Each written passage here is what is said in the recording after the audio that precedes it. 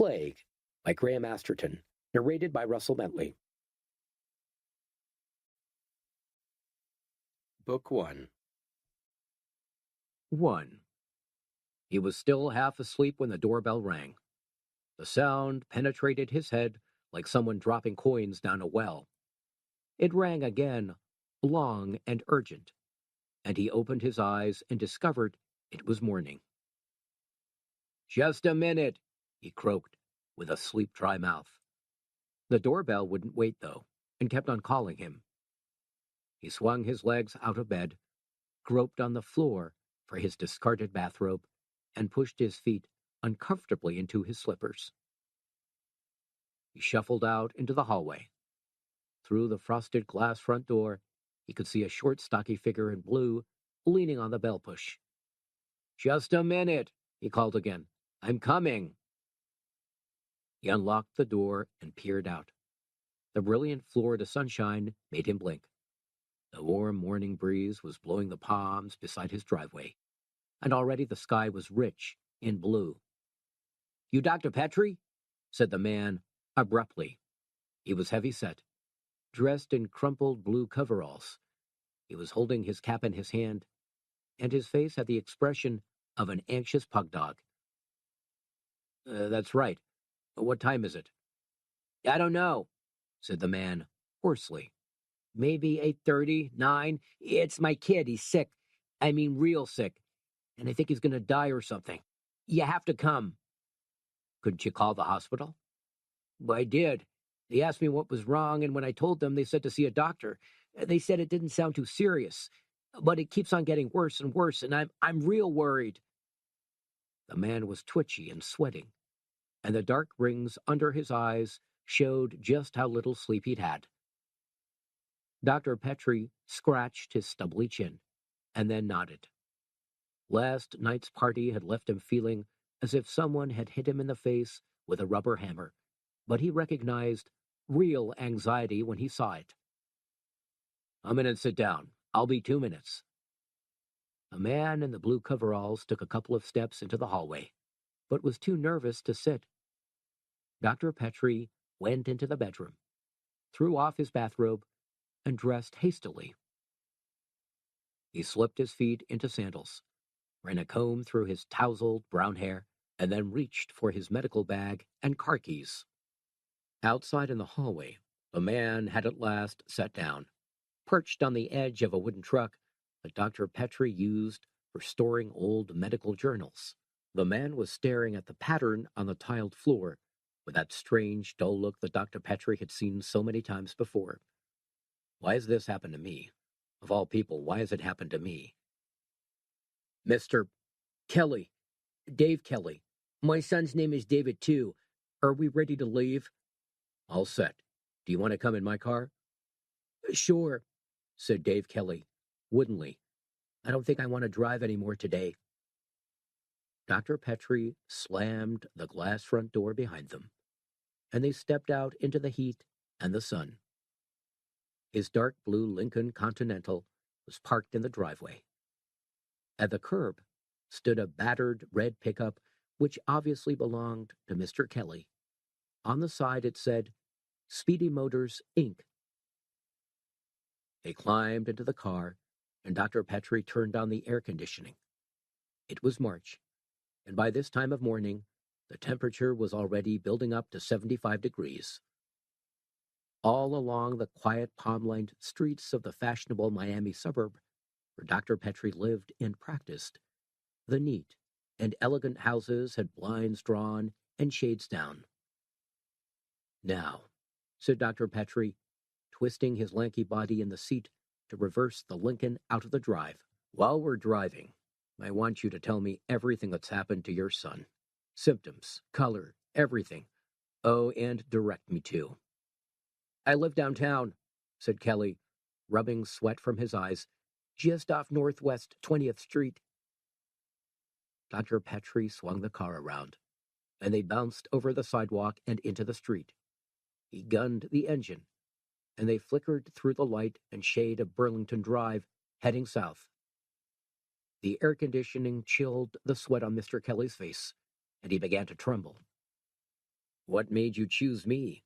asked Dr. Petrie. "There have to be 100 doctors living nearer." Mr. Kelly coughed. "Well, you was recommended.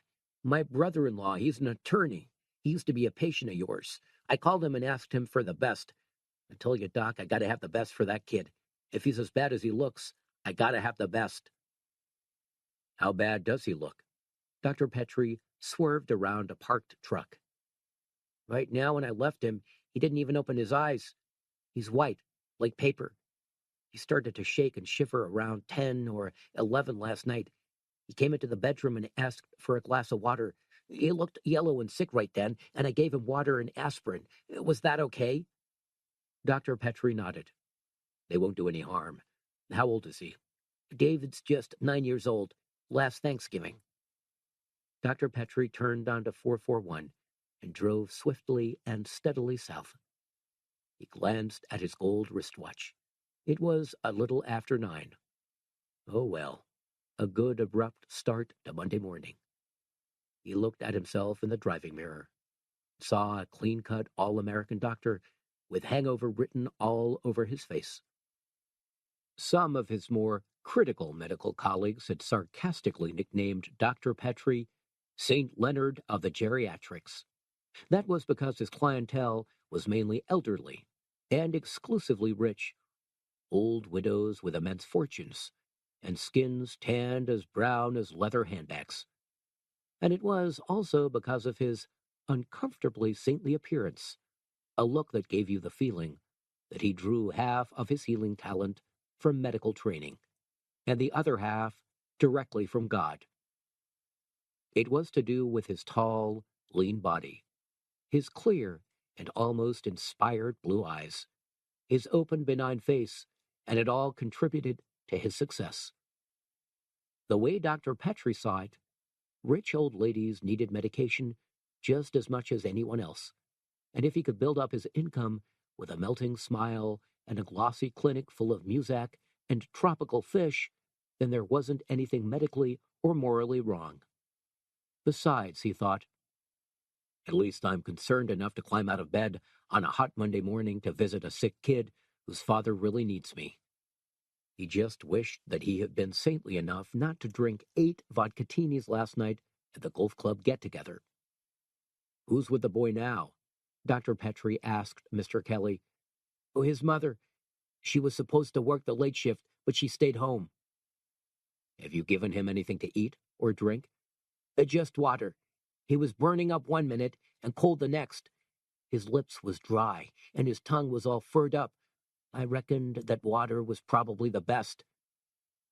Dr. Petrie stopped for a red light and sat there, drumming his fingers on the rim of the steering wheel, thinking. Mr. Kelly looked across at him, nervous and worried, and tried not to fidget. "Does it sound like any kind of sickness you know?" he asked. Dr. Petrie smiled. "I can't tell you until I see the boy for myself. It could be any number of things. What about his motions?" "His what?" "His bowels. Are they loose or what?" Mr. Kelly nodded. That's it. Runny like soup." They moved away from the lights, and Mr. Kelly gave directions. After a couple of turns, they arrived at a busy intersection with a garage on the corner.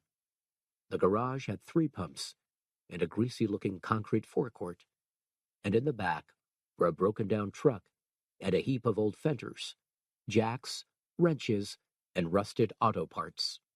Mr. Kelly climbed out of the car. "Follow me. We live up over the garage." Dr. Petrie took his medical bag and locked his Lincoln. He followed Mr. Kelly around the side of the garage, and they clanged together up a shaky fire escape to a cluttered balcony, and then into the Kellys' apartment. They stepped into the kitchen first. It was gloomy and smelled of sour milk.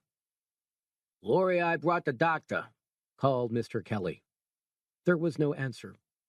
Mr. Kelly guided Dr. Petrie through into the dingy hallway. There was a broken-down umbrella stand, and plaques of vintage cars molded out of plastic. A grubby red pennant on the wall said, "Miami Beach." "This way," said Kelly. He gently opened a door at the end of the hall and ushered Dr. Petrie inside. The boy was lying on crumpled, sweat-stained sheets. There was a suffocating smell of diarrhea and urine, even though the window was open. The child was thin and looked tall for his age. He had a short haircut that, with his terrible pallor, made him look like a concentration camp victim.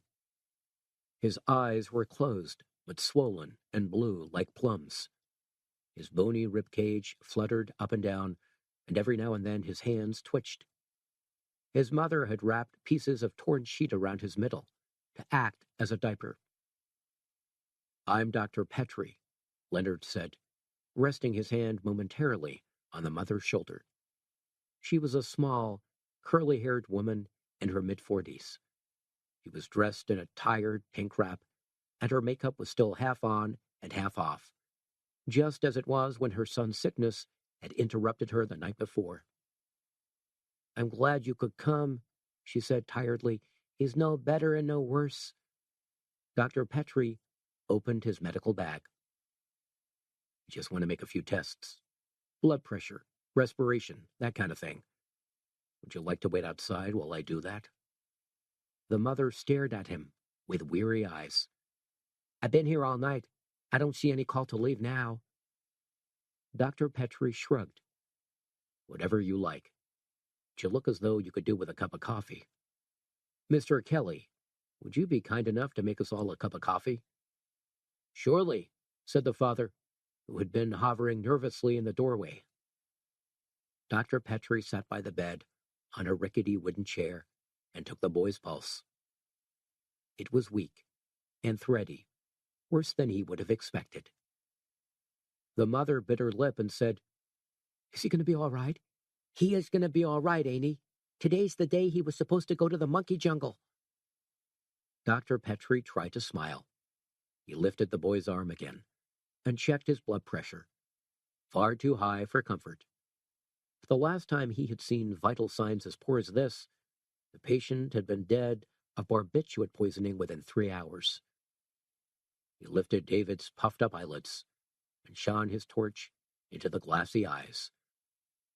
Weak response. He pressed his stethoscope against the little chest and listened to the heartbeat. He could hear fluid on the lungs, too. "David," he said gently, close to the boy's ear. "David, can you hear me?" The boy's mouth twitched, and he seemed to stir, but that was all. "He's so sick," said Mrs. Kelly, wretchedly. "He's so sick." Dr. Petrie rested his hand on David's skinny arm. "Mrs. Kelly," he said, "I'm going to have this boy rushed straight to hospital. Can I use your phone?" Mrs. Kelly looked pale. "Hospital? But we called the hospital, and they said just a doctor would be okay. Can't you do something for him?" Dr. Petrie stood up. "What did you tell the hospital? Did you say how bad he was?" "Well, I said he was sick and he had a fever and he messed the bed up a couple of times." "And what did they say to that?" "They said it sounded like he'd eaten something bad and that I ought to keep him warm, give him plenty to drink and nothing to eat, and call a doctor. But after that he started getting worse. That's when Dave went out for you." "This boy has to be in hospital," insisted Dr. Petrie. "I mean now. Where's your phone?" "In the lounge, straight through there." On the way out, Dr. Petrie almost collided with Mr. Kelly, bringing a tin tray with 3 mugs of coffee on it. He smiled briefly and took one of the mugs. While he dialed the hospital, he sipped the scalding black liquid and tried not to burn his mouth. "Emergency unit? Hello, listen. This is Dr. Leonard Petrie here. I have a young boy, 9 years old, seriously sick. I want to bring him in right away. I can't tell you now, but I have a blood test ready. Sputum, too. Some kind of virus, I guess. I'm not sure. It could be something like cholera." "Right. Oh, sure. I'll tell the parents. Give me 10 minutes. I'll be right there." Mr. and Mrs. Kelly were waiting at the door. "Cholera?" Mr. Kelly said. Dr. Petrie swallowed as much coffee as he could. "It's like cholera," he said, as reassuringly as possible. "But it's not exactly that. I can't tell without a blood sample. Dr. Silmer will do that for me at the hospital. He's a good friend of mine. We play golf together at Normandy Shores." Mrs. Kelly couldn't take in what he was saying. "Golf?" she asked vaguely. Dr. Petrie went through into David's bedroom and helped Mr. Kelly to dress the boy in a pair of clean pajamas. David shuddered and whispered to himself while they buttoned the jacket up, but that was the only sign of life. Dr. Petrie lifted David up in his arms and carried him out down the fire escape. Mr. Kelly followed with the medical bag. "I sure hope he's going to be okay," said Kelly. "He was supposed to be on a school outing today. He'll be sorry he missed it. He didn't talk about nothing else for weeks. When I go to the monkey jungle, every sentence." "Don't worry, Mr. Kelly. Once we get David to hospital, he's going to get the best treatment going." They were nearly at the bottom of the fire escape when Dr. Petrie felt something go through David's body. A sigh, a vibration, a cough. He was a skilled doctor, and he recognized it. The boy was dying. He needed to get him into a respirator as fast as he could, within the next 2 or 3 minutes, or that could be the end. "Mr. Kelly," he said tightly, "we have to get the hell out of here." Mr. Kelly frowned. He said, "What?" But when he saw Dr. Petrie clattering rapidly down the rest of the fire escape and across to his car, he came running behind without a word. "My car keys," Dr. Petrie said quickly. "Get them out of my pocket. No, the other side. That's right." Mr. Kelly, in his panic, dropped the keys onto the sidewalk, and they skated under the car. He knelt down laboriously and scrabbled beneath the Lincoln while his son weakened in Dr. Petrie's arms. "Hurry, for Christ's sake!" At last, Mr. Kelly hooked the keys towards the gutter, picked them up, and opened the car. Dr. Petrie laid David carefully on the back seat and told Mr. Kelly to sit beside the boy and hold him in case he rolled off. The hospital was 5 minutes away if you drove slow and sedate, but David didn't have that long. The Lincoln's engine roared. They backed up a few feet, then swerved out into the street. Dr. Petrie crossed straight through a red light, sounding his horn and switching on his headlamps. He prayed that downtown Miami wouldn't be jammed up with early morning traffic. Swinging the Lincoln across a protesting stream of cars, he drove south on Southwest 27th Avenue at nearly 50 miles an hour. He swerved from one lane to the other, desperately trying to work his way through the traffic, leaning on his horn and flashing his lights. "How's David?" he shouted. "I don't know. Bad," said the father. "He looks kind of blue." Dr. Petrie could feel the sweat sliding down his armpits. He clenched his teeth as he drove and thought of nothing at all but reaching the hospital on time. He swung the Lincoln in a sharp, tire-howling turn, and in the distance he could see the white hospital building. They might make it yet. But just at that moment, without warning, a huge green refrigerated truck rolled across in front of them and stopped, blocking the entire street. Dr. Petrie shouted, "Shit," and jammed on the Lincoln's brakes. He opened the car window and leaned out. The driver of the truck, a heavy-looking redneck in a greasy trucker's cap, was lighting himself a cigar prior to maneuvering his vehicle into a side entrance. "Out of the goddamn way," yelled Dr. Petrie. "Get that truck out of the goddamn way." The truck driver tossed away a spent match and searched for another. "What's the hurry, Mac?" he called back. "Don't get so worked up. You'll give yourself an ulcer." "I'm a doctor. I have a sick kid in this car. I have to get him to hospital. The driver shrugged. When they open the gates, I'll move out of your way, but I ain't shifting till I'm good and ready. For God's sake, shouted Dr. Petrie. I mean it. This kid is seriously ill. The truck driver blew smoke. I don't see no kid, he remarked. He looked around to see if the gates were open yet, so that he could back the truck up. Dr. Petrie had to close his eyes to control his fury. Then he spun the Lincoln onto the sidewalk, bouncing over the curb, and drove around the truck's front fender. A hydrant scraped a long dent all the way down the Lincoln's wing, and Dr. Petrie felt the underside of the car jar against the concrete as he drove back onto the street on the other side of the truck. 3 more precious minutes passed before he pulled the car to a halt in front of the hospital's emergency unit. The orderlies were waiting for him with a trolley. He lifted David out of the back of the car like a loose-jointed marionette and laid him gently down. The orderlies wheeled him off straight away. Mr. Kelly leaned against the car. His face was drawn and sweaty. Jesus, he whispered. I thought we'd never make it. Is he going to be all right? Dr. Petrie rested a hand on Mr. Kelly's shoulder. Don't you doubt it, Mr. Kelly. He's a very sick boy. They know what they're doing in this place. They'll look after him. Mr. Kelly nodded. He was too exhausted to argue. If you want to wait in the waiting room, Mr. Kelly, just go into the main entrance there and ask the receptionist. She'll tell you where it is. When I've talked to David's doctors, I'll come and let you know what's happening. Mr. Kelly nodded again. Oh, thanks, Doctor, he said. You'll make sure they look after Davy, won't you? Of course. Dr. Petrie left Mr. Kelly to find his way to the waiting room.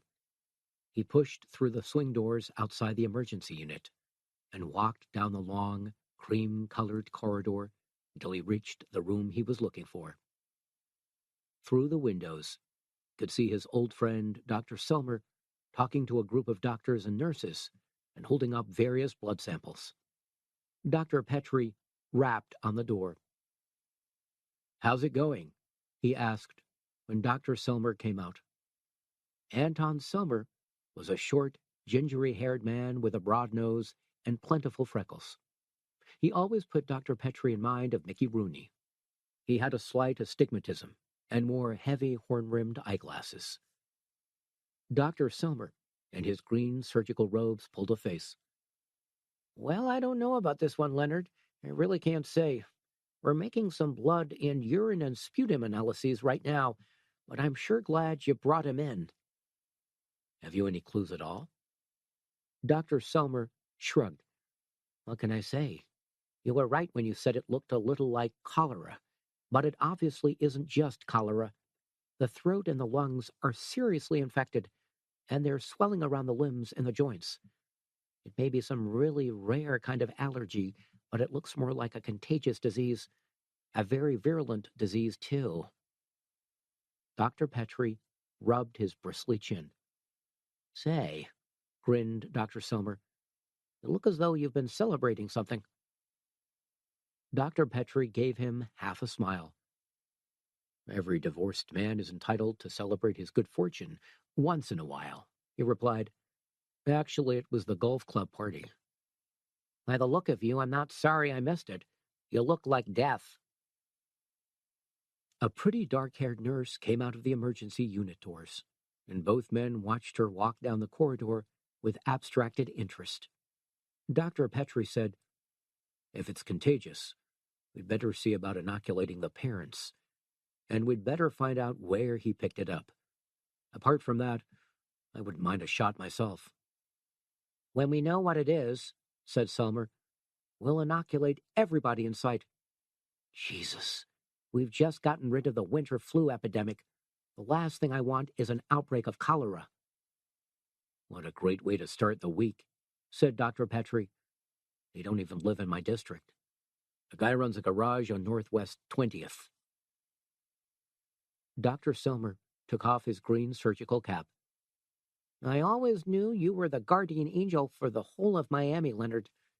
I could just see you up there on Judgment Day, sitting at God's right hand. Or maybe second from the right. Ha! Dr. Petrie grinned.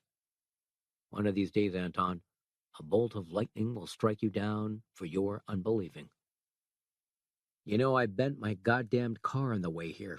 Some son of a bitch in a truck was blocking the street, and I had to drive over the sidewalk.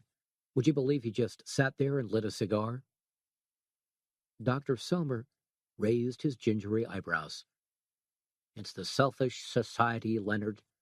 I'm all right, and screw you, Charlie. They started to walk together down the corridor. I guess that must have been when it happened, Dr. Selmer said. When what happened? When the boy died. Dr. Petrie stopped and stared at him hard. You mean he's dead? Dr. Selmer took his arm. Leonard, I'm sorry. I thought you realized. He was dead on arrival. You better have your car cleaned out if he was sitting in the back. You wouldn't want to catch this thing yourself. Dr. Petrie nodded. He felt stunned. He saw a lot of death, but the death that visited his own clientele was the shadowy death of old age, of failing hearts and hardened arteries. The people who died under Dr. Petrie's care were reconciled to their mortality. But young David Kelly was just 9 years old, and today he was supposed to have gone to the monkey jungle. Anton, said Dr. Petrie, I'll catch you later. I have to tell the father. Okay, said Dr. Selmer, but don't forget to tell both parents to come in for a checkup. I don't want this kind of disease spreading. Dr. Petrie walked quickly down the fluorescent-lit corridors to the waiting room. Before he pushed open the door, he looked through the small circular window and saw Mr. Kelly sitting hunched on a red plastic chair, smoking and trying to read yesterday's Miami Herald. He didn't know what the hell he was going to say. How do you tell a man that his only son, his 9-year-old son, has just died? Finally, he pushed open the door.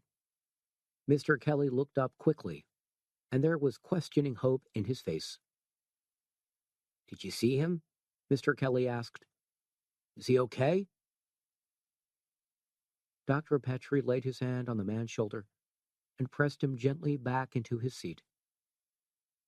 He sat down himself and looked into Mr. Kelly's tired but optimistic eyes with all the sympathy and care he could muster.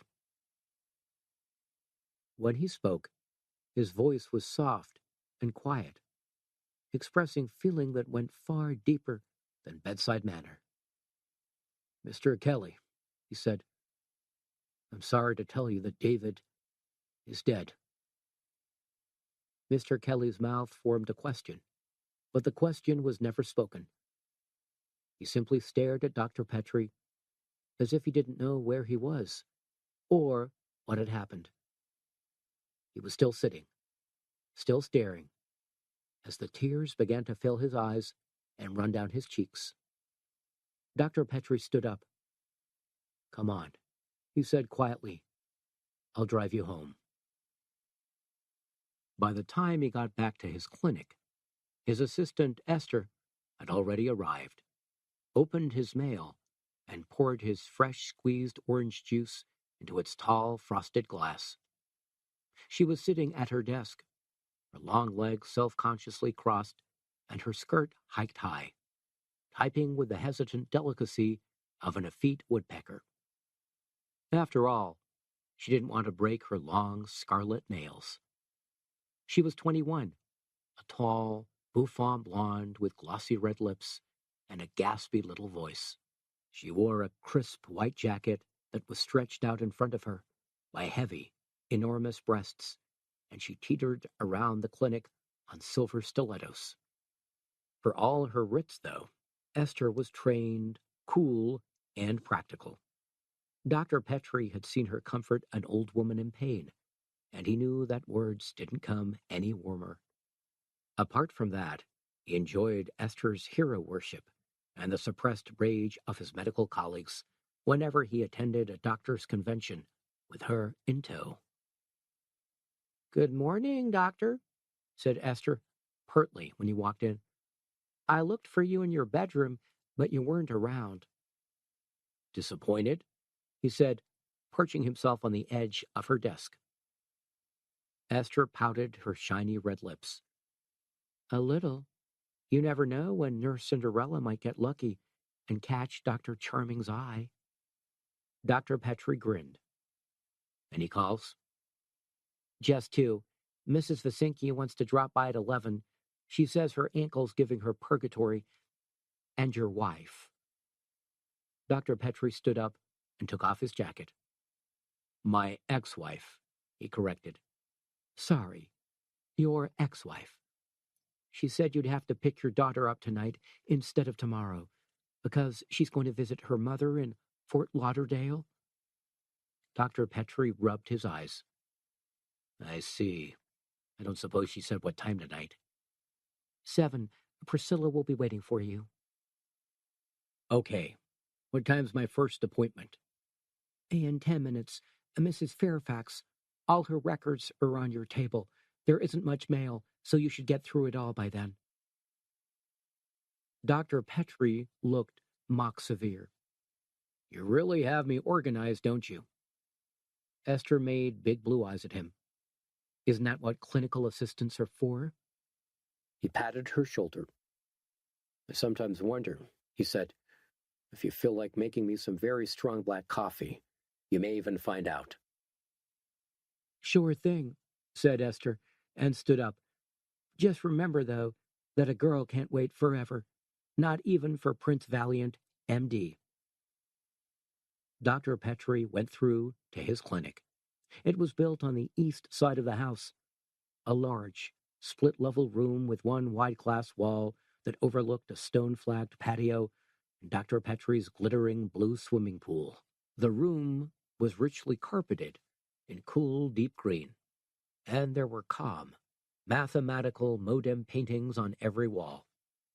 By the fine gauzy drapes of the window stood a pale marble statue of a running horse.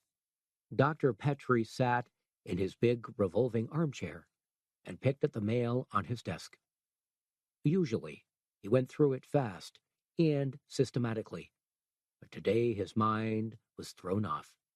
He sipped his orange juice and tried not to think about David Kelly's flower-white face and the anguished shivers of his grieving father. There wasn't much mail anyway. A couple of drug samples, a medical journal, and a letter from his attorney telling him that Margaret, his ex-wife, was declining to return his favorite landscape painting from the one-time marital home. He hadn't expected to get it back anyway.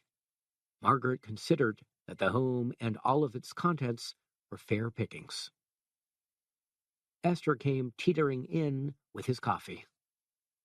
The way her breasts bounced and swayed under her white jacket, she couldn't be wearing a bra. Dr. Petrie wondered what she'd look like nude, but then decided that the real thing would probably spoil his fantasy. She set the coffee down on his desk and stared at him carefully. "You don't seem yourself this morning." "Who do I seem like? Richard Chamberlain?" "No, I don't mean that. I mean you don't look well." Dr. Petrie stirred Sweet and Low into his coffee and tapped the spoon carefully on the side of the cup. "I'm worried," he said. "That's all." Esther looked at him seriously. "Is there anything I can do?" He raised his eyes. He gave a half smile and then shook his head. "I don't think so. It was what happened this morning. I was called out to help a young kid downtown. His father came all the way up here because I was recommended. He wanted the best, he said. But it was too late. The kid died on the way to hospital. He was only 9. That's awful." Dr. Petrie rubbed the back of his neck tiredly. "I know it's awful. And that's all that I can say about it or do about it. I don't often feel inadequate, Esther, but I do right now." She gently laid her hand on him. "If it helps any, she said. You ought to think about the people you've saved. Just then, the phone bleeped. Esther picked it up and said, Dr. Petrie's clinic, can I help you? She listened and nodded, and then handed the phone over. It's for you, she said. It's Miss Murray. Dr. Petrie took the receiver. You don't have to look so disapproving, he told Esther. You and me were like the dynamic duo, Batman and Robin, inseparable. Esther collected his empty orange juice glass and tidied up his mail. How can we be inseparable if we've never been together? She asked, provocatively teasing him, and teetered back to her desk. Adelaide Murray sounded out of breath. Dr. Petrie said, Hi, you sound breathless. I am, said the sweet little voice on the other end of the phone. I've just played 3 sets with the new pro. Is he good? Well, he's not exactly beyond Borg, but he's better than his late unlamented predecessor. A bit heavy with the forearm smashes, proving his virility, I shouldn't wonder. Dr. Petrie laughed. I used to like his late unlamented predecessor. He was the only tennis club pro I could ever beat. Darling, said Adelaide, the club dog could beat his late unlamented predecessor. Well, retorted Dr. Petrie, what's wrong with that? Listen, do you want me to pick you up at the club tonight? Are you coming this way?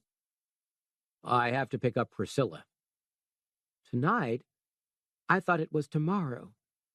Oh, darling, what about our elegant, intelligent dinner for 2 on the starlight roof? Dr. Petrie took a deep breath. He knew that Adelaide wasn't crazy about Priscilla. Maybe because Adelaide, at 19, was still just a little girl herself. We can eat at home, said Dr. Petrie. That Polynesian place delivers, and champagne too. How about that? Adelaide was sulking. It's hardly romantic. I feel like doing something romantic. Eating at home is so ghoulish. You have to wash your own dishes. Dr. Petrie ran his hands through his hair. Listen, he said, I'll buy 2 candles. A single red rose and a new Leonard Bernstein record. Is that romantic enough for you? Adelaide gave a deep mock sigh. I should have dated my Uncle Charlie. At least he knows how to twist. All right, darling, I surrender as usual. What time will you get here? 6:30. And listen, I love you. I love you too. I just hope this phone isn't tapped. They'd report you to the medical council for suggestive conduct. Dr. Petrie shook his head in exasperation and laid the phone down. Esther was helping Mrs. Fairfax into the clinic. Mrs. Fairfax was the sole survivor of the Fairfax food family, who had made their millions out of early freeze-drying techniques. She was a slender old lady with a sharp, penetrating face and a violet rinse. She walked on 2 sticks, but she held herself upright, and Dr. Petrie knew from uncomfortable experience that she had a sharp tongue. Good morning, Mrs. Fairfax, he said smoothly. Are you feeling well? Mrs. Fairfax sat herself laboriously down in one of Dr. Petrie's 2 white Italian armchairs. She propped her sticks against the glass-topped coffee table and spread her elegant blue-flowered dress around her. If I were well, Dr. Petrie, she said icily, I should not be here. Dr. Petrie left his desk and went to sit beside her in another armchair. He always preferred the informal touch. It made patients feel easier. It even made them feel healthier. Is your hip bothering you again? He asked sympathetically. Mrs. Fairfax gave a histrionic sigh. Oh, my dear doctor, there is absolutely nothing wrong with my hip, but there is a great deal wrong with my beach. Dr. Petrie frowned. He could see himself frowning in the large, smoky mirror opposite his chair. He wondered if, despite his looks, he was beginning to get old. "Your beach?" he inquired politely. He was used to the eccentricities of wealthy old widows. "It's absolutely disgusting," she said coldly. She brushed back her violet hair with a tanned, elegant claw. Today, her fingers were encrusted with sapphires, but Dr. Petrie knew that she had as many rings for every color of dress she ever wore. "What's wrong with it?" "What's wrong with it? I don't know how you can ask. Haven't you read the newspapers?" Dr. Petrie shook his head. "I haven't had much time recently for the Miami Herald." "Well, you should make time," said Mrs. Fairfax imperiously. "It's been happening all along the South Beach, and now it's turned up on mine." Dr. Petrie tried to smile. "I hate to appear ignorant," he said, "but what has turned up on yours?" Mrs. Fairfax lifted her sharp, haughty profile in obvious distaste. In a quiet, old voice, she said, "Feces." Dr. Petrie leaned forward. "I beg your pardon?" Mrs. Fairfax turned his way with a look of frozen disdain. "You're a doctor. You know what that means. I went down to my beach yesterday morning for a swim, and I found it was soiled with feces." Dr. Petrie rubbed his chin. "Was it much?" "The whole shoreline," said Mrs. Fairfax, "and the beaches next to mine on both sides. I can't tell you, the smell is abominable." "Have you complained to the health people?" "Of course I have. I spent most of yesterday on the telephone. I got through to some very junior official who told me that they were doing everything they could and that they were going to try and clear the beaches with detergent. But it's really not good enough. It's there now, it smells revolting, and I want you to do something about it." Dr. Petrie stood up and went to the window. He felt sticky and tired, and the glittering pool outside looked very inviting. "Mrs. Fairfax," he said, "I don't think there's very much I can do, apart from call City Hall, like you did.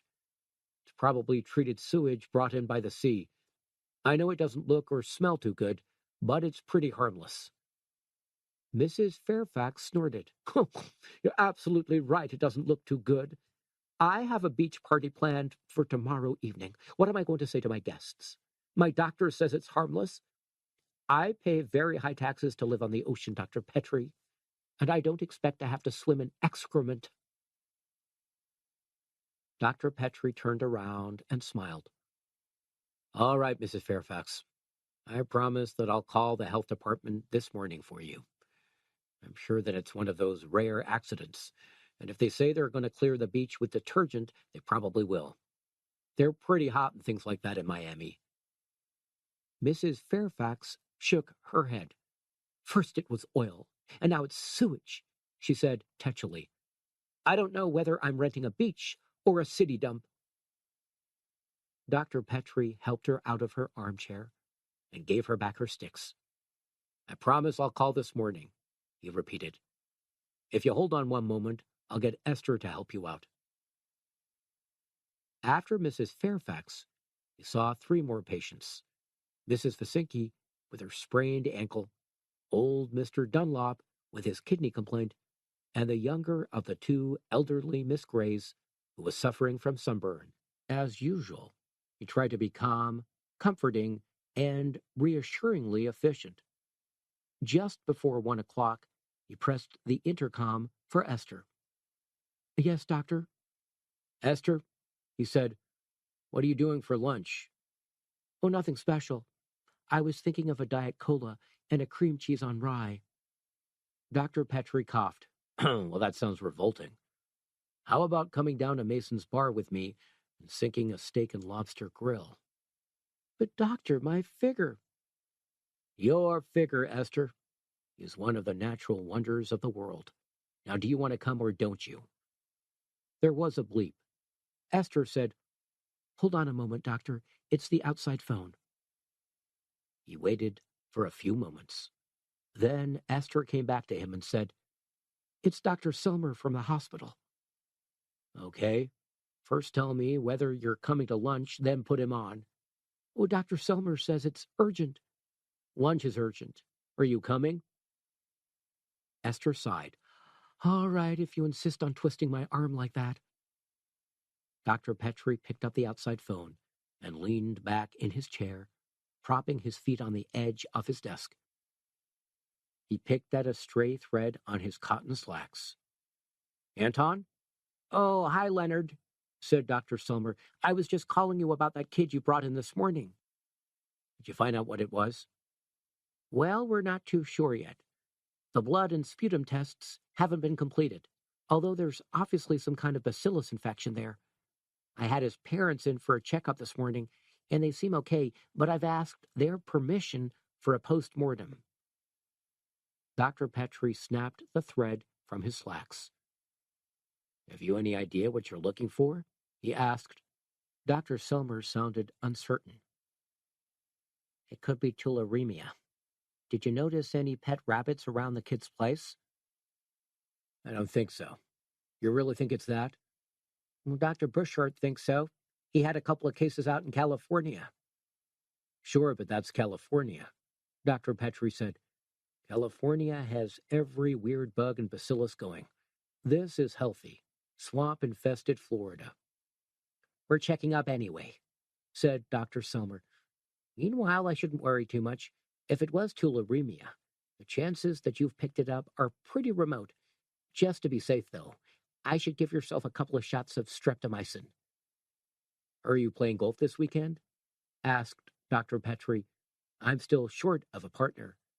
"Why don't you teach that assistant of yours, what's her name, Esther? I'd sure like to see her swing." "Anton," said Dr. Petrie, "you have a very impure mind." There was a laugh from the other end of the phone. "It's only because I never get to do anything impure with my body." Esther came into the room, signaling elaborately that she was ready for lunch. Dr. Petrie said, "Okay, Anton, I have to leave now. But let me know what you find out about the kid, will you? As soon as you know." "Sure thing," said Dr. Silmer. "And don't forget the shots. All I want right now is a golf partner down with rabbit disease." Dr. Petrie laughed. "Huh, who do you think I am? Bugs Bunny?" It was a cool, cloudless evening. A fresh wind was blowing in from the Atlantic Ocean and ruffling the dark blue surface of Biscayne Bay. As they drove across the North Bay Causeway over Treasure Island, a large red motor launch furrowed the water and seagulls twisted and spun in its wake. Dr. Petrie was wearing a sky blue sports shirt and white slacks belted with rope. He was feeling relaxed and calm, and he drove the Lincoln with one hand resting lightly on the wheel. Beside him, Adelaide Murray was trying to put on lipstick in the sun visor mirror. She was a tall, elegant girl, dressed in a low broderie, unglazed dress, the color of buttermilk, which showed off her deep tan shoulders and her soft cleavage. Her brunette hair, streaked with subtle tints, was brushed back from her face in fashionable curls. She had unusual, asymmetrical features, a slight squint in her hazel eyes, and pouting lips that made you think she was cross. At the moment, she was cross. "Do you have to drive over every pothole and bump?" she said, as her lipstick jolted up over her lip. Dr. Petrie grinned. "Well, it's a hobby of mine," he said cheerfully. "It's called getting your girlfriend to push her lipstick up her nose." Adelaide patted her mouth with a pink tissue. "You're such a laugh, aren't you? What time are we supposed to pick up Priscilla?" Dr. Petrie checked his watch. 10 minutes. But I like to go a little early. Margaret has a habit of making her wait outside the house. Well, I don't know why you stand for it, said Adelaide tartly, crossing her long brown legs. Dr. Petrie shrugged. If I was you, said Adelaide, I'd march right in there and beat the living shit out of Margaret and that flea-bitten dog of hers. Dr. Petrie glanced across at Adelaide and smiled a resigned smile. If you'd paid out as much money as I have, just to get free from a wife you didn't want anymore, then you'd be quite satisfied with paying your alimony, seeing your kid, and keeping your mouth shut, he said gently. Adelaide looked sulky. I still think you ought to break the door down and smash her into a pulp, she said with emphatic, youthful venom. Dr. Petrie swung the Lincoln left into Collins Avenue. That's what I like about you, he said. You're so shy and ladylike. He switched on the car radio. There was a burst of music, and then someone started talking about this year's unusual tides and weather conditions and the strange flotsam and jetsam that was being washed up on the shores of the East Coast. A Coast Guard and a medical officer were discussing the appearance of unsavory bits and pieces around Barnes Sound and Old Rhodes Key. I'm not prepared right now to identify this washed-up material, said the medical officer, but we have had complaints that it contains raw sewage in the shape of sanitary napkins, fecal matter, and diapers. We have no idea where the material is coming from, but we believe it to be a completely isolated incident. Adelaide promptly switched the car radio off. We're just about to have dinner, she protested. The last thing I want to hear about is sewage. Dr. Petrie glanced in his mirror and pulled out to overtake a slow-moving truck. One of my patients complained this morning. He said she went down for a swim and found her whole beach smothered in shit. Oh, Jesus, said Adelaide, wrinkling up her nose. Dr. Petrie grinned. Pretty revolting, isn't it? Maybe we're learning that what the Bible says was right. Throw your sewage onto the waters, and it shall come back to you. I don't think that's funny, said Adelaide. This is supposed to be the great American resort. I make my living out of people coming down here and playing tennis and swimming and having a good time. Who's going to come down here to paddle in diapers and sanitary napkins? Dr. Petrie shrugged. Well, it hasn't killed anyone yet. How do you know? They might have swum out there and sunk without trace. Listen, said Dr. Petrie. More people die from bad food in restaurants than ever die of pollution in the sea. You get uneducated kitchen staff who don't wash their hands, and before you know where you are, you've got yourself a king-size dose of hepatitis. Leonard, darling, said Adelaide acidly, I wish you wouldn't play doctors all the time. For once, I wish I was cooking my own supper. Margaret Petrie lived in what their divorce attorneys called the marital residence out on North Miami Beach. Dr. Petrie said nothing at all as he piloted the Lincoln down the familiar streets and up to the white ranch-style house with its stunted palms and its small, neatly trimmed lawn. It was here, in this quiet suburb, that he had first set up in medical practice 8 years ago. It was here that he had worked and struggled to woo the wealthier and more socially elevated sick. It was here, too, that Margaret and he had gradually discovered that they no longer had anything in common but a marriage license. Uneasy affection had degenerated into impatience, bickering, and intolerance. It had been a messy, well-publicized, and very expensive divorce. As Dr. Petrie pulled the Lincoln into the curb, he remembered what Margaret had shrieked at him, at the top of her voice, as he drove away for the last time. If you want to spend the rest of your life sticking your fingers up rich old ladies, then go away and don't come back. That remark, he thought to himself, summed up everything that was wrong with their marriage. Margaret, from a well-heeled family of local Republicans, had never wanted for money or material possessions. His own deep and restless anxiety for wealth was something she couldn't understand at all. To her, the way that he pandered to rich old widows was a prostitution of his medical talents, and she had endlessly nagged him to give up Miami Beach and go north. Be famous, she used to say. Be respected. It only occurred to him much later that she really did hunger for fame. She had fantasies of being interviewed by McCall's and Redbook, the wonderful wife of the well-known doctor. What she really wanted him to do was discover penicillin or transplant hearts. And on the day that he had realized that, he had known for sure that their marriage could never work. Priscilla, as usual, was waiting at the end of the drive, sitting on her suitcase.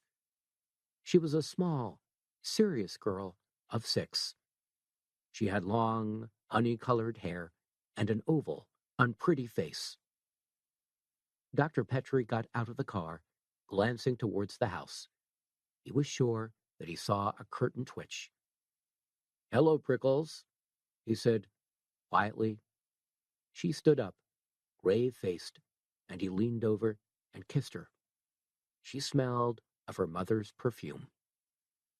"I made a monster in school," she said, blinking, picked up her case, and stowed it away in the Lincoln's trunk. "A monster? What kind of a monster?" Priscilla bit her lip. "A cookie monster, like in Sesame Street.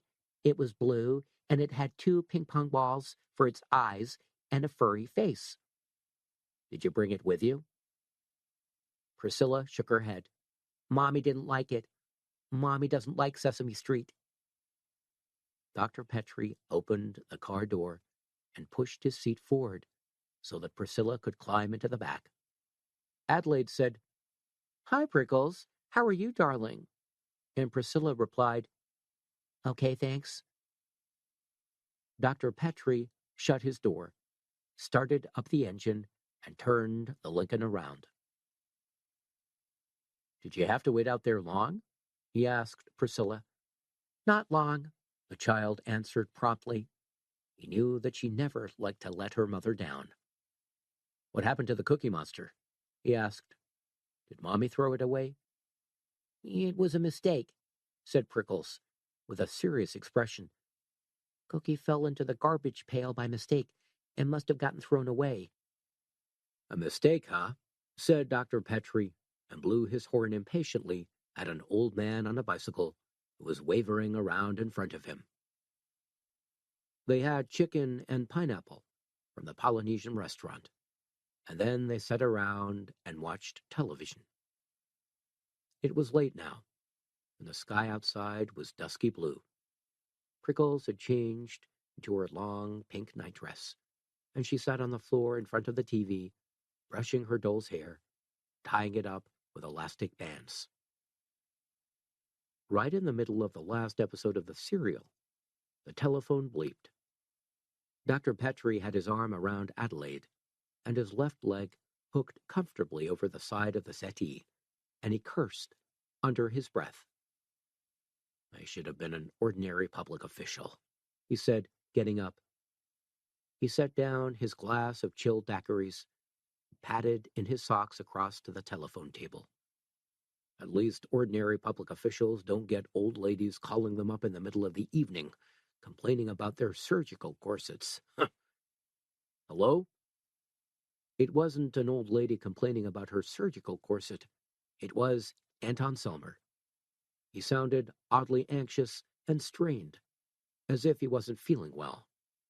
As a rule, he liked to swap a few jokes when he called up, but tonight he was grave and quiet, and his voice was throaty with worry. "Anton?" said Dr. Petrie. "What's the matter? You sound upset. I am upset. I just came back from the bacteriological lab. So? It's serious, said Dr. Selmer. What that kid died of, it's really, genuinely serious. Dr. Petrie frowned. Did you finish the postmortem? We're still waiting for the last tests, but we've discovered enough to kick us straight in the teeth. You mean it's not tularemia? Well, I wish it was.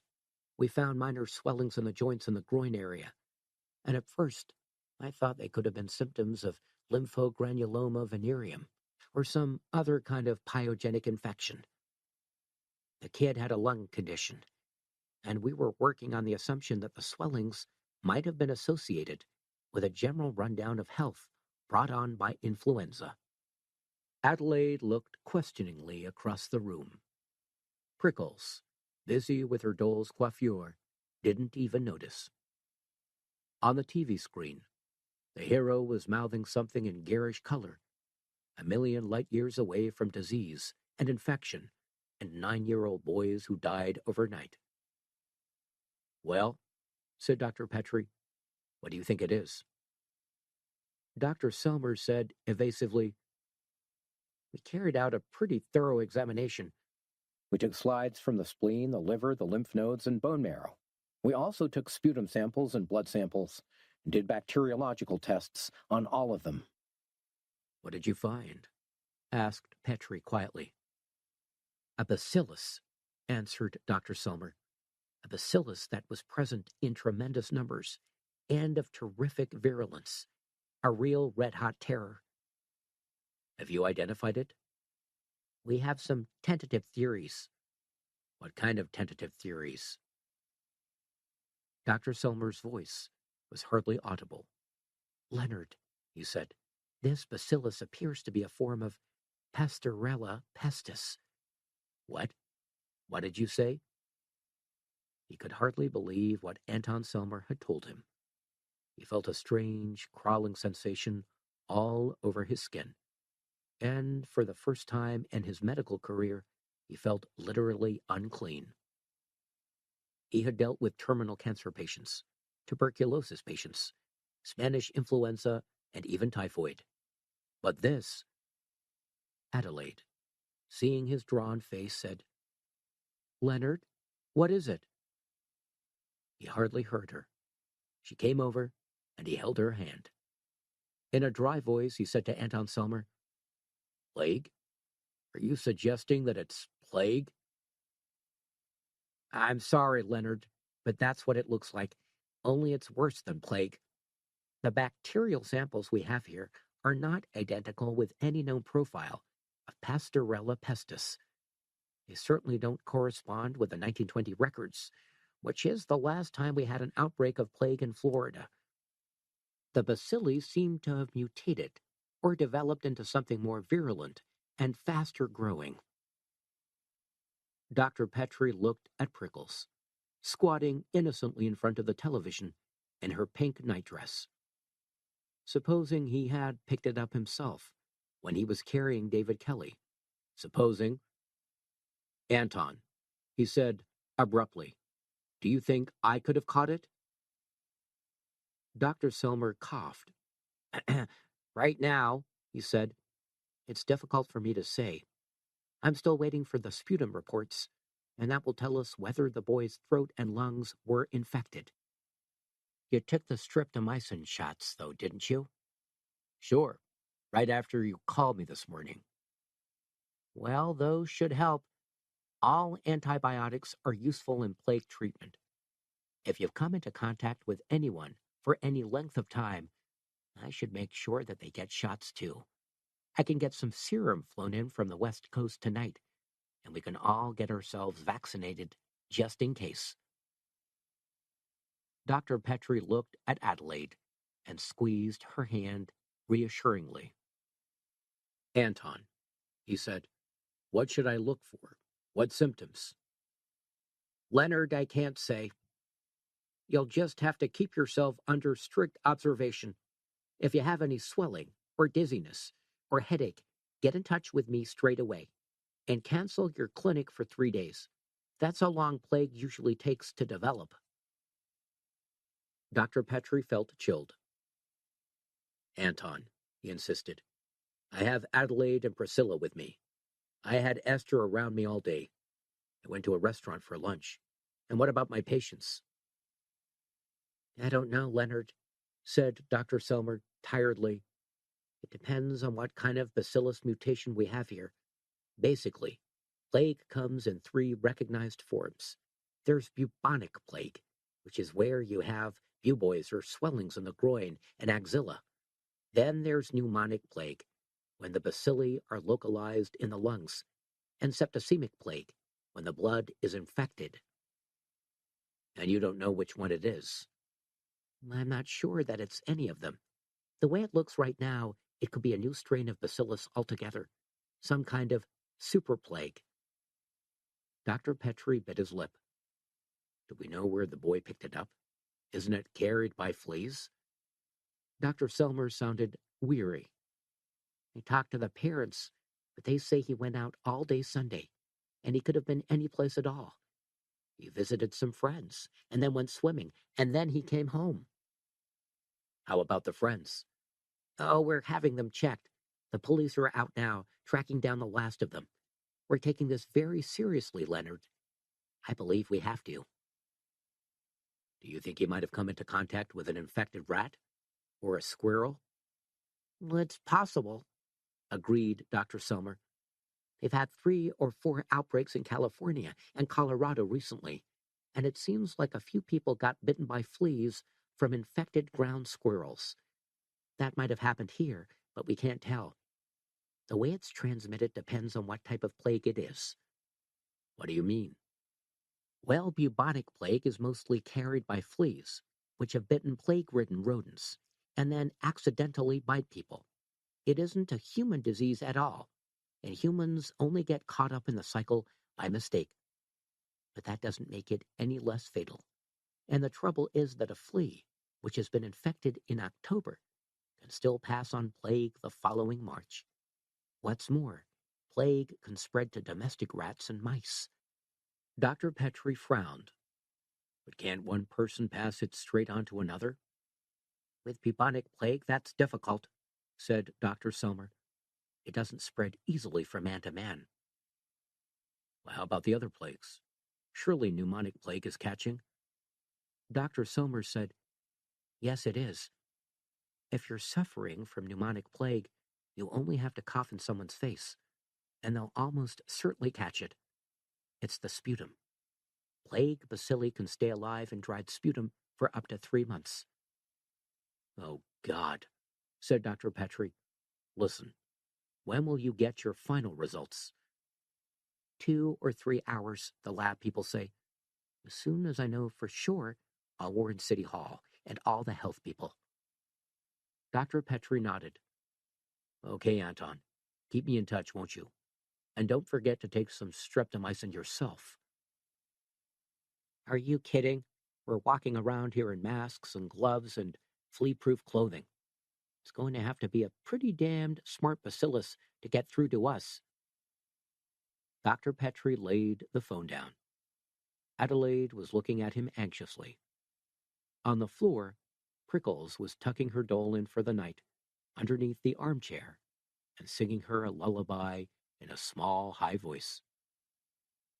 "Did I hear you say plague?" asked Adelaide. "That's right. That boy I picked up this morning, the one who died, he was infected with some kind of mutated plague bacillus. They're trying to pinpoint it now." "Is it dangerous?"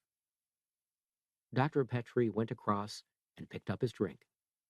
He took a long, icy swallow of chilled white rum and briefly closed his eyes. "All diseases are dangerous if they're not treated promptly and properly. I've taken a couple of shots of antibiotics myself, but I think you and Prickles ought to have the same. Plague will kill you if it's left untreated, but these days it's pretty much under control." "Are you sure? I mean—" Dr. Petrie shrugged. "I can't be sure until the experts are sure, but I wasn't close to that boy for very long. and the chances are that I probably haven't caught it." Adelaide sat down. She watched Prickles playing for a while, and then said, "I just find it so hard to believe. I thought plague was one of those things they had in Europe in the Middle Ages. It just seems so weird." Dr. Petrie sat on the arm of the settee opposite.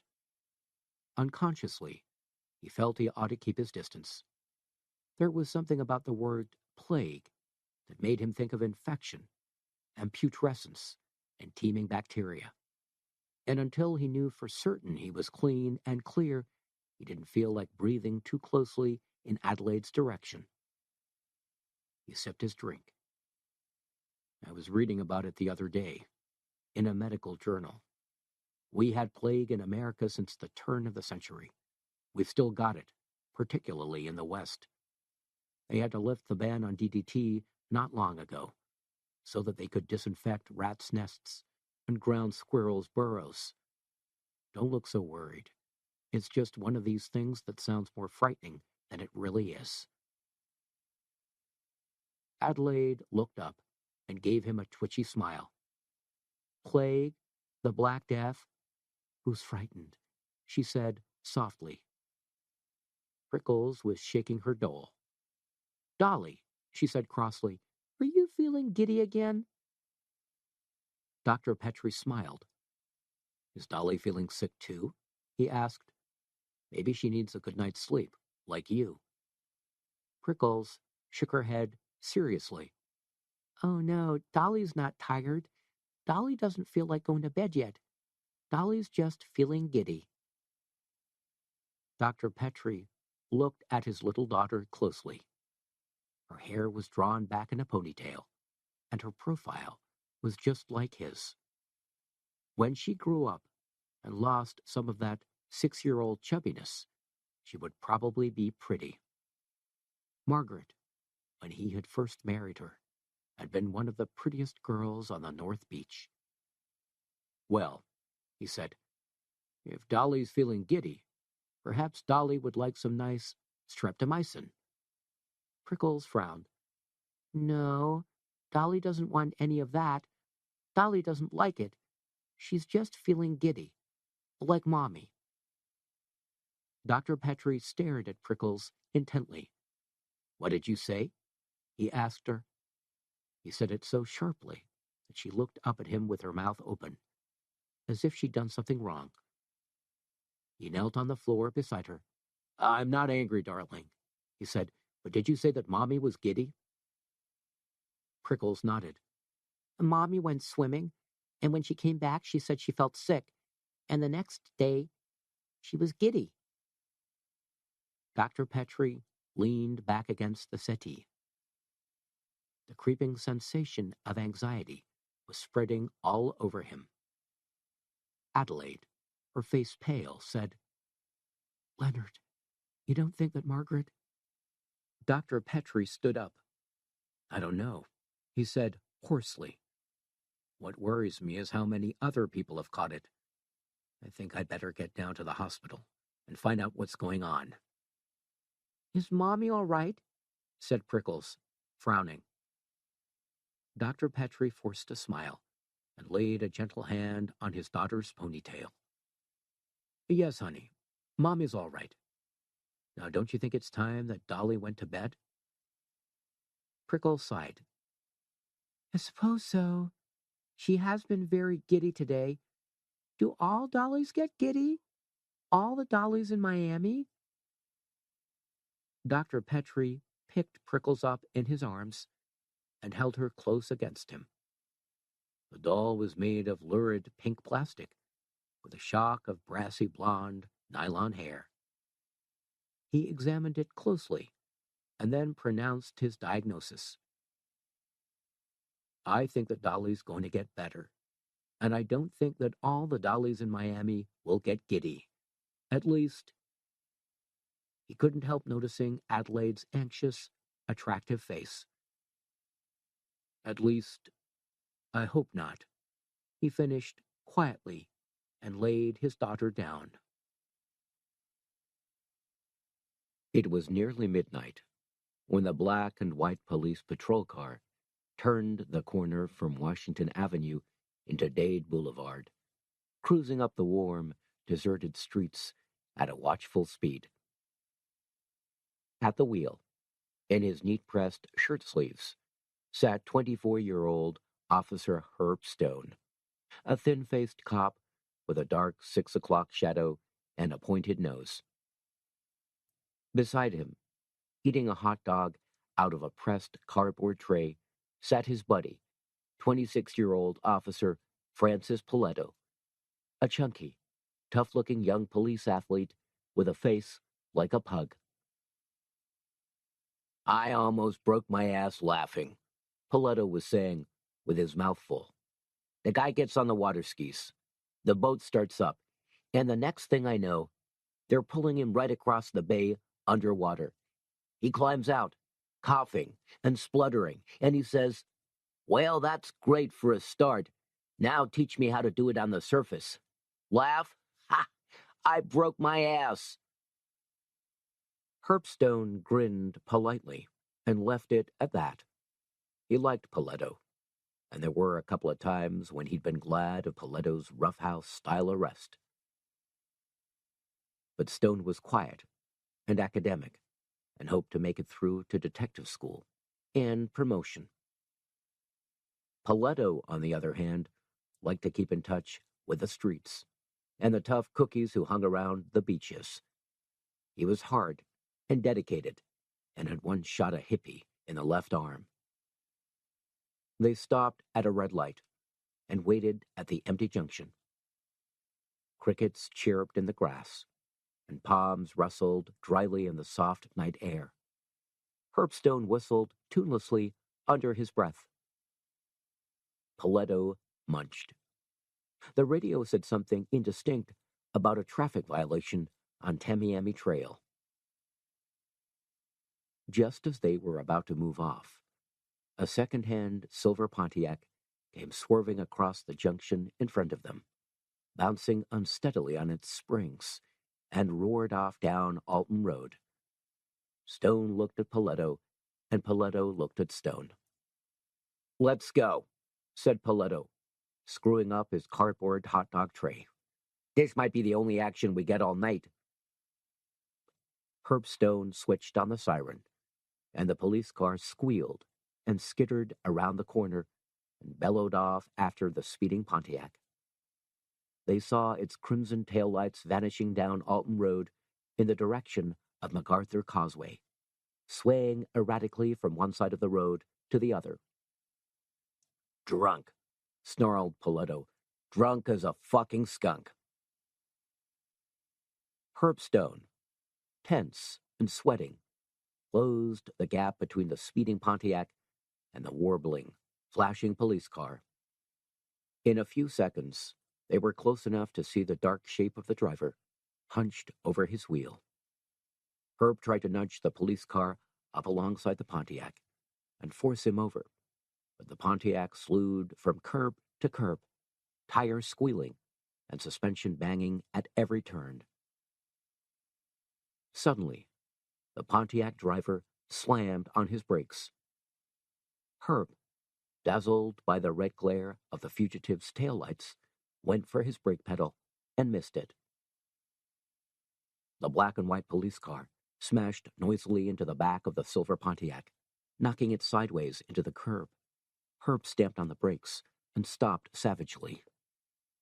"You're supposed to chase him," said Paletto bluntly, "not smash the ass off him."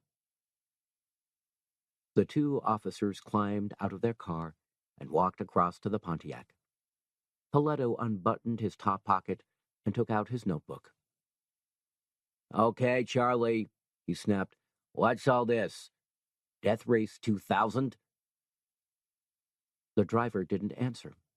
He was middle-aged, with rimless glasses, and he was sitting upright in his seat like a wax dummy. His face was a ghastly and noticeable white. Herb stepped up closer and saw that his eyes were closed. He had gray, close-cropped hair and a check working man's shirt. He looked respectable, even staid, He was shivering. "Do you think he's okay?" asked Herb uncertainly. "He doesn't look too well to me." Paletto shrugged. "Herb, if you're drunk as much as this guy, you wouldn't look too well neither.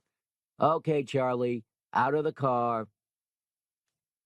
The man didn't open his eyes, or stir, or say anything. He just sat there, shaking, pale and beaded with perspiration. "Come on, wise guy," ordered Paletto, and wrenched open the dented car door. He was about to reach in, but he stopped himself. He pulled a contorted face and said, "Jesus H. Christ." "What's wrong?" said Herb. Then, before Paletto could answer, he smelled it for himself. It was so rank that he almost felt sick. "I think he's ill, Frank," said Herb. "Get an ambulance, will you, and the rec squad, and I'll pull him out of there." Paletto screwed up his nose. "Rather you than me, buddy boy. That guy smells like a goddamned drain." Paletto went across to the police car, reached inside and picked up the mic. Herb heard him calling for an ambulance. Taking a deep breath, he pushed open the Pontiac's door as wide as he could and tried to get his hands under the driver's armpits. The man murmured and mumbled and feebly pushed Herb away. But then he sagged and collapsed, and Herb dragged his heavy body out of the diarrhea-filled driving seat and laid him on the road. The man whispered something. Paletto, coming back from the police car, said, "What's he chirping about? Is he sick or what?" "I don't know," said Herb. He knelt on the road beside the feverish driver and put his face as close as he could to the sick man's mouth. He never did understand what the man was trying to say, but he remembered the spittle that touched his cheek as the man's lips whispered those last incomprehensible words. In the distance, they heard the ambulance siren.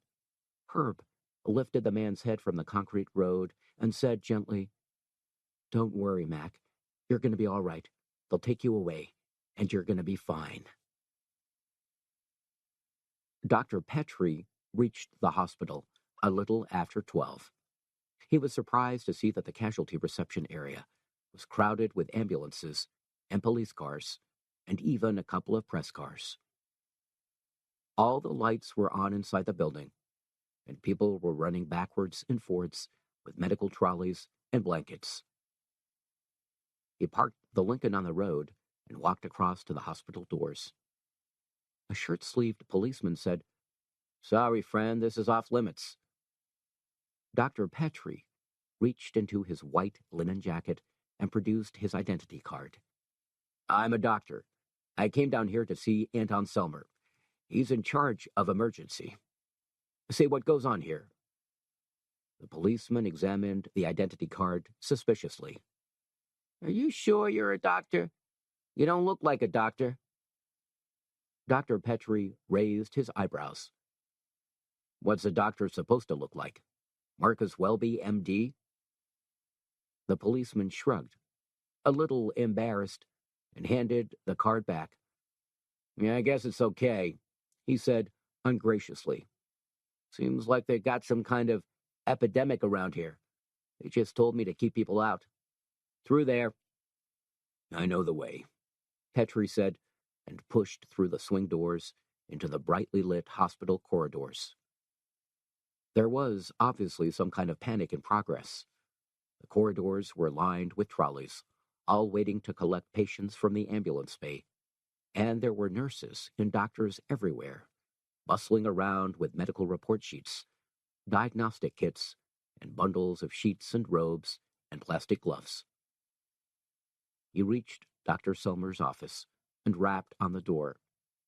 A nurse answered it, wearing a cap and mask, her forehead glistening with perspiration. "Yes, what is it?" "I'm Dr. Leonard Petrie. I came to see Dr. Selmer. I thought I could help." "Just hold on there. Don't come inside. He won't be a moment." Dr. Petrie was about to say something else, but the door was shut firmly in his face. He shrugged and leaned up against the corridor wall to wait for Dr. Selmer. As he stood there, a medical trolley was rushed past, with a young woman lying on it. Her face was deathly white, and she was shivering and trembling. A young doctor came hurrying in the other direction, calling out for a nurse to bring him some blankets and antibiotics. It was 10 minutes before Anton Selmer appeared. He came out into the corridor, freckled and ginger and worn out. He managed a weak smile as he pulled off his cap and mask and let out a long, exhausted sigh. "Hi, Leonard. Glad you could make it." Dr. Petrie inclined his head towards the door of the emergency ward. "How long have you been in there?"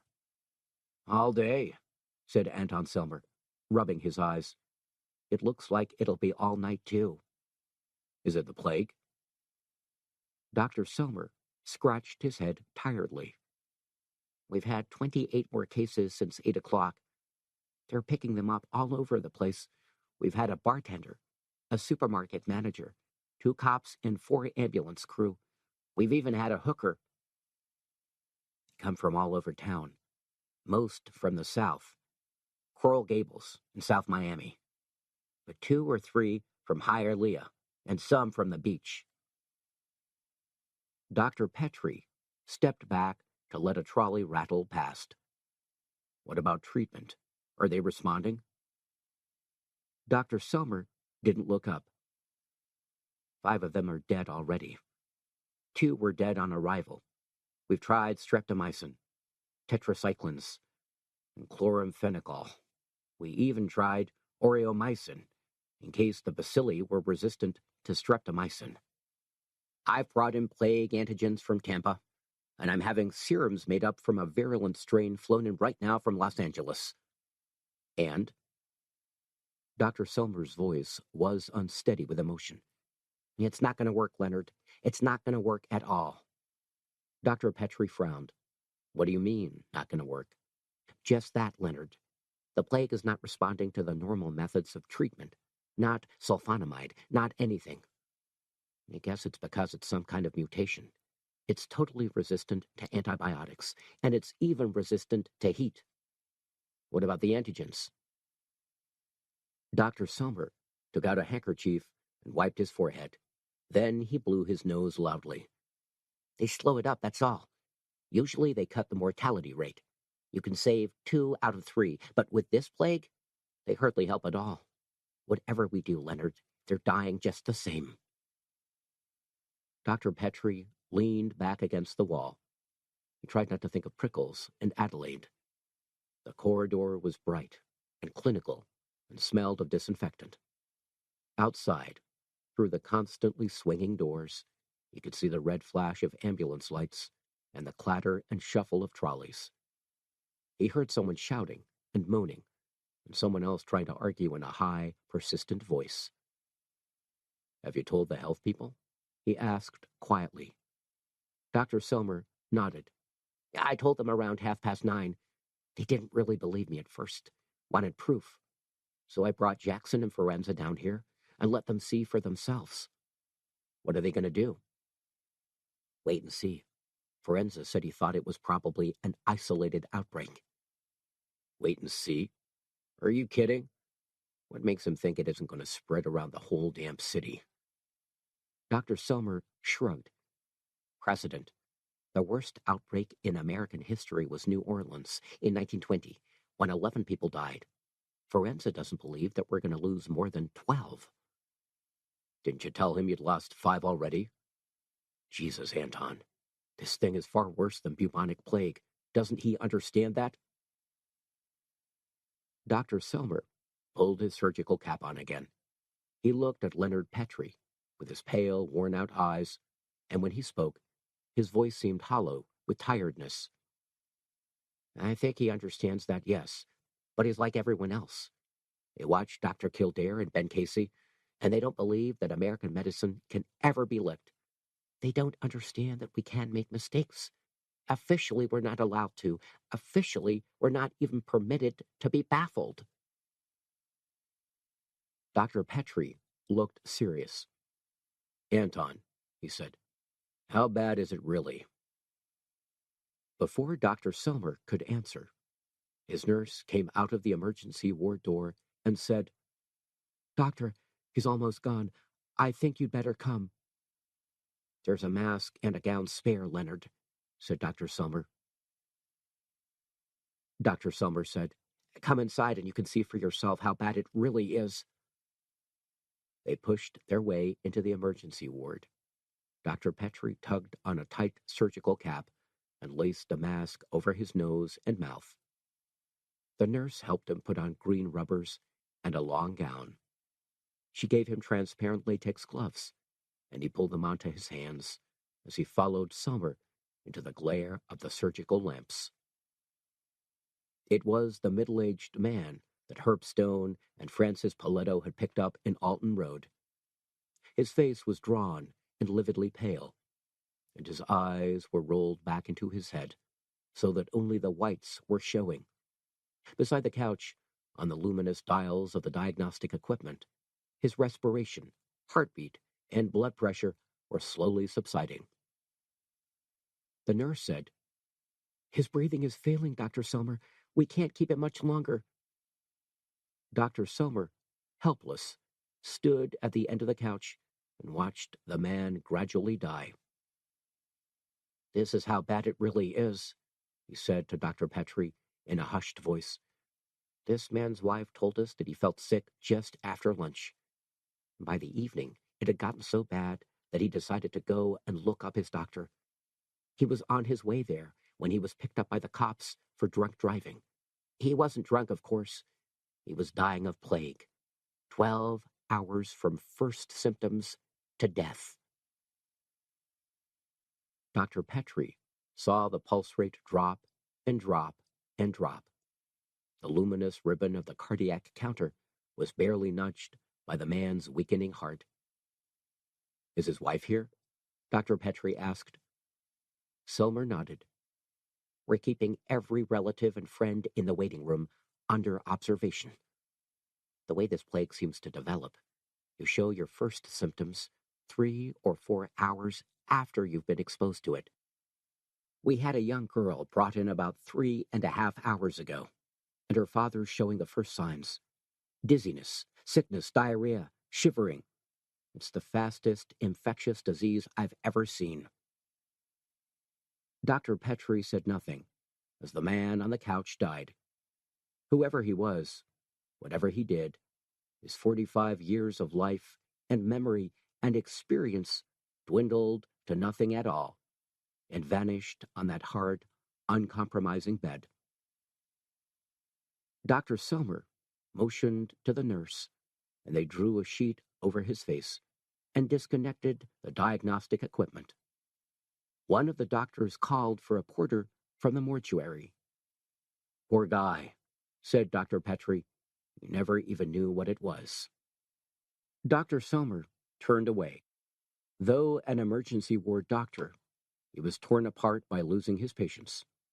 He was skillful and talented, and he never lost his enthusiasm for other people's survival. What was happening here today was, for him, relentless and unstoppable agony. There's one consolation, said Dr. Selmer hoarsely. It looks as though we're not going to get it ourselves. We're not? I always thought doctors and nurses were first-line casualties with plague. Maybe they are, but it was 9 o'clock this morning when you came into contact with David Kelly, wasn't it? And are you sick yet? I came into closer contact than you, and I'm okay. Perhaps we're going to get lucky and stay alive. I still think you ought to call Forenza.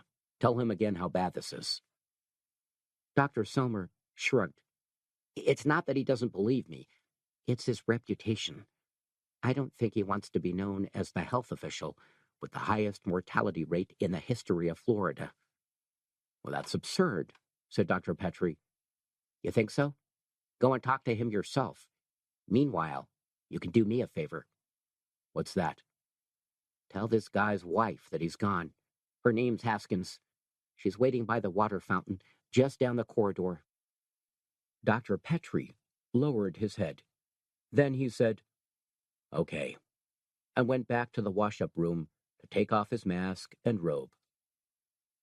He glanced at himself in the mirror as he straightened his jacket and thought that he looked tall, tired, handsome, and helpless. Maybe Margaret had been right all along. Maybe it was futile, caring for rich and hypochondriac old ladies. Maybe his real work was here, in the thick of the blood and the pain, the failing hearts and the teeming bacteria. He opened the door and peered down the crowded corridor. Mrs. Haskins was standing on her own, a gray-haired woman in a cheap brown print dress, holding a plastic carrier bag with her husband's clothes and shoes in it.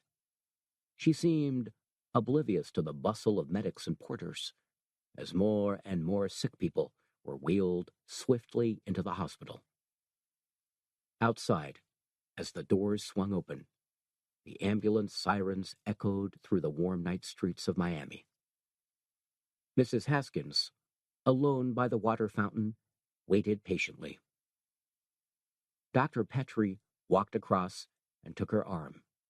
She looked up at him, her eyes pink with tiredness and suppressed tears. "Mrs. Haskins?" "Yes, sir. Is George all right?" Dr. Petrie bit his lip. In a few short words, he was going to destroy this woman's whole world. He almost felt like saying nothing at all, prolonging her suspense. At least she would believe her husband was still alive. At least she would have some hope. "George was very sick," said Dr. Petrie, softly. She nodded. "I know. He was taken bad right after his lunch. He took a swim in the morning, and then he came back and was taken real bad." "He took a swim? Where?" "Where he always does, off the beach." Dr. Petrie looked at the woman's weary, work-lined face. First, it was David Kelly, and he taken a swim. Then it was Margaret, and she taken a swim. Now it was George Haskins, and all along the beaches raw sewage was floating in from the Atlantic Ocean, poisonous, virulent, and seething with diseased bacteria. "Mrs. Haskins," he said simply, "I'm sorry to tell you that George is dead." Mrs. Haskins stared at him. "I beg your pardon?" she said. "George died about 5 minutes ago." She frowned and then looked down at her carrier bag. "But he can't have. I've got all his clothes in here." "I'm sorry, Mrs. Haskins. It's true." She shook her head. "No, that's all right," she said with an attempt at brightness. "I'll just wait here." "Mrs. Haskins." He was interrupted by the public address system. "Dr. Petrie, telephone, please. Dr. Leonard Petrie, telephone." He held Mrs. Haskins' hand. "I'll be right back," he told her. "You just wait there, and I'll be right back." Mrs. Haskins smiled blandly and agreed to wait. Dr. Petrie pushed his way past trolleys and anesthetic cylinders, nurses and porters, and made his way to the phone outside the emergency ward. He picked it up and said, "This is Dr. Petrie. You have a call for me?" "Hold on, doctor," said the telephonist. "Okay, ma'am, you're through now." Dr. Petrie said, "Adelaide?" Adelaide sounded jumpy and frantic. "Leonard. Oh, God, Leonard. Something awful's happened. I've been trying to call you for the past 20 minutes, but the hospital lines were all tied up." "What is it? Is it Prickles? Is she sick?" "No, it's not that. It was Margaret. She knocked at the door, and I opened it up, thinking it was you. She came straight in, like she was drunk or something, and she pulled Prickles out of bed and carried her off." "She what?" "She carried her off, Leonard," said Adelaide miserably, bursting into tears. "I tried to stop her, but I couldn't. Oh, God, Leonard, I'm so sorry. I tried to stop her." You say she was drunk? She seemed like it. She was swaying around and cursing. It was awful. Dr. Petrie rested his head against the wall. Okay, Adelaide, don't worry. I'll get right back there. I shouldn't think she's taken Prickles far. Just stay there, and I'll get back in 10 minutes. He laid down the phone. Dr. Selmer was standing right behind him. You're not going home? Asked Dr. Selmer. I'm sorry, but I came to look for you, and I couldn't help overhearing. Anton, I have to. My wife has taken my little girl. Leonard, I need you here. You have to talk to Forenza. Please, I can't get away myself. Dr. Petrie shook his head. Anton, I can't. I think that Margaret has the plague. I have to go get Prickles back, Anton. I can't just leave her. Look, he checked his watch. Just give me 2 hours, and I'll come right back here. I promise. Dr. Selmer looked desperate. Leonard, it's Forenza. You have to convince him. If we don't put this whole city into quarantine, well, God knows what's going to happen. I spoke to him just now. He still refuses. He says that until we find out what's causing this epidemic, there's no medical justification for sealing the city off. We do know what's causing it, said Dr. Petrie. We do? I think so. It's the sewage that's been washed up on the beaches.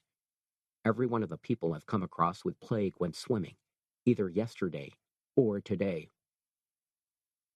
Dr. Selmer dropped his hands in resignation. Then we have to close the beaches, he said. Go see Forenza. Tell him what you think and insist that he closes the beaches. Dr. Petrie looked at his watch again. He'd just seen a man die from the plague. He knew how short a time it took. If Margaret was already in the dizzy, drunken stage, she may only have a couple of hours left, 3 or 4 at the most. Supposing she died when Prickles was with her. Supposing she was driving her car. Anton, he said desperately, just 2 hours, please. No one goes swimming at night anyway. Dr. Selmer wiped his brow with the back of his hand. Go on, then, he said softly. I can't stop you. Anton, it's my daughter. Dr. Selmer nodded and looked at Mrs. Haskins, waiting, shocked and patient, by the water fountain and the white, shivering people who were being wheeled in through the hospital's double doors.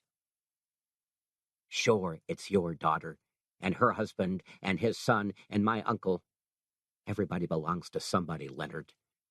I'm just disappointed, that's all. No matter how people criticized you, I didn't think you were that kind of a doctor.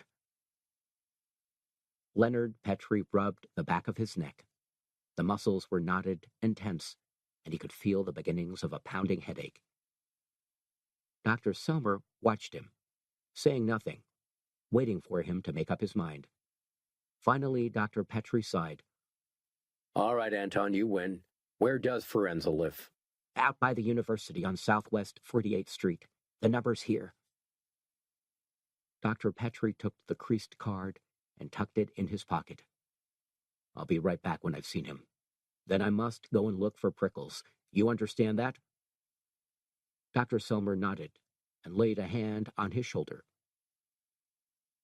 I won't forget this, Leonard. Just talk sense into those bastards, that's all. I'll catch you later. Dr. Petrie was about to leave when he noticed Mrs. Haskins. Anton, he said quietly. She still doesn't believe it. Tell her, for Christ's sake, or she's going to stand by that fountain all night. Dr. Selmer nodded. Then Dr. Petrie turned and walked quickly down the hospital corridor, out through the double doors, and into the humid, tropical night. By the clock, over the hospital's main entrance, it was just past 1:30. He slung his jacket in the back of his car, started the engine, and squealed off south. He made a conscious effort to wipe any thoughts of Prickles out of his mind as he drove. There were too many giddy dollies in this city to think about just one of them, no matter how dearly he loved her, no matter how much it hurt to leave her to whatever fate she faced.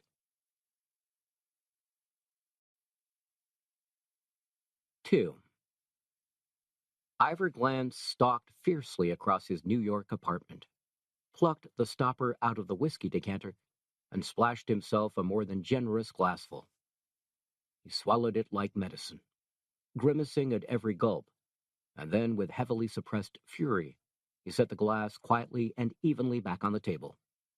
His attorney, Manny Friedman, stood watching this performance with respectful distaste. "Iva," he said in his persistent, nasal voice, "Iva, you'll kill yourself." Ivor Glantz looked at him and said nothing. He walked across to the floor-to-ceiling window and parted the expensive translucent drapes. 16 floors below, on this gray and rainy Tuesday, the 4 o'clock traffic was beginning to congest the junction of First Avenue, measled with yellow taxis and teeming with people. Glantz let the drape fall back and turned to face his attorney with exasperation and badly concealed ill grace. "You smart-ass," he growled. "You unctuous, greasy, half-circumcised smart-ass." Manny Friedman frowned nervously. He was clutching his briefcase in front of him like a protective shield. "Ivor," he said uncertainly, "it's a question of legal technique." "Technique?" snapped Glantz. "You tell the jury what a short-tempered, tyrannical bastard I am, and that's supposed to be technique?" Manny Friedman licked his lips. I've explained it. I explained that we had to admit your past mistakes before the defense could get their teeth into them and make a meal out of the whole thing. What we're trying to say is that you're human and you've made mistakes, but that now, in spite of everything, you've been misjudged and taken advantage of." Ivor Glantz sat down heavily in one of the huge off-white armchairs. "Oh, sure," he said sarcastically. "Well, you certainly made a good job of that. Now they think I'm a cross between Caligula and Adolf Hitler. I've been misjudged and taken advantage of?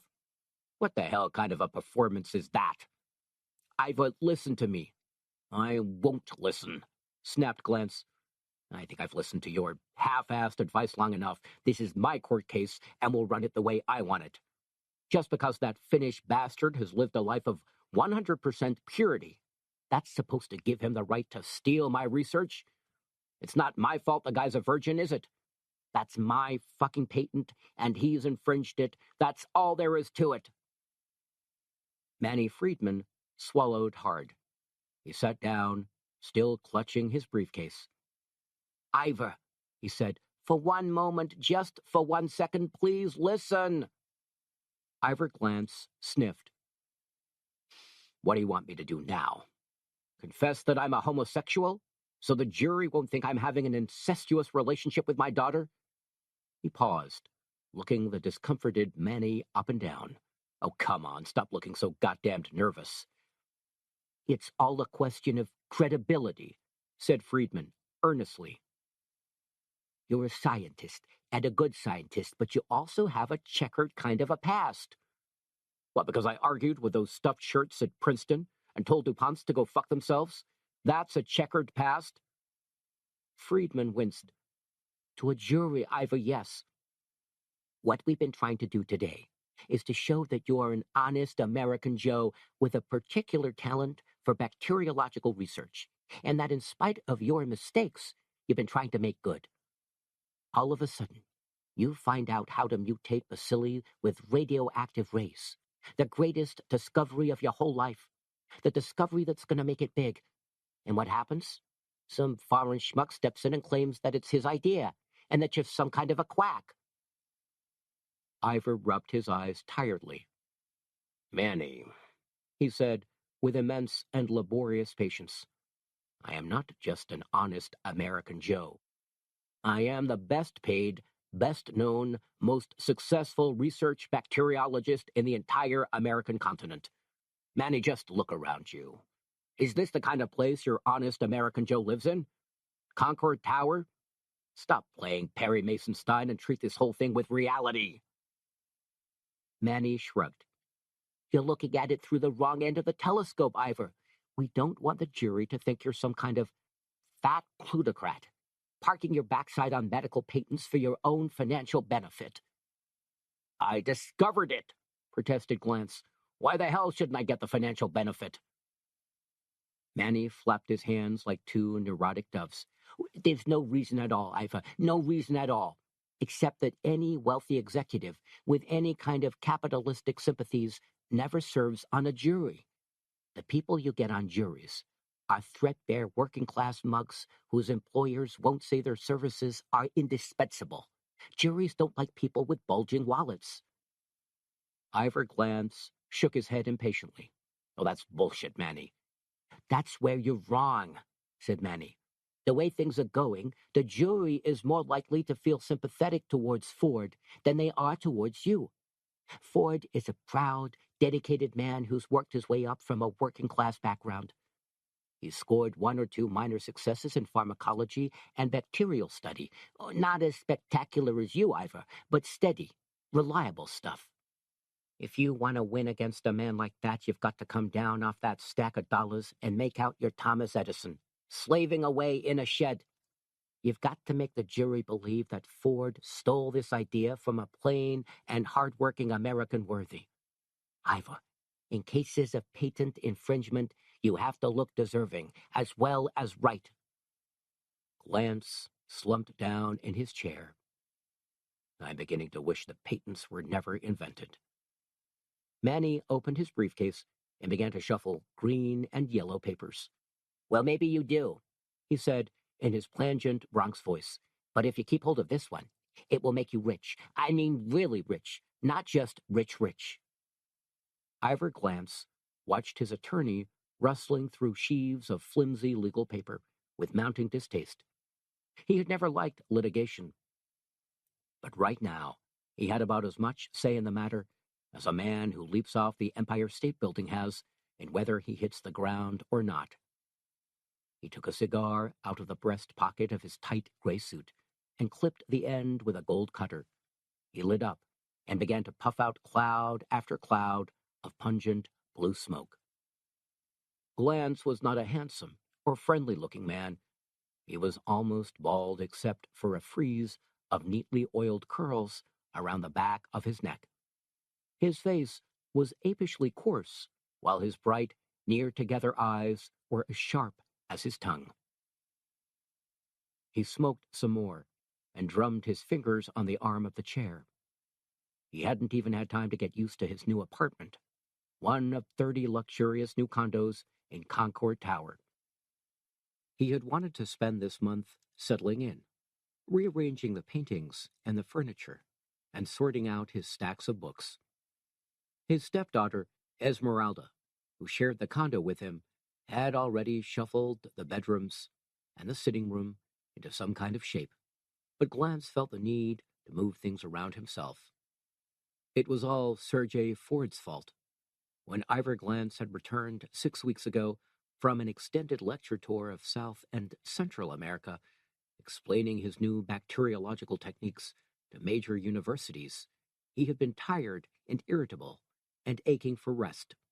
But then he had picked up Scientific American to find a lengthy and colorful article by Sergei Ford on how he, the great Finnish research bacteriologist, had discovered how to mutate various bacilli with uranium-235.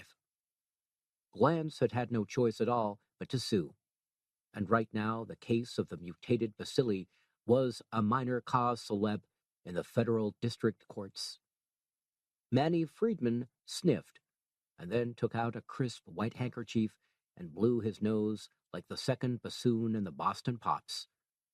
Tomorrow, he said, we start proving what a 200% clean-cut, hard-working American fellow you are. We also emphasize the privations of your background, how hard it was to get to the top. Ivor Glance stared. Privations, he said. What do you mean, privations? Well, your parents had to work for a living, didn't they? That's a privation. My father, as you well know, was president of the Glance and Howell Banking Trust. That's not exactly your roach-ridden corner store. Manny looked philosophic. Well, maybe it's not, but we'll try and play that down.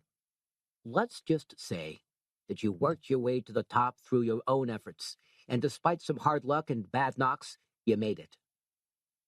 Ivor stood up and walked across to the far wall. He carefully straightened a large abstract canvas and stepped back to make sure it was hanging true. Manny, you're wasting your time. Just go in there tomorrow and show the jury the absolute indisputable truth. Sergei Ford is a cheap no-hoper who thought he could filch his way to medical fame by catching my discovery.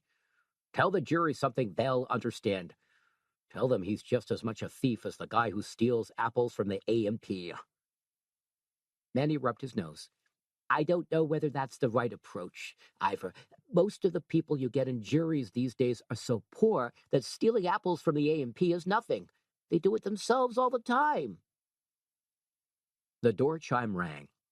Ivor went across and opened it, and in came Esmeralda, piled high with marketing bags and with a long French loaf tucked under her arm. She kissed him lightly on the cheek. Hi, Pa. Hi, Manny. Tonight we eat French.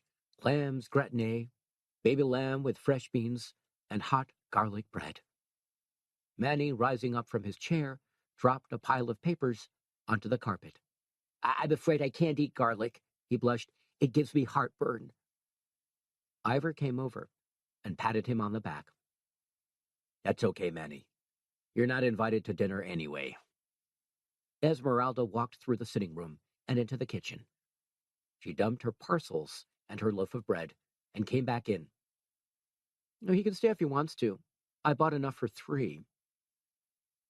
Ivor sucked his cigar and shook his head. I've had enough of attorneys for one day. I would just like to spend an evening in the quiet and charming company of my daughter. It's quite okay, Manny said. My sister is coming round tonight, and she cooks a beautiful fish pie. That's wonderful for you. Do you want a drink? I'll just show Manny out. Brandy soda, called Esmeralda, disappearing into one of the bedrooms. I'm just going to change into something more comfortable. See you soon, Manny. Come for dinner next time. Ivor showed Manny to the door. There's just one thing, said Manny, laying his hand on Ivor's sleeve. When we go in there tomorrow, I want you to understand that you mustn't show any signs of bitterness or revenge. I want you to act magnanimous.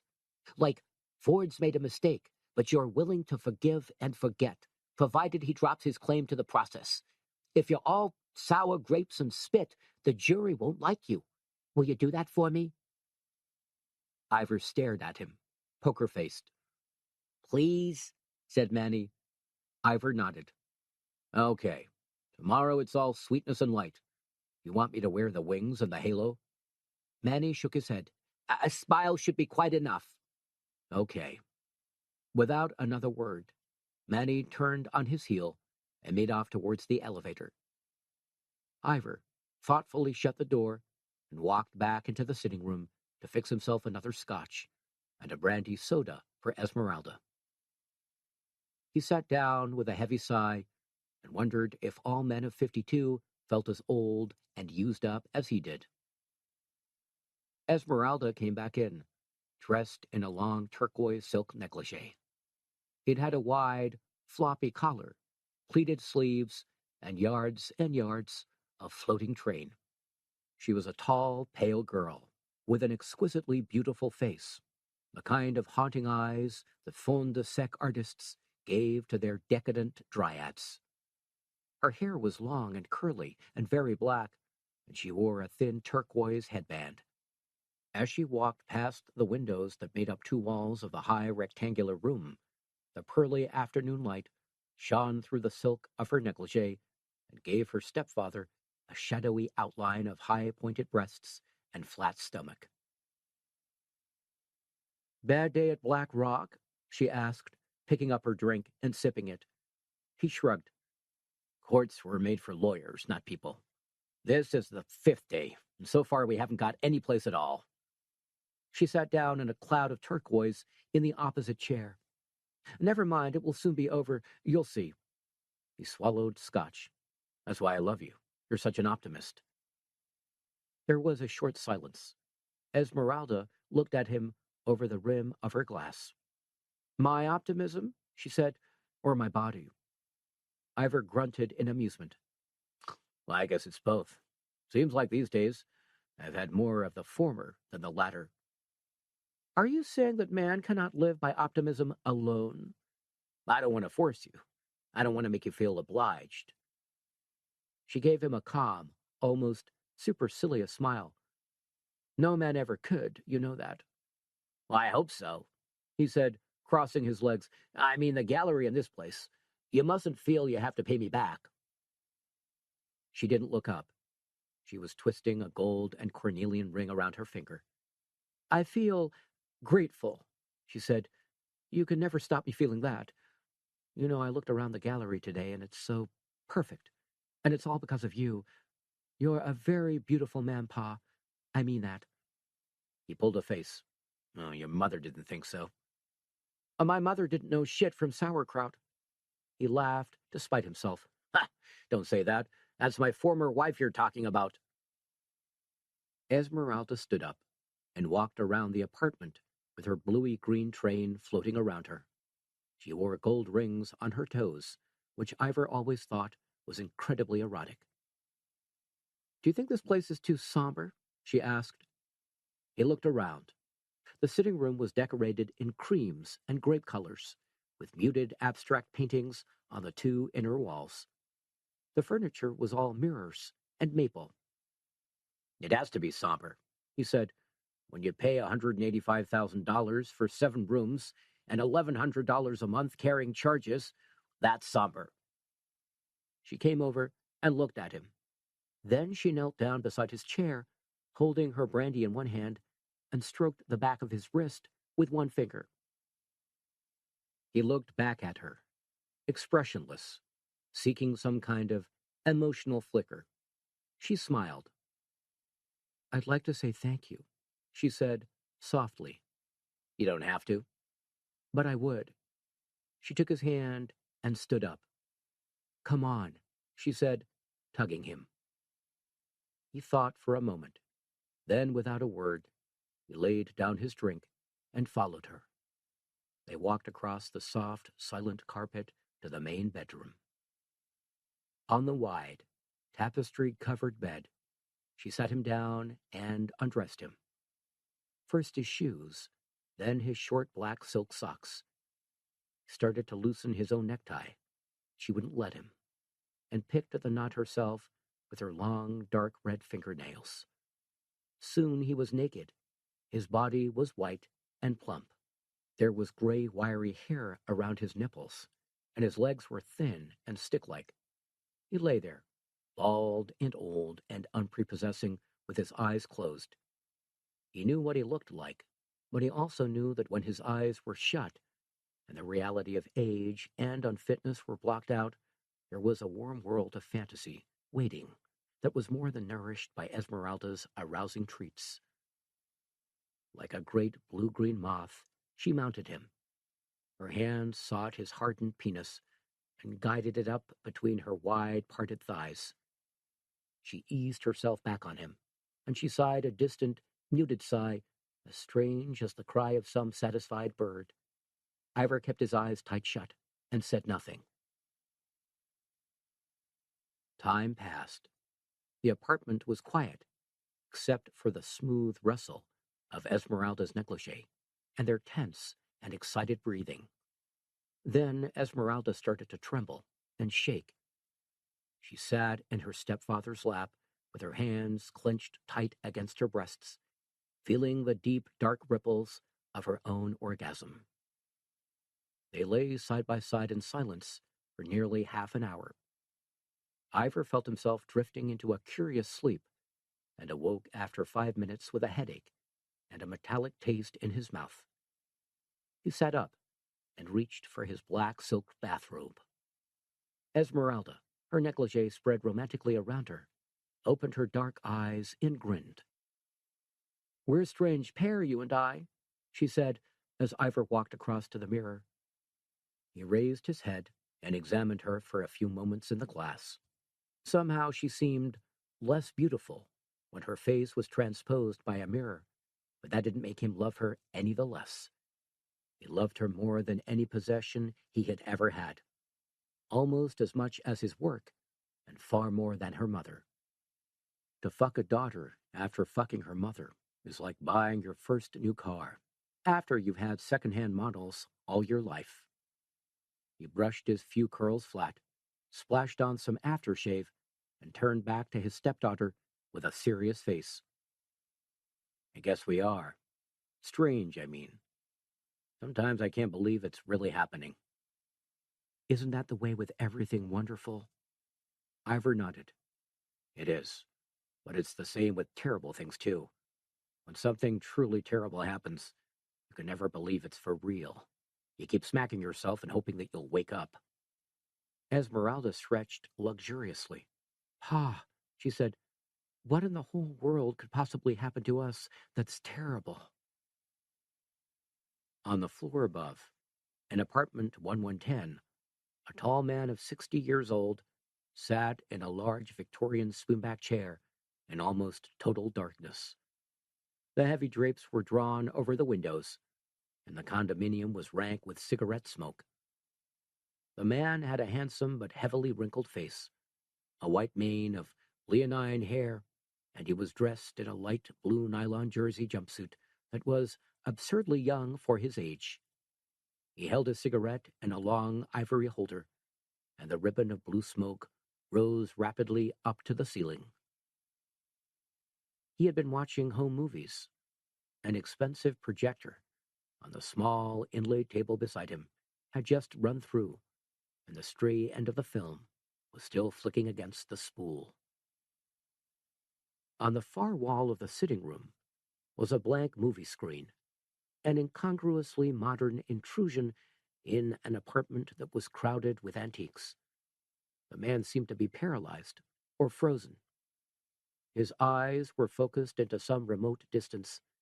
He let his cigarette burn away without lifting it once to his lips. His name was Herbert Gaines, and he had once been Hollywood's hottest new property. If you ever saw The Romantics or Incident at Vicksburg, you'd remember the face, or at least a smoother and younger version of it, a version that remained confident and open and bright. Herbert Gaines had just been watching that face and those movies for the 1000th time.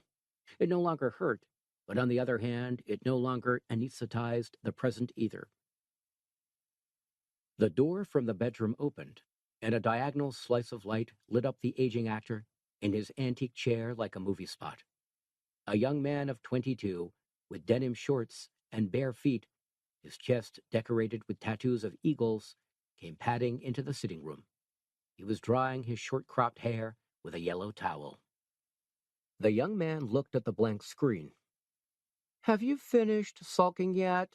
he asked. "Or are you going to watch the other one as well?" Herbert Gaines didn't answer, but there was a subtle change in his expression. His attention was no longer fixed on the faded memories of 1936, but on the present, and on the careless intrusion of his lover, Nicholas. The young man came and stood between Gaines and the blank screen. A rectangle of white light illuminated his tight denim shorts, with their suggestive bulge and the fine plume of hair that curled over the top of them. Herbert Gaines closed his eyes. "I don't know why you're sulking," said Nicholas. "I never said anything unpleasant." Gaines opened his eyes again. He reached over and switched off the projector. And as he did so, a long column of ash fell on the pale blue jumpsuit. "You're so sensitive," Nicholas went on. "This is supposed to be an open man-to-man relationship. At least that's what you called it when it first began. But all we do these days is argue and fight, and then you go off in a sulk and play those terrible old movies of yours." Dane's mouth turned down at the corners in bitterness, but he still refrained from answering. "I sometimes think you want to fight," said Nicholas. "I sometimes think you take umbrage on purpose, just to get me upset. Well, it won't work, Herbert. It won't. I'm not the vicious kind, but damn it all, I'm the kind that gets tired of fights. Herbert Gaines listened to this, and then took the burned-out cigarette from his ivory holder and replaced it with a fresh one. He lit up, watching Nicholas with one limpid eye. "When you're tired of fighting me, Nick," he said in a rich, hoarse, cancerous voice, "then you're tired of loving me." Nicholas finished rubbing his hair and threw his towel on the floor. Herbert Gaines smoked listlessly, with his holder clenched between his teeth. Nicholas paced from one end of the room to the other. Then he stopped beside Gaines's chair, tense and exasperated. "You won't understand, will you? You're too busy wallowing in 40-year-old memories and uneasy nostalgia. Why don't you try looking outside yourself for a change? Open up the drapes and realize what year it is. Christ, Herbert, I wasn't even born when you made those movies." Herbert Gaines looked up. "You were there, though," he said in his throaty voice. Nicholas was about to say something else, but he stopped and looked quizzical. "What do you mean?" "Precisely what I say. You were there. Haven't you seen yourself?" "Seen myself? I don't—" Herbert Gaines put down the cigarette holder and laboriously got out of his chair. Nicholas watched him uneasily as he walked across to the bookshelves and took down a large film pictorial annual for 1938. The old man put the book on his desk and opened it out. Then he beckoned Nicholas over. "Look," he said, pointing with his pale, elegant finger to a large black-and-white photograph. "Who does that remind you of?" Nicholas took a cursory glance. "It's you, it says so underneath. Herbert Gaines plays young Captain Dashfoot in Incident at Vicksburg." "Cretin!" said Herbert Gaines. He gripped Nicholas by the back of the neck and forced him over to the large gilt Victorian pub mirror that hung on the wall beside the desk. Then he lifted the open book and held it up beside Nicholas's face. "Well," said Nicholas, "I guess there's a kind of passing resemblance. But we're not exactly the Wrigley Doublemint twins, are we?" Herbert Gaines let him go and tossed the annual back on the desk. "You don't think so? You don't even know. The first time I saw you down in the village, I felt a sensation like I'd never felt before. At first I couldn't understand it. I stared and stared at you, and still I couldn't grasp what it was that made me stare. Then I saw myself in a bookstore window. I saw myself, and I realized what it was about you that attracted me so much. You, Nicholas, are the spitting image of me when I was in movies." Nicholas looked uncertain.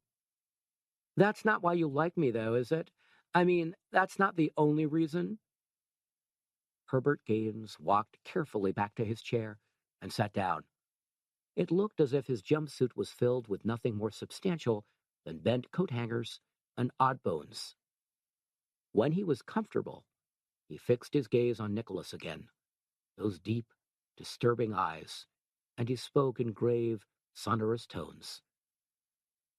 "Nicholas," he said, "I love you." Nicholas scratched the back of his neck in embarrassment. "I know that, Herbert, but—" "But nothing," said Herbert. "I love you. Does it matter why?" Nicholas lowered his eyes. "I guess not. It was just that I wondered if you loved me because I was me, or because, well—" "Because what?" "Well, because I was you. I mean, is it me you love, or your old self?" There was an uncomfortable silence. Then, unexpectedly, Herbert Gaines nodded. "Yes," he said, "it is me that I love. You are the personification of what I once was, and what I could be once more, if they would give me a chance. That and that alone is why I love you." Nicholas stood there, biting his lip. He watched Herbert Gaines for a while, but Herbert didn't look back. The old actor sat in his Victorian chair, smoking steadily and staring at the floor. "Well, fuck you," said Nicholas. Herbert Gaines said nothing. "Do you think I can take that?" said Nicholas, his eyes filling with tears. "Do you think I can just stand here and take that? What do you think I am? Just one of your goddamned celluloid images? Just one of your old movies? Well, fuck you, Herbert Gaines." Gaines shrugged. "Please yourself, dear boy." Nicholas wiped his eyes with his arm. "Oh, that's great, that is. That's just too fucking neat for words. You spent your whole time sulking and moping like an overaged Shirley Temple. And when I tell you the truth about it, you come out with a charmer like that. Well, I can tell you here and now, I'm packing." "Packing?" said Gaines. "What for?" Nicholas bent forward and hissed the words at him. "To leave you, my withered darling, that's what for." Herbert caught his wrist. His mouth twitched for a moment as he searched for the words. "You leave me, you young bastard, and I'll break your neck." Nicholas pulled himself away. "Oh, you might have been a muscle boy in 1936, but there's not much chunk left on the old bones now, is there, Herbert?" He turned and walked towards the bedroom. Herbert Gaines, with a curiously intense expression on his face, heaved himself out of his chair and went after him. Hobbling as quickly as he could, he caught up with Nicholas in the doorway and snatched at his arm. Nicholas shook himself free. "Herbert, it's no fucking use." Herbert clutched his young lover again. "You're not leaving, Nicky. Not really." Nicholas turned away. "What do you want me to do? Stay here and listen to your ramblings about the good old days for the rest of my life and how fucking wonderful I am because I look just like you used to look in one of those two dreary old pictures of yours? Jesus, Herbert, I don't know which is more boring, you or your second-rate movies." Herbert slapped him, quite hard across the face. Nicholas stared at him, more in surprise than in pain. A red bruise spread across his left cheek. He lifted his hand and dabbed it. Without a word, Nicholas punched Herbert in the stomach. Herbert gasped and collided with the door jamb. Nicholas hit him again, with his open hand, and he fell to the floor with his nose bleeding. Herbert didn't cry out, didn't even raise a hand to protect himself. Viciously and systematically, Nicholas punched him in the face and chest, lifting him up each time he dropped to the floor by tugging his pale blue jumpsuit. There were speckles and splashes of blood down the front, and Herbert's face was a mass of bruises. Finally, with his rage exhausted, Nicholas let him fall onto the pink Wilton carpet and stumbled unsteadily into the bedroom. He collapsed onto the bed and lay there panting and sobbing, his legs curled up in a fetal crouch. After a few minutes, he became aware that Herbert was standing at his bedside, his white hair awry, his jumpsuit dark with blood. Herbert reached out with a wrinkled and trembling hand and touched his bare shoulder. Nicholas recoiled. "Nick," whispered Herbert Gaines. "Nicky." Nicholas turned his face away. "Nicky, listen," said Herbert thickly. Nicholas shook his head. "Nicky, you still haven't punished me enough." Nicholas turned and lifted his head. The handsome, wrinkled face was swollen and red. The bony shoulders were bowed. "Not enough?" said Nicholas, unbelievingly. Herbert Gaines, the one-time movie hero, dropped to his knees. "I have sinned against myself," he said hoarsely.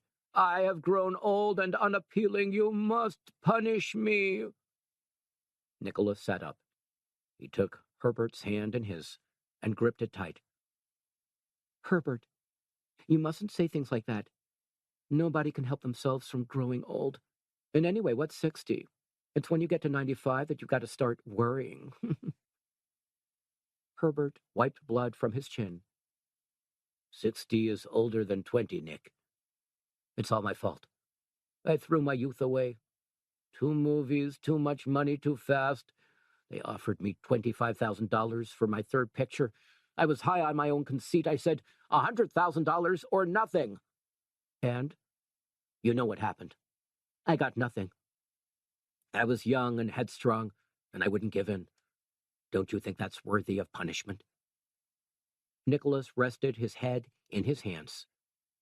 He felt tired and depressed, and he didn't know what possible words of comfort he could give. He was a one-time art student, a one-time merchant seaman, and articulating his sympathies didn't come easy. "Nicky," said Herbert Gaines, "you must hit me." Nicholas shook his head. "No, Herbert, I can't." "But you must. It's the only way. The past must punish the future." Nicholas stood up and walked over to a painting of a Chinese mandarin on the other side of the room. He looked ancient and inscrutable and deeply wise. The youth gazed at his calmness and wondered how it was possible to live the kind of life where you could smile as calmly and benignly as that, even once. "Nicky," whispered Herbert Gaines again. "What is it, Herbert?" "I want you to kill me." Nicholas almost smiled. "No, Herbert, I can't." "The police needn't know. You could drown me in the bath. An unfortunate accident. Only I couldn't do it myself. I'm a Catholic.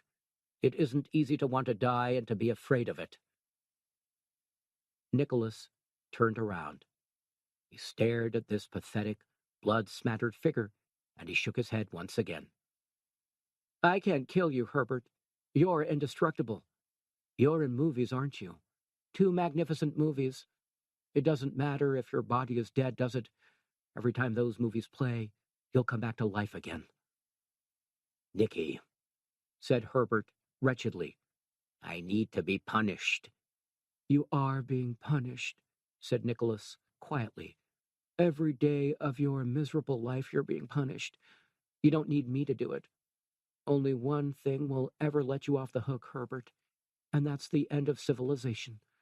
When there are no more people to go to the movies, and the last picture house closes down, that's when you get your freedom." Herbert lowered his head.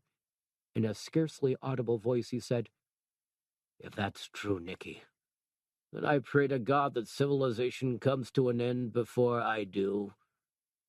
Nicholas walked back and rested his hand on Herbert's shoulder.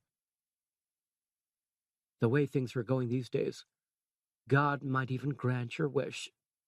Now let's go and get you cleaned up, hey?" Across the hallway, in apartment 109, Kenneth Garinish was the only person in Concord Tower who was concerned about the plague. He was sitting at his cluttered desk, trying to fix his necktie, watch television, and talk to his union attorneys on the telephone, all at the same time. He spoke with a steady relentlessness that had earned him the nickname of Bulldozer, and he was angry. "This thing broke out last night, Maddie. How come they only told me this morning?" "Because I have a right to know, that's why." "What do you mean emergency? I don't care what they call it." Through the open hatch in the sitting room wall, he could see his wife Gay in the kitchen, fixing cocktail snacks with her black maid Beth. She was warbling Strangers in the Night as she popped little curled-up anchovy fillets onto crackers and cream cheese. Beth, silent and fat, was peeling prawns. "You'd better believe it," Garinish said in his hectoring voice. "I got a call from 2 of my guys at the hospital. Plague, that's what they got. The Black Death." He put his hand over the receiver and sighed. He was a short, stocky, bullet-headed man with an iron-gray crew cut. His eyes were pale and uncompromising, and there was a prickly roll of fat at the back of his neck. He spoke with a monotonous harshness, like the retreating sea dragging pebbles down the beach. He was Germanic and hard-bitten, and he was president of the Medical Workers' Union, a union he had started himself in 1934 with 4 other hospital porters from Bellevue, and which was now a powerful, nut-cracking international with a $1 billion fund and a 2.5 million membership. You hear that? Plague. They don't know what kind, and they got people dying like flies. So how come I only found out this morning? Gay stuck her heavily lacquered, blue-rinsed curls through the serving hatch. What did you say, Ken? Did you say something? Kenneth waved her away. I was talking to Maddie. They got some kind of plague in Miami. Can you believe that? Gay, with her head still stuck through the hatch, blinked her eyes as if she was trying to work out whether she could believe it or not. Finally, she said, What's plague? Kenneth ignored her. His attorney was asking him what he intended doing about Miami. What do you think I'm going to do? I want to protect my members. If my members have to handle people with plague, they're going to catch it themselves, right? His attorney guessed that was right. In which case, went on Garnish, I suggest you call the health department down at Miami and tell them it's double time or nothing, and all hospital workers got the right to refuse to handle plague cases without penalization, recrimination, or loss of benefits. His attorney was silent for a while. Then the lawyer suggested that under the circumstances, union action might be construed as taking immoral and unfair advantage of a medical emergency. Listen, grated Garnish, you just get onto that telephone to Florida and you tell those health folk that if they want my members to risk their lives, they're going to have to pay for it. I don't want no arguments and I don't want no fuss. Now do it. He clamped the receiver back on the phone and shook his head. Immoral and unfair advantage, he repeated sarcastically. You get some underpaid Cuban hospital porter to risk his life, and you don't expect to pay him no more? Huh. Immoral and unfair advantage, my ass. Gay popped her head through the hatch again. Did you say something, Ken? Garnish stood up and walked over to the kitchen, tying up his necktie as he went. It was a very lurid necktie with purple flowers and greenish spots. It had been an expensive gift from Gay. Was that something serious, dear? Said Gay, rinsing her hands. You look awful sore. Garnish reached over to pilfer a smoked salmon canapé. It's just the usual, he said with his mouth full. They got some kind of epidemic down in Florida, just like the Spanish influenza. And they're expecting the porters and the drivers to handle the patients without any compensation for extra health risk. Well, that's awful, said Gay. She was a small, busty woman with wide-apart eyes. Well, supposing they caught it? Supposing their children caught it? Garnish looked around the expensive, glossy colonial kitchen with its antique-style tables and chairs. It still gave him a sense of justice and satisfaction, this condominium. For the first time in his life, he owned a luxurious home, decorated just the way that he and Gay had wanted, and he could turn around to all those capitalist palookas who had tried to crush him and grind him and his union out of existence, and he could raise 2 rigid fingers. That's right, he said absent-mindedly. Supposing their children caught it. Gay said, Beth, haven't you finished those prawns yet? We still have the fondant frosting to make. Beth peeled as quickly as her fat fingers would allow. I don't have too many more now, Mrs. Garnish. Just as soon as I'm through, I'll make that frosting. Well, said Gay Garnish, turning back to her husband. There was a pleased little smile on her face. Our first social event at Concord Tower. Isn't it exciting? Kenneth looked up. He was miles away. Yeah, it's terrific, Gay. I just wish we didn't have this plague business hanging over our heads. It really kind of worries me. Well, it's not hanging over my head, said Gay. I don't even know what it is. Garnish took another canapé and pushed it into his mouth whole. Plague is a deadly epidemic disease, he mumbled, spitting out crumbs. They used to have it back in the Middle Ages. These days it's pretty much under control. But you know, people can die when they get it, and that's serious. The news said that 30 or 40 people were already dead. Gay Garinish was taking off her apron. 30 or 40's not many, she said, looking for the pepper. Why, more people die in a single plane crash. Garinish looked at her patiently for a moment. He loved her, but he sometimes wondered how she could be so totally impervious to everything that went on around her. She lived in her own self-contained world of cocktail parties and celebrity luncheons, and the real events of America escaped her attention. Plane crashes, he said very gently, so that he didn't sound sarcastic and not catching. The doorbell rang. The chimes were a copy of the bells of Emory Baptist Church, which used to ring outside Mrs. Garinish's home when she was a little girl. Beth looked up from her prawn peeling, but Kenneth moved to get it. He opened the door with a fixed grin on his face and welcomed his first visitors. It was Mr. and Mrs. Victor Blaufit from the apartment above theirs. They had met in the elevator just the other day, and Kenneth, in an expansive mood, after successful overtime talks, had invited the Blaufits along to their condo warming. "Mr. Bloofer, isn't it?" said Garinish, showing them in. "Would you like something to drink?" Blaufit, corrected the guest. He was neat and small, in a shiny blue mohair suit, with gold-rimmed spectacles and a large nose. Mrs. Blaufit was even smaller, in a dark green dress and a fur stole. Kenneth Garinish laughed. "I'm sorry. I'm usually terrific with names. This is my wife, Gay." There was a lot of handshaking and uncomfortable laughter. Then they all stood there and looked at each other. "I hope we're not early," said Mrs. Blaufit. "The truth is, we don't have very far to come." They all laughed some more. "You certainly made your place look different," said Mr. Blaufit, looking around. "I don't think that any of the other apartments have been done like this. It's very different." "It's a genuine replica," smiled Gay Garinish, pleased. "It's just like the old colonial farmhouse at Trenter's Bend, Massachusetts, right down to the patterns on the drapes." Mrs. Blaufit laughed nervously. "You must be the only people on First Avenue with an authentic early American farmhouse." Kenneth Garinish, grinning, put his arm around his wife. "We were thinking of having ourselves a farm, too, but they don't allow cows in the lobby." They all laughed. Kenneth fixed some drinks, and they perched themselves around the sitting room on the early American rockers and upright reproduction Windsors.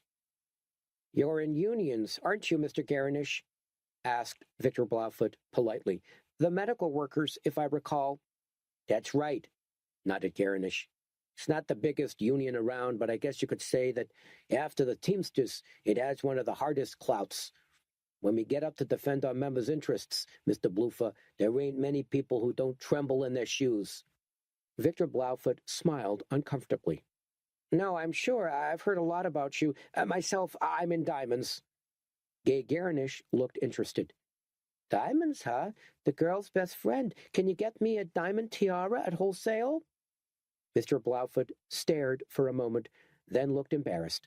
"I regret not, Mrs. Garinish. It's not exactly a jeweler's. It's more of a brokerage." Gay's smile stayed on her face. She was obviously confused. "Brokerage?" she asked. "That's correct. I buy uncut stones from South Africa and sell them in New York." "Oh," said Gay Garinish, "so you don't have tiaras?" Mr. Blaufit shook his head.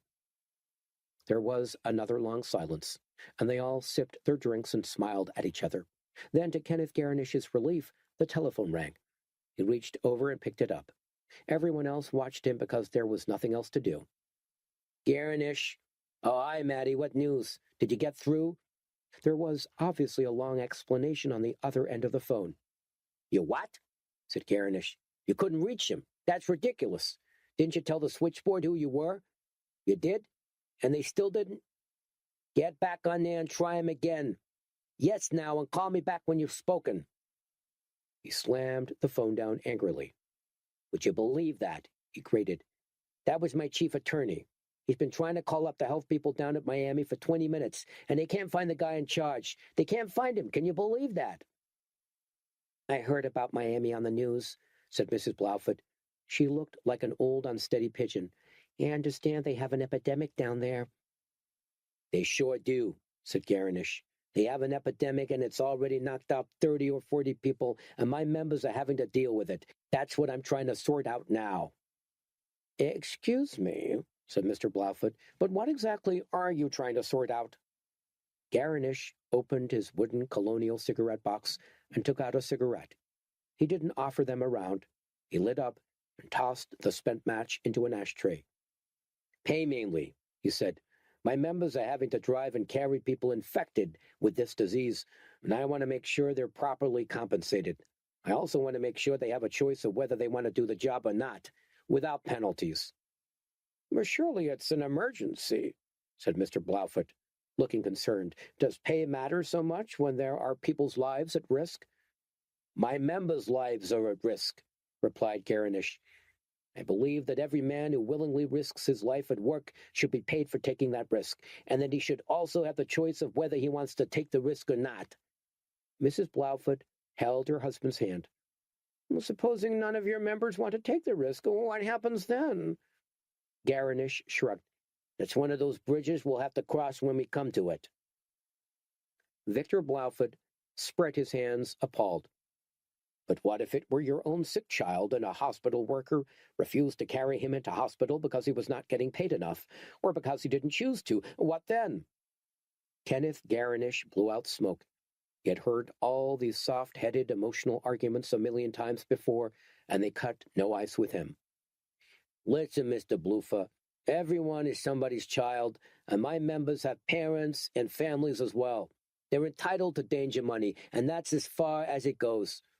Before you start shedding tears for the patients, think of the kids whose fathers and mothers have to treat those patients. Everyone has their rights in this kind of situation, and those rights have to be respected. Victor Blaufoot frowned. I see, everyone has rights except the sick and the needy. I didn't say that, snapped Garnish. I said everyone has rights, and I mean everyone. But what if it was your own child? Answer me that. Garnish was about to say something, then bit his tongue and stopped himself. He said quietly, I don't have any children. Victor Blaufoot nodded. I thought not. You talk and behave like a man with no children. Men with no children have nothing to lose, Mr. Garnish, and with respect, that makes their bravery very hollow. I know you think that I'm an emotional old fool. I can see it on your face, but I have a daughter in Florida, and I'm worried about her. Kenneth Garnish crushed out his cigarette and stood up. Okay, Mr. Bluffa, Mrs. Bluffa, I'm sorry. I didn't mean to upset you. I didn't realize you were personally involved. Mrs. Blaufoot looked up at him, a frail old lady, staring pointedly at the heavyweight union boss.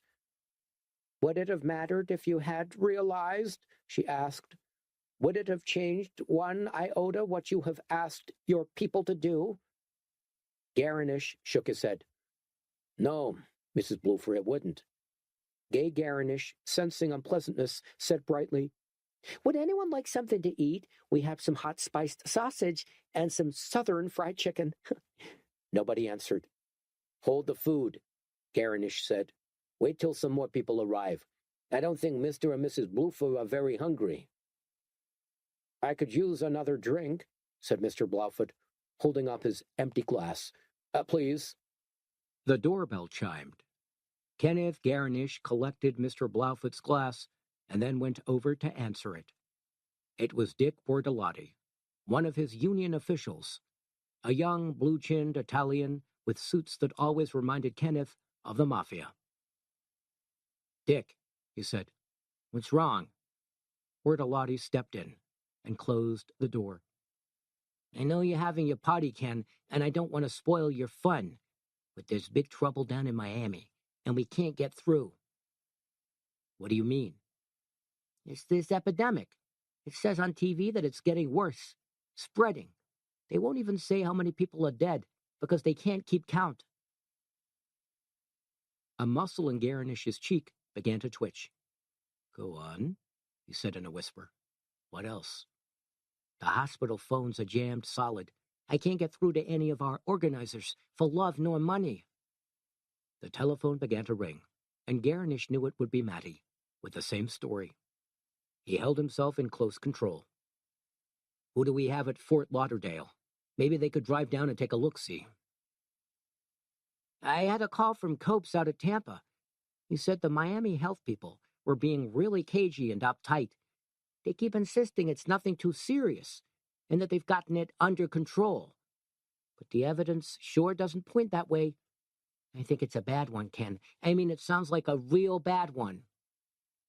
Garnish bowed his head. He was thinking fast and hard. If there was an epidemic in Florida, his members were going to be right in the front line, and he was responsible for them. Eventually, he looked up. Okay, Dick, you better come in. Grab yourself a drink and something to eat, while I try to talk to those health department dummies down at Miami. Maybe I can get some sense out of this situation.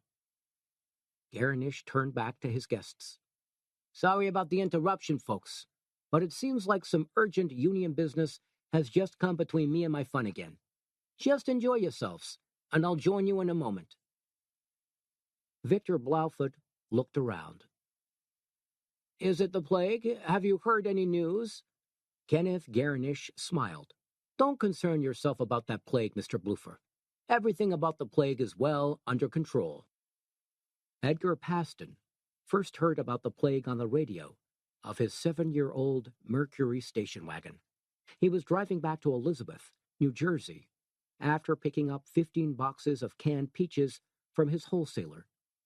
It was growing dark, and he had just switched on his headlights. The radio newscaster was saying, unconfirmed reports from Miami say that nearly 40 people have fallen victim to an inexplicable epidemic disease. Health authorities say that the epidemic is well under control and have warned Miami residents not to panic or react prematurely to what Health Chief Donald Forenza called an unfortunate but containable outbreak. Hospitals and police are working overtime to cope with suspected sufferers, and Miami Police Department have reported that 9 of the epidemic victims are police officers who were called out to assist with casualties. Specialists have been unable so far to identify the disease, but Mr. Forenza has likened it to Spanish influenza. The mayor of Miami, John Becker, has sent personal messages of condolence to the families of the dead and has called for a speedy containment of what he described as this tragic mishap. We'll have more reports about the epidemic later, but meanwhile, here's the weather report for New York and Jersey City. Paston switched the radio off.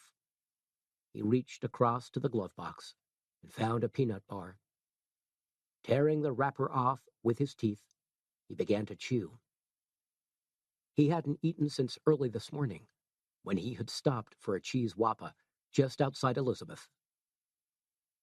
Edgar Paston was the owner and manager of Elizabeth's Save You Supermart.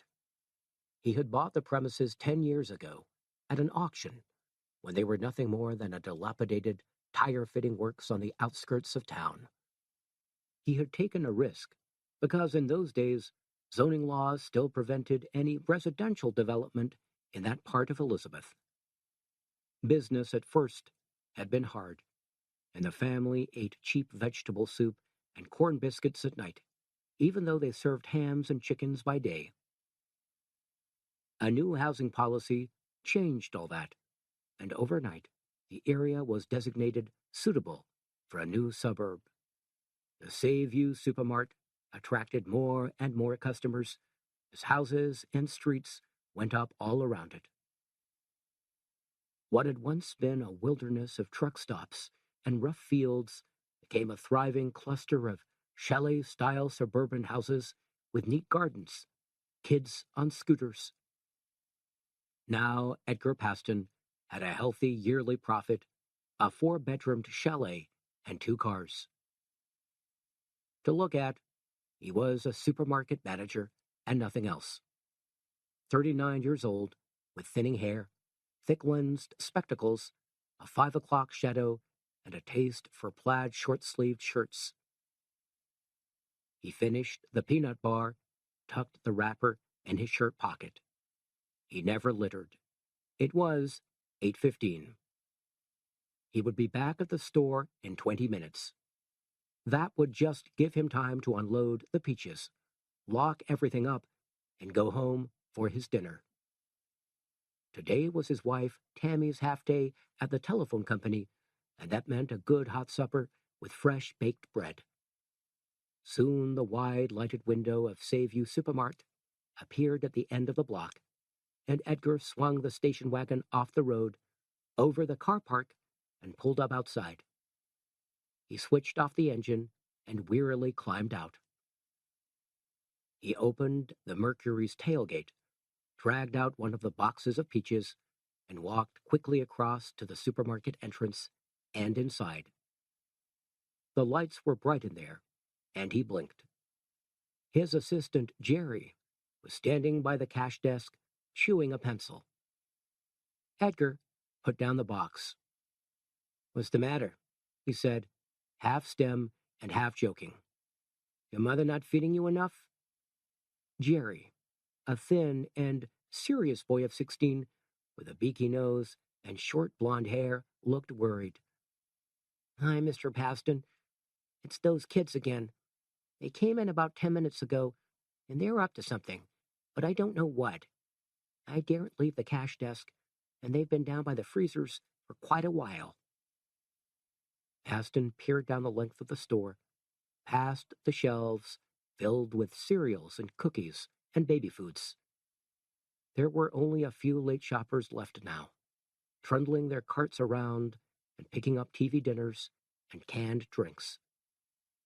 The freezers, where he kept the meat and the beer, were down at the far end. "Hold on, Jerry, I'll go and take a look." When he reached the end of the supermarket, he saw exactly what was going on. 4 or 5 teenage boys in denims and black leather jackets were sitting around on the floor, drinking beer from a six-pack they had taken from the fridge. "Okay," said Edgar sharply. "What the hell's happening here?" The kids looked at him, and then looked at each other. A couple of them giggled. "Come on, get your butts out of here, or I'll call the cops." None of the kids moved. One of them took a mouthful of beer and sprayed it in the air, and the rest of them laughed. "All right," said Edgar. "I've warned you before, if that's the way you want it." He turned away and walked towards the telephone on the wall. He was just about to pick it up when one of the boys called out, "Paston!" He looked round.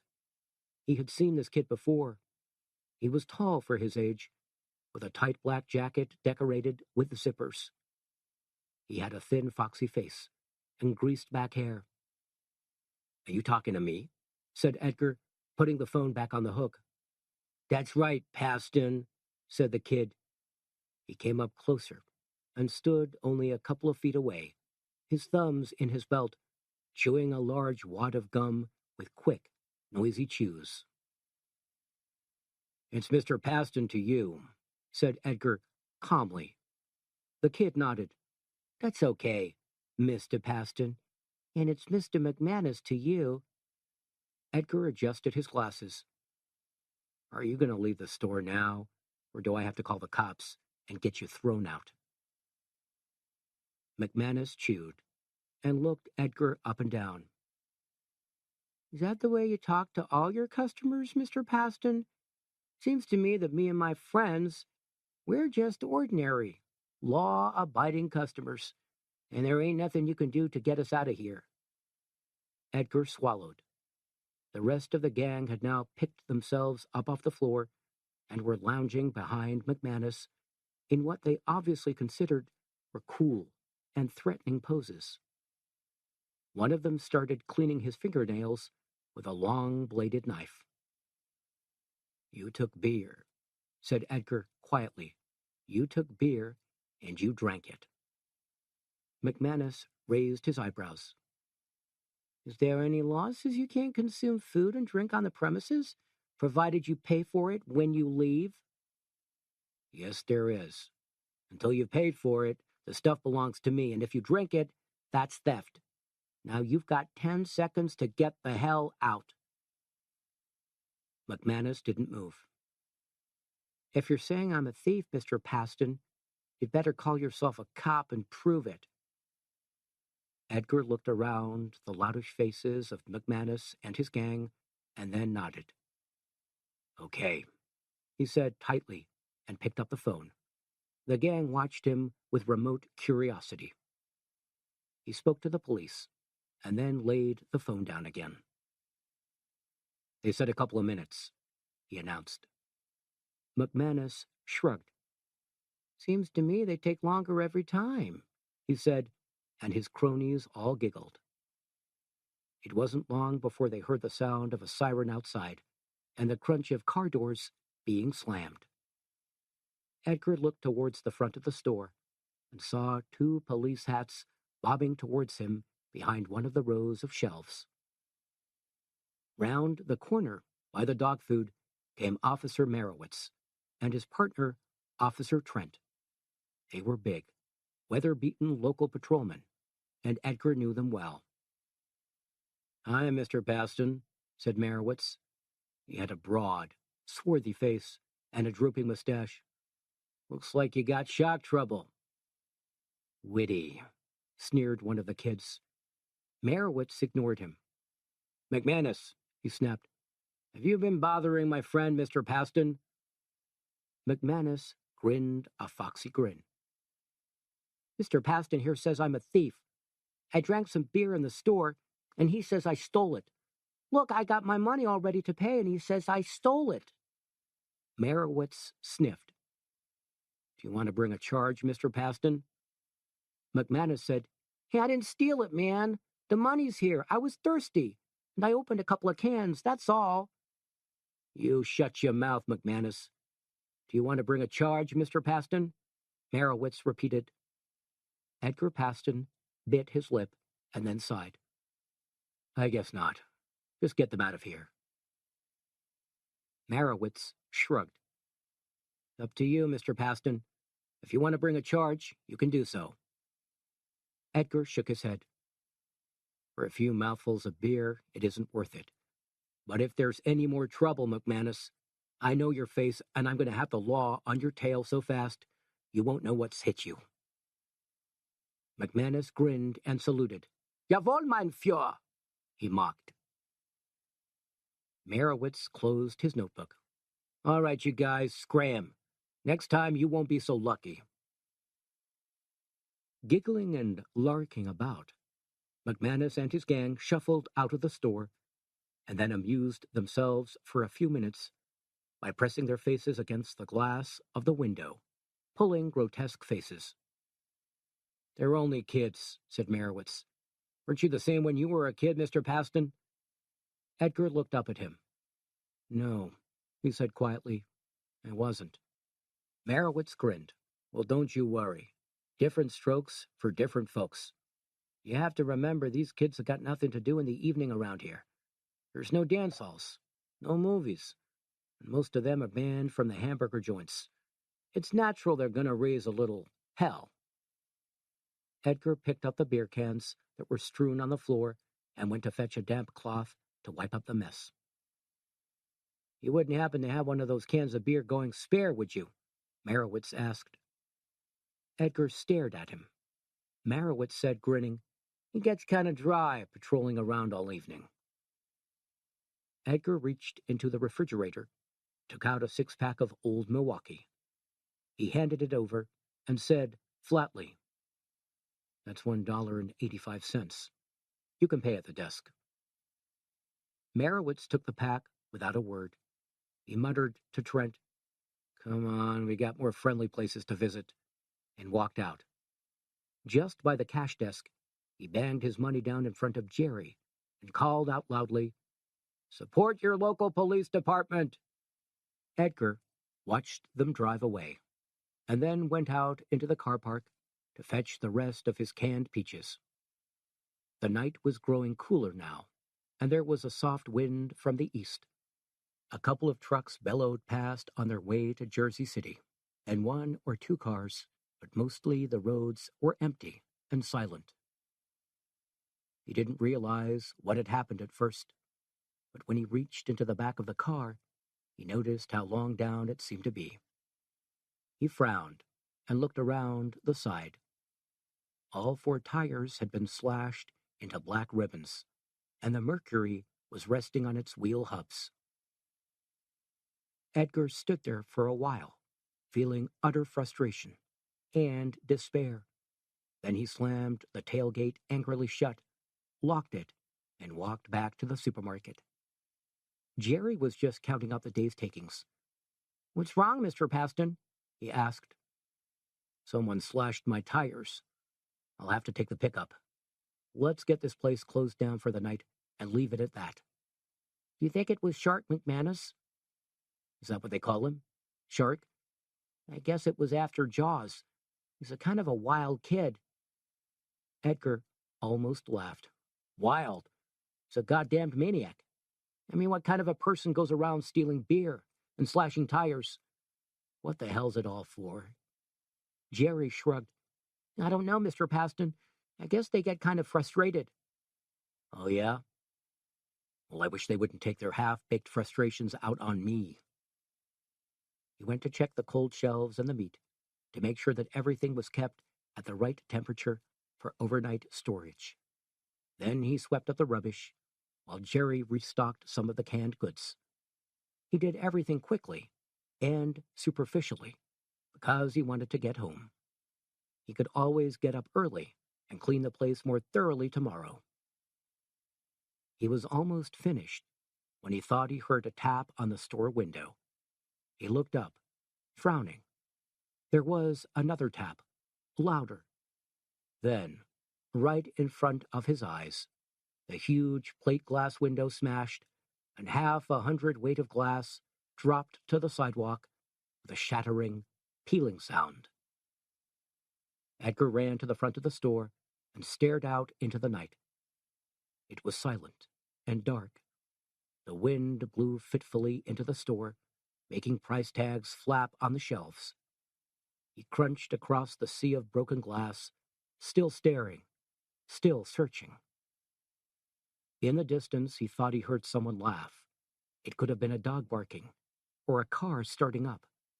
The sound of it was enough to make him shiver. 3. Miami was always quiet in the small hours of the morning, but tonight that silence seemed to be sultry and threatening. As Dr. Leonard Petrie drove through echoing and deserted streets, he sensed in the air the beginning of something new and frightening and strange. 2 or 3 cars and an ambulance passed him as he drove downtown. Out on the expressway, lines of traffic still shuttled backwards and forwards from the airport, and trucks and cars still traveled up and down US 1, heading north for Fort Lauderdale or south for the Keys. It could have been any night of any year in Miami. The radio was playing country music from Nashville, and the hotels along the beach glittered with light. Dr. Petrie swung the Lincoln left on West Flagler and 17th. For the first time, he saw the spreading effects of the plague. There were 4 or 5 bodies lying on the sidewalk, sprawled out and motionless in the light of a store window. They looked as if they were fast asleep. He drew the Lincoln into the curb and got out to take a look. It was a family. A father, middle-aged, with a small mustache. A middle-aged mother and 2 small boys, aged about 8 and 10. It was so unbelievably odd to see them here, on this warm and normal night, lying dead and pale on the sidewalk, that Dr. Petrie was moved to prod the father's body with his toe to see if he were sleeping. The father's hand slipped across his silent chest and rested on the concrete. A police car came cruising up 17th in the opposite direction, and Dr. Petrie quickly stepped across the sidewalk to flag it down. The cop was wearing orange sunglasses, even though it was nighttime, and a handkerchief over his mouth, bandit style. "I'm a doctor," Petrie said. I came around the block and saw those people. They're all dead, I'm afraid. I guess it's the plague." The patrolman nodded. "We're getting cases all over. 6 or 7 cops down with it already. Okay, doctor, I'll call headquarters and notify them about the dead people. Between you and me, though, I don't think they've got enough ambulances to cope. It won't be long before it's garbage trucks." "Garbage trucks?" said Dr. Petrie. He was appalled. He looked back across the street, and the family was lying there, pale and still. The children must have died first, and the mother and father died while trying to nurse them. "You mean?" The cop said, "They don't have enough ambulances, doctor. It's either that or we leave them to rot in the streets." Dr. Petrie rubbed his face tiredly. "Have you seen many like this?" he asked the cop. "A couple of dozen, maybe." "And what are you supposed to do about them?" The cop shrugged. His radio was blurting something about a traffic accident at the West Expressway. "Yeah, we have to report them, that's all. Those are the orders. Report them, but don't touch them." "And that's all? No orders to stop people using the beaches or leaving the city?" The cop shook his head. Dr. Petrie stood beside the police car for a moment, thinking. Then he said, "Thanks," and walked back to his Lincoln. He climbed in, gunned the engine, and drove off in the direction of Donald Forenza's house. The more he heard about the health chief's inactivity, the more worried and angry he grew. If one cop had seen 24 cases, there must be at least 100 sick people in the whole city, and that meant a plague epidemic of unprecedented scale. He drove fast and badly, but the streets were deserted, and it only took him 5 minutes to get out to Coral Gables. He had no trouble in picking out Donald Forenza's house. There were cars picked all the way up the street, including a television truck and a blue and white police car, and every window was alight. He pulled his Lincoln onto the sidewalk and switched off the engine. Over the soft rustling of palm trees and the chirrup of insects, he could hear voices raised in argument. He was greeted at the door by a fat, uniformed cop with a red, sweaty face. "I'm a doctor," Petrie said. "I just came up from the hospital. Is Mr. Forenza home?" The cop scrutinized Dr. Petrie's ID card. He was monotonously chewing gum. "Guess Mr. Forenza's pretty tied up right now, but you can ask. Go ahead inside." Dr. Petrie stepped through the door. The house was crowded with newspaper reporters and television cameramen, all lounging around with cardboard cups of coffee and cans of beer. It was one of those houses that in normal circumstances was guaranteed to make Dr. Petrie wince. There were coach lamps and sculptured carpets, wrought iron banisters, and paintings of horses leaping through the foamy sea. On one wall was a print of a small girl with enormous eyes, out of which 2 fat, sparkling tears were dropping. In the pink-decorated sitting room, Petrie found Donald Forenza, sitting back in a large plastic-covered easy chair, talking to a young reporter from the Miami Herald, and a bald man in a bright sports shirt from UPI. Dr. Petrie recognized a couple of friends from the city health department at the back of the room, and he nodded to them briefly. Tonight was not a night for smiles. "Mr. Forenza," he said crisply, "I'm Dr. Leonard Petrie. I just came from Dr. Selmer, down at the hospital." Mr. Forenza looked up.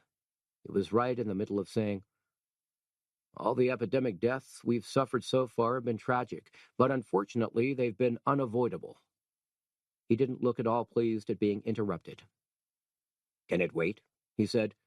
He was a small, pale-faced, curly-headed man wearing a green turtleneck sweater. "I don't think so," said Dr. Petrie. The UPI man turned around in his chair. "Is it something to do with the epidemic? Is it getting worse?" Dr. Petrie didn't look at him. "I came to talk to Mr. Forenza, not to the press." "What's the latest death toll?" persisted the man from UPI. "Has it gone above 12 yet?" Dr. Petrie ignored him. "Mr. Forenza," he said, "I'd appreciate a private word." Mr. Forenza sighed and stood up. "Excuse me, you guys," he said to the two reporters. "I'll be right back."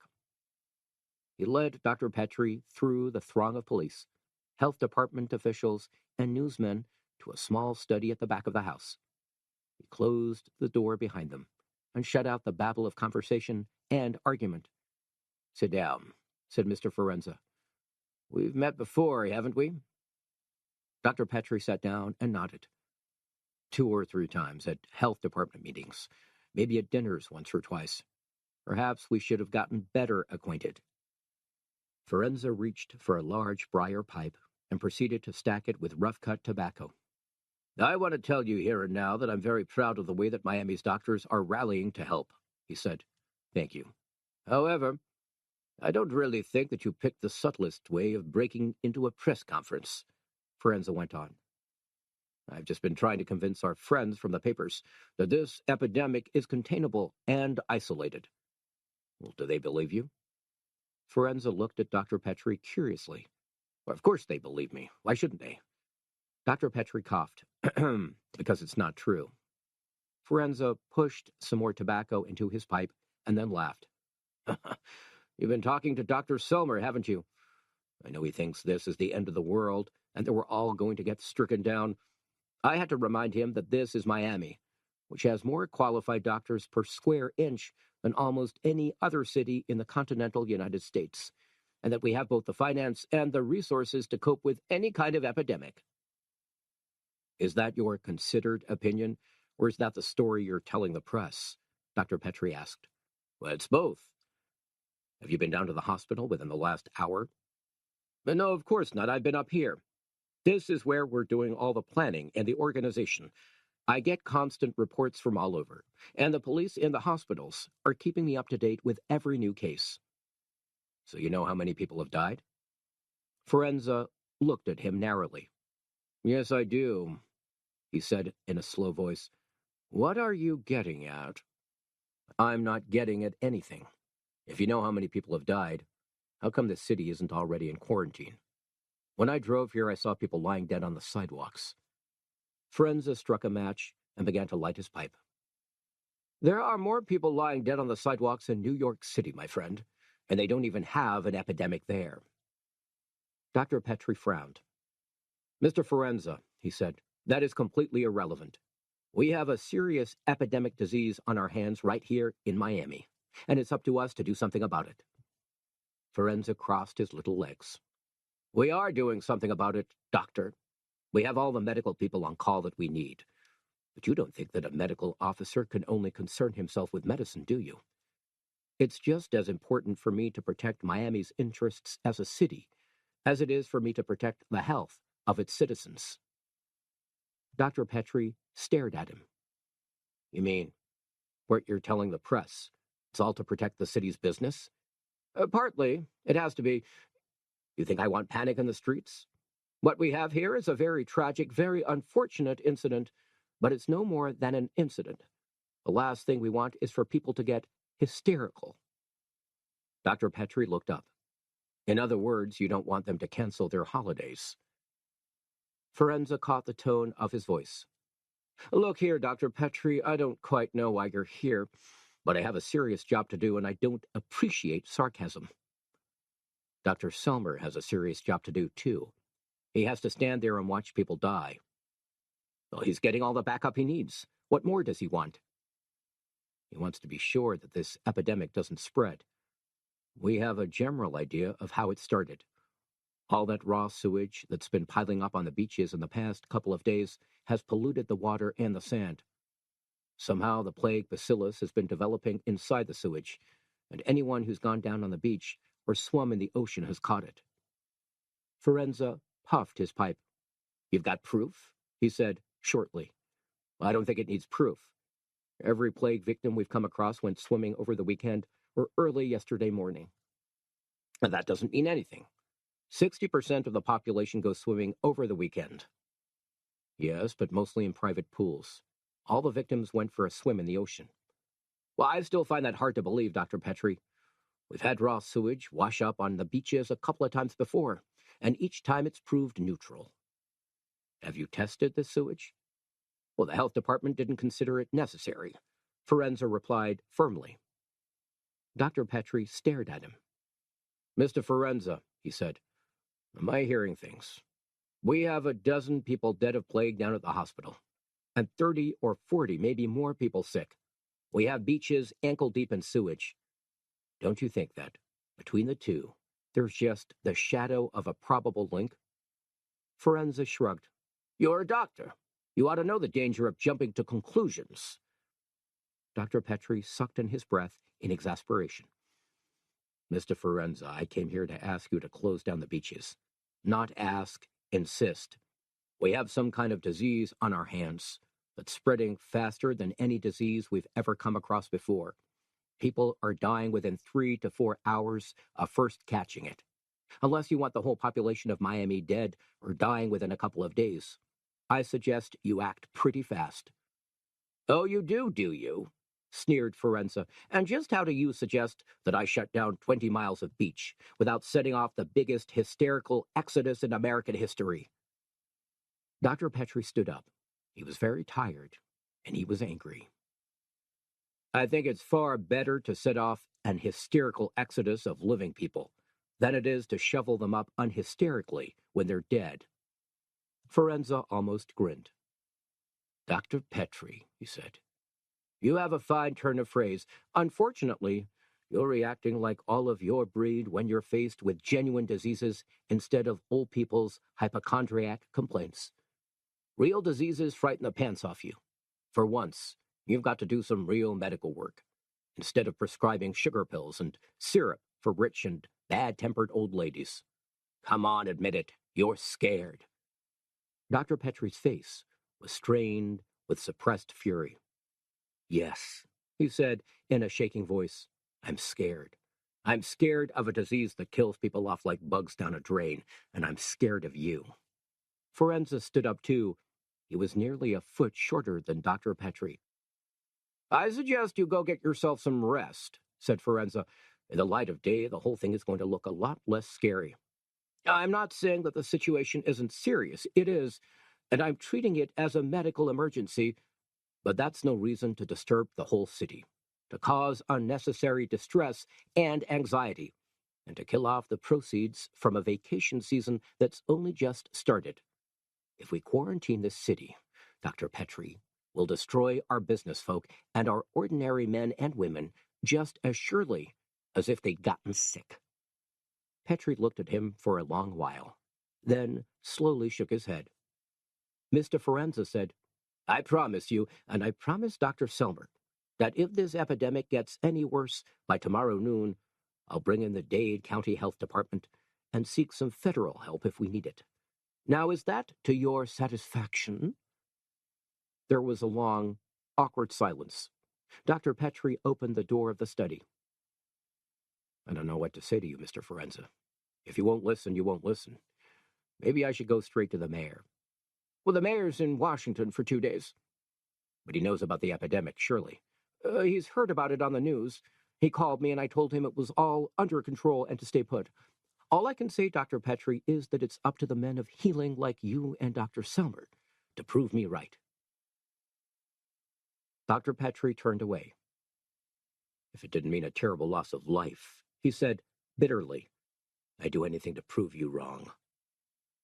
He called Dr. Selmer from the phone booth on the corner of the street and told him what had happened. Selmer sounded frayed and worried, and on the point of collapse.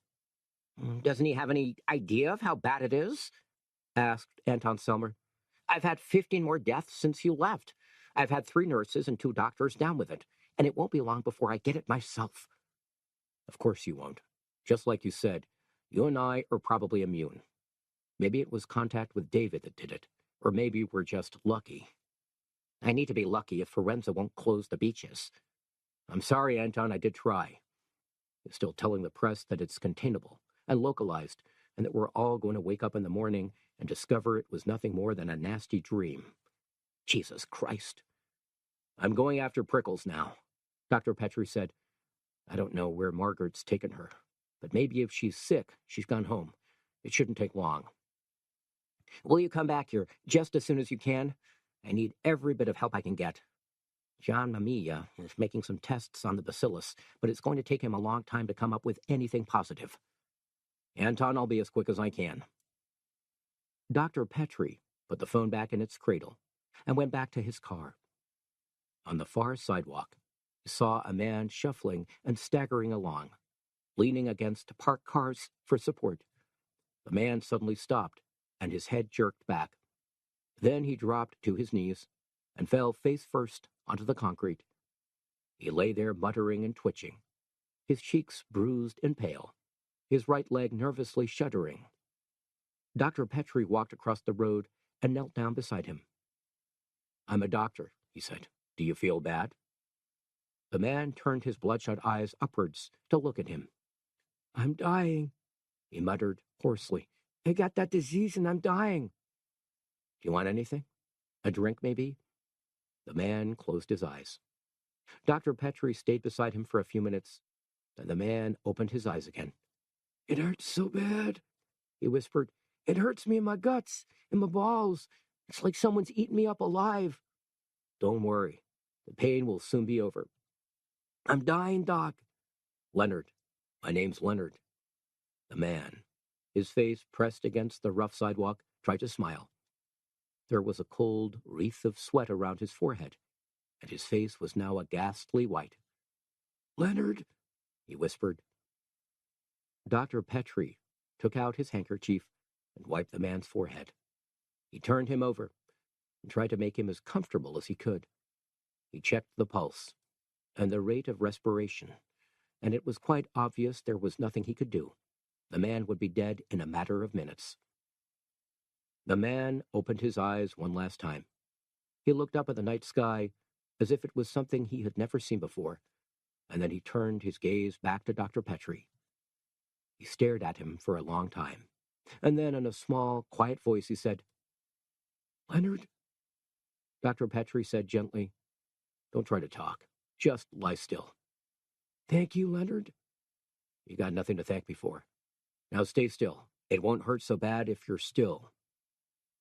The man reached out with cold, sweaty fingers and took Dr. Petrie's hand in his.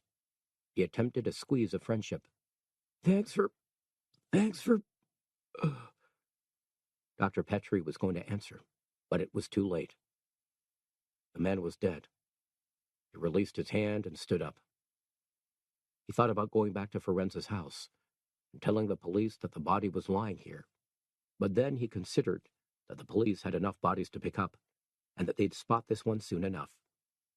Maybe it was better for his freshly dead acquaintance to spend a last night in the open, under the night sky, then be shoveled straight away into the back of a garbage truck. He went back to the Lincoln, climbed in and slammed the door. He felt physically and morally drained. For a moment, he held up his hands in front of him and imagined they were teeming with infected bacilli. The enemy was invisible and endlessly malevolent, and so far there was no way of fighting back. Dr. Petrie released the brake and turned the car east. There was no future in thinking things like that. Right now it was Prickles he wanted, safe, healthy, and happy Prickles. He joined the North-South Expressway and drove up towards North Miami Beach at nearly 70 miles an hour. The ocean was turning pale misty blue on his right, and the sky was growing lighter. The clock in the car reminded him that it was nearly dawn, and that he hadn't slept all night. There was hardly any other traffic at all, and several times he had to pull out to overtake abandoned cars. It was almost light by the time he pulled up outside the White Ranch-style house with the stunted palms. He shut the car door with a bang and strode across the lawn. There were no lights in the house, but Margaret's cream-colored Cutlass was parked in the carport. He went up to the frosted glass front door and rang the bell. There was no answer. He rang again and again and shouted, "Margaret! Margaret! Are you in there? Margaret, it's Len!" He tried to peer in through the sitting room window, but it was too dark to make anything out. He went around the side of the house and tried the side door, but it was locked and bolted. He banged on it a couple of times and shouted his wife's name, But again, there was no reply. Dr. Petrie was just walking back across the lawn towards his car when he turned and saw a bedroom curtain move upstairs. The window opened, and Prickles leaned out. "Daddy?" she called, with a serious frown. "Prickles, listen, give me a couple of minutes, and I'll get you out of there." "I didn't want to go, but Mommy said I had to. Daddy, I'm frightened. Mommy says she's sick. Daddy, I'm real frightened." Dr. Petrie was still standing there when the front door opened. It was Margaret. She was very pale, and she was wearing a red, flowery wrap. It gave him an odd sensation to see her there, because she was at once so familiar and so hostile.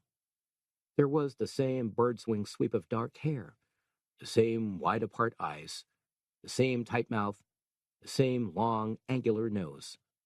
But there was something else as well, a blank stare of bitter resentment and dislike. "Margaret," said Dr. Petrie, walking back across the lawn towards her. "Are you all right? Prickles said you were sick." Margaret attempted a smile. "I have been unwell, Leonard, if that interests you." Dr. Petrie pointed up to the bedroom window. "Why did you take her back? I thought you were going to Fort Lauderdale to see your mother." Margaret was holding the door so tight that her knuckles were white. "So you care about her when it suits you," she said slurrily. "Look, Margaret, are you sick or what? What's the matter with you?" "I'm fine now. I was a little under the weather, but I'm fine." "You don't look fine. You look terrible." Margaret laughed humorlessly. "You don't look so good yourself. No, why don't you just get out of here and leave us alone?"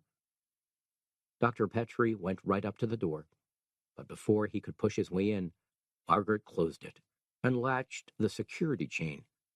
She peered at him through the 4-inch gap that was left, like a suspicious animal in its darkened den. He tried to force the door, but it wouldn't budge. "Margaret," he warned, "open this door." "You're not coming in, Leonard. I won't let you. Just go away and leave us alone." "Margaret, you're sick. You don't know what you're saying. You could have the plague. There are people dying in the streets. I've seen them." "Go away, Leonard. We can manage without you." Dr. Petrie slammed his shoulder against the door. The security chain was wrenched in its screws, but it stayed firm. "Margaret, you're sick. For Christ's sake, think of Prickles. If you're sick, then she's going to get sick, and that could mean that both of you die." Margaret tried to close the door completely, but Dr. Petrie kept his foot jammed in it and wouldn't let her. He was so busy trying to wrench the door open that he didn't hear the car stop in the road or see the two men walking slowly across the lawn towards him. It was only when Margaret looked up and the cop said, "Okay, Superman, what's going on here?" that he realized what was happening. The policeman looked tired and hard-faced. One of them was standing a little way back with his hand on the butt of his gun. The other was right up behind him, with his arms akimbo. They both wore sunglasses, and they both had knotted handkerchiefs around their necks, ready to pull over their nose and mouth in case of plague duty. Dr. Petrie pushed back his hair from his forehead. He knew how disreputable he must look after a whole night without sleep. He said weakly, "This is my house. This was my house." "This was your house," said the cop. "What's that supposed to mean?" "This was my house, and this lady was my wife. We were having a slight argument, that's all." The cop strained his eyes to see Margaret standing in the shadows of the hall. "Is this true, ma'am?" Margaret sounded so different that Dr. Petrie could hardly believe it was the same person. Instead of speaking harshly and bitterly, she was like a pathetic little girl, all weak and heartbroken and begging for sympathy. "I was only trying to reason with him, officer. He went crazy. Look, he broke the door. He went absolutely crazy. He said he was going to beat me up and take my little girl away." Dr. Petrie stared in amazement. "But this is preposterous. The cop reached down and calmly attached a handcuff to Dr. Petrie's wrist. "I have to advise you of your rights," he said. "You have the right to remain silent. You have the right to—" "I didn't do anything," snapped Dr. Petrie. "My wife came around to my place and took my little girl without my permission. Now she's sick with the plague and she won't let me take my daughter back. For God's sake, look at her. She's sick with the plague. If you take me away, my daughter's going to catch it and die. Don't you understand that? The second cop was opening the police car doors. The first cop said, "Listen, sir, we've all had a very trying time recently with this epidemic. You know what I mean? I picked up a guy for breaking in a TV store just half an hour ago. He said his old granny was dying of sickness, and he wanted to make her last hours happy by letting her watch TV. It's an emergency situation. Lots of people are trying to take advantage of it. Well, let's go, huh?" Dr. Petrie said, "I don't suppose it would make any difference if I told you I was a doctor." The cop pushed him into the car and sat down beside him. The second cop settled himself down behind the steering wheel and pulled away from the curb, siren whooping and lights ablaze. "You're a doctor, huh?" answered the cop after a while. "Well, maybe you ought to be out there healing some of these sick people instead of bothering your ex-wife." Dr. Petrie said nothing. The police car squealed onto the north-south expressway and sped downtown. They took his money, his keys, and his necktie, and locked him in an open-barred cell with 2 black looters and a drunk. He was exhausted, and he lay on the rough gray blanket of his bed and slept without dreams for 4 hours. It was 11 o'clock when he woke up, feeling cramped and sore, but slightly more human. The drunk had gone, and the 2 Negroes were left by themselves, murmuring quietly to each other. He sat up and rubbed his face. There was a small basin in the corner of the cell, and he splashed cold water over himself and wiped himself dry with his handkerchief. He went to the bars and looked out, but there was no sign of anyone. Nothing but a gray-painted corridor and a smell of body odor and carbolic soap. He turned around to the blacks. "What do you have to do to get some service around here?" The blacks stared at him briefly and then went back to their conversation. "I'm a doctor," Petrie insisted, "and I want to get out of here." The blacks stared at him again. One of them grinned and shook his head. "They don't let nobody out today, man. It's emergency regulations. Anyway, if things don't get much better out there on the streets, maybe you're safer where you're at." Dr. Petrie nodded. "You're probably right. What do I have to do to get some attention?" The other black said, "This ain't the Doral on the ocean, man. This is the slammer in the city." They both laughed, then resumed their talk. Dr. Petrie went to the bars and shouted, "Guard!" The black stopped talking again and watched him. He waited for a while and then shouted, "Guard! Guard! Let me out of here!" A few more minutes passed, and then a young policeman with rimless spectacles came down the corridor, jangling a bunch of keys. "You Dr. Petrie?" he asked. "That's right. I want to see my lawyer." "You don't have to. You're free to leave." The guard unlocked the cell, and Dr. Petrie stepped out. One of the blacks said, "So long, honky. Have a nice day." And the other laughed. Dr. Petrie was ushered back to the police station desk, where the 2 arresting officers had brought him that morning. Adelaide was there, with dark rings under her eyes. She was still wearing the buttermilk-colored dress in which he had picked her up last night. "Leonard, are you all right? Oh, God, I was so worried." She came up and held him close, and he was so relieved to feel her and see her that he felt tears prickling in his eyes. The desk sergeant said, "When you're quite finished the love tableau, would you please mind signing for these personal possessions?" Dr. Petrie signed. "Listen," he told Adelaide as he tied his necktie, "I have to get back to the hospital. I promised Dr. Selmer." "It was Dr. Selmer who told me you were missing," Adelaide said. "He called at the house to see if you were there. When I said you weren't, he called the police, and they found out that you were here. I came straight over." "Have they closed the beaches yet?" he asked her, as they walked out of the tinted glass doors of the police station into the brilliant mid-morning sunlight. "Not yet. The news says that it's serious, this plague, but the people mustn't get too worried. It doesn't make sense. What the newspapers are saying and the TV, it doesn't seem to tie up at all. I've seen people sick in the streets, and yet they keep saying there's nothing wrong." Dr. Petrie looked around. The sky, with its usual imperturbable blue, flecked with shadowy white clouds.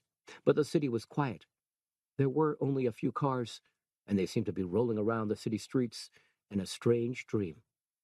Some of them were piled high with possessions, chairs, tables, and mattresses, and it was obvious that the few people who had realized what was going on were getting out as quick as they could. The sidewalks, usually crowded with shoppers and tourists, were almost empty. People who needed to go for food or drink were hurrying back to their cars and avoiding strangers like the plague, thought Dr. Petrie bitterly. "Have you seen any bodies?" he asked Adelaide. She shook her head. "I've heard, though," she said quietly. "I caught a taxi, and the taxi driver said he'd seen people lying on the ground, dead." "I saw a whole family last night," Dr. Petrie said. "It was awful. They were just lying on the sidewalk. I can't understand how Donald Forenza has kept this under wraps for so long." "Are you going back to the hospital?" Adelaide asked. "Well, I have to." "Do you want me to come with you?" He shook his head. "Oh, it's too risky. The hospital is full of infection. I don't know why on earth I haven't caught the plague yet, but Dr. Silmer reckons that a few people could be immune. Maybe I'm one of them." Adelaide held his arm. "Maybe? Leonard, what if you go to the hospital and, well, what if I never see you again?" She looked away. "Adelaide, I'm a doctor. This city is dying around us. Look at it. Have you ever seen downtown Miami as quiet as this on a Tuesday lunchtime? I have to find out what's going on, and I have to help." "Leonard, I'm not leaving you. Not again. I've just spent the most frightening night of my life, waiting for you to come back, and I'm not going to let it happen again." A cab was parked at the corner. The driver, a squat middle-aged man in a straw hat, was calmly smoking a cigar and sunning himself as he leaned against the trunk. Dr. Petrie walked over, holding Adelaide's hand, and said, "Will you take me to the hospital?" The taxi driver looked him up and down. "You sick?" he asked. "No, I'm a doctor." The man reached behind him and opened the door. "That'll be $40, he said, without taking the cigar out of his mouth. $40? What are you talking about? That's a $2 ride at the most." The taxi driver slammed the door shut again. "That's the price. $40 or no trip." Dr. Petrie said firmly, "Come on, Adelaide. We'll find ourselves a cab driver with some goddamned morality." The taxi driver was unfazed. "Mister," he said, "you can search all day. All the moral cab drivers have taken their taxis and headed north. So has anyone else who's realized what the hell's going on in this town." Dr. Petrie reached for his wallet and peeled off 3 $10 bills. "Here's 30. Take me down to the hospital, and you'll get the other 10. But don't think for one moment that I enjoy paying money to a flake like you." The taxi driver tucked the cash in his shirt pocket and opened the car door.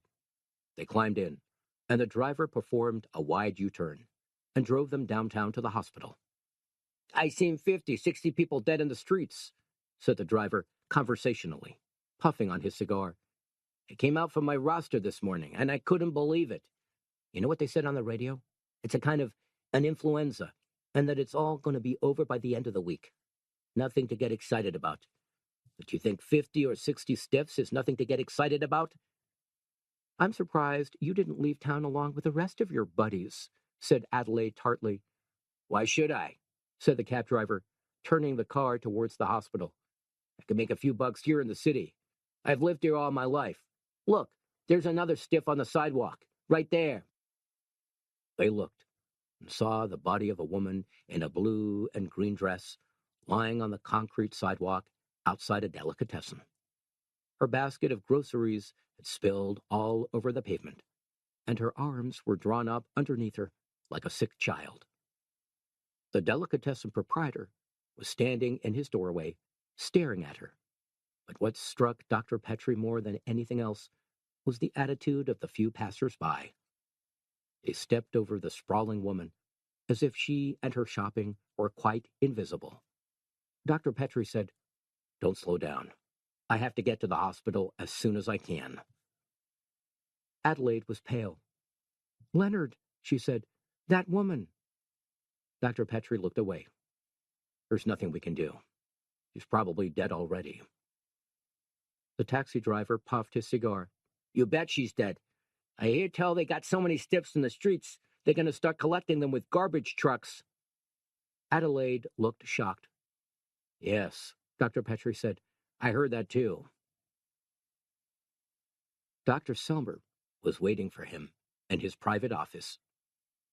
The corridors outside were jammed with medical trolleys, and the weeping and wailing relatives of the dead were adding to the confusion of amateur ambulance drivers and local doctors who had been brought in to console the sick.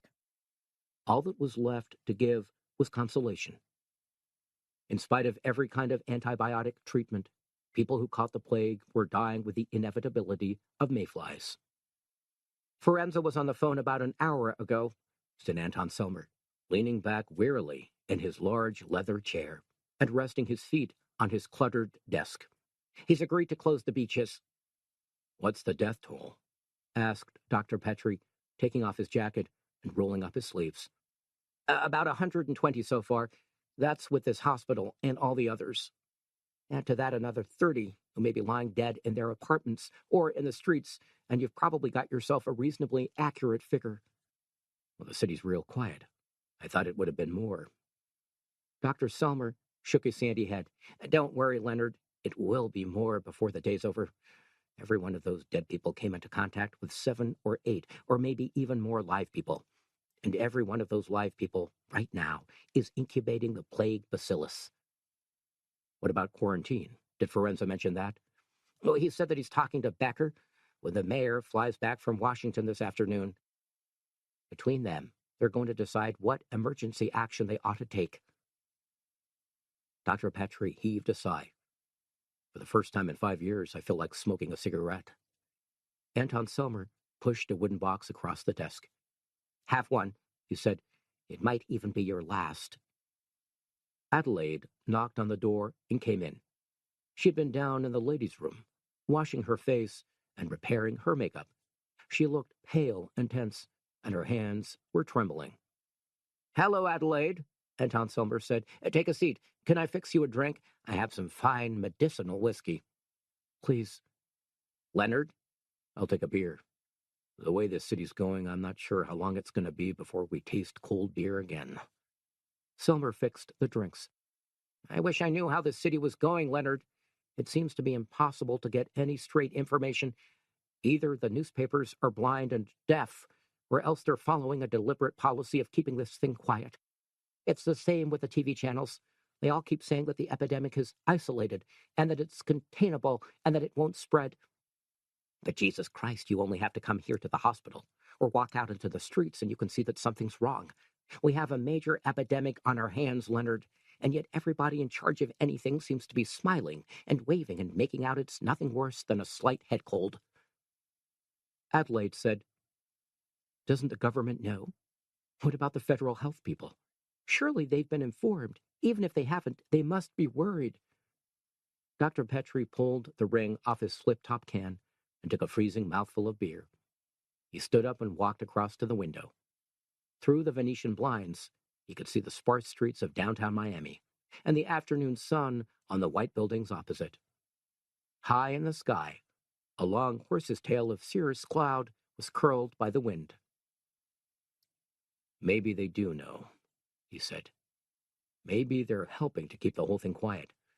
I haven't heard any airplanes coming out from the airport this morning, Anton. Oh, that, said Dr. Selmer. As a precautionary measure, the baggage handlers at Miami International Airport have suddenly decided to go on strike, which means all Miami flights are being diverted to Palm Beach or Tampa. Well, that's convenient. Maybe Forenza does take this plague more seriously than we think. What about boats? Dr. Selmer shrugged. I don't know, but I guess they're working the same kind of stunt there. Why no official quarantine? Frowned Dr. Petrie.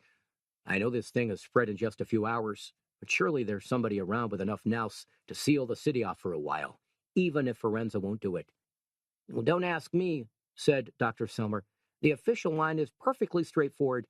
We have a minor epidemic of something akin to Spanish influenza, which we expect to have run its course by the end of the week. I've seen it on the television, and I've read it in the paper. Here. He leafed through a stack of letters and manila files and produced the morning's paper. The main headline read, 20 die in influenza outbreak. That's incredible, Adelaide said. There are people lying around in the streets dead. Why don't they print the truth? Dr. Petrie shuffled through the newspaper until he found the telephone number of its city desk. Without a word, he picked up Dr. Selmer's phone and dialed. He waited while it rang, and Adelaide and Anton watched him in tense anticipation. The girl on the newspaper's switchboard answered, and Dr. Petrie asked for the city desk. There was a long pause, and then finally he was switched through. A nasal, surly sub-editor answered. "Can I help you?" "Maybe you can. My name is Dr. Leonard Petrie, and I'm down at the hospital here with Dr. Anton Selmer. Look, I've just seen your morning edition, and it doesn't seem to bear any relation to what we know to be the real facts." "I see. What we have here is a form of Pastorella pestis, which is the medical name for plague. It's very virulent and very dangerous. And so far as we know to date, almost 150 people have died. By the end of the day, it could be 5 or 6 times that figure." There was a silence. The sub-editor coughed and then said, "Well, Dr. Petrie, your theory is very interesting." "What are you talking about? These are facts. I've seen dead people on the streets myself." "Oh, sure." "Aren't you interested? Isn't this newsworthy? Or have you gotten so goddamned deadened to violence that when 150 Miami residents die of the plague, it only rates 2 lines on the inside page?" "I'm not deadened to violence, Dr. Petrie. I'm simply doing my job." Dr. Petrie frowned. "I wish I knew what your job was. So far it seems to amount to out-and-out misrepresentation." "I resent that, Dr. Petrie." "Oh, you do, huh? Well, I resent a newspaper that deliberately obscures the truth." The sub-editor sighed. "Dr. Petrie, we're not dummies. We know what's going on, and so does City Hall and the County Health Department and the U.S. Disease Control people in Washington." "Well, there isn't much evidence of it." "Well, of course not. We've already been briefed along with all of the other media that we have to play this thing right down. No screams, no shouts." "No facts," said Dr. Petrie, incredulous. The sub-editor sighed again. "Dr. Petrie, do you have any idea what would happen if the majority of people in Miami became aware that this plague was loose in the city? Panic, looting, robbery, violence. The city would die overnight.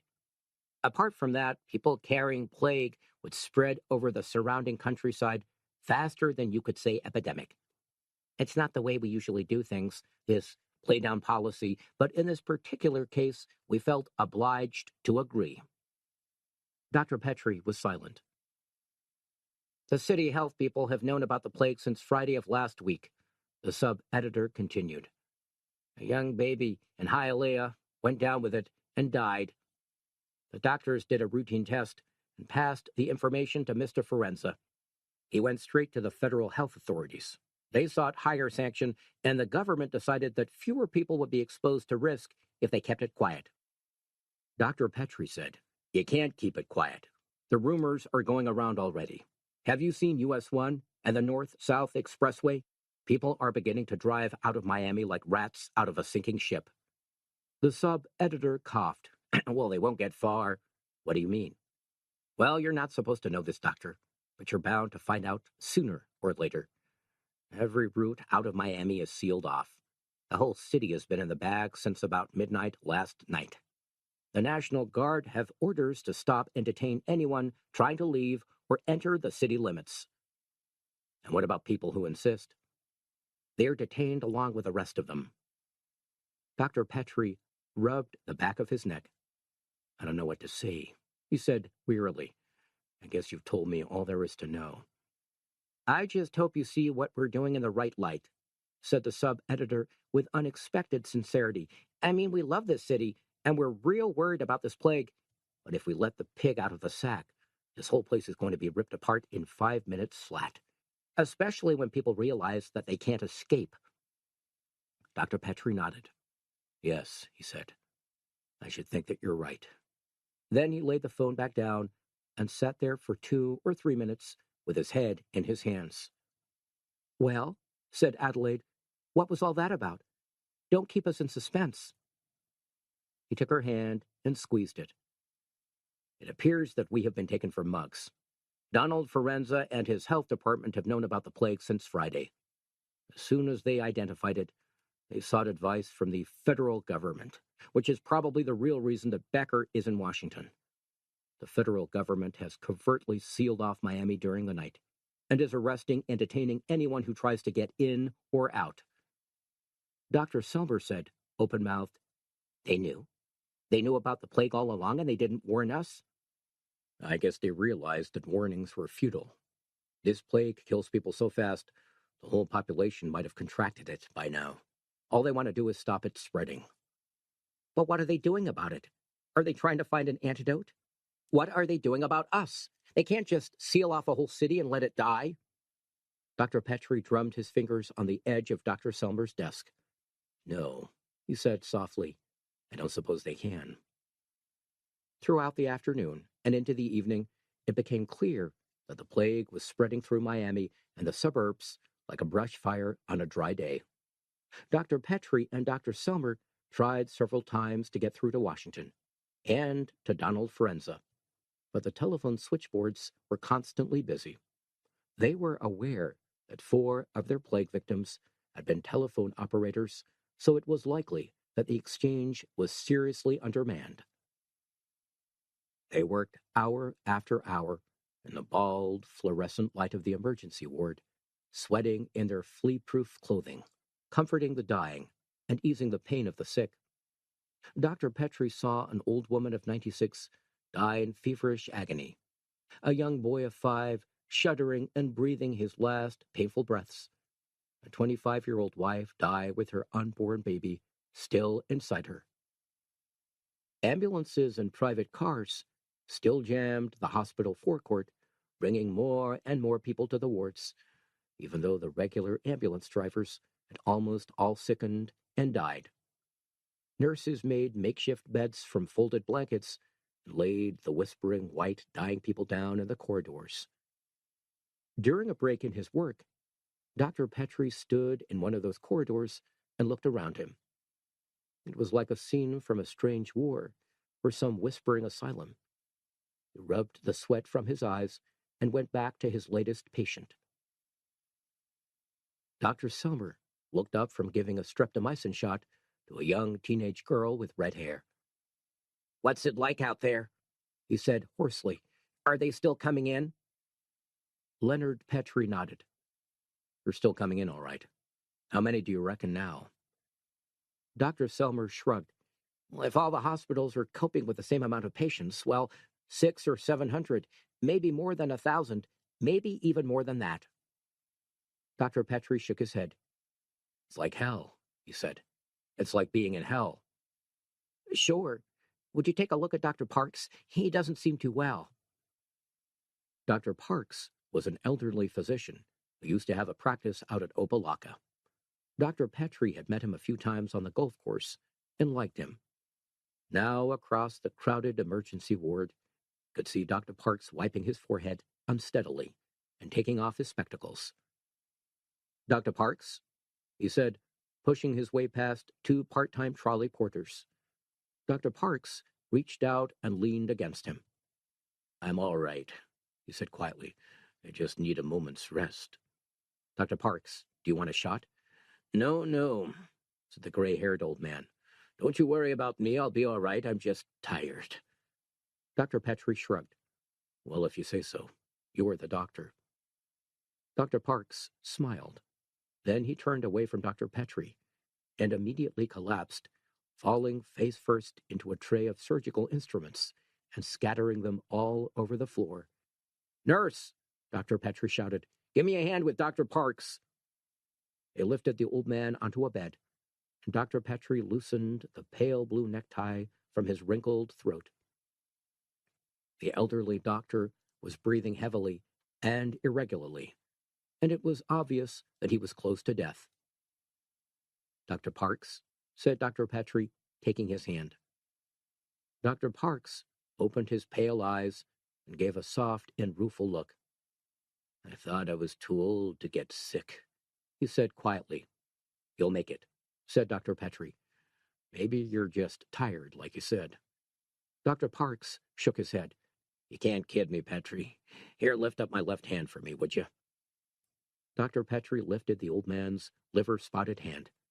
There was a heavy gold ring on it, embossed with the symbol of a snake and a staff, a classical sign of medical healing.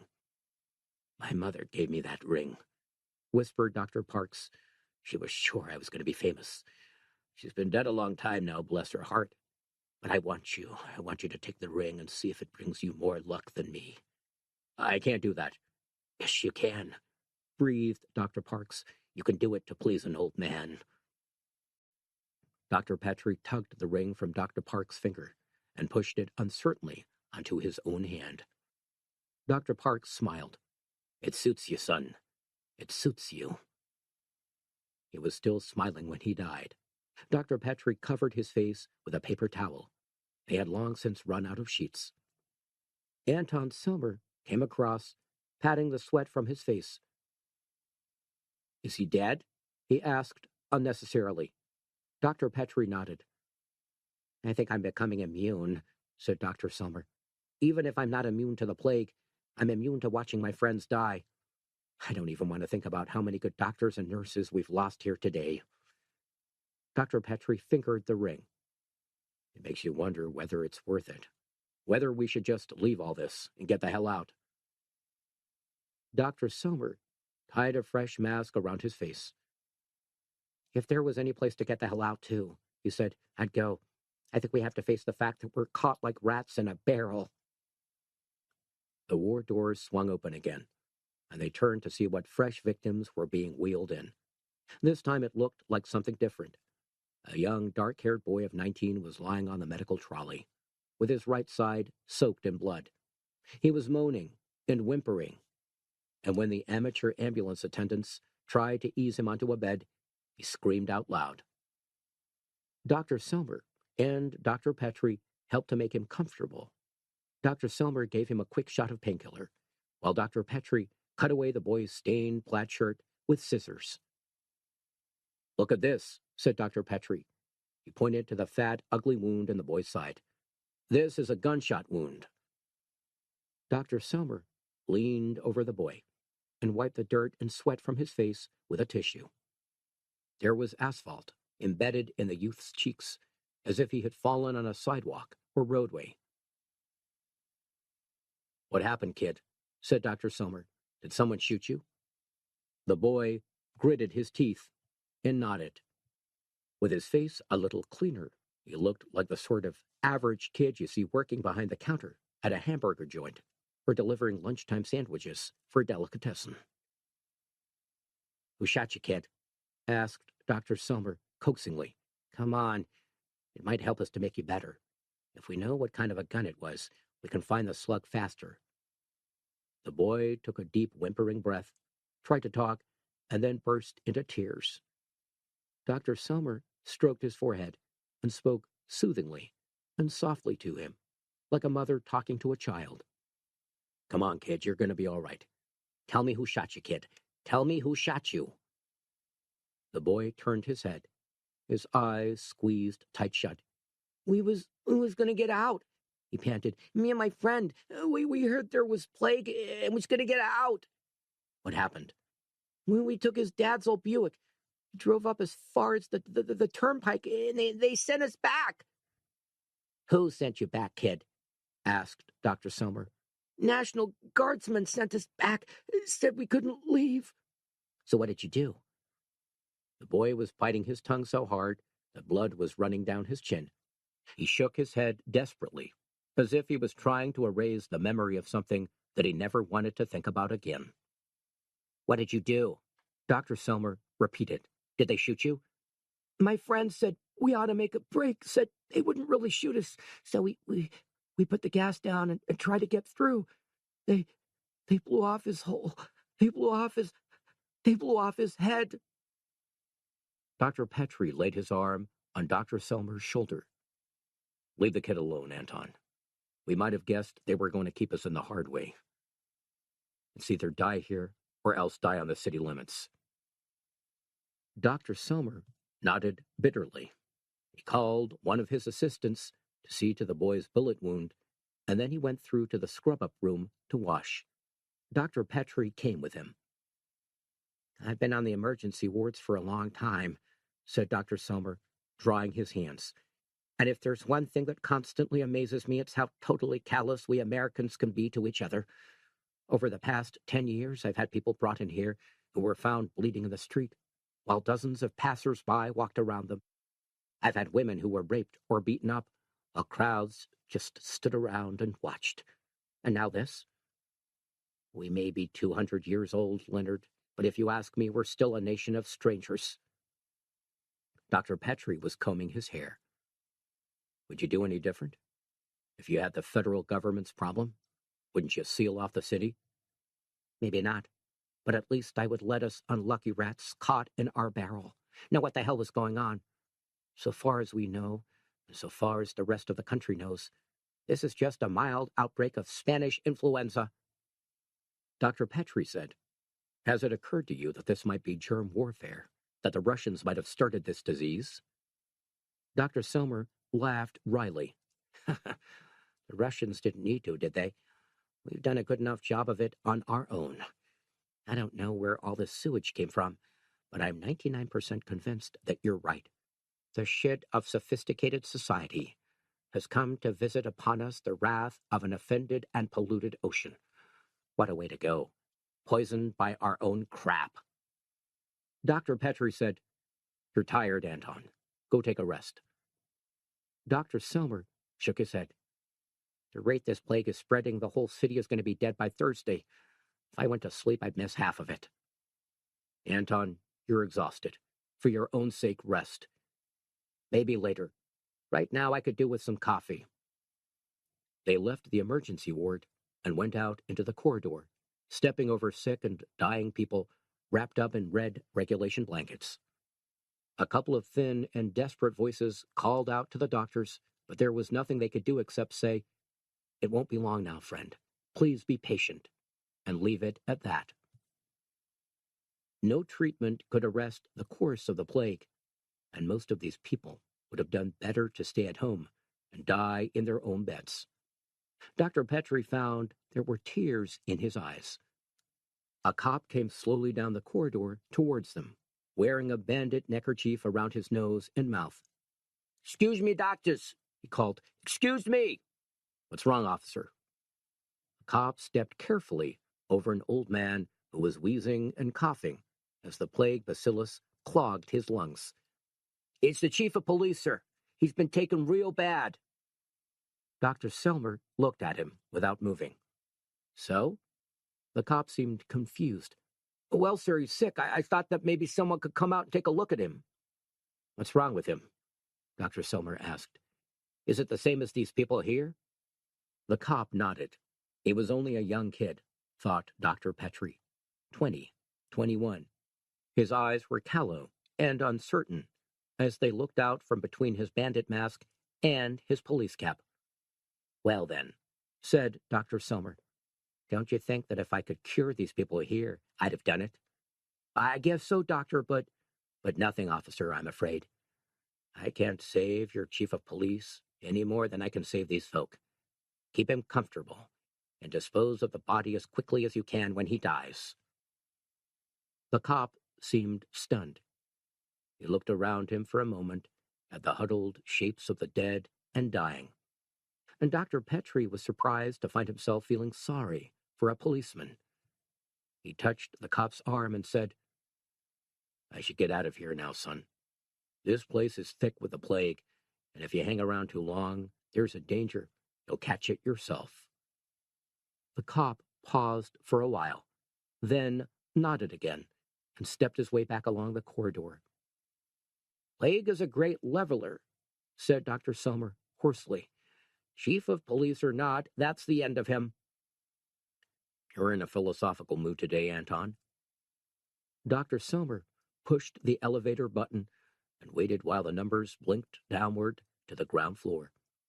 "I think I'm entitled to be," he replied bluntly. Adelaide was still waiting in Dr. Selmer's office.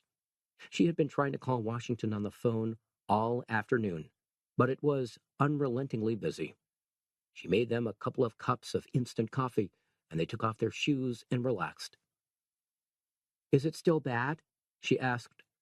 She sat beside Leonard, stroking his forehead, and he loved the touch and the fragrance of her. It almost made the carnage of the wards seem like a half-forgotten nightmare, and nothing more.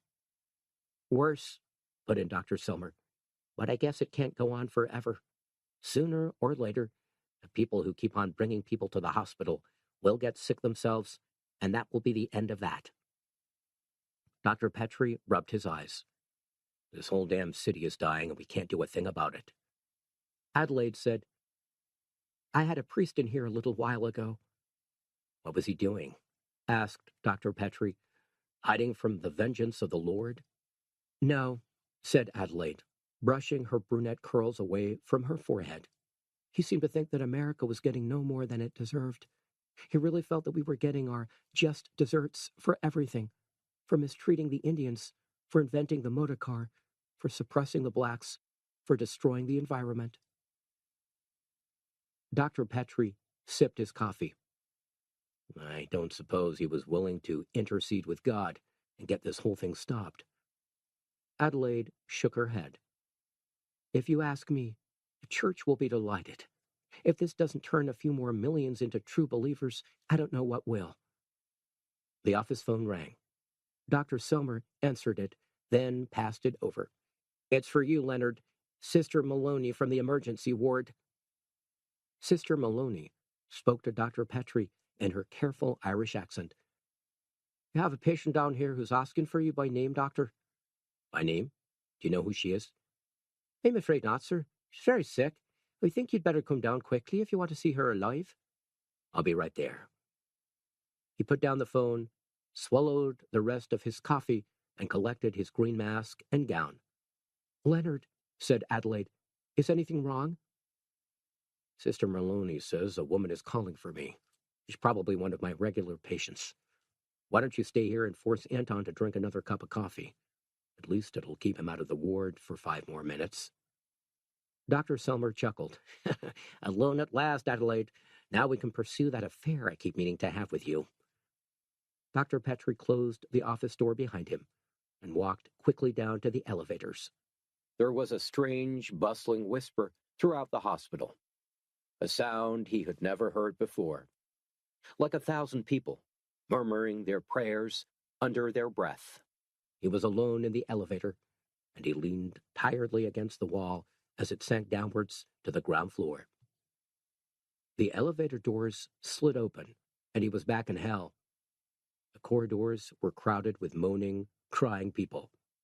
There were people lying white-faced and shuddering against the walls, people coughing and weeping, people hunched silently on the floor. The plague had taken both the rich and the poor. There were elderly widows, tanned by years of Florida sun, dying in their diamonds and their pearls. There were waitresses and mechanics, shop assistants and chauffeurs, hotel managers and wealthy executives. Anyone who had swum in the polluted ocean was dying, and anyone who had talked to them or touched them was dying too. Dr. Petrie, grim-faced, stepped carefully through the plague victims and pushed open the door of the emergency ward. Sister Maloney, wearing a big white surgical gown and a surgical mask, was waiting for him. "Where is she? Is she still alive?" "Only just, doctor, I'm afraid. It won't be many minutes now." Dr. Petrie put on his gown and mask and followed Sister Maloney into the crowded ward. He had to squeeze his way past the bedside of a 24-year-old policeman called Herb Stone, who was now in the final stages of sickness. His face was gray, and he was muttering incoherently.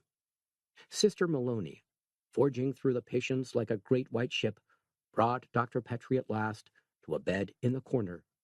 A woman was lying on it with dark circles under her eyes, clutching a soiled blanket and shaking with uncontrollable spasms. Dr. Petrie leaned forward and looked at her closely. He felt a long, slow, dropping feeling in his stomach. The woman opened her eyes and blinked at him through the glare of the ward's fluorescent light. "Leonard," she whispered, "I knew you'd come." "Hello, Margaret," he said quietly. "Are you feeling bad?" She nodded and tried to swallow. "I'd sure like a drink of water." "Sister, could you get me one, please?" Dr. Petrie asked. Sister Maloney steamed off for him, and Dr. Petrie turned back to his former wife. "Where's Prickles?" he asked. "Is she safe?" Margaret nodded again. "I left her with Mrs. Henschel next door. She's all right, Leonard. She didn't catch anything." "You can't be sure." Margaret looked at him for a while. "No," she whispered. "I can't be sure." "Is there anything you want me to do? Are you comfortable?" "It hurts a little, not much." He reached out and took her hand. He could hardly believe that, less than 2 years ago, he had lain side by side in bed with the same woman, that he had kissed her and argued with her, and that he had actually given her a child. He remembered her in court, in her severe black suit.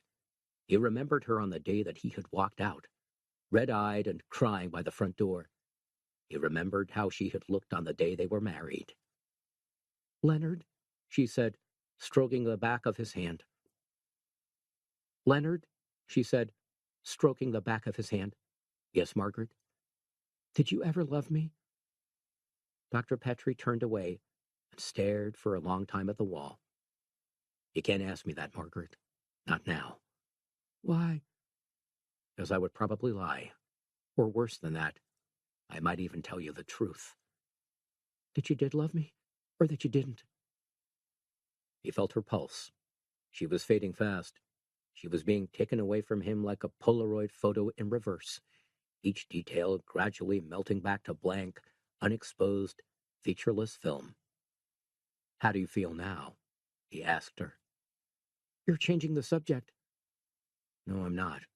I'm trying to treat you like a doctor treats a patient." "Leonard, didn't you ever love me? I mean, really, really love me?"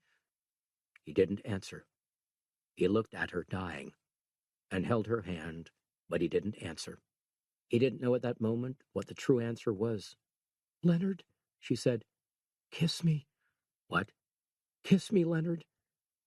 He saw that she was almost dead. Her eyes were glazing, and she could barely summon the breath to speak.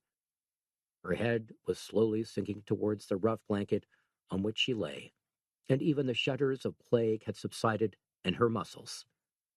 There was no time to decide whether to kiss her. Instead, he pulled the blanket over her face. Sister Maloney, busy with a sick boy, said, "Has she gone, Dr. Petrie?" Dr. Petrie nodded. "Yes, sister, she's gone." As he passed by, Sister Maloney laid a hand on his sleeve. Her sympathetic green eyes showed above her surgical mask. "Was she someone you knew rather well, Dr. Petrie?"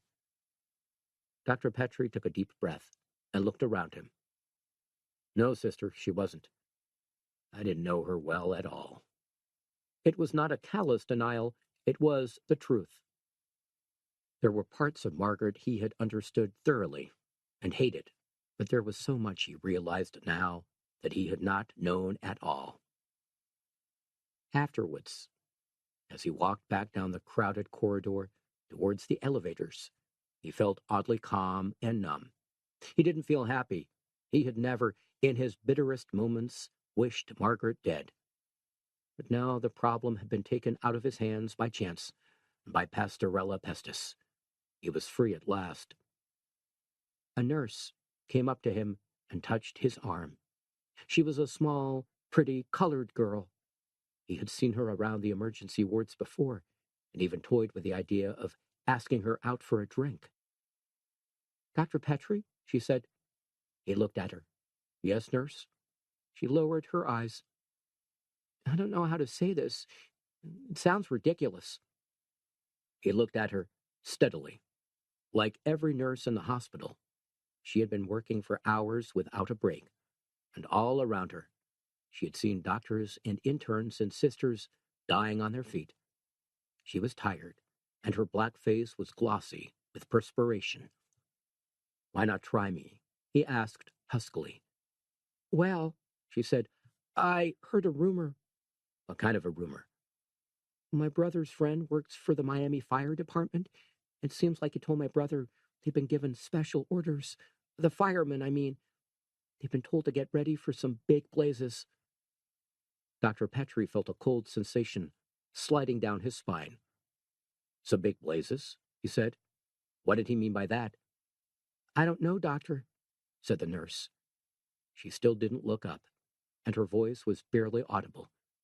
I guess they mean to burn the city. Dr. Petrie let the words sink in. I guess they mean to burn the city. It was a medieval way of dealing with an epidemic. But then, all things considered, they were faced with a medieval situation. For the first time in 100 years, they had a raging disease on their hands that modern medical treatments could neither suppress nor deflect. He reached out and gently lifted the nurse's chin. I'm not going to pretend I don't believe you, he said, because I've seen enough of this administration's tactics to believe it could be true. You might as well know that Miami has been thrown to the wolves. The city is surrounded by National Guardsmen, and there's no way out. She held his hand for a moment, and then nodded. I guess they would do that, she said simply. They stepped back for a moment, while a medical trolley was pushed between them, carrying a shivering, middle-aged woman in a soiled white summer coat. Well, said the colored nurse, I suppose I'd better get back to work, Dr. Petrie said as she turned. You could try to escape, you know. You could run away. She looked back. Run away? You mean right out of Miami? That's right. Right out of Miami. But there are people here who need me. How could I leave my patients? Nurse, said Dr. Petrie, you know and I know that they're all going to die anyway. You don't think that anything you can do will prevent that? No, I don't, she said, without hesitating. But it's my duty to stay with them and do whatever I can. It's only human. Dr. Petrie said, you know that you'll die yourself, don't you? She nodded. He didn't say anything else, just looked at her and thought what a waste it was. She was young, and she was black, and she was pretty, and she had everything in the world to stay alive for. Now, because of some crass and destructive official bungling, she was going to die. Doctor, she said quietly, I know what you're thinking. He looked away, but she stepped up to him again and laid her hand on his arm. Doctor, we're all human here. We're nothing special, just ordinary people. I want to stay because that's my choice, but maybe you want to go. Doctor, you don't have to seek my approval to do that. You only have to walk right out of here and take your chance. I have a daughter, he said in a trembling voice. The nurse smiled and shook her head. There's no reason to make excuses. Not to me, nor anyone. Just go, Dr. Petrie. He bit his lip, then turned away to the elevators. The last he saw of the colored nurse was her forgiving, resigned, and understanding face as the elevator doors closed between them. There are some people, he thought, whose devotion makes everything else around them seem tawdry and irrelevant. Dr. Selmer was fast asleep on the couch when Dr. Petrie returned to the office. Adelaide was sitting beside him, reading a medical magazine and yawning. Well, that didn't take long, she said. He sat down next to her and rubbed his eyes. It was Margaret, he said wearily. She just died about 5 minutes ago. Adelaide slowly put down her magazine. Margaret? She said, shocked. She's dead, Adelaide. She had the plague. She reached over and grasped his wrist. Oh, Leonard, oh God, I'm sorry.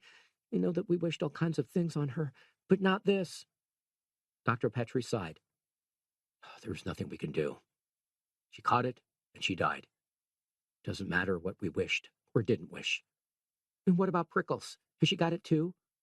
I don't know. Margaret said she hadn't.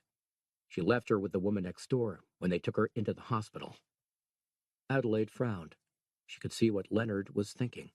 He was exhausted, and the past 48 hours seemed to have bent and aged him. He was suddenly faced with a choice: to shoulder the responsibility of saving what he had left, or to close his eyes to his own loves and feelings, and plunge himself into a medical battle that he knew was utterly hopeless. "Leonard," she said softly, "I know that you're a doctor, and whether you can cure people or not, you still have to do your best." He didn't answer. He merely said, "Is there any more coffee?" She held his wrist harder. "Leonard, if you want to stay here, I'll understand. But if you want to make a break for it, I'll understand that too. I want to be with you, that's all." Dr. Petrie leaned over and kissed her cheek. He turned her face and kissed him on the mouth. There was passion in their kiss, but there was also a kind of exploration and communication. Lips touching each other, tongues touching each other, questioning and asking. At last he said, "A nurse downstairs told me they were going to burn the city. She heard it from a fireman." Adelaide stared. "They're going to do what?" "Well, the plague is obviously out of hand. They're thinking of burning the city." "Who is?" "I don't know. Forenza? The Disease Control Center? The county health chief? What does it matter?" "But that's insane. They can't set fire to the whole of Miami." Dr. Petrie stood up. "They can, honey, and they probably will. Now how about that coffee?" Adelaide stood up too. "Leonard, damn the coffee. If this city's going to burn, I'm not going to burn along with it. You think I'm going to stand here passively making cups of coffee while the whole place goes up in flames? You're out of your mind." Dr. Petrie held her shoulders and calmed her down. "Don't panic, Adelaide, for God's sake. It's probably nothing more than a contingency plan, that's all. Whenever there's a plague, you have to burn clothing and blankets and bodies, just to stop further infection. Look, we don't even know what's really happening. We have no idea how many people have died, or whether the plague is spreading or not." Adelaide looked straight into his eyes. "Leonard," she said, "I don't care. I just think we ought to get the hell out of here before they put a match to us." "Even if I decide to stay?" "You can't decide to stay." Dr. Petrie turned away. "That girl downstairs, the one who told me they were going to burn Miami, she's staying. She wants to stand by her patients." "This is her hospital," persisted Adelaide. "It's her job to stay. What about Prickles? Are you just going to leave her out there and cross your fingers that she won't get sick or burned or raped by some maniac?" "Adelaide!" shouted Dr. Petrie. "For Christ's sake, Leonard, this is not the time to play at heroes," retorted Adelaide. "These people don't need you. They're all going to die, aren't they? What's the use of staying, Leonard?" Dr. Petrie turned around, clenching and unclenching his fists. He stared at Adelaide, with her fierce brown eyes and her brunette curls and that disturbing, angry, beautiful face. "The use," he began uncertainly. "The use is—" "The use is what?" interrupted Adelaide hotly. "You can't cure them, so what are you going to do for them? Make sure that the last thing they see on earth is your benign and self-sacrificing mug? Leonard, for Christ's sake, you're not Albert Schweitzer." Dr. Petrie was about to answer, but changed his mind. He simply said, "No, honey.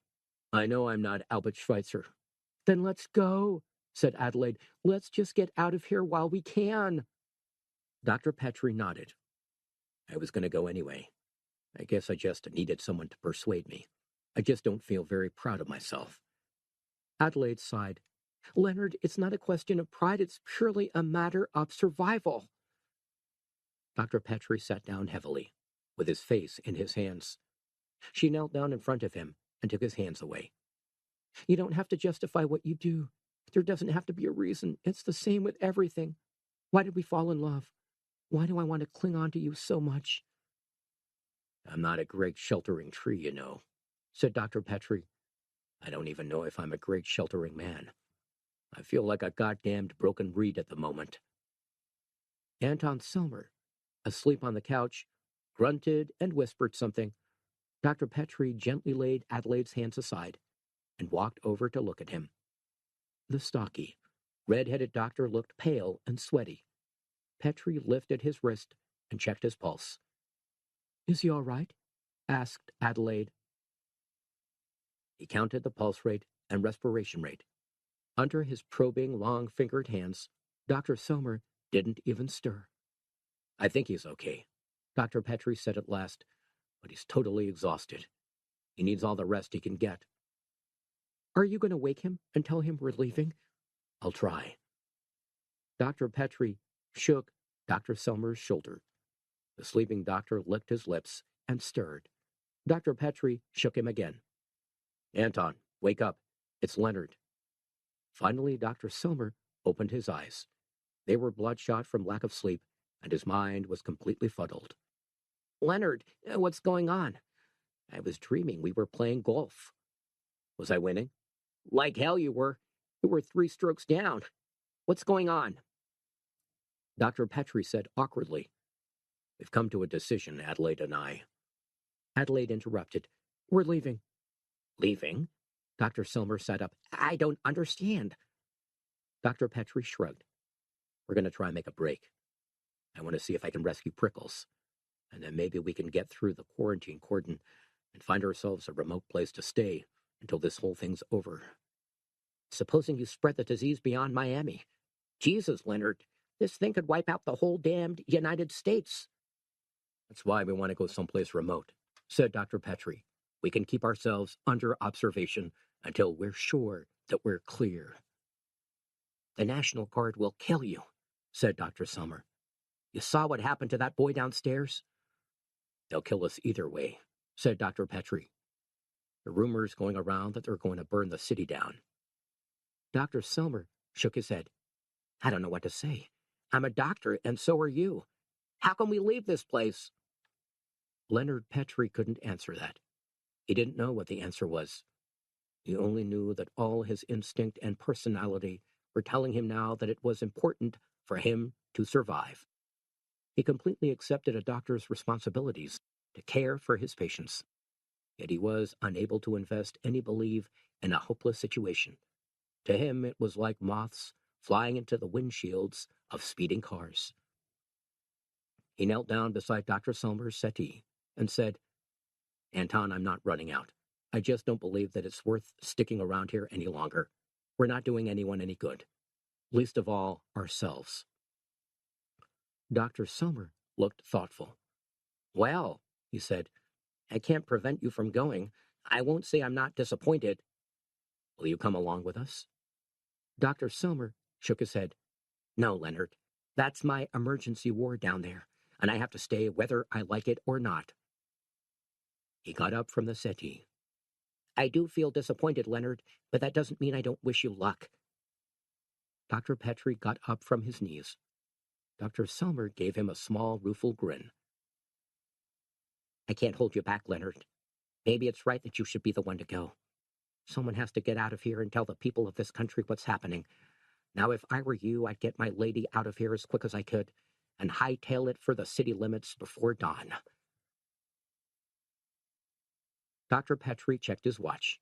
It was already 11:47. "Okay, Anton," he said gently, "but do me a favor, will you?" "If you promise to keep on playing such a lousy game of golf in my dreams, I'll do you any favor you want." "Look after yourself. If they start burning the city, do your best to get out. When this is all over, I want you and me to meet up and have ourselves a couple of drinks at the club and drown the memory of this goddamned plague forever." Dr. Sommer scratched the back of his gingery neck. "I think you've got yourself a deal there, Leonard." The two men clasped hands for a long time, and then Dr. Petrie took Adelaide by the arm and led her out into the corridor. As he closed the door behind him, Dr. Sommer called out, "Please, Leonard, take care." Dr. Petrie nodded and closed the office door behind him for the last time. They pushed their way along the crowded hospital corridors as quickly as they could. Adelaide kept a handkerchief over her nose and mouth, and Dr. Petrie steered her clear of obvious plague cases. There was a background of low muttering and whispering, occasionally interrupted by cries of pain or anguish. People sat and lay everywhere, huddled in corners too sick to move, or gradually dying on their trolleys.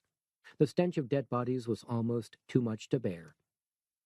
Two patients, nearly dead themselves, watched with glazed eyes as a doctor, gasping and shuddering with his own plague, tried to inject them with pain-killing drugs. In the night outside, the streets echoed with the never-ending wail of sirens. They broke out of the hospital doors and into the warm, neon-lit hospital forecourt. The place was still cluttered with ambulances, but there was noticeably less activity than there had been before. Dr. Petrie's car was still at Margaret's. By now, it had probably been stolen, commandeered, or towed away, but there was a whole hospital car park round the side of the building, and they were bound to find a car with its ignition keys left inside. Adelaide said, "My God, it's gotten so much worse. Look, there's a couple of bodies over there, by the hospital entrance." Dr. Petrie took her arm. "Don't worry about that. Let's just get the hell out." They half ran, half walked round to the side of the hospital. The car park was dark, and shadowed from the streetlights by the 14-story bulk of the hospital tower. Dr. Petrie said, "You take the first row of cars, I'll take the second. Try the driver's door and see if it opens. If it does, check for keys." As swiftly and silently as they could, they went from one car to the other, trying the door handles. By the time Dr. Petrie had tugged at his 12th car, he was beginning to wonder if the staff of this particular hospital weren't security conscious to a fault. Then Adelaide hissed, "I've got one!" She was opening the door of a bronze Gran Torino. Dr. Petrie skirted around the back of the car that he had been trying to open and crossed the space in between the rows of parked vehicles. The moment he stepped into the open, a rough voice shouted, "Hold it right there, buddy." He froze with his hands above his head. A stocky shadow disengaged itself from all the other shadows and started to walk towards him. In a thin, slanting beam of light from one of the hospital windows, Dr. Petrie saw a solid, middle-aged security guard with a navy blue uniform, a face as hard as a concrete post, and a revolver. "I'm a doctor," Petrie said. The security guard came up close and shone a torch in Dr. Petrie's face. "And how come you're trying to steal yourself a car?" "Someone took mine. I have an emergency." "You got ID?" "Sure, it's in my top pocket. Here, I'll get it out for you." "Don't you move a muscle." The security guard came forward, reached into Dr. Petrie's inside pocket, and tried to open the papers with one hand. As he did so, Dr. Petrie grabbed the man's gun wrist and tried to twist the revolver out of his grasp. Forcing the guard's arm around in a circle, he jammed his leg behind the man's calf and pushed him. The man fell backwards onto the tarmac, jarring his knee, but he still kept his grip on the gun. Dr. Petrie pressed the guard's wrist against the ground, and then trod on it hard. At last, the fingers opened, and Dr. Petrie snatched the revolver away from him. The guard cried, "Don't shoot!" He raised his arms protectively over his face. "I got a wife with a bad leg." Dr. Petrie said, "I'm not going to hurt you, you dumb ox. Just get up and get the hell out of here." The guard got to his feet and dusted himself off. "You won't get far, you know," he said, stepping cautiously backwards. "They got the cops on the lookout for bums like you. All I have to do is call them up and they've got your number." Petrie waved the gun in his direction again. The guard said, "Hey, I didn't mean it. Serious. I was joking. You go right ahead." Adelaide was watching, tense and fearful, from a few feet away, holding the door of the Gran Torino. Dr. Petrie looked at her and couldn't see her eyes, only the dark brunette curls of her hair. The guard was shuffling away from them, step by step, holding his hands out in front of him. As if in a dream, Dr. Petrie fired the revolver twice. The guard yelped like a small dog and started running away across the car park. Dr. Petrie lifted the revolver in both hands, held it steadily, and fired again. He missed. He fired once again, and the bullet sang mournfully off the fender of a parked car. Dr. Petrie lowered the gun and peered into the darkness. "He got away," he said, as the smoke drifted away across the car park. "You might have killed him," Adelaide gasped. "You meant to." She sounded very frightened. Dr. Petrie put the revolver in his pocket. "Yes," he said. "I meant to, but I didn't." They drove out of the car park in silence and out into the plague-ridden streets of Miami. They switched on the car radio. It was now just past midnight, into the early hours of Wednesday morning. What they heard on the news and what they saw as they drove through the dark, broken streets of the city were so different as to be totally bizarre. The calm, rich voice of the mayor, John Becker, was reassuring citizens throughout Florida and the United States that the breakdown in communication between Miami and the outside world was purely temporary and technical, and in the best interests of all concerned. Dr. Petrie glanced across at Adelaide and shook his head. She smiled him a tight little smile. Mayor Becker went on, "This epidemic, which is still awaiting medical analysis, is proving a little more difficult to control than we had originally hoped. And for the protection of residents and folks on vacation, we've had to restrict some of the highway traffic through the city. But we can assure you that there's nothing to worry about, provided you follow a simple safety code and remain at home whenever possible." It was while he was saying this that, without warning, the city lights of Miami began to go out. Most of the downtown office buildings and stores were already in darkness, but now the street lights flickered out and everything electrical dimmed and died. Like stars obscured by the passing of a murky cloud, the bright subtropical city, with its glittering strip of hotels and its garish downtown streets, was gradually overtaken by a shadowy gloom, as dark and threatening as a primitive jungle. "I expect it's the power station," Dr. Petrie said. "They've got the plague." He switched on the car's headlights. The street seemed wrecked and deserted. Store windows were smashed, and there was garbage and junk strewn all over. Despite the threat of summary shooting, the looters had obviously been out in force. As they turned north onto 95, they saw a small group of blacks running furtively through the shadows with television sets, stereo equipment, and records. Abandoned cars, some with their dead drivers still sitting in them, cluttered the highway. From the height of the expressway, Dr. Petrie and Adelaide could see small fires burning all over Miami in the tropical darkness, and a few buildings uncertainly lit by emergency generators.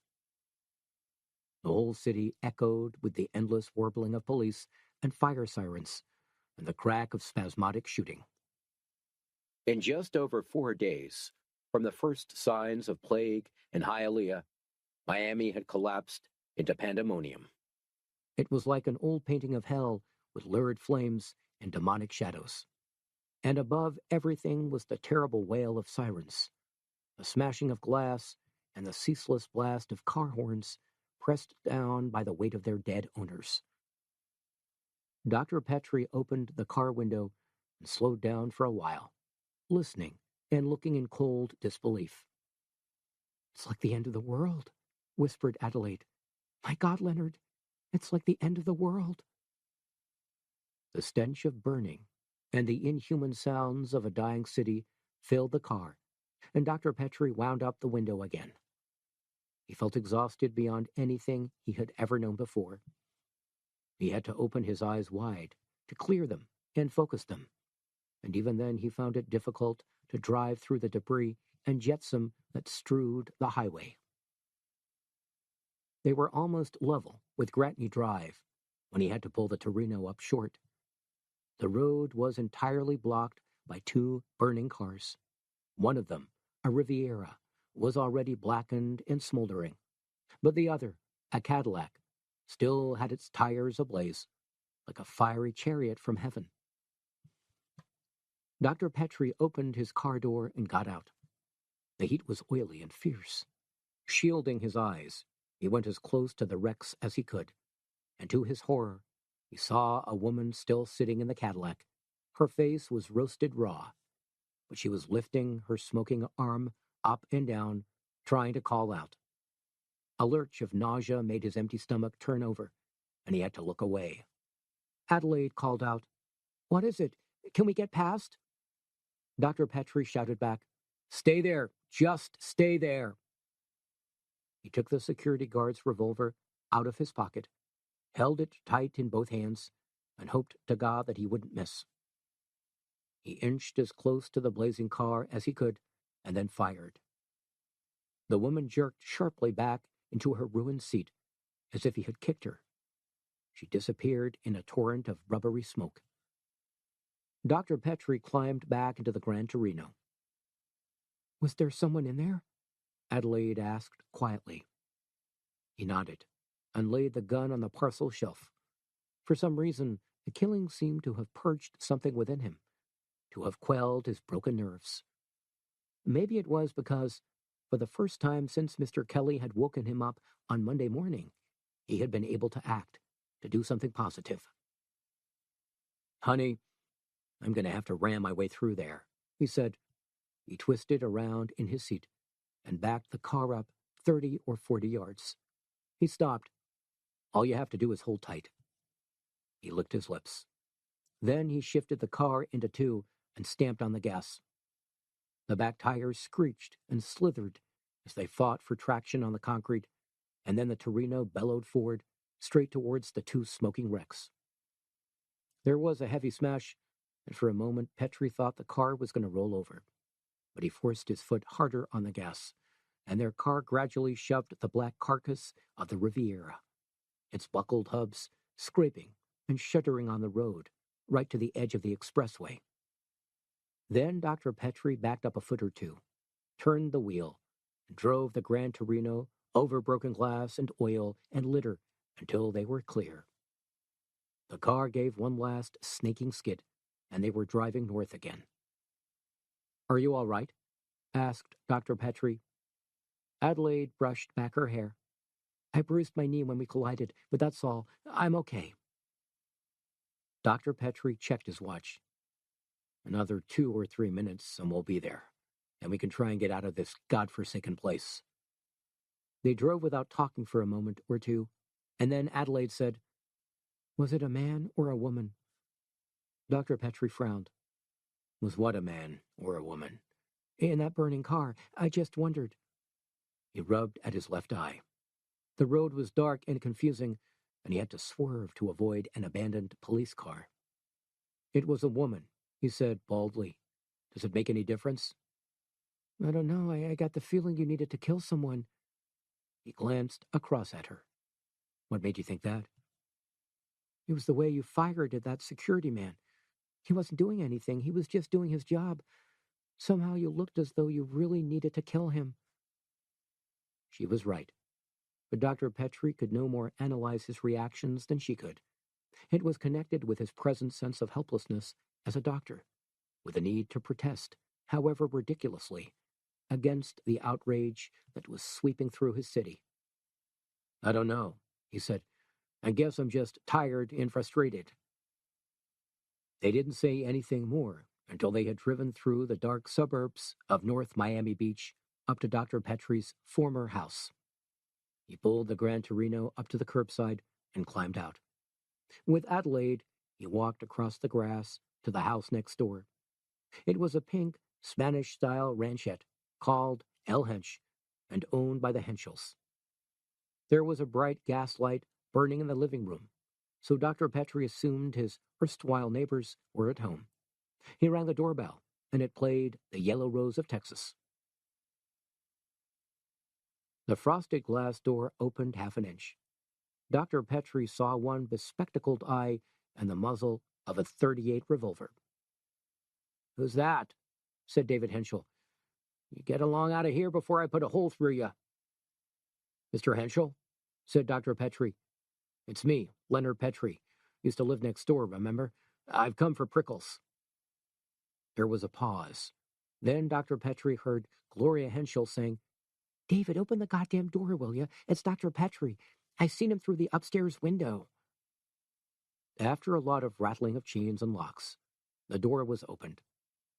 Dr. Petrie took Adelaide by the arm and stepped inside. Mr. Henschel, a fat, 50-ish man with a check shirt and a pot-belly, opened the living room door for them. On the living room table was a butane camping lamp. It made the room seem like a dazzling religious grotto. Pickles was lying on the red velvet-style settee with her thumb in her mouth and her long, honey-colored hair tied back with a pink ribbon. She was holding a worn-out teddy bear with a peculiarly maniac smile on its face, and she was wearing a red dressing gown and one red slipper. Dr. Petrie knelt down on the floor beside her, very quietly, and watched her sleeping.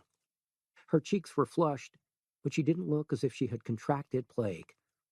He ran the tip of his finger down the middle of her forehead and down the small curve of her nose. Adelaide came up behind him and put her arm around him. He looked up. "She's beautiful, isn't she?" he said, shaking his head. Proud father who couldn't believe that his luck was real. Mrs. Henschel came into the room in a dazzling yellow bathrobe and pink-rinsed hair and curlers. She looked like a giant canary. "Dr. Petrie," she crooned. "Well, it's been a long time. Have you come to stay a while? You know you're welcome." Dr. Petrie looked at his watch. It was 12:35. "I'm sorry, Gloria," he said. "I've come to collect prickles, and then we're getting out of here." Mrs. Henschel frowned. "Getting out?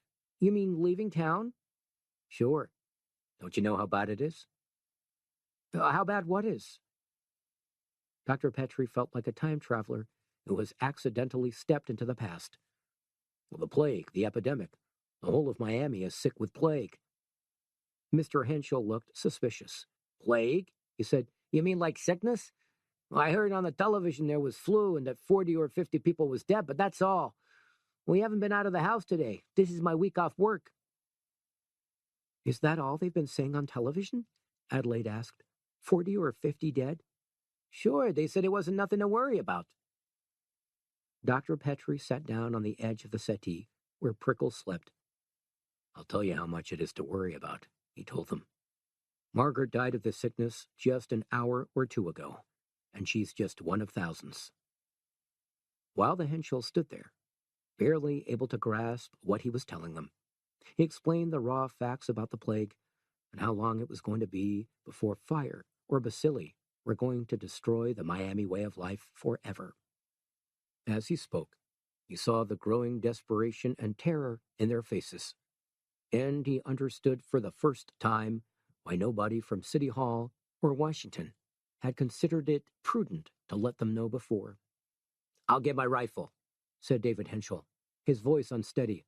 "I'll get my rifle and I'll blast my way out of this town, even if I die trying." "Mr. Henschel," said Dr. Petrie as the old man went for the door. "What is it?" "I'm afraid you probably will." "I probably will what?" "Die trying." Mr. Henschel stared at him balefully for a moment, and then without a word went off to fetch his gun. 4. Kenneth Garnish eased himself back into his big colonial armchair and took a swig from his ice-cold beer. Pulling his necktie loose, he propped his feet up on the colonial coffee table. It had been a hard, long night, and he felt as if he had been beaten up by 3 Polish muggers in a Turkish bath. The lavatory flushed, and Dick Bortolotti came out, wiping his hands on a towel. "Is there any of that beer going spare?" he asked, coughing. "There's a 6-pack in the icebox," growled Garnish. "I couldn't face any breakfast." "What time is it?" Garnish peered at his watch. 5:45.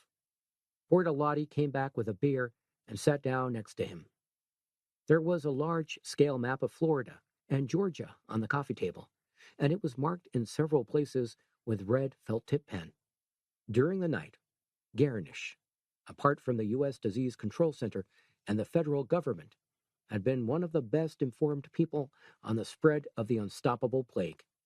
His members in hospitals all the way up to the East Coast had been reporting outbreaks as they happened. And although he didn't yet know that Miami had been completely sealed off by National Guardsmen, He did know that the hospital system there had virtually collapsed. "What are they saying on the television news?" asked Bortolotti. "They're still making out that it's swine flu, or Spanish flu, or some other kind of flu. But they haven't fessed up that it's getting worse. They can't hold the lid on this thing forever." "Did you try your guy at the Daily News?" "I just came off the phone. He says there's 100% media cooperation with the federal government. It's not as voluntary as it looks, though. The White House is apparently ready to do some kind of deal over their interpretation of secret spill. I mean, if the press and the TV boys play ball, the government will ease off their legislation." Dick Bortolotti swallowed beer and grinned wryly. "Sounds just like the politicians I know and love." Kenneth Garnish opened his cigarette box and lit a cigarette. "Don't worry about it. The most important thing is protecting our members. Apart from that, I think we can squeeze some future guarantees and emergency pay scales out of the health people. This may be a serious situation, but it's an illness that brings nobody any good." "You kidding?" Bortolotti asked. Garnish blew smoke noisily and nodded. "I'm kidding that this whole goddamn business doesn't bother me, because it sure as hell does. But there's no future in being squeamish. If we can't force some favorable negotiations out of this little baby, then we don't deserve to be wearing long pants. Take a look at this map." Dick Bortolotti leaned forward. "This thing is spreading like shit on a shoe," said Garnish. "Here's the first reported outbreak in Hialeah on Friday. By Tuesday afternoon, they're counting the dead in hundreds. By Tuesday evening, they've stopped counting the dead because there are too many. The last I heard was 4 a.m. and the whole of Miami has packed up. No power, no police, no nothing." "Any of our members still alive?" Garnish shrugged. "It's hard to tell. I had Evans call Grabowski, but his home phone isn't answering, and we can't get through to the hospital. If you ask me, Dick, this epidemic is a whole lot worse than anyone knows. We've had reports of outbreaks down as far as Bahia Honda, and we've had them here at Fort Lauderdale and here at Fort Pierce, and about 50 minutes ago I heard that there are suspects at Jacksonville." "So, what's your conclusion?" "My conclusion has got to be very simple," he said, wiping his lips with the back of his hand.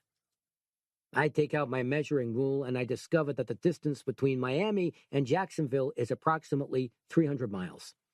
I divide 300 miles by 4 days, and I learned that this plague is traveling northwards, up the East Coast at a rate of 75 miles a day, maybe faster. This means that if it continues spreading over the next couple of days in the same way that it's been spreading up till now, it'll be here." "Here?" said Bortolotti, frowning at the map.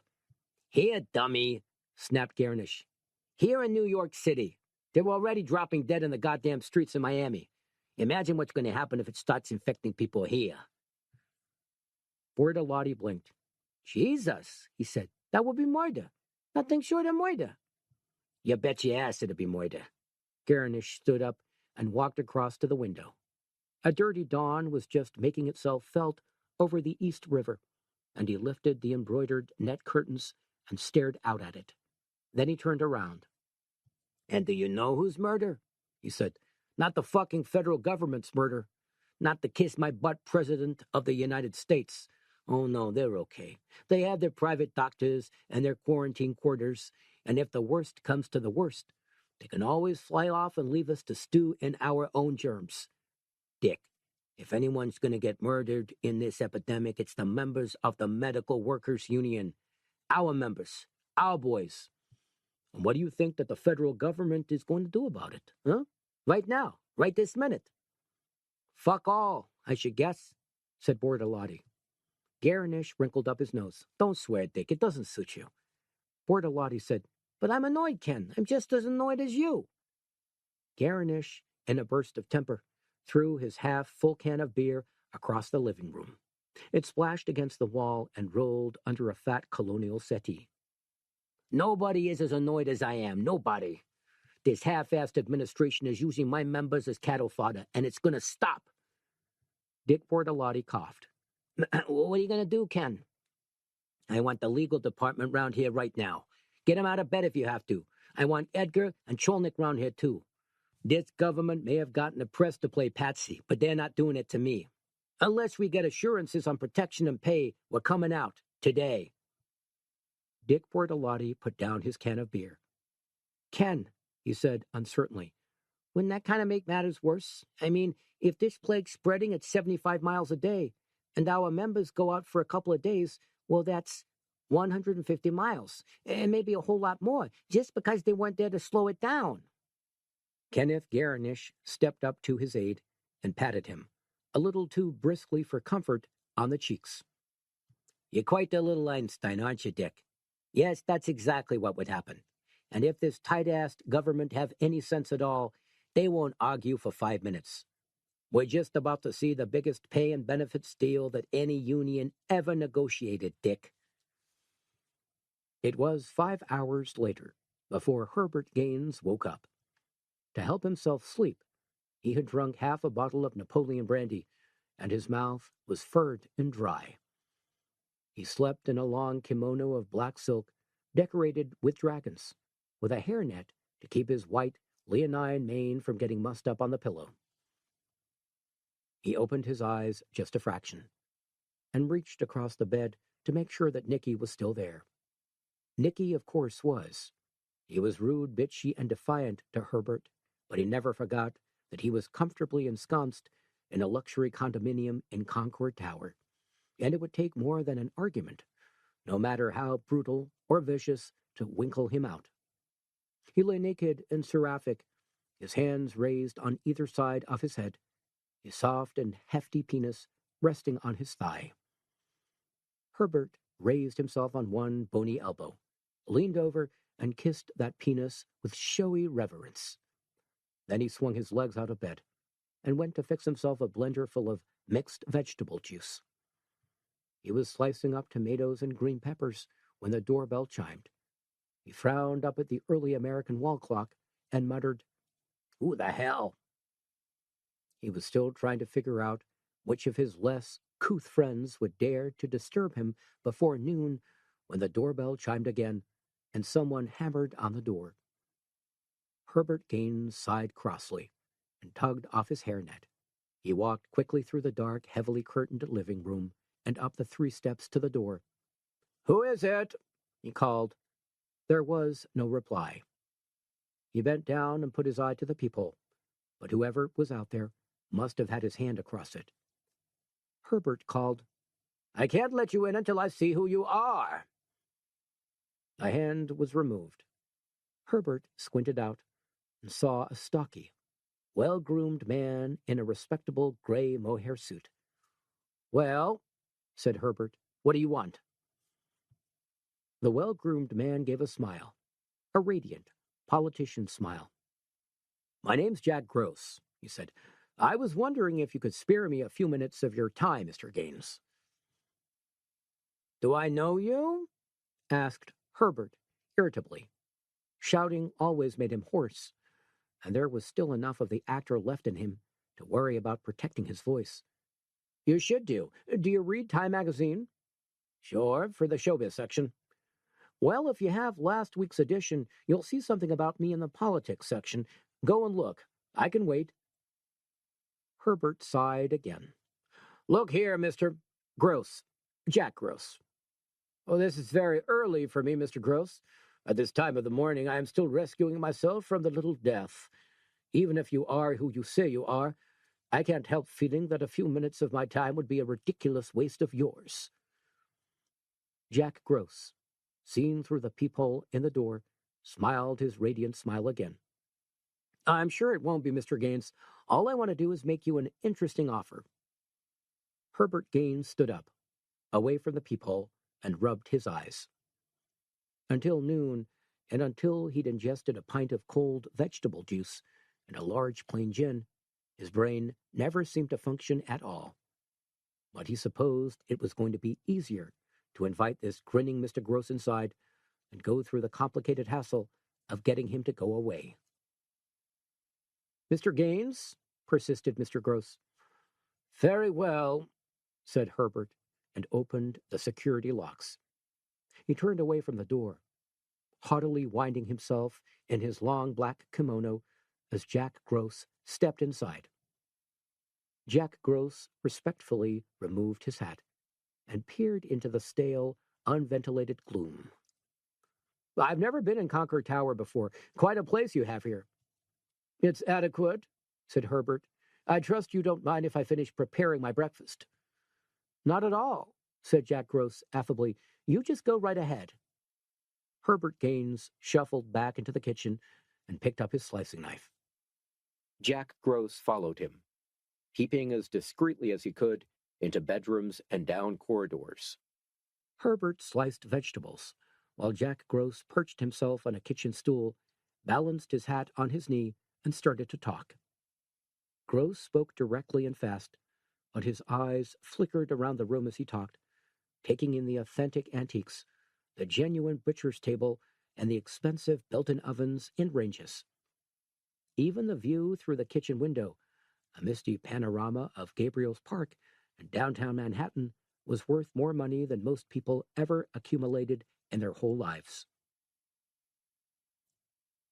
"Mr. Gaines," he said in his brusque, cheerful voice, "you're still something of a hero to most people." Herbert looked at him balefully. "Do you think I don't know that? Down in Atlanta, people still stand up in the movies and cheer at Captain Dashfoot, a 30-year-old picture, and they cheer." Jack Gross kept smiling. "We know that. That's why I've come around to see you this morning." "Well, fire away, Mr. Gross. I may look as if I'm fixing breakfast, but I assure you that I'm agog." Jack Gross said, "Thank you." Then he fixed his smile into a serious, sincere expression and continued, "It's a question of public sympathy, if you see what I mean." "No? Spell it out for me." "Well, it's like this. A politician and an actor have got more in common than most people would like to think. Look at Ronald Reagan. Look at Shirley Temple Black. They didn't have to go through the hard graft of building themselves a sympathetic image in the public eye because they had it already, through movies. All they had to do was convince the public that they were serious, identify themselves with a clear-cut political line, and they were made." Herbert Gaines dropped peppers, tomatoes, celeriac, and sliced apple into his blender. "Are you trying to suggest something, Mr. Gross?" Jack Gross smiled warmly. "My people are, Mr. Gaines." "And who exactly are your people?" Jack Gross looked almost embarrassed. "Well, Mr. Gaines, let's say that my people are political realists. They come mainly from the staunch right wing of the Republican Party and also from industry and finance. They're not, though, what you'd call the old guard. I guess the easiest way of describing us would be to say that we are the young, committed right." Herbert Gaines raised an eyebrow. "How right?" he asked. "Right of Ford?" "Certainly." "In other words," Herbert said, "you're the Green Berets of the grand old party." Jack Gross grinned. "You could say that, Mr. Gaines. That's a nice turn of phrase." Herbert Gaines left his blender and moved closer to Jack Gross. "Mr. Gross," he said steadily, "I've been a Republican all my voting life. I used to go around with pals of Duke Wayne, and I've come out now and again and said my piece about pinko thinking and moral standards. I have letters of admiration from the daughters of the American Revolution, and I contribute to veterans' charities and several other conservative causes." Jack Gross didn't flinch. "We know all that, Mr. Gaines. We have a dossier." Herbert Gaines stood straight and nodded. "I'm sure you do, Mr. Gross, but there is one thing that your dossier obviously omits to mention." "What's that, Mr. Gaines?" "I am not a politician, Mr. Gross, and I never want to be. I have a patriotic duty to my country, but I also have a private and personal duty to my art." "Your art?" Herbert Gaines lifted his gaunt, withered head. "Yes, Mr. Gross, my art. I was, one of the finest movie actors that ever crossed the screen. I made 2 pictures, and both pictures are classics. Even today, after 3 decades, people still applaud out loud when they see me. Mr. Gross, I have an abiding duty to those people. It is my task in life to make sure that those magical images I created in my youth stay fresh. If I come out now, like a skeleton out of a closet, and try to whip up political support on the strength of those images, my whole life's achievement would be destroyed. Who could ever look at Captain Dashfoot again after seeing me as I am today talking about busing and housing and economic tariffs? Jack Gross still smiled. Mr. Gaines, he said gently, we don't want you to talk about anything like that. We want you to talk about plague. Herbert Gaines frowned. I beg your pardon? Plague, Mr. Gaines, the ancient scourge of nations, the Black Death. I don't understand. Well, haven't you heard the news? I haven't had breakfast yet, for God's sake. Well, Jack Gross explained, there's a serious epidemic down in Florida. The government and the press have been keeping it tightly under wraps, saying it's an isolated outbreak of swine flu. But we know better.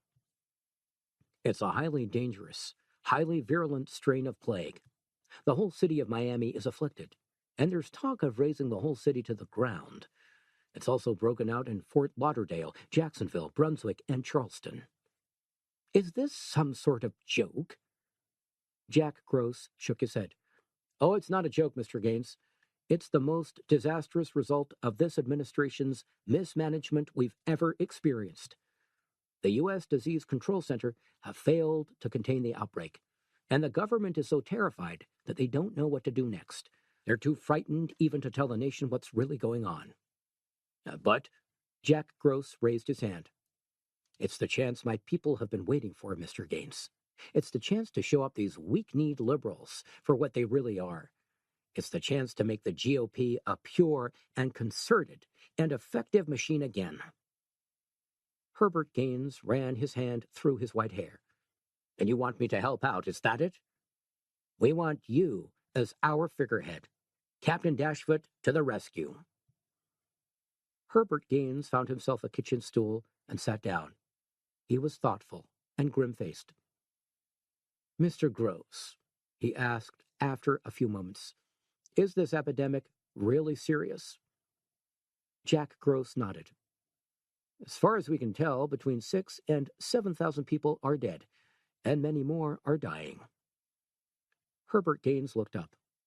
So there must be great fear and panic in those places, in Florida and Georgia. There is. The police and the National Guard have cordoned off the Florida state line as far as they can, and no one is allowed out. Herbert Gaines got up from his stool and walked across to the kitchen window. He stared out at Gabriel's Park for a while. Then he said, Mr. Gross, you're asking me to do something that conflicts with my sensitivities. I'm sorry, Mr. Gaines, I don't get you. The old movie actor turned around. If there's an epidemic in the South and people are dying, then the last thing I want to do is make political capital out of it. It's against my nature to advance myself through the fear and suffering of others. I have made terrible personal mistakes in my life, Mr. Gross, and I have been fortunate or unfortunate enough not to have been punished for them. I don't intend to add callousness and exploitation to my list of sins. Jack Gross smiled. Well, I understand your objections, but there's no reason why they should stand in your way. You have to see this thing in its historical context. A chance like this may never happen again. A chance like what? A chance to put the squeeze on the public's uncertainty and fear? A chance to sweep into power on a tide of dead bodies? I'm not interested, Mr. Gross. Jack Gross sighed. I really think you're being oversensitive, Mr. Gaines. Herbert returned to his blender and mixed his vegetables into a reddish-green froth. He poured the juice into a tall glass of crushed ice and sipped it. He didn't look at Jack Gross and was obviously waiting for him to go. Jack Gross stared at the floor. I didn't want to do this, Mr. Gaines, he said softly. Herbert Gaines patted his lips with a Kleenex. Do what? He said impatiently. Exert pressure. Don't make me laugh, said Herbert Gaines. What possible pressure could you exert on me? Jack Gross shrugged, still staring at the floor. Well, there's always Nicky, he said. What do you mean by that? Jack Gross was silent. He just smiled. What do you mean by that? Herbert snapped. Jack Gross looked up.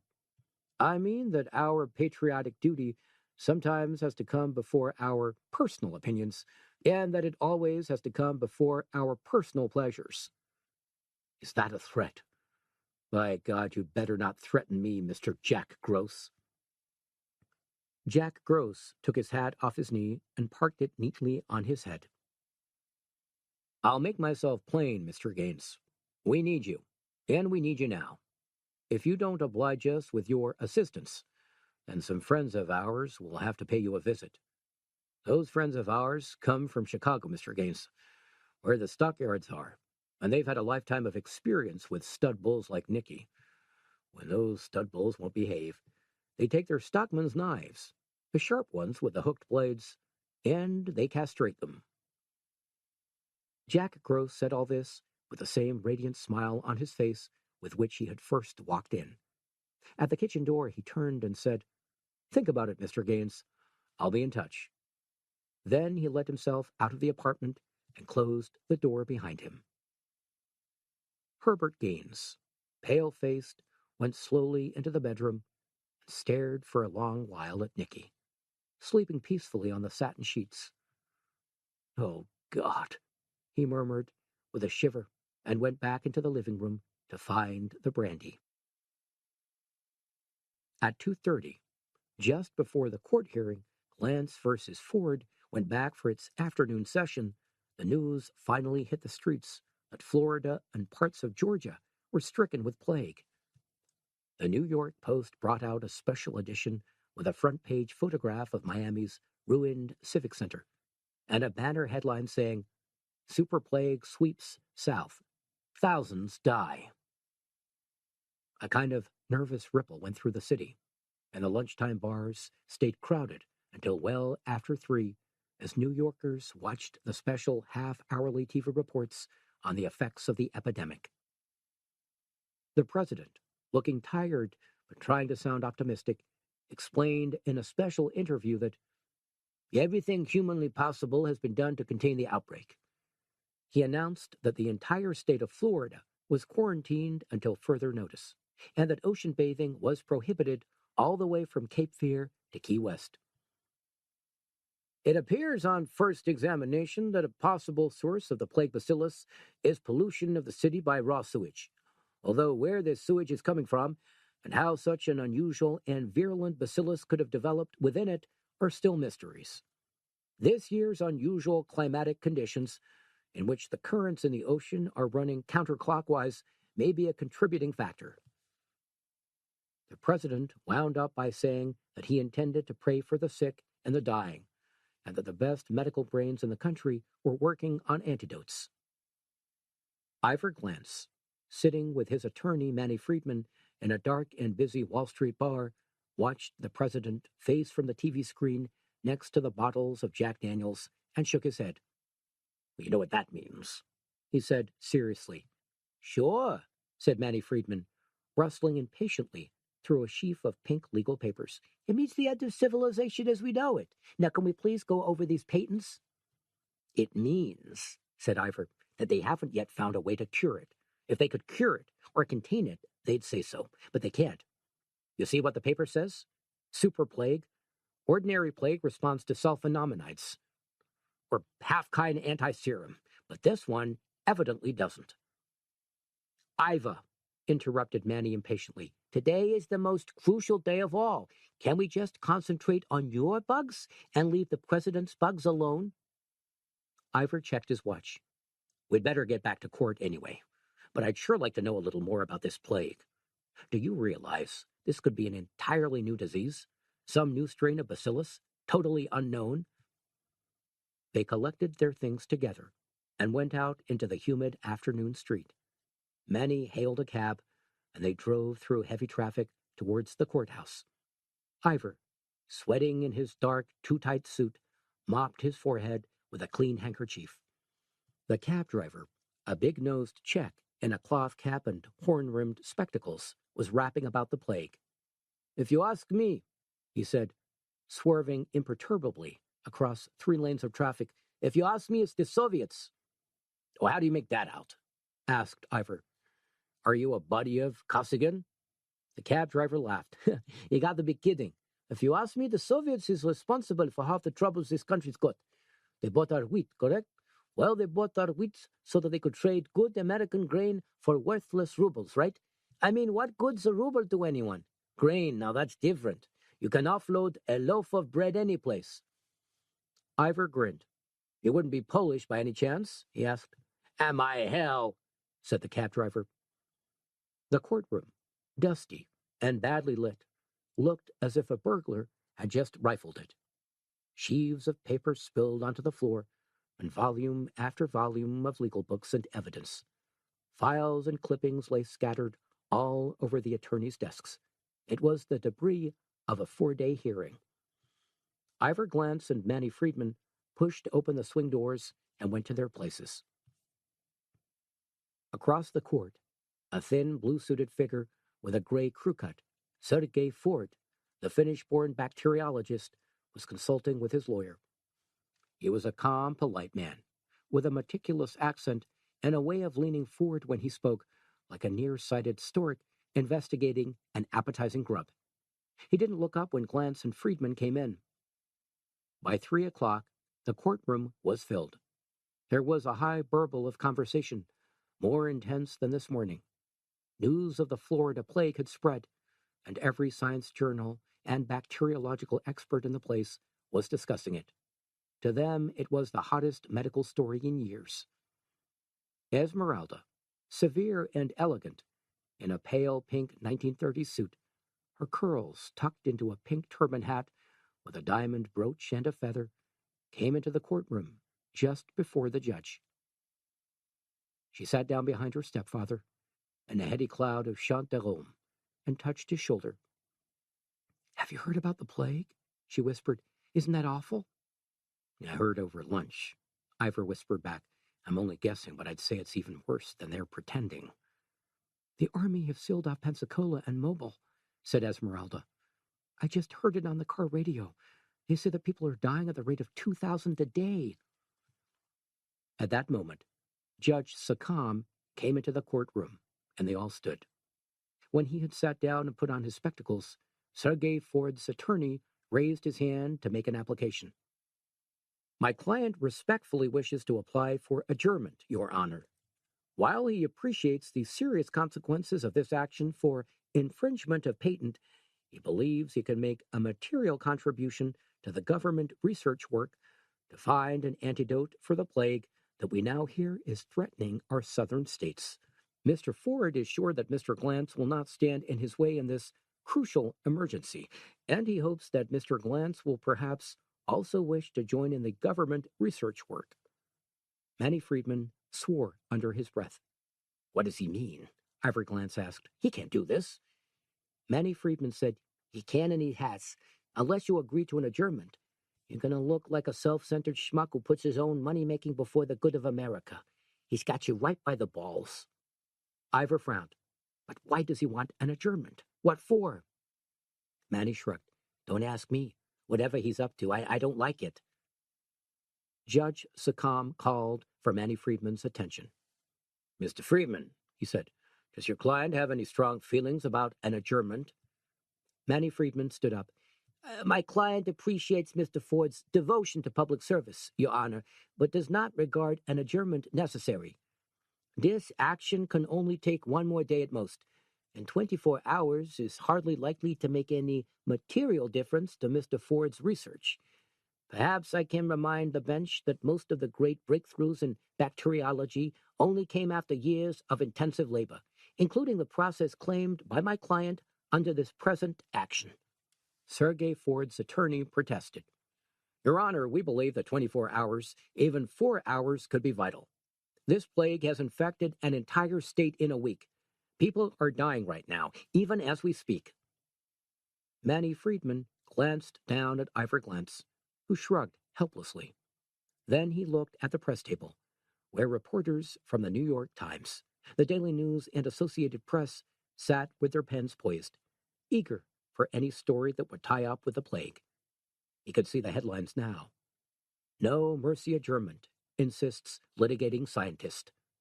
Manny said quietly, Very well, we will agree to an adjournment until the present national crisis has passed. Judge Secombe said, Adjourn, sign, die, and rose. The court rose too, and people began to shuffle out. While Manny Friedman busied himself gathering his papers, Ivor Glance sat still, his head in his hands. Esmeralda came and sat next to him, and stroked his few sparse curls. Papa, she said, it's not the end of the world. He grunted, and he smiled warmly and took her hand. Don't mind me, he said. I'm disappointed, that's all. Don't worry, she reassured him. As soon as the plague is over, you can apply for the hearing to continue. Ivor rubbed his eyes tiredly. The way this plague's spreading, that could be never. If it goes on like this, we'll all be 6 feet underground by the time this action gets heard. You don't think it's that serious, do you? He shrugged. I don't know. What disturbs me is that they don't have any way to cure it. We're also used to living in a society that protects us with drugs and medicines, that when we're exposed to something really deadly, we don't take proper precautions. Come on, Ivor, Manny Friedman said. This whole thing will fade away in 2 weeks, just like swine flu did. 1 minute it's panic stations, the next minute everybody's saying, Plague? What plague? I never heard of no plague. Friedman led the way out of the courtroom. What will you do now? He asked over his shoulder. Do you want to see if you can bring the action forward to a specific date? Ivor shook his head. I don't know yet. This thing has cost me a goddamn mint as it is. I have 5 corporations wetting their pants to buy this process, and until I can clear it through the courts, I'm fucked. Outside the courthouse, in the humid afternoon sun, they met Sergei Ford and his attorney. Ford came up to Ivor with his hand extended and a watery smile on his lean, Nordic features. I hope there are no tough feelings, he said. Ivor ignored the Finn's hand and pulled a face. It is our patriotic duty, you know, as Americans, Ford added. Ivor turned and stared at him. You've been an American for precisely 4 months, he said sarcastically. When I need lessons in patriotism from you, I'll pack my case and go live in Russia. Manny Friedman took Ivor's arm.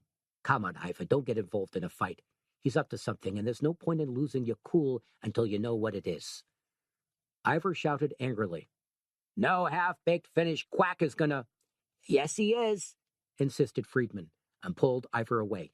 I'm your attorney, and when I see leave off, I say it for your own good.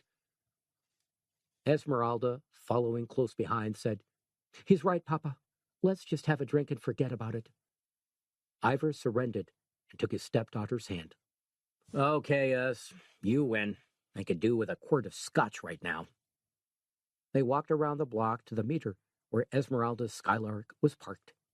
Manny climbed into the back, and Esmeralda herself was about to get in when someone called, Miss Baxter! Esmeralda turned. A tall, good-looking young man in a pale suit was waving to her across the street. Are you calling me? She asked. The young man dodged a passing cab and came across the street. He was a little out of breath. He had dark, slightly Italian looks, with black curly hair, a straight nose, and a firmly cleft chin. Well, I hope you don't mind, Miss Baxter, he said, but I've been wanting to meet you for some time. You are the Esmeralda Baxter who runs Esmeralda's Gallery, aren't you? Esmeralda looked puzzled. That's right, I am, but should I know you? I don't recall your face. The young man grinned. Oh, I'm sorry, my name's Charles Thurston. Charles Thurston III, actually, but my father and my grandfather were so undistinguished that nobody gets confused. I write books on art. Maybe you saw my book on Man Ray? Esmeralda blushed slightly. Well, I'm afraid I didn't. Listen, do you want to make an appointment to see me? I'm pretty tied up right now. Well, can I call you at the gallery? Well, sure. Unexpectedly, Charles Thurston III lifted Esmeralda's hand and kissed it. You know something, he said. I'm sure you and I will get along like a house on fire. Afterwards, as they drove back to Concord Tower, Ivor said caustically, Did you see the way he kissed your hand? Goddamned almost swallowed it. Maybe kids these days don't get enough to eat. Oh, Papa, Esmeralda protested. He's not a kid. In fact, I think he's rather gracious. In the plush quietness of their condominium, Mr. and Mrs. Victor Blaufit tried again and again to call their daughter Rebecca in Florida. Each time the lines were busy. After 5 hours of dialing, Mrs. Blaufit went and sat at one end of the shot silk settee, fiddling restlessly with her large diamond engagement ring and biting her lips in endless nervousness. Mr. Blaufit came up and put his arm gently around her shoulders. The lines, he said, they're bound to be busy. It's a crisis, but don't worry. If she's in trouble, she'll find some way to let us know. She always has, hasn't she? Always when there's a problem. Mrs. Blaufit suddenly started to weep. Her tears dropped on the rug.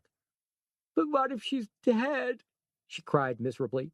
What if she's caught that plague and she's dead? How could she call us then?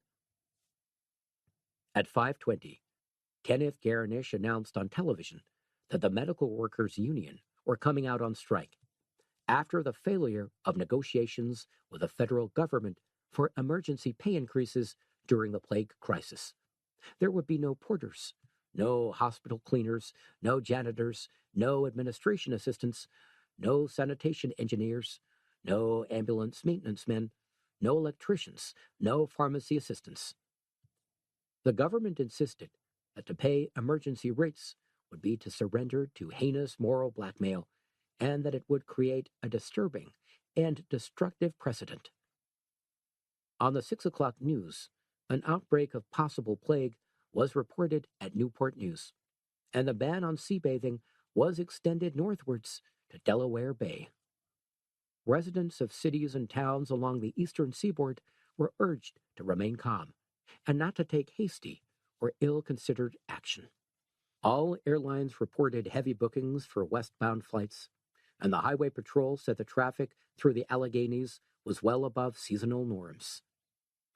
Quiet fear began to spread throughout the eastern states, but nobody knew quite how bad the plague was or what to do about it, because the press and television were still keeping a low profile.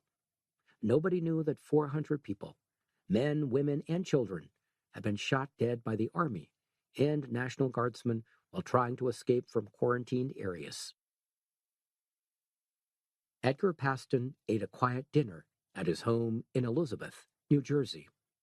His wife Tammy had come home from the telephone company half an hour early and had made a chocolate pudding.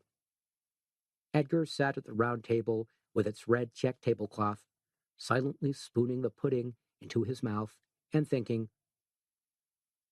You're awful quiet, said Tammy, bustling into the dining room in her apron. She was a short, big-breasted woman of 33, with wiry blonde hair and plump cheeks. I was thinking, said Edgar. You're not still worried about those kids? He sighed, chasing the last spoonful of chocolate around his bowl. No, I guess I've reconciled myself to that. I was thinking about this epidemic, this plague. What about it? It's miles away. I mean, how far is Georgia from New Jersey? I don't know. 800 miles, I guess. Well, then. Edgar Paston laid down his spoon and pushed his plate away. It's 800 miles away today. Tam, but how long is it going to take to get here? I mean, I'm kind of worried. Tammy took his plate away and flapped some crumbs off the table with her apron. She kissed him loudly on the forehead. The television said it wasn't going to spread too far and that nobody should worry about it or panic. And if the television says that, well... Edgar pushed his chair neatly under the table and followed Tammy into the kitchen to help with the washing up. Well, I guess you're right, he said. They don't usually put anything on the television unless it's true. All the same, I think we ought to have some kind of emergency plan in case the plague does spread. Tammy stacked the dishes in the dishwasher while Edgar rinsed them under the tap. Their kitchen was simple and modern and decorated in candy apple red. On the wall was a color print of fall tints in the Catskills and a wrought iron profile of President Eisenhower. Emergency plan? Asked Tammy. Eddie, I don't think we have to. You remember the last time we had an emergency plan during Cuba? You spent the whole weekend digging a hole in the garden for an atom shelter. Edgar laughed at the memory of it. Well, I guess you're right, Tam. I guess I made a fool of myself over that. After they had washed and wiped the dishes, they went into their yellow-decorated living room and joined their children, 10-year-old Marvin and 14-year-old Chrissy. Both children were watching television. Edgar asked, "Is there any more news about the plague?" Chrissy said, "Nothing much, Dad. They said they had some people in isolation at Newport News, but they didn't know if they were sick with the plague." Newport News? I thought they only had the plague in Georgia. Well, she shrugged, that's what they said. They're going to have another speech by the president later. Edgar frowned. Well, that doesn't sound too healthy. I just hope the darn thing doesn't spread up this way. Dad, what's plague? Marvin said. Edgar passed and blinked. Plague? Well, it's a kind of disease. You know, a real serious disease that you can die of. Sure, Dad, but what's it like? Edgar passed and looked at Tammy, but Tammy knew as little about it as he did. I don't know. Why don't you look it up in your children's encyclopedia? It cost me $5 a month for 3 centuries. You might as well use it. Edgar watched television until 7 o'clock, then roused himself to go and close the store. Jerry was in charge at the moment, but Edgar always liked to check the final day's takings himself and make sure that everything was locked up. He kissed Tammy at the front door and went out into the cool darkness to fetch his car. A cricket was chirruping on the front lawn. He climbed into his Mercury wagon and switched on the lights. Tammy waved from the front door. He drove down the road and round the corner to the junction where the Save You Supermart stood. He didn't realize that anything was wrong till he pulled up outside. He saw Jerry inside the brightly lit store, bending over for some reason. Then, as he climbed out of the wagon, he saw what had happened. He ran heavily across the car park and into the supermarket, panting with exertion and alarm. Jerry had a red bruise on his left eye. I'm sorry, Mr. Paston. I did try to stop them, but they held me down and they hit me. I'm just trying to clear up. Edgar looked around his store in frantic horror. Every shelf in the entire store had been cleared of groceries, and every can and packet and bag had been tossed onto the floor. Thousands of dollars worth of flour and candies and nuts and cake mixes and household goods had been spilled and trampled on. He walked the length of the supermarket in a stunned dream of despair. A few customers still stood around, embarrassed and silent. As Edgar walked, he trod on fruit and broken glass, cornmeal and crumpled packets. Jerry, dabbing his bruised eye, followed behind. What happened here? Edgar said hoarsely when he got to the freezer cabinet, though he could see for himself. They pissed in it, said Jerry. I'm sorry, Mr. Paston. I did try my level best to stop them. Edgar stood still and cast his gaze over the whole wrecked store. The new storefront window, which had been installed first thing that morning, had been cracked. Displays and signs costing hundreds of dollars had been torn down and smashed. Honey and molasses oozed from cracked jars. The contents of cereal boxes were strewn everywhere. Who was it? Asked Edgar quietly. McManus? Jerry looked at the floor. They said they'd kill me if I told. I'm sorry, Mr. Paston. I'm so sorry. Edgar laid a hand on the boy's shoulder. I understand. Well, I guess we'd better call the cops. I would have called them myself, sir, but after yesterday, I didn't know whether they'd like it. Edgar shook his head. It's not a question of whether they'd like it. It's their job. He went to the wall phone and picked it up. He was in the middle of dialing when he heard someone laughing outside the store. A raucous, mocking laugh.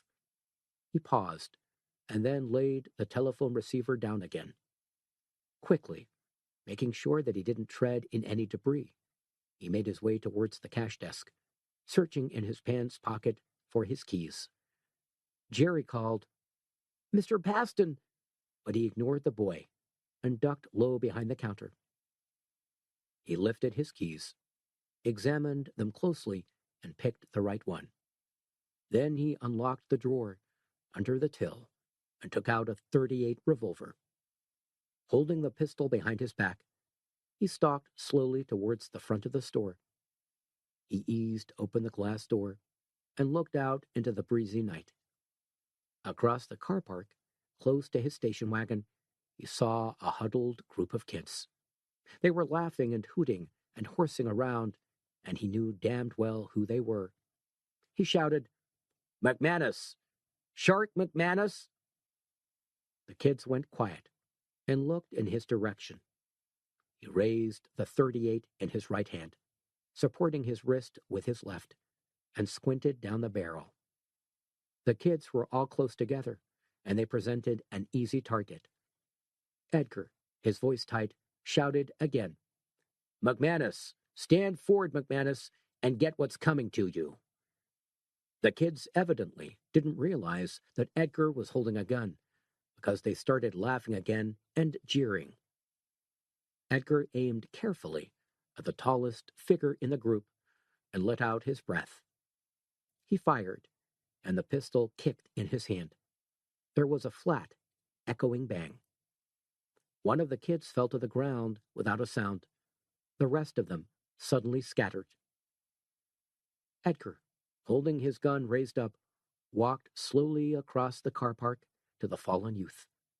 The boy was sprawling on his stomach, and there was a wide pool of glistening blood around his head. Edgar hunkered down and examined him. The bullet had hit him in the back of the skull and must have killed him instantly. He looked around. The car park was silent. Jerry, walking on tippy toes for some reason, came up behind him. "Mr. Paston?" he breathed. "What is it, Jerry?" "Mr. Paston, you shouldn't have." Edgar stood up. "Shouldn't have? Did you see what these scum did to my store?"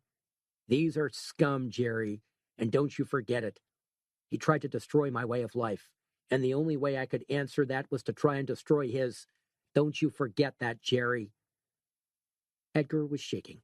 He still had the gun in his hand, but he didn't know what to do with it. "Mr. Paston," said Jerry miserably, "this isn't Shark McManus. This isn't his gang." Edgar felt cold. He looked down at the boy's body lying on the concrete. The blood kept spreading, and there was no way to mop it up and return it to his veins. "I don't understand you." He was laughing. They were all laughing. "They come around here quite often," Jerry said. "They don't mean no harm. I know one or two of them. They come around to the store after meetings and buy candy." "Meetings," said Edgar numbly. "What meetings?" "Boy Scout meetings, Mr. Paston. They're Boy Scouts." Edgar stared down at the body. "Boy Scouts," he whispered. "Well, what I mean, Boy Scouts?" He was still standing by the body when the black and white police car came howling into the car park, lights flashing, and squealed to a stop beside them. The doors opened, and Officers Trent and Marowitz came briskly across the concrete. They looked down at the body. Marowitz said briskly, "Is he dead? Has anyone checked?" Edgar said, "He's dead all right. I got him in the head." He lifted his pistol and handed it silently to Officer Marowitz. "It appears he's a Boy Scout," explained Edgar. "I thought he was a vandal, and I shot him by mistake." Officer Marowitz looked hard at Edgar for a moment, then at the boy's body. "You shot and killed a Boy Scout by mistake?" "That's what I said." "In that case," said Officer Marowitz with a humorless grin, "I had better advise you of your rights. You're under arrest, Mr. Paston, for suspected homicide." "Yes," said Edgar. He stepped around the body and walked towards the police car of his own accord. Book 2. 1. They had been driving for 10 minutes when Adelaide, in the back of the car, said, "Look." Dr. Petrie had already seen the first distant flickers in his rearview mirror, but they could have been anything. A burning car, or an isolated house on fire. Now, when he slowed the Torino and turned around in his seat, he could see that the whole southern horizon was growing red with flame, and that the city of Miami was ablaze from stem to stem, like a gigantic ocean liner burning on a rippling ocean of sparks. "Miami," whispered Mr. Henschel, sitting next to Dr. Petrie, his rifle in his lap. "That's the whole damn city of Miami." "Do you think they did it on purpose?" Adelaide said. Dr. Petrie speeded up, heading north on nothing but marker lights. "I guess they might have done," he said. "More likely it was looters and arsonists and untended fires." They were all very tired. It was well past 1 o'clock, and the night was into its weariest and longest hours. Prickles was still fast asleep in Mrs. Henschel's arms, but the rest of them were too tense and too worried to rest. "I suppose you realize we might have taken the plague with us," remarked Adelaide. "I mean, for all we know, one of us might be infected." Dr. Petrie nodded, his face illuminated green from the dials on the instrument panel. "That's possible, but I think it's unlikely. I've been exposed to the plague more than any of you, and I haven't caught it. Maybe I'm just immune. From what we've seen of the plague so far, it strikes very quickly. If we haven't had it yet, I don't think we're going to get it now." "Please God," muttered Mr. Henschel. "Yes," said Dr. Petrie, "please God." They drove in silence for a while. It was early Wednesday morning, before the news of the plague had officially been released by the news media, and all their car radio could tell them was that Spanish or swine flu was still causing some fatalities in Miami and southern Florida. When the radio said that, Dr. Petrie looked up from his mirror. He saw the huge columns of fire that distantly leapt and roared from the hotels along Miami Beach, and wondered, not for the first time in his life, how politicians and newsmen could possibly get away with what they did and said. He was still pondering on this when Mr. Henschel pointed up ahead. "I see the lights," he said tensely. "Looks like there's a roadblock up there." Dr. Petrie slowed down, and they all peered anxiously into the night. Half a mile up the road, they saw the bright glow of spotlights and a cluster of cars and trucks. "Where is this?" asked Adelaide. "Looks like Hellendale," said Dr. Petrie.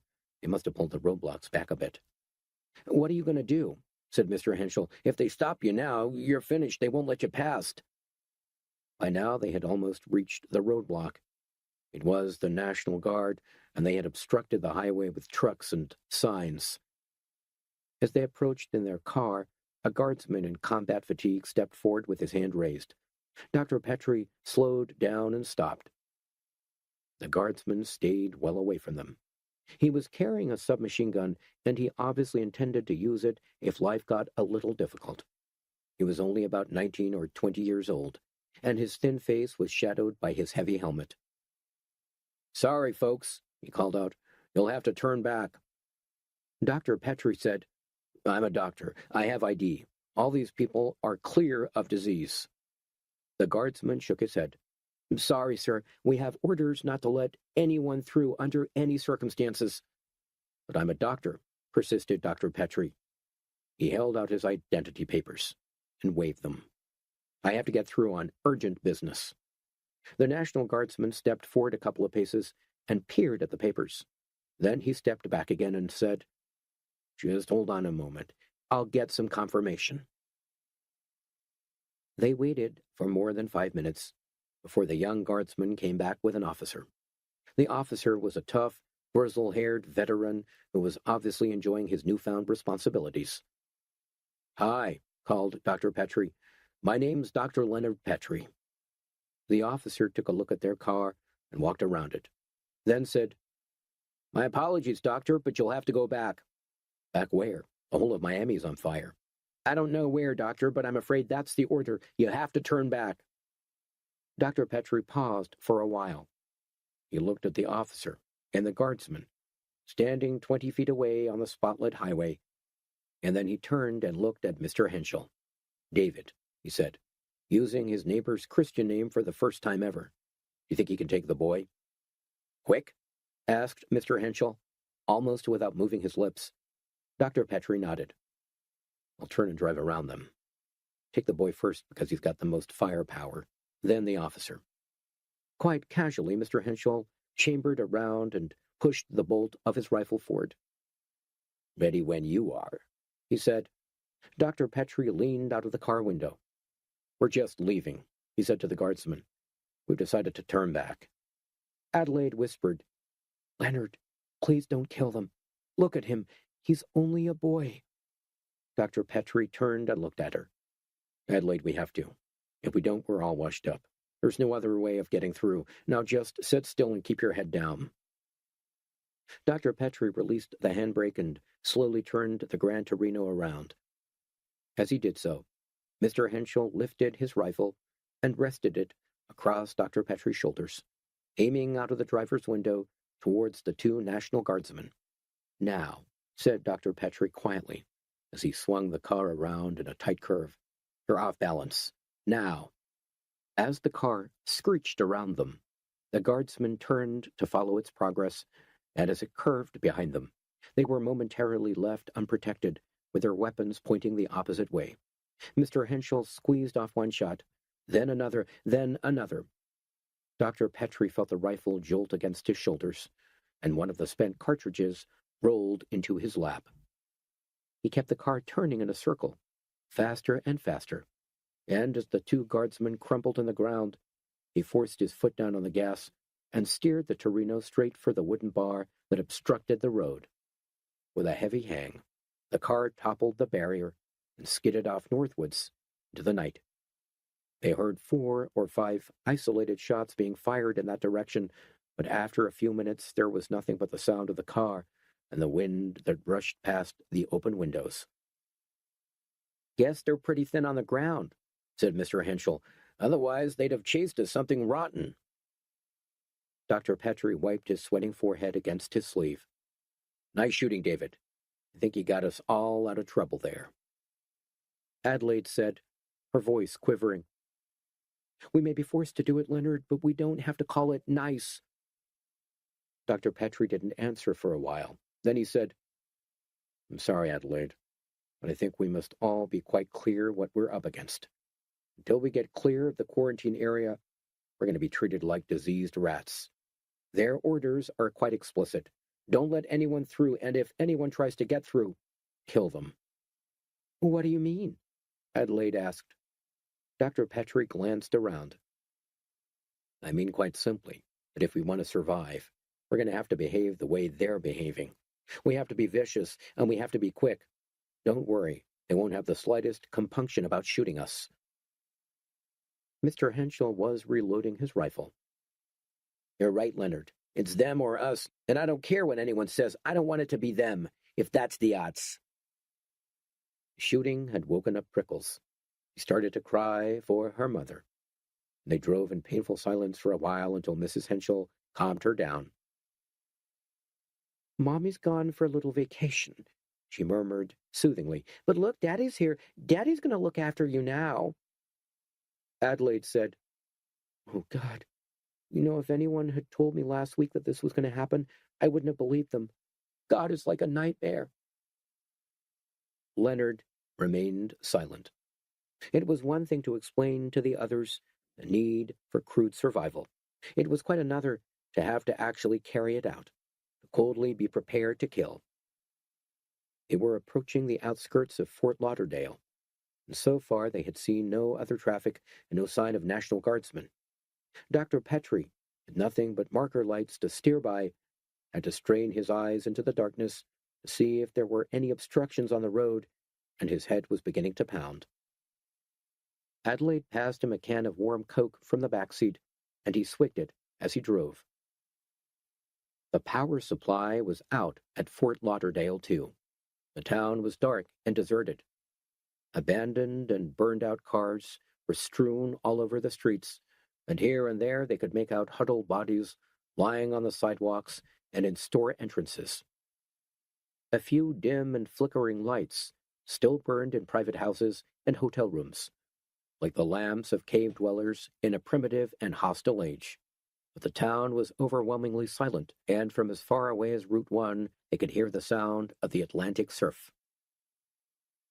Not far from the beach, they saw a large building on fire, with dim gray smoke rising into the velvety night sky. Mr. Henschel guessed it was the Holiday Inn Oceanside. There were no sirens, no fire tenders, and no one seemed to be attempting to put the blaze out.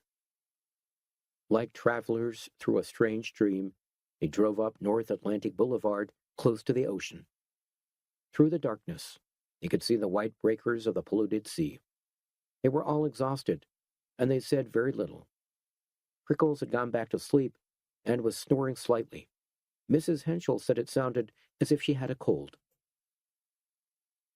"Just so long as she didn't catch plague from Margaret," said Adelaide. "That would be great, wouldn't it? Margaret getting her revenge from beyond the grave." "Adelaide," said Dr. Petrie coldly. "She's dead, and that's that." Adelaide was silent for a while. Then she said, "Okay, I'm sorry." Just before dawn, they stopped the car by the side of Route 1 near Palm Bay. They laid out blankets on the ground underneath a scrubby grove of palm trees and slept. As Dr. Petrie lay there, feeling the hard stones of dry soil under his blanket, he heard insects chirp and the occasional swish of a passing car. The plague had left many survivors, but those who had somehow managed to avoid infection were trying to get out of Florida as fast as they could. What none of them yet knew was that plague was breaking out all along the coast of Georgia and the Carolinas as tides and currents washed a thick black ooze of raw sewage onto the beaches. He had 2 hours of restless dozing, filled with weird and terrifying dreams. The sky was light when he opened his eyes. Mr. and Mrs. Henschel, Adelaide, and Pickles were all still asleep. Dr. Petrie lifted himself on one elbow, rubbing his aching eyes, and looked around. They had company. Beside the car were 2 unshaven National Guardsmen in uniform and helmets, their eyes hidden behind mirror sunglasses. They were both carrying automatic weapons, and neither looked in the mood for friendly banter. "How do?" said one of them laconically. He was chewing gum in ceaseless circles. Dr. Petrie nudged Adelaide, who was lying snuggled up against him. She stirred and opened her eyes. The guardsman stepped forward and looked around their makeshift encampment. "You folks traveling north?" Dr. Petrie didn't answer. Mr. and Mrs. Henschel had woken up now, and they blinked across him in silent bewilderment. "It's kind of inadvisable, traveling north," said the guardsman, pacing around them. "Is there a regulation against it?" asked Dr. Petrie. The guardsman chewed gum for a while. "Nope," he said eventually. "I don't reckon there's no regulation against it. But it's inadvisable." "Yep, that's the word, inadvisable." "Well, what do you advise us to do instead?" The man shrugged. "It ain't up to me to advise you to do nothing. What you do is entirely your decision." "Is this your car?" "It belongs to a friend." "You able to prove that?" "I don't think so. He's dead. He died of the plague 2 days ago." The guardsman walked slowly back to where his friend was standing. "Any of you folks sick or infected?" "I don't believe so." "How about that little girl? She don't look too bright." "She has a cold, that's all. A summer cold." "Is that right? Well, I'm a doctor. I should know." "Oh, you're a doctor, huh? How come you ain't helping out someplace instead of sleeping rough?" Dr. Petrie said, "I was helping in a hospital in Miami. Last night it was burned to the ground, along with the rest of the city. There isn't much I can do there now." The men were not interested. "Nope," said the one with the gum. "I guess there ain't." There was a long, awkward silence. Mr. Henschel eventually asked, "Are you going to let us leave, or do we have to stay here all day?"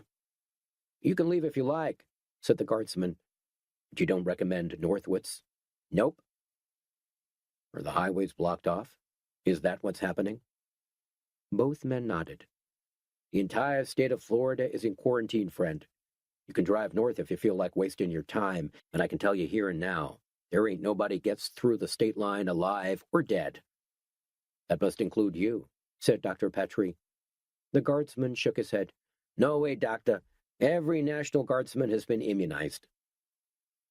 Dr. Petrie frowned. Immunized? What do you mean? The guardsman mimed a syringe being squeezed into his arm. The jab. 98% effective, the doc said. Dr. Petrie looked across at Adelaide, and she raised her eyebrows. I don't quite know how to say this, Dr. Petrie said to the National Guardsman. You don't quite know how to say what? Well, whatever they've injected you with, it's useless. There is no way of immunizing yourself against this plague. The guardsman placidly chewed gum and said nothing. Have you tried to get back across the state line yet? Asked Dr. Petrie. Nope. This is our first turn of duty. Dr. Petrie stood up and brushed down his clothes. Well, I'm sorry to say it's going to be your last turn of duty as well. There is absolutely no way that you can be protected against this disease. We know it's a type of pneumonic plague, but we don't know how it's transmitted, and we don't have the remotest idea how to cure it. Are you pulling my leg? Said the guardsman, frowning. I wish I was. I think you've been conned. They needed someone to keep law and order around here, to stop things going completely berserk. And so they let you think that you were immune. You're not, and that's all there is to it. He's joshing, said the other National Guardsman. Don't you take no mind of him, Cal, because he's sure as hell joshing. Well, I can show you my medical papers. He reached into his back pants pocket and took out his ID. He held it up and waved it. Don't you take one step nearer, said the National Guardsman, raising his automatic weapon. Even afterwards, Dr. Petrie couldn't work out what happened next. It was too quick, too illogical, and too spontaneous. He didn't see Dr. Henschel go for his rifle, but he guessed that was what happened. The guardsman suddenly swung round and fired a deafening burst of automatic fire towards the trees. And Mr. Henschel said, "Ah!" and fell to the hard ground with a heavy thud like a sack of flour. 2 or 3 bullets caught Mrs. Henschel, and she rolled over, screaming. Dr. Petrie, instinctively trying to protect Prickles, ducked forward and wrestled the machine gun from the guardsman's hands. The other guardsman lifted his gun, but Dr. Petrie caught the first soldier around the neck and pulled him up against himself as a human shield. He waved the automatic rifle in the other guardsman's direction and snapped, Drop it! Drop it and put up your hands!" The man hesitated, and then slowly laid his weapon down on the ground. Mrs. Henschel was moaning loudly, while Adelaide bent over her, trying to see if she could help. Prickle stood by herself, still in her red dressing gown, and howled. "Turn around!" Dr. Petrie shouted hoarsely. "Put your hands on your head!" The guardsman did as he was told. Then Dr. Petrie pushed the first guardsman away from him and ordered him to do the same. The two of them stood side by side in the road, their hands on top of their heads, and Dr. Petrie stepped forward and picked up the other automatic weapon. "Now," Dr. Petrie said, "if you don't help me, I'm going to blow your heads off. Where's your first aid kit?" One of the guardsmen said, "I've got one right here, in my pack." Put your hand in your pack slowly. Lift the kit out in plain view and lay it on the ground. The man did as he was told. Dr. Petrie went across and picked it up, keeping the machine gun trained carefully on his captives. Then he backed up and knelt down beside Mrs. Henschel. He handed the gun to Adelaide and told her to shoot without hesitation if either guardsman moved. Mrs. Henschel was bad. One bullet had hit her in the chest and pierced her left lung. Every time she breathed, bloody bubbles trickled from her dress. Another bullet had hit her in the ear, and the side of her head was sticky with gore. The pain was by now so intense that the poor woman had passed out. Working as quickly as he could, he dabbed the wounds reasonably clean and bandaged them with lint. Prickles was standing close by, watching her father, quiet and red-eyed. She said, "Is Mrs. Henschel dead, Daddy?" Dr. Petrie tried to smile. "No, honey. Mrs. Henschel just hurt herself. Don't you worry. She's going to be fine." Prickles pointed to Mr. Henschel, curled up in a stain of blood.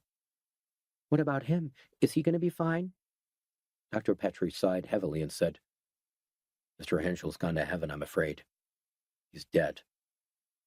"Will he come back?" the child demanded. Dr. Petrie stood up and took the gun back from Adelaide.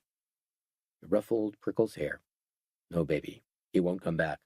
But wherever he's gone, I'm sure he's going to be real happy." "Is he an angel now, with wings?" Adelaide looked at Leonard with sad eyes. He answered, "Yes, I expect so, with wings." They cleared up their blankets and their few belongings and stowed them in the car. While Dr. Petrie kept the guardsman covered, Adelaide dressed Pickles in a short blue dress and sandals. She herself changed into a white t-shirt and jeans and unpacked a green plaid shirt and white slacks for Dr. Petrie. When they were ready to leave, Dr. Petrie went over to Mrs. Henschel. She was conscious again, and she was groaning under her breath. He knelt down beside her and laid a hand on her forehead. "How do you feel?" he asked her. "Bad," she croaked. "Real bad." "You think you can travel?" She coughed up blood and tried to shake her head. "Just leave us be," she said hoarsely. "You go on and leave us be." "Mrs. Henschel, we have to get you to hospital, if there are any hospitals left." She groaned and shook her head again. "Just leave us. David'll look after me, won't you, Dave?" Dr. Petrie bit his lip and looked across at David Henschel's body. "Mrs. Henschel," he said gently, "I can't leave you here to die." She coughed more blood. "Die?" she said. "Who said anything about dying?" "You have to realize that you need attention. Dave, doesn't she need attention?" He paused, and then he said, "There. Dave says you need attention too." Mrs. Henschel opened her eyes. "Let me see him," she said. "Are you there, Dave? Are you there?" She tried to raise herself, but then she started coughing until the blood was splattering the hard ground in front of her. "I don't feel so good," she said. "Just give me a minute." She lay back, and they waited. The breeze rustled the grove of palms, and the National Guardsmen shuffled their feet uncomfortably on the roadside. The sky was clear blue, and if it hadn't been for the silence and the strange absence of traffic, you would have thought it was a day just like any other. Later, Dr. Petrie remembered that moment more clearly than almost all others, waiting by the roadside near Palm Bay for Mrs. Henschel to die. She went without a sound, sliding easily into death. Dr. Petrie thought she was sleeping at first. Then he saw that she had stopped breathing, and that her right hand was slowly opening like a white flower with crumpled petals. He stood up and walked around to face the National Guardsman, pointing his gun straight at them. He was scruffy and unshaven, with dark rings under his eyes, and his clothes still had the creases of the suitcase on them. His hair was ruffled in the morning breeze. "I ought to kill you," he told the men. "I ought to waste you here and now." The one who was chewing gum looked up. "Guess that's your privilege," he said, "seeing as you've got the gun." Dr. Petrie cocked the weapon and raised the barrel. For a moment, he was almost tempted to shoot them, but the moment didn't last long. His angry bitterness of the previous night had faded with the sun, and he was beginning to see that they were all, soldiers included, tangled up in a situation they could neither control nor understand. "Just for safety," he said, "I want you to walk down the road a couple of 100 yards. Then we're going to drive off." The other guardsman said, "What about our guns? We ain't going to last long without our guns. Can't you leave them behind?" Dr. Petrie shrugged. "You're not going to last long anyway. What I said about those immunization jabs was true. Now start walking." He told Adelaide and Prickles to get into the car. He tossed the automatic weapons on the back seat and climbed in himself. He started the engine, and they moved off northwards up Route 1, leaving the two guardsmen standing in the road, watching them go. The day was hot and clear. There were one or two other cars on the road. They kept away from each other, staring suspiciously from their tightly closed windows. Just outside Melbourne, there were a few hitchhikers trying disconsolately to pick up lifts, but there were too many bodies lying around the sidewalks and verges to suggest that anyone around there might have escaped infection. It only took one drop of spittle, one breath, to pass the plague on, and Dr. Petrie wasn't prepared to risk the lives of those he loved talking to anyone if he could avoid it.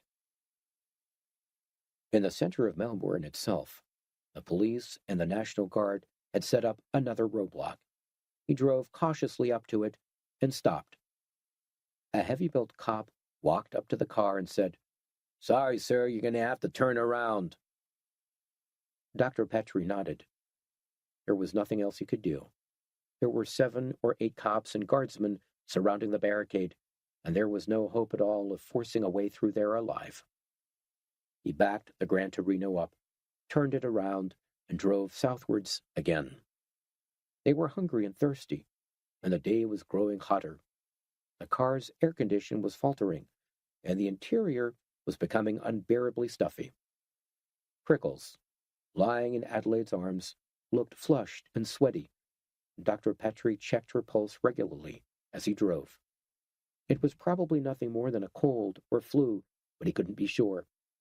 Her lips were dry, and she was finding it more and more difficult to breathe. There was no sign of the 2 National Guardsmen as they drove back past Palm Bay. Not far from the grove of trees where they had spent the early hours of the morning. Dr. Petrie took a right turn inland and drove down the dusty, deserted road until he reached Interstate 95. Then he turned north again until he crossed Highway 192 and turned even further inland towards St. Cloud and Lake Tahopekalica. This time, they came across no roadblocks and no troops, but there were signs of the plague everywhere. Bodies lay by the road, smothered in flies, and cars and trucks were abandoned at every junction and lay-by.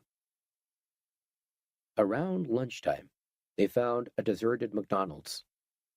Dr. Petrie parked outside and left Adelaide and Prickles in the car while he scouted around with his automatic weapon. There were 2 bodies in the yard at the back, both crawling with flies, but apart from that, the place was empty. They went inside and sat down. Petrie lifted the counter and went in search of baked beans, milk, cheese, and soft drinks. "The ice cream's melted," he said, "but if you don't mind drinking it, you're welcome." Prickles was still hot, but she managed to eat a few cold baked beans and drink some milk. Dr. Petrie ate quickly and hungrily, keeping his eyes on the empty highway and the surrounding buildings. "Well," he said after a while, wiping his mouth, "not exactly the Starlight roof, but it's nutritious." Adelaide gave a tight, humorless smile. "Anything wrong? You don't look too happy." She waved until she had finished her mouthful of cheese. "Not if you must know." "Why not?" "Come on, Adelaide, we've had a hard time of it, but there's no reason to give up. If we stick together, we'll get out of this okay. Don't you worry."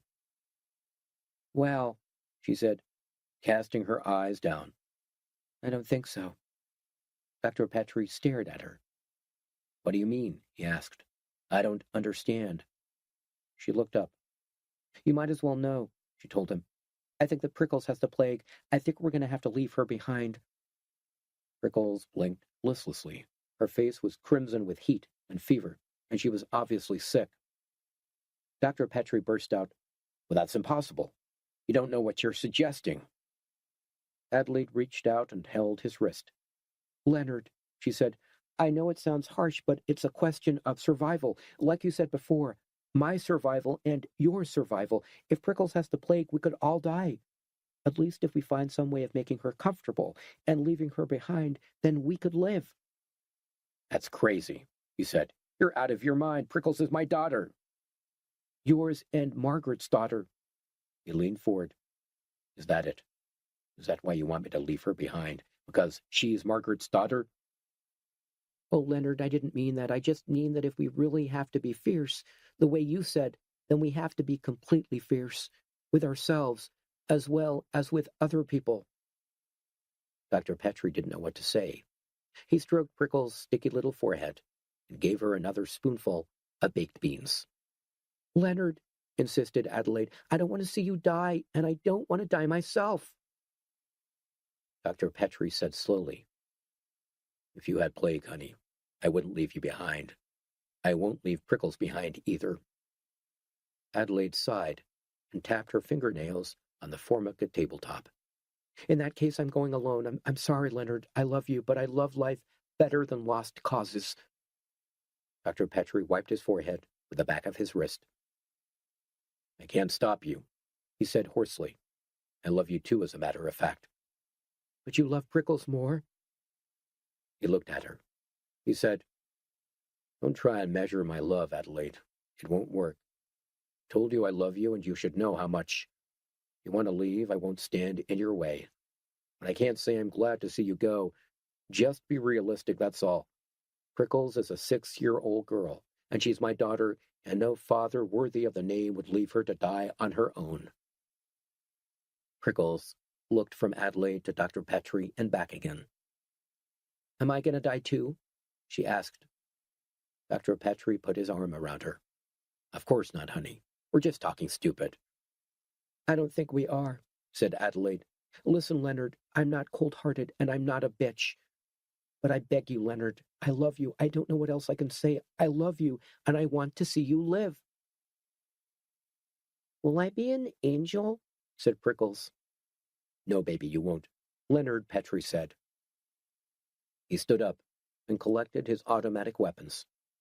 Adelaide stayed where she was, picking at the few remnants of cheese and pickle on her plate. "You're welcome to come along," he said softly. "I don't seriously think that Prickles has the plague, and I would like to have you with us." Adelaide pouted. "You wouldn't think she had it, would you? You're her dear, devoted daddy." Dr. Petrie didn't answer. He took Prickles by the hand and led her outside to the car. It was past noon now, and the heat rippled off the concrete car park in heavy waves. They climbed into the car, and Dr. Petrie started the engine. Adelaide stayed where she was, sitting inside the plate glass window of McDonald's, her face hidden from view. He waited, engine turning over, for 5 minutes. Adelaide stayed at the table, not moving. Prickles said, "Isn't Adelaide coming, Daddy?" Dr. Petrie wiped the sweat from his face. "No," he told her. "I guess not." He released the brake and moved off across the car park and up to the highway. He slowed down and took one last look in the mirror. Adelaide was still inside the hamburger bar, head bent, not even looking their way. He licked his lips, turned onto the highway, and put his foot down on the gas. They passed Walt Disney World.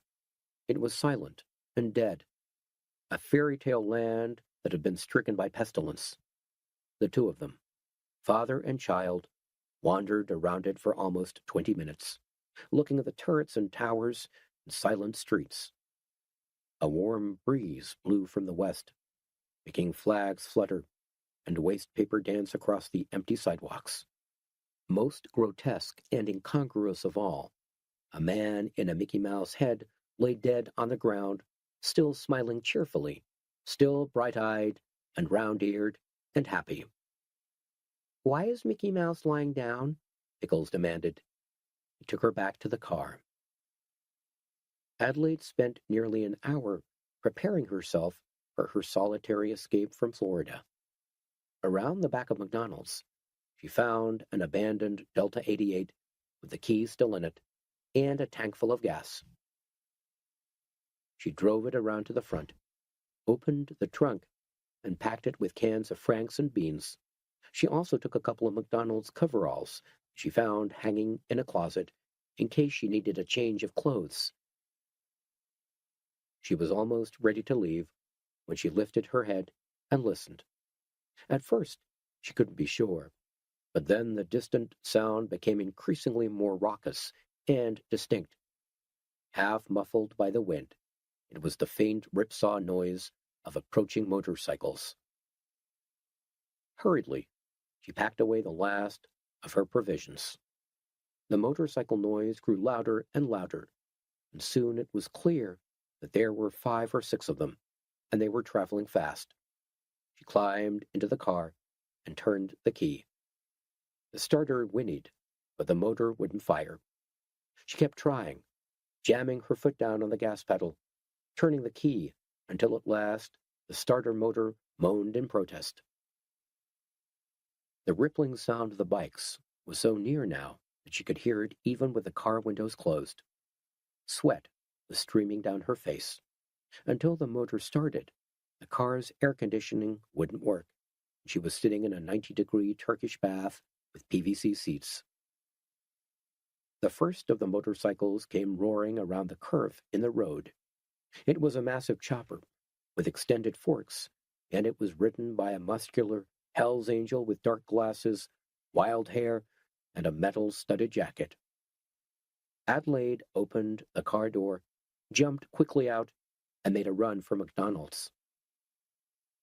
The Hell's Angel swung his bike around the car park in a wide, bellowing circle, followed by 4 others in formation.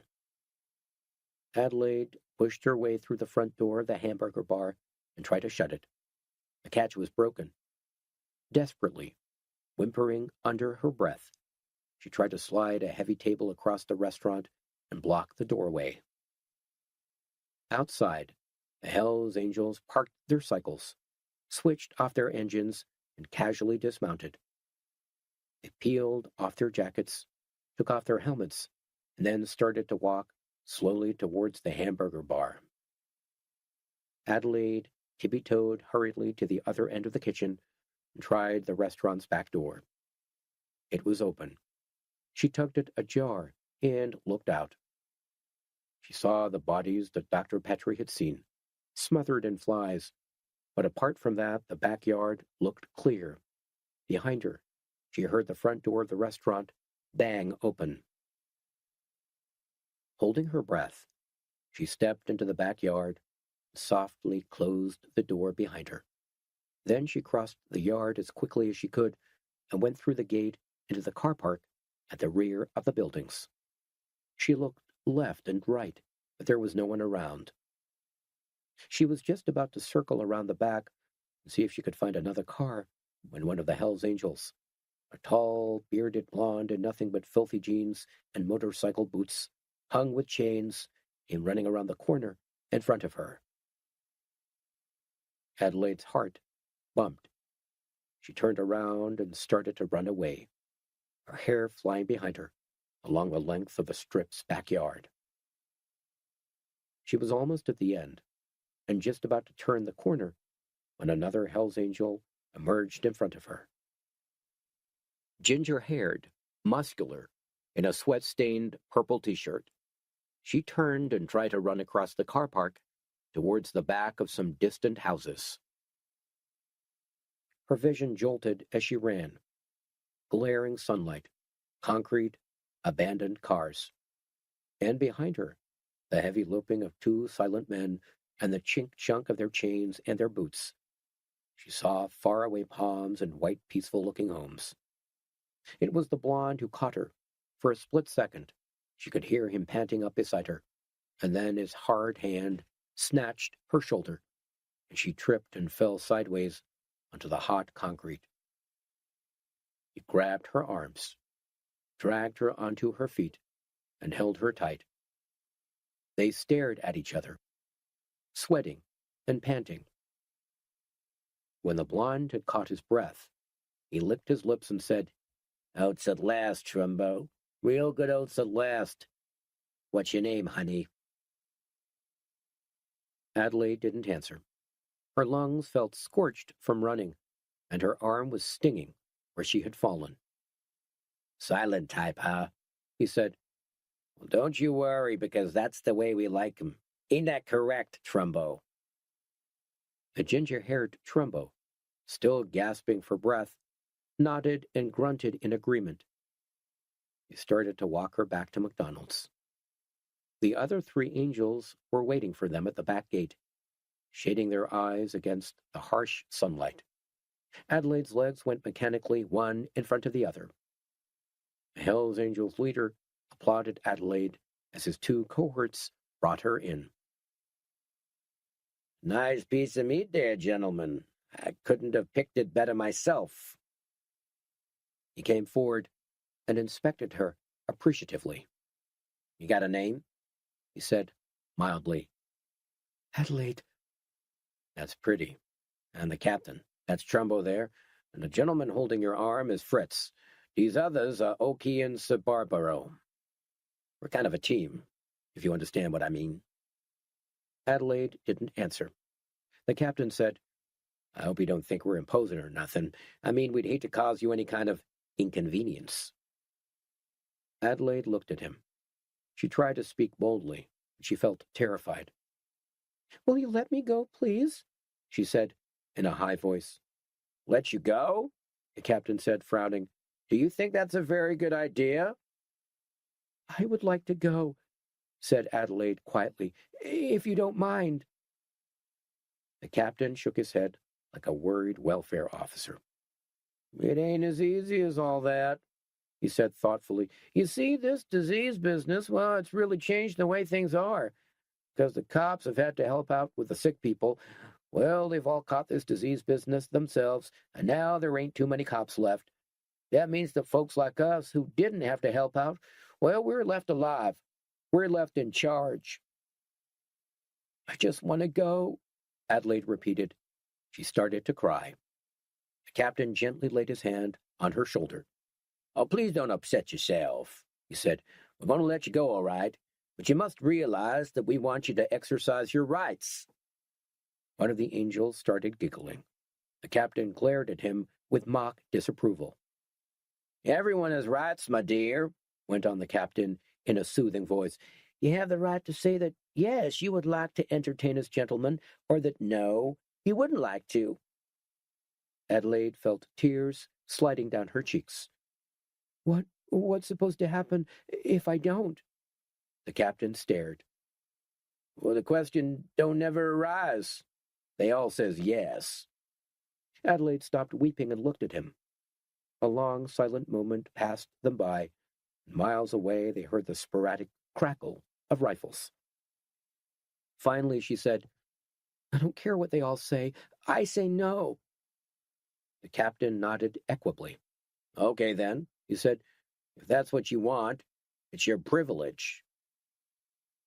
He snapped his fingers, and it all happened with the well-rehearsed speed and proficient brutality of long practice. Trumbo and the Norseman marched her into the restaurant again, through the kitchen, and pushed her against the wall of the hamburger bar. She stood there, wild-eyed and panting. Then the captain stepped forward very close and grasped the top of her white t-shirt. She could see the necklace of sweat along his upper lip and smell his heavy ox-like odor. His hands were hard and powerful, with big death's head rings on the middle fingers. "Last word?" he said gently. Adelaide closed her eyes. It was going to happen, one way or another, and neither yes nor no were going to make any difference.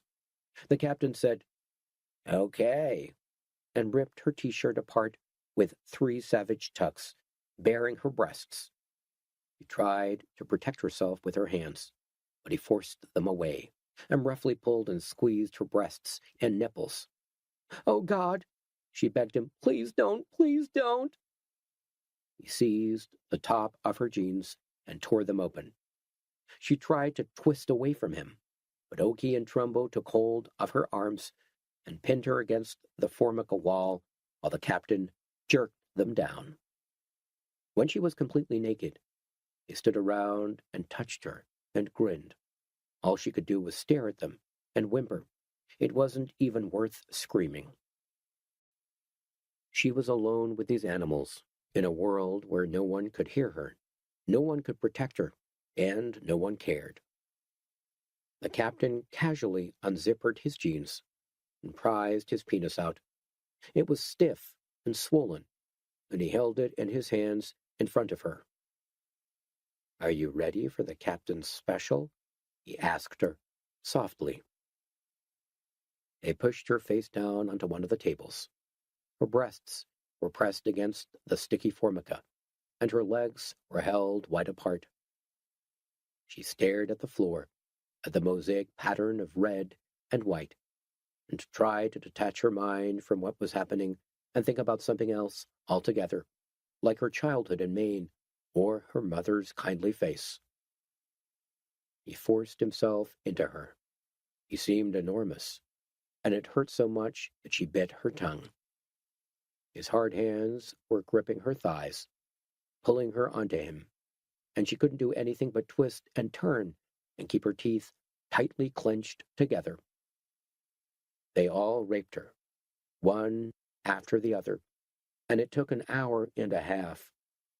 After an hour, they didn't even have to hold her down, because she lay there gripping the tabletop of her own accord, dulled to everything that they were doing to her. She didn't even hear them leave when it was all over, and she lay on the table until it began to grow dark, her body red and sore, her eyes swollen with unshed tears.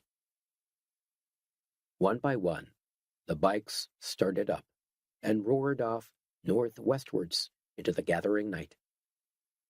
A little after midnight, in the first few moments of Thursday morning, Dr. Petrie and Prickles crossed Suwannee River on 75, not 30 miles away from the Georgia state line. It was a black, cloudy night, like the suffocating inside of a soft velvet bag, and the Torino's air conditioning had packed up altogether. They drove with the windows open wide, feeling the damp night draft blowing in on their faces. They had no trouble with roadblocks or National Guard since they had left Disney World. Through Claremont, Gainesville, and Lake City, they had seen nothing but deserted houses, corpses covered in black flies, and burning cars. If anyone had been left alive in this part of Florida, they were long gone. Prickles was still pale and sweaty, but her pulse seemed to have normalized, and her breathing was easier too. Dr. Petrie was still determined that her condition was nothing more than summer flu. The hurt, if she died now, would be more than he could bear. He checked his rear-view mirror regularly to see if Adelaide might be following. Just outside Claremont, he had seen a bunch of bikers way behind. They had turned off west towards Groveland long before he had got a good look at them. He kept the National Guard automatic rifle propped up on the seat next to him, in case they were ambushed by looters or Hells Angels, or even by police. But North Florida was more like a graveyard than a jungle. It took him 45 minutes, driving on marker lights alone, to reach the state line. He saw the floodlights before he saw anything else. 2 miles ahead, the highway was illuminated by batteries of powerful lamps, and the surrounding trees and brush were swept by searchlights and torches. It was the National Guard again, imposing their doomed quarantine on a dead state. He pulled the car over to the side of the road, switched off the engine, and rubbed his eyes. Crossing the state line was going to be a hell of a lot harder than he had expected. By now, he conjectured, all the National Guard contingents, which had been ordered to prevent a northward exodus of plague-carrying Floridians, must have been pulled back to the border. Florida With only 24 major roads connecting it to the main body of continental America, was an easy limb to amputate. Prickles, he whispered softly. Try and get some sleep. I think we're going to have to wait until morning before we go any further. Prickles was almost asleep already, but he had been keeping her awake in case they ran into trouble. All the way from Lake City, he had been singing her nursery songs and half-remembered rhymes just to keep her alert. He was surprised how many he remembered. Prickles, sucking her thumb, said sleepily, "Sing the song about the blanket lady." Dr. Petrie coughed. His mouth was dry and he felt exhausted. "No, baby, that's enough for tonight." "Please, Daddy." Dr. Petrie sighed. Then, in a hoarse, off-key voice, he began to sing. There was an old woman tossed up in a blanket, 17 times as high as the moon. Where she was going I could not but ask it, for in her hand she carried a broom. Old woman, old woman, old woman, quoth I, oh whither, oh whither, oh whither so high? To sweep the cobwebs from the sky, and I'll be with you by and by. Prickles smiled. Her eyelids dropped. In a few moments she was fast asleep, her breathing quiet and regular. As a last check, Dr. Petrie gently lifted her wrist and timed her pulse. It was normal. He closed the car windows, leaving only a small gap for ventilation, and settled down to get some rest himself. His neck muscles creaked with tiredness, and he felt unbearably cramped. But after 5 minutes of restless shifting around, his eyes began to close, and in 10 minutes he was asleep, his head bowed over the steering wheel like a man in prayer. He was awakened 4 hours later by a cool dawn breeze flowing into the car. He lifted his head and blinked. He felt as if his back was clamped in irons. One of his feet was completely numb. He looked across at Prickles, who was still soundly sleeping, and then he checked his surroundings in the gray first light of another day. They were closer to the state line than he had guessed, and he could see the barricades across the highway a mile or so in the distance. It was too hazy to see how many National Guardsmen there were around, but he guessed they'd be out in force. He climbed out of the car and stretched. Then he opened the trunk and took out some of their provisions, some Kraft cheese, a packet of crackers, and a can of orange juice. He looked pensively for a moment, some of Adelaide's tennis rackets and shoes strewn hurriedly in the back, and then he closed the trunk and pushed Adelaide out of his thoughts. He had spent the whole of yesterday afternoon worrying about her, and wondering if he ought to go back. There seemed to be something about the plague that was destroying normal values and normal sentimentality. Perhaps there was too much death around to think about love. Dr. Petrie nudged Prickles awake, and she yawned and shook her head like a small puppy. They sat in silence, sipping orange juice and eating crackers, and he looked at her, his daughter, and considered what kind of a world he had brought her into. In less than an hour, they were going to try and cross the state line, and that meant that both of them could be shot dead. Have you had enough? He asked her, as she finished her juice. I wish I had some toast, she said, looking at him seriously. He gave her a small grin. So do I, he told her. In fact, I'd do anything for a piece of toast. He packed everything away, brushed the crumbs from his crumpled slacks, and then walked along the highway, a short distance, to see if he could work out how to evade the quarantine barrier. He shaded his eyes against the early sun, but it was impossible to distinguish any signs of life around the National Guard trucks and jeeps and barbed wire. As far as he could make out, the best thing to do would be to leave the Torino where it was, and try to skirt around the barricade to the east on foot. Then they could pick up Route 41 and commandeer another car. It would take most of the morning, particularly at Prickles' pace, but it was better than trying to force their way through the barrier in a show of dangerous heroics. Even National Guardsmen shot straight sometimes. Dr. Petrie went back to the Torino, started it up, and drove it off the side of the highway into a sparse clump of palms. He slung his gun over his shoulder, quickly filled a bag with cans of orange juice and food, and knelt down beside the car to lace up Prickle's walking shoes. "Do we have to walk?" she asked plaintively. She was looking much better than yesterday, but she was still pale. "I'm afraid so. You don't want to end up as an angel, do you?" "No, I don't like angels." Keeping to the side of the highway, they began to walk northwards, towards the state line. The clouds were gradually fading, and the day was growing hot. A tall man and a small girl side by side. Her feet crunched over the rough fill beside the road, and Dr. Petrie had to stop a couple of times to winkle stones out of Prickle's shoes. He was about to leave the highway and strike off northeast when he heard the distant sound of a car coming up behind them from the south. He turned and strained his eyes. The sun flashed off a windshield, and the noise came closer. He took Prickle's hand and pulled her, as fast as he could, across the gravel and stones, and together they crouched down beside a stack of rusty oil drums that someone had left beside the road years ago. He put his finger across his lips to tell her to keep quiet. The car wasn't approaching very fast, but the driver obviously meant to go straight up to the state line barricade and try to get through. Dr. Petrie wanted to see what would happen, how many National Guardsmen would come out to stop it, and what kind of firepower they had.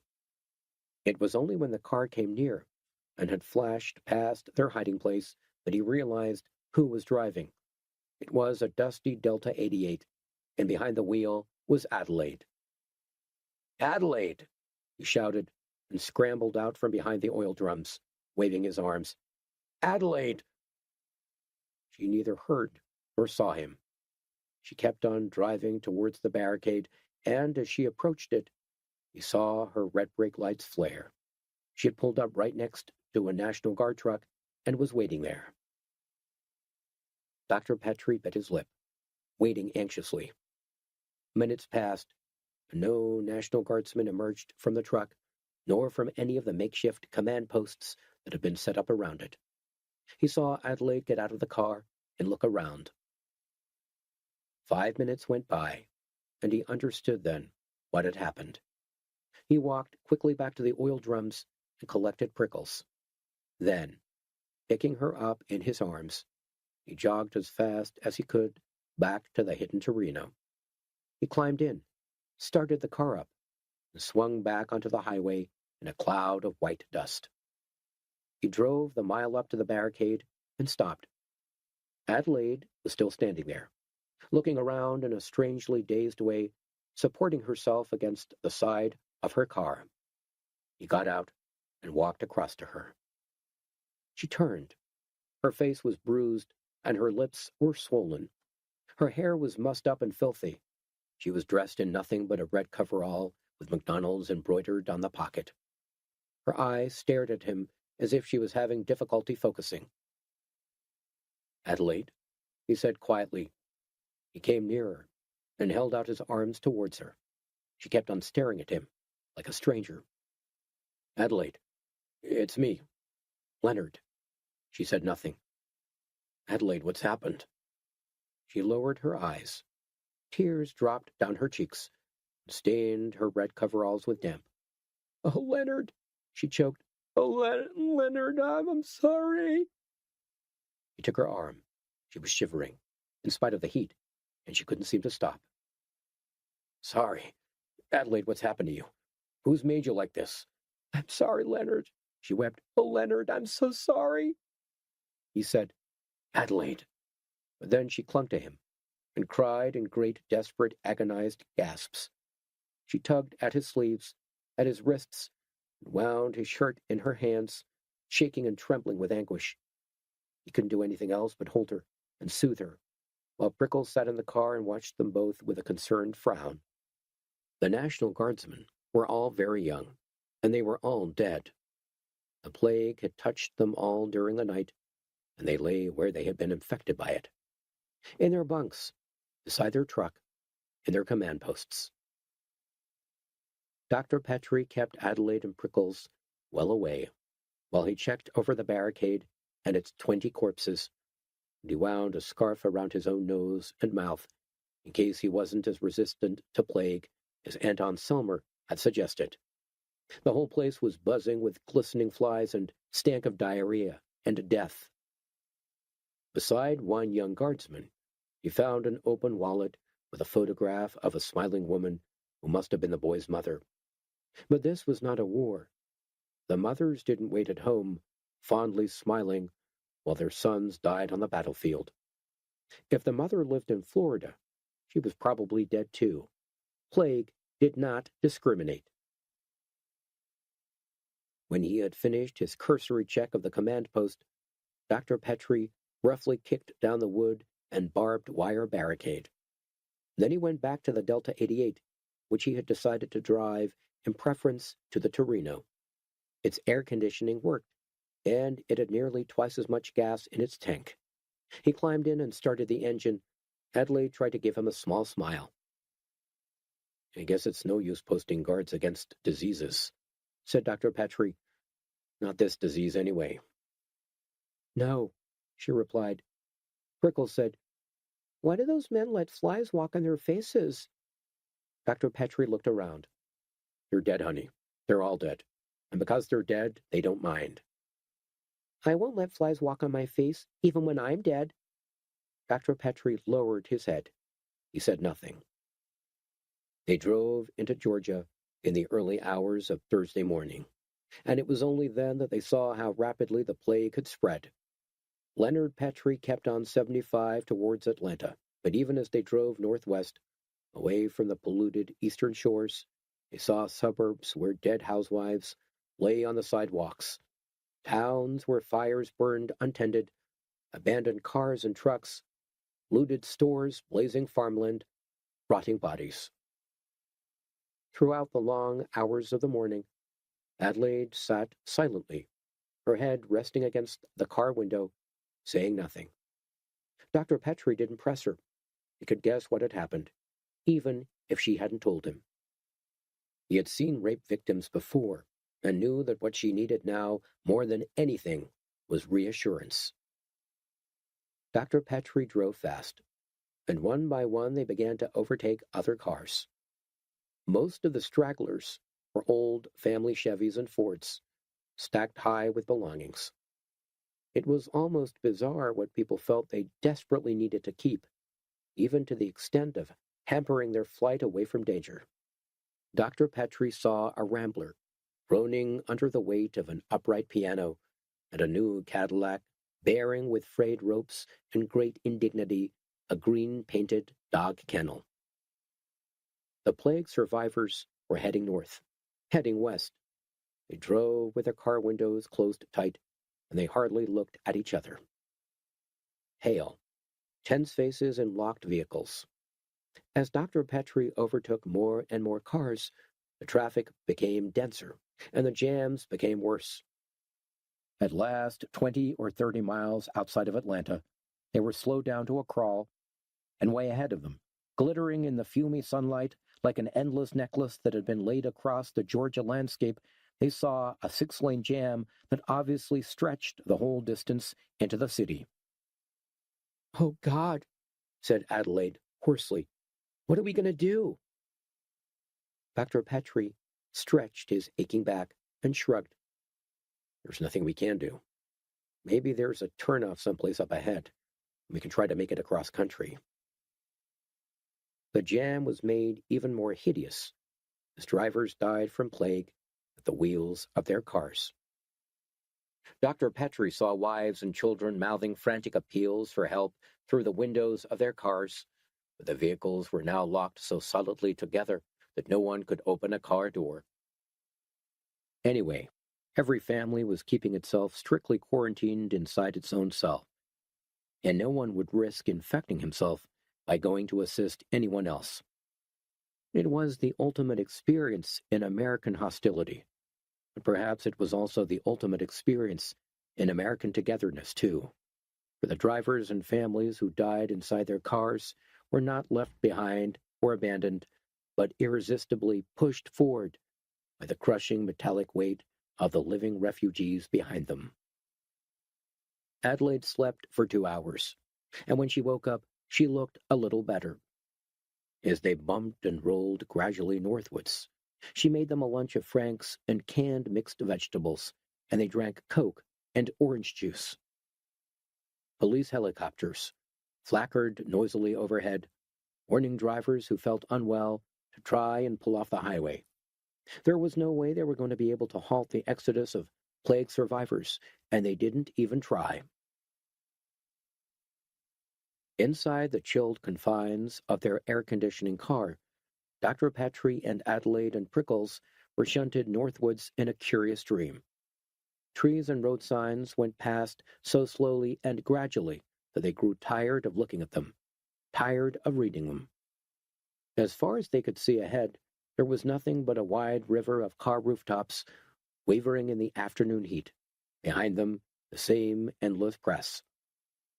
The convoy's progress was further hampered by cars that had broken down or run out of gas, and had no way of filling up again. Only the slow-boiling fear of plague kept the immense and agonized jam inching forward. Dr. Petrie saw an old Buick that had immovably seized up, being deliberately shunted off the highway by the cars around it. It overturned and rolled down a dusty embankment, with its family trapped inside it, and there was nothing anyone could do to help. They began to pick up radio broadcasts. They were faint and crackly at first, and it was plain that they were coming from a long distance. Adelaide identified them first.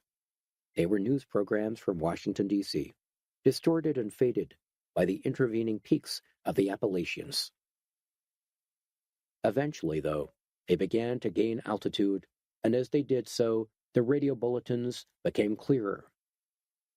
So far, there have been no reported outbreaks of disease any further north than Wildwood, on Cape May, New Jersey, but more than 70 miles of beaches on Long Island's South Shore were closed just before noon this morning because of sewage that has been washing ashore for the past week.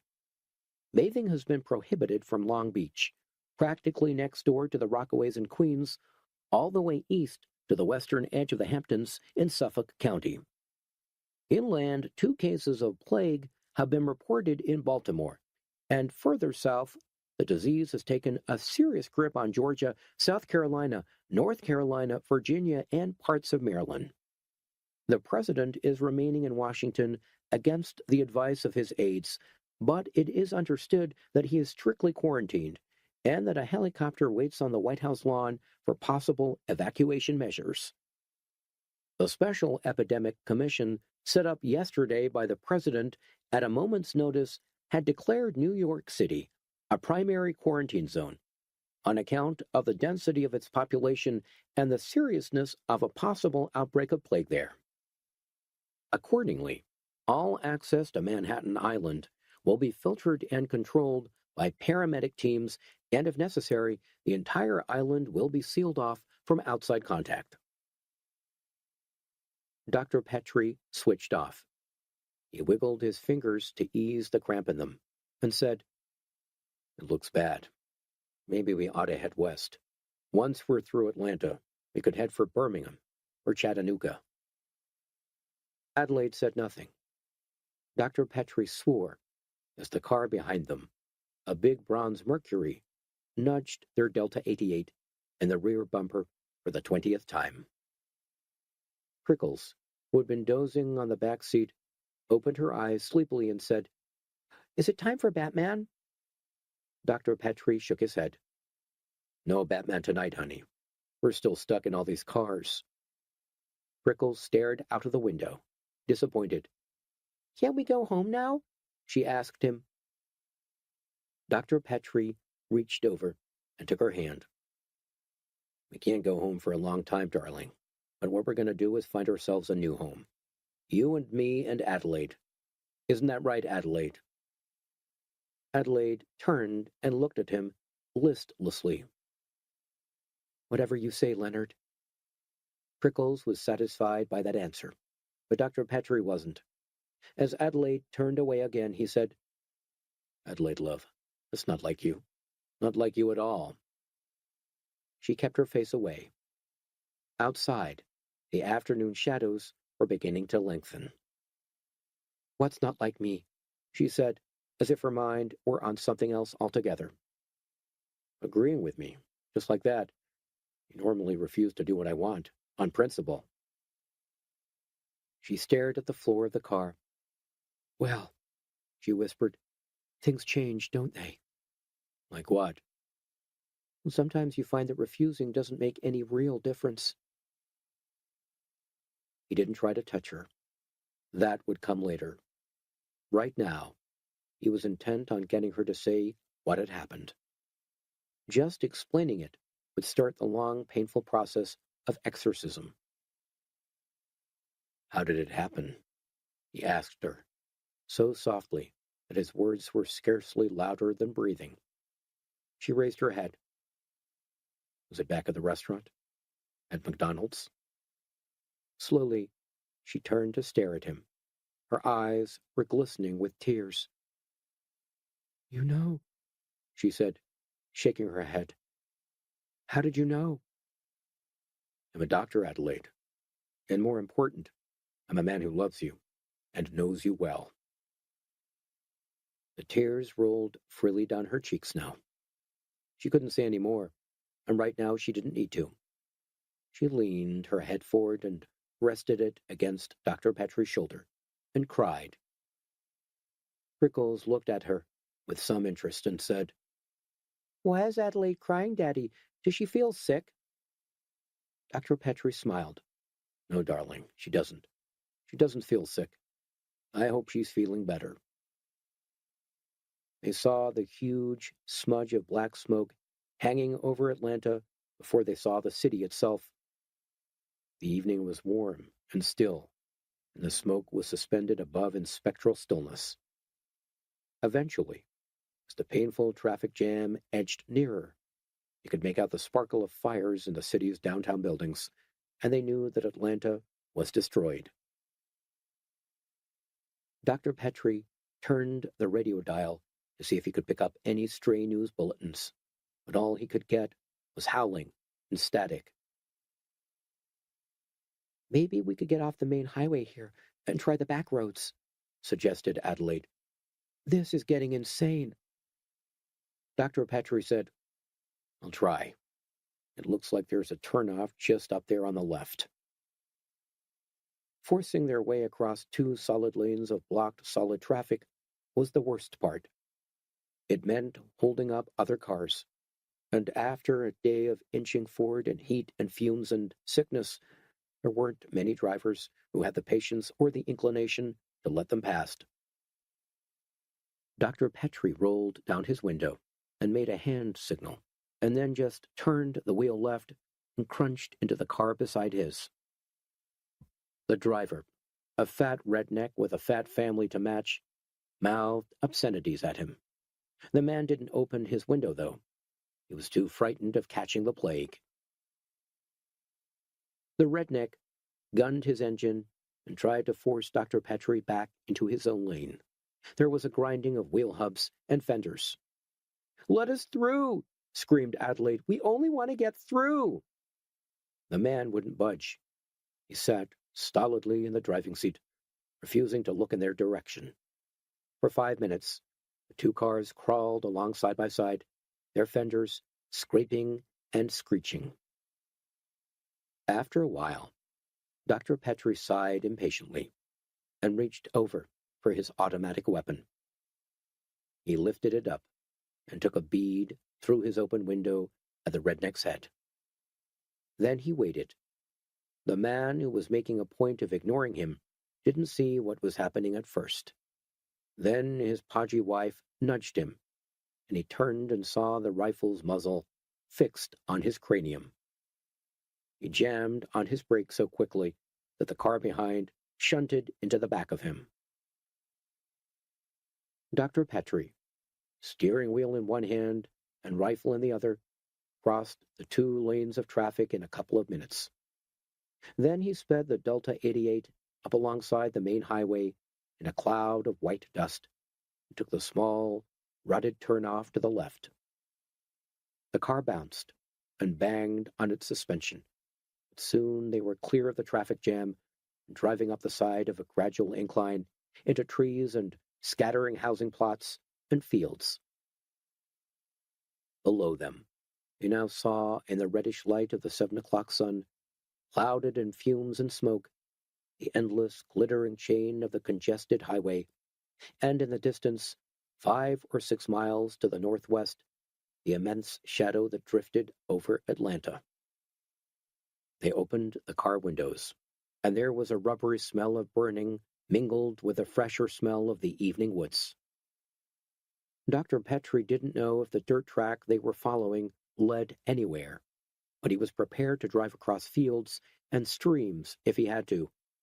The most urgent need was to head west and outstrip the plague. As far as he could make out, they were still well inside the infected area, and until they escaped it, they were still at high risk from National Guardsmen, looters, panicking drivers, and the bacillus itself. It wasn't long before he had to switch on the car's headlights. The sky was darkening into rich blue through the treetops, and moths were tapping softly against the car's windshield. Prickles was fast asleep in the back, covered with a plaid blanket, and Adelaide was beginning to settle down to doze. "Leonard," she said, "I was just wondering." "It's about the plague. I was just wondering why you didn't catch it yourself." He shook his head. "I've been wondering that myself. I was exposed to so many plague patients down at the hospital. I've been tired and vulnerable, too, but I still haven't caught it, and neither have you."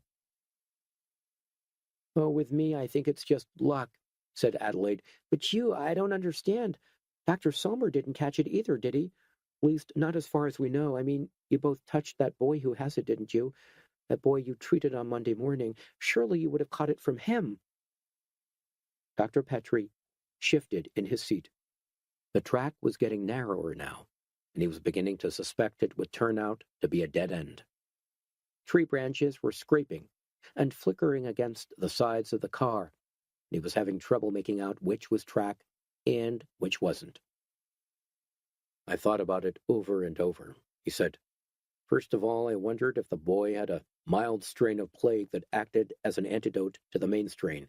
But then why did he die? And why did his parents die? And what about all the other people that Anton and I were looking after? Why didn't we pick up plague from them? The only possibility that seems to make any sense is that Anton and I both did something that immunized us. Some part of our work. Something to do with hospital or medical treatment. Made us safe. But don't ask me what it was because I couldn't guess." Adelaide said, "I couldn't guess either, but whatever it was or is, thank God for it." She reached over and touched his thigh. "Leonard," she said, "I do love you, you know." He didn't answer. "I know it doesn't seem like it sometimes, but I do." He turned briefly and smiled at her. "It does seem like it always. Now, why don't you get yourself some rest?" She kissed his cheek, and then released the switch on her reclining seat and lay back to sleep. Dr. Petrie decided to drive on as far as he reasonably could, and then snatch a couple of hours himself. The track was still just about visible, and he wanted to put as many miles between the plague and them as possible.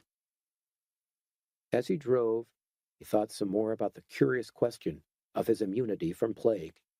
It wasn't even an ordinary plague, but a fast incubating breed that attacked the human system with such speed and ferocity that even a serum would have to be administered within half an hour of infection to have any chance of saving a patient's life. Not that any kind of effective serum existed. So how and why had he and Dr. Sommer escaped it? Maybe if he understood that, he would understand how the whole epidemic could be slowed down and stopped, and that would be some medical coup. Was there another disease, which he and Dr. Sommer might have both had in innocuous forms, and whose bacilli might have resisted the bacilli of superplague. Was there any kind of airborne infection they might have picked up, or some airborne medication within the hospital?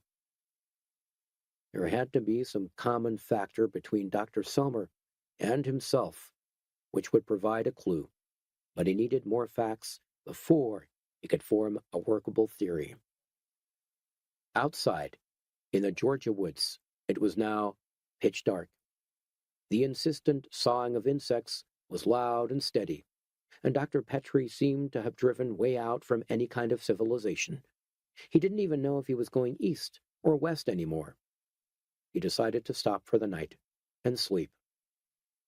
He finally pulled the Delta 88 to a stop under a large sheltering tree. The car's engine and hood cooled down with a relieved ticking sound. He switched off the lights and climbed out of the car to stretch his legs. The woods seemed very deep and silent and dark, although far away he could hear the distant rumble of a passenger aircraft. It was strange to think that outside the plague zone, life was still going on as before, and that maybe in New York and Chicago and St. Louis, people were getting up and going to bed as if nothing had happened. He opened the back door of the car and made sure that Prickles was tucked in properly. Then he took off his shoes and got ready to climb back behind the wheel and spend another uncomfortable night as a guest of General Motors. There was a sudden sharp cracking noise, and something zipped through the car's windshield and out through the passenger window. Dr. Petrie instantly dropped to the leafy ground and groped inside the car for his automatic rifle. Adelaide sat up and said, "Leonard, what's happened?" "Down," he hissed, waving his hand. "Get your head down. There's someone out there." He reached up to the steering column and switched on the car's electrics so that he could lower the driver's window.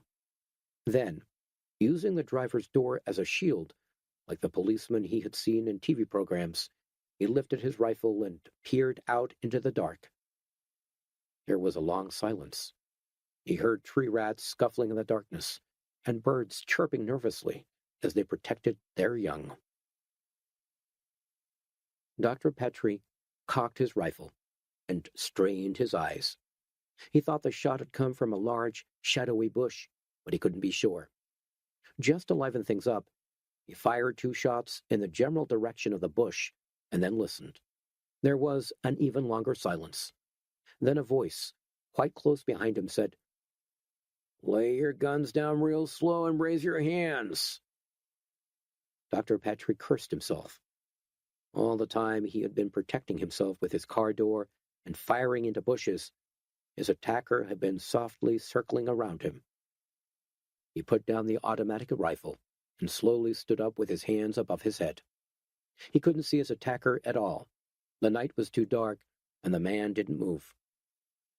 "You come from the east?" asked the man in a Georgia twang. Dr. Petrie said, "We don't have disease, if that's what you mean." The man sniffed. "Well, maybe you do, maybe you don't. You can't see disease, can you? Not in the night, nor neither in the day." Dr. Petrie said, "We're not doing any harm. We just want to pass right through." "I know you do," said the man, "and I ain't going to let you." "Why not? What's it to you?" The man sniffed again. "Well, it's a lot to me, mister, and it's a lot to my family and my relatives and everyone else west of here. This here's the plague line right here. Me and everyone else around here, we formed this vigilante committee, and if anyone tries to cross this plague line, I can tell you that they're taking their life into their own hands, because our agreement is that we shoot to kill. All you have to do is turn around and go back where you came from." "Supposing I won't?" "Oh, you will, but just supposing I won't." "Well," said the man patiently, "supposing you won't, then I'll have to drop you." "And if I drop you first?" "Oh, you won't, but just supposing I do." There was a pause.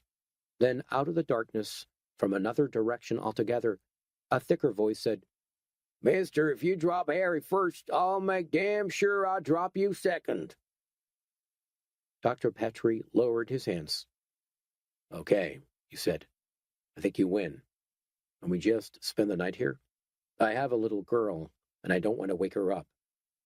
Just get the hell out, said Harry. And if I refuse? No, don't answer that. You'll drop me. Okay, we're going. Dr. Petrie bent down to pick up his rifle. Leave the gun, Harry said. Now wait a minute, Dr. Petrie protested. If I'm going to go back into the plague zone, I'm not going without this. Leave it! Dr. Petrie remained where he was for 5 or 6 frozen seconds, half bending towards the rifle. He screwed up his eyes and peered into the night for the slightest giveaway of Harry's whereabouts. The other vigilante didn't matter so much, because if Dr. Petrie ducked down behind the car, he would be out of his firing line. Harry said, Come on, mister, leave the gun and get your ass out of here. I ain't want no medals for patience, and I ain't gonna win one now. Dr. Petrie saw a glint. It could have been the side of a pair of spectacles, or the buckle of a pair of dungarees. Whatever it was enough. He dropped to the ground, snatched his rifle, rolled over in a flurry of leaves, and fired a burst of 3 shots exactly where he had seen the glint. A scatter gun went off with a deep boom, and one side of the Delta was torn and spattered with pellets. Dr. Petrie wriggled under the car on his elbows and fired again, a random arc of bullets that may or may not have hit something. There was silence again. He quickly elbowed his way out from under the car, tossed the rifle inside, and climbed in himself. Adelaide said, Are you all right? Did you hit them? He started the engine, backed the car wildly into the woods, swung it around, and put his foot down. The scattergun went off again, and the Delta 88's rear window was turned to milky ice. Dr. Petrie drove fast and wild, and thumped heavily into 2 or 3 roadside trees before he considered it safe to switch on his lights. Adelaide sat up. Only her reclining seat had saved her from the first bullet, which had passed through the car in a diagonal line. Prickles was awake, but she was tired, so that she wasn't even crying. She, too, was unhurt. The scattergun had ripped the car's outside skin, but hadn't penetrated the soundproofing inside the doors or the vinyl upholstery. Did you hear what he said? Asked Dr. Petrie tersely. About the vigilantes? Exactly. It looks like they've drawn a plague line down the Appalachians, and anyone who tries to cross it gets killed. Maybe they've even got themselves federal backing. The way the situation's been handled, who can tell? What are we going to do? I guess we could try to cross someplace else, but the chances of getting through in a car must be pretty remote. Maybe we ought to try our luck in the north. Try and get into New York City. If we stick to the back roads, it could take us 2 or 3 days. But if they're going to make it a secure quarantine area, it's worth a try. Adelaide rubbed her eyes tiredly. Let's do it then. Let's just get someplace where we can stop and have a bath and eat a decent hot meal. If I don't get out of these clothes soon, I'm going to stink like a skunk. Dr. Petrie grinned at her through the darkness. Me too. But then skunks seem to fall in love just like the rest of us, don't they? So what's wrong with smelling like one? Adelaide settled down to sleep again, trying to make herself comfortable in the jolting car. Leonard, she said, I'll give you 100 good reasons, but not right now. Tomorrow. When it was scarcely dawn, and the car was still silvered with the cold breath of the night, they drove quietly out of the Georgia woods and back towards the main highway. They were low on gas, and Dr. Petrie's first priority was to find a filling station. Then, tanked up and refreshed with sleep, they would make the long and complicated back road haul to New York City. Adelaide was yawning. Do you think we'll make it? She asked him. Dr. Petrie pulled a face. Maybe, maybe not. Depends how far the plague has spread. Half of the time, though, I feel more frightened of the people than I do of the plague. She looked serious for a long while. Then she said, Yes, I know what you mean. 2. Esmeralda was arranging the last paintings in her Marek Brunowski exhibition when Charles Thurston III strolled into the gallery. He was looking very Fifth Avenue, in a lightweight suit of cream-colored mohair and a big floppy hat. He took off his sunglasses and stood back from the wall, ostentatiously admiring the pictures. "Well, well, well," said Esmeralda. "If it isn't Charles Thirsty III. Charles gave a strictly regulated smile. "Thurston, actually, if we're going to be friends, we ought to get it right." Esmeralda, in a dark red smock, was tapping the last hook into the green Hessian-covered gallery wall. "Who said who was going to be friends?" she said through a mouthful of nails. "I hope that we were, you and I." Esmeralda straightened the painting. It was a vivid gouache of reds and yellows. Charles Thurston stepped forward and peered closely at the label underneath. "This is a painting of Coney Island," he said. "It looks more like hell on a warm day." "Same thing," said Esmeralda. She picked up her hammer and toolkit and walked back towards her elegant white-painted office at the back of the gallery. Charles Thurston followed her and perched himself on the edge of her desk. "You are very sure we're going to get along," said Esmeralda. "Of course I'm sure. Here's me, the famous art writer, and there's you, the beautiful gallery lady. It's a match made in heaven, or someplace quite close, perhaps a suburb of heaven." "Heaven has suburbs." "Oh, of course it does. Where do you think the people from Queens go when they die?" Esmeralda laughed. She found Charles Thurston an inch too elegant for his own good, and an obviously incurable smartass. But there was something about him she really liked. He was, after all, very good-looking, and he gave the impression that when he got a woman into bed, he would lavish a great deal of time and athletic energy on exotic forms of stimulation. Esmeralda liked that. "Well," she said, reaching for her chrome cigarette box, "have you come to buy a painting? Brunowski is young and vital, and most important of all, he's still quite cheap." "Is that because nobody's discovered him yet? Or because he's been discovered and nobody wants him?" "Oh, don't be cynical. He's the new wave in gouache. Go on, buy one." "If I buy one, will you come out to lunch with me?" Esmeralda lowered her eyelashes provocatively. "Is that a condition of sale?" she asked him. Charles Thurston laughed. "How much is this young and vital cheap artist of yours?"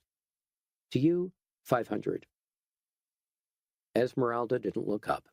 This was a favorite test of hers. It immediately weeded out the unsuitable suitors from the genuinely enthusiastic, because if a man wasn't prepared to toss away $500 for the sake of getting to know her better, then in Esmeralda's opinion, he couldn't be really sincere. Charles Thurston III flipped open his checkbook and scribbled a check with a handmade gold pen. He blew it dry and passed it over with a flourish. It was for $1,000. "Well, this is too much," said Esmeralda, raising an eyebrow. Charles Thurston shrugged. "What's the use of buying just one painting? I have a couple of blank spaces either side of my living room door, and Mr. Brunowski will liven them up nicely." He stood up and tucked his pen back in his pocket.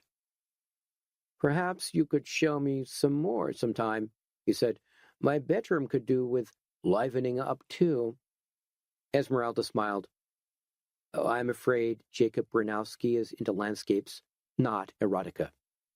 "Well, we can't all be perfect," said Charles. "Now, why don't we find ourselves a bite to eat?" She took off her smock. Underneath, she was wearing a simple but beautifully cut blue dress with a Victorian pendant and lots of bracelets. She brushed her hair and then pronounced herself ready. "Have you heard any more about the plague?" asked Charles Thurston as they rode across town in a taxi. "Oh, nothing very much.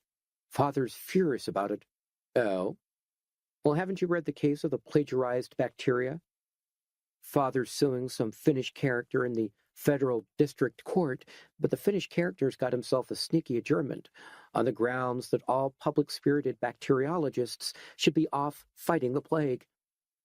Charles Thurston nodded. I see. I wondered what you were doing in that district. This plague's pretty serious, though, isn't it? They've got cops on the Lincoln Tunnel and the 59th Street Bridge, and they're turning back everyone with a Southern license plate. You're kidding. No, it's true. I saw it myself this morning. They had some guy in a pickup with a Maryland plate, and they were making him turn right around and go back to Maryland. They said on the news that there's a contingency plan for sealing off the whole of Manhattan. Esmeralda crossed her legs. Well, I don't know. Sounds to me like they're exaggerating the whole thing. Charles Thurston laughed. I'm glad someone's optimistic, especially the daughter of the nation's leading bacteriologist. Stepdaughter. Does it make any difference? You bet it makes a difference. Where are you taking me for lunch? Oh, there's a unique little bistro, I know. The prices are astronomical, but the food's terrible. What's it called? Chez Moi. You mean the same Chez Moi that has a couple of blank spaces either side of the living room door, and has a bedroom that also needs livening up? You guessed, said Charles Thurston, with a winning smile. Esmeralda didn't look amused. In that case, she said, you'd better get this hack to turn itself around and take me right back to the gallery. I've heard of fast workers, but this is ridiculous. What you're really saying is that you haven't even had time to clear my check. I'm saying, Mr. Thurston, that I'm not a painting. I can't be conveniently bought with a paltry $1,000 to fill a blank space on one side of your bed. Don't you like me? Like you? I don't even know you. Charles Thurston sighed. Well, if you want to skip lunch, you can, but at least come and look at it. I prepared it myself. Cold soup, smoked fish, salad, and chilled vintage champagne. Esmeralda looked at him curiously. He was very self-assured and very handsome, and somehow she couldn't imagine him going to the trouble of spending the morning in the kitchen just to make lunch for a girl he hardly knew. He was either very innocent or very devious, and right now she wasn't quite sure which, but he was intriguing. Okay, she said slowly. I'll come and look at it, but that's all. The cab dropped them on the corner of a faded but still elegant street. It was one of those tired enclaves of wealthy old widows who were too set in their ways to move away from encroaching slumdom, and there was a mingled smell of decay and expensive perfume in every lobby. Well, this is a strange place to live, she said, looking around the street. I like it, said Charles Thurston. It reminds me every day that style is never permanent, and that today's lounge lizards are tomorrow's drawing-room dinosaurs.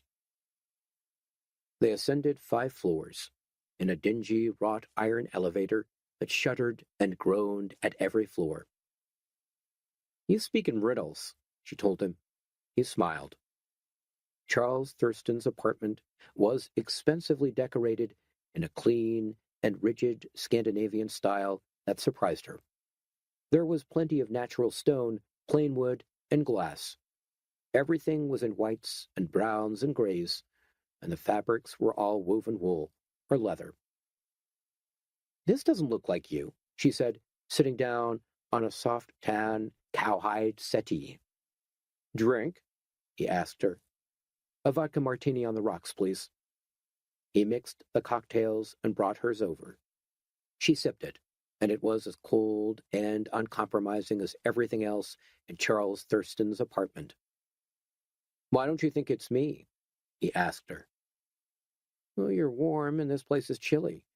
I imagined you living with good Indian carpets and a few well-chosen antiques. He walked across to the window. I like my backgrounds neutral. The most important things that happen in a room are the people who live and love in it. I don't like to interfere with human beauty by cluttering my living space with inanimate objects that keep crying out for attention. I think you just made that up. I don't believe a word of it. He turned back from the window and smiled at her. Would you like to see the lunch that you're not going to eat? Oh, I'd be delighted. He took her hand and led her into the dining room. He had been telling the truth. The table was set for two, with stainless steel cutlery and handmade Swedish glass and pottery. Well, she said, I have to confess, I'm convinced. Charles Thurston ran his hand through his dark, curly hair. Won't you just sit and watch me eating mine? He asked, with a mock plaintiveness that, for all its obvious artificiality, still appealed to her. She couldn't help giggling. All right, she said, and since I don't like to be rude, you might as well give me just a teensy piece of fish and maybe a tiny bowl of soup. And just a thimble of champagne? She smiled. That will do, yes. Charles Thurston rang a small bell on the table. Esmeralda hadn't expected that, but then she supposed that a young man of his means would naturally have a servant. Charles Thurston pulled her chair out for her, and she sat down. He himself sat at the opposite end of the table, shook out his napkin, and grinned at her.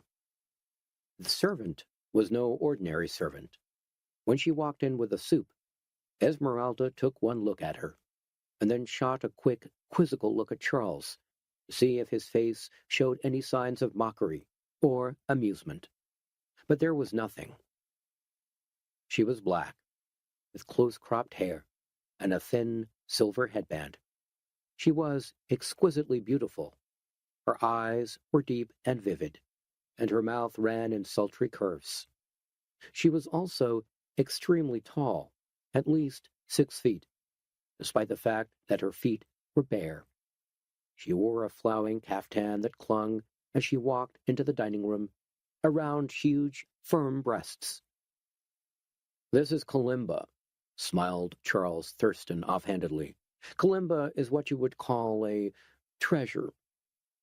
Esmeralda watched the black girl with widened eyes as she padded out of the room, her bare, rounded bottom plainly visible through the diaphanous caftan. In a small voice, she said, I suppose you would, yes. He sipped consomme in silence for a moment. Then Esmeralda laid down her spoon. Are you trying to tell me, she said, that Kalimba is really your servant and nothing else? Charles Thurston paused with a spoonful of soup half lifted from his plate. No, I'm not trying to tell you anything. Well, she intrigues me. I mean, she's very beautiful and very sexy. Are you friends? One has to be friends with one's servants. Oh, don't mock me, Charles. I'm not. Kalimba is everything you say she is. She's beautiful and she's very sexy. She's also a very good cook. She makes beds, she cleans and dusts. Okay. Esmeralda frowned. I don't know, you baffle me. Why do I do that? Because you're after something, and I don't know what it is. Up until I saw Kalimba, I thought it was my body. He finished his soup and laid his spoon down. You're reacting just like every girl does when she first sees Kalimba. She thinks, why the hell have I been playing hard to get when he's got a woman like that around the place? It throws them off their usual game. Esmeralda raised an eyebrow. Is that why she's here? As an aid to seduction?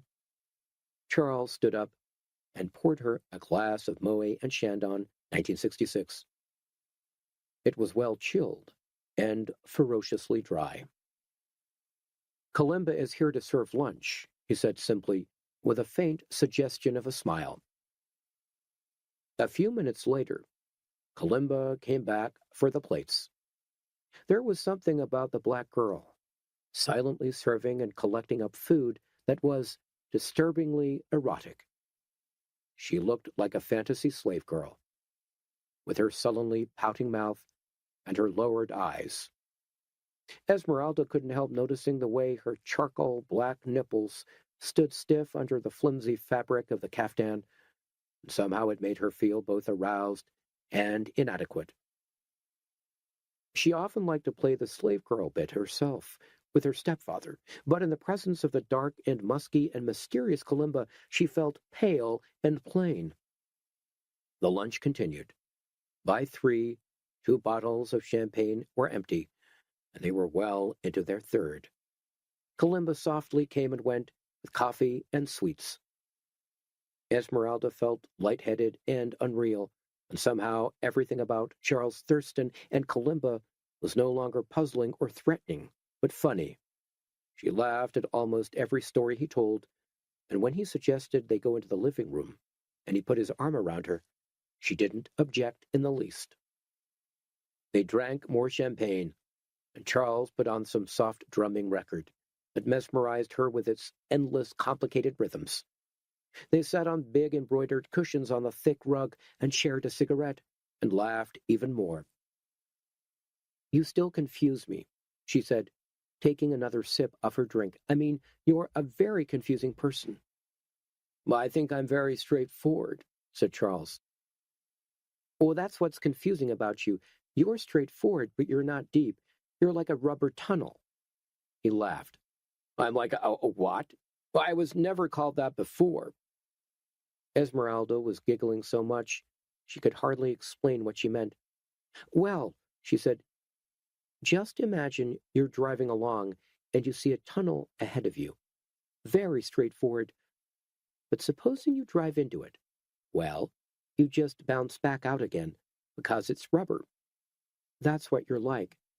I think I'm getting someplace with you, but I just bounce back out again. You're a rubber tunnel." They laughed and laughed until Esmeralda thought she was going to cry. Then, when they had quietened down, Charles reached over and took her arm and said, "Esmeralda, do you mind if I lay something on you?" She was bright-eyed. "What? Do you dig massage?" Massage? The idea of it seemed hilarious. No, listen, I'm serious. Massage can do fantastic things for your inner being. It calms you down. It brings you closer to yourself. I don't mean your massage parlor stuff. I mean real meditative massage." "Who's going to massage me?" she giggled. "You?" Charles shook his head. "No, Kalimba. She's an absolute expert. I mean, she's really into it. She's done it for me, and she's given me a whole new slant on myself." "Well," said Esmeralda, "I don't quite know what to say." "Well, try it. That's all you have to do." "Oh, I'm not sure."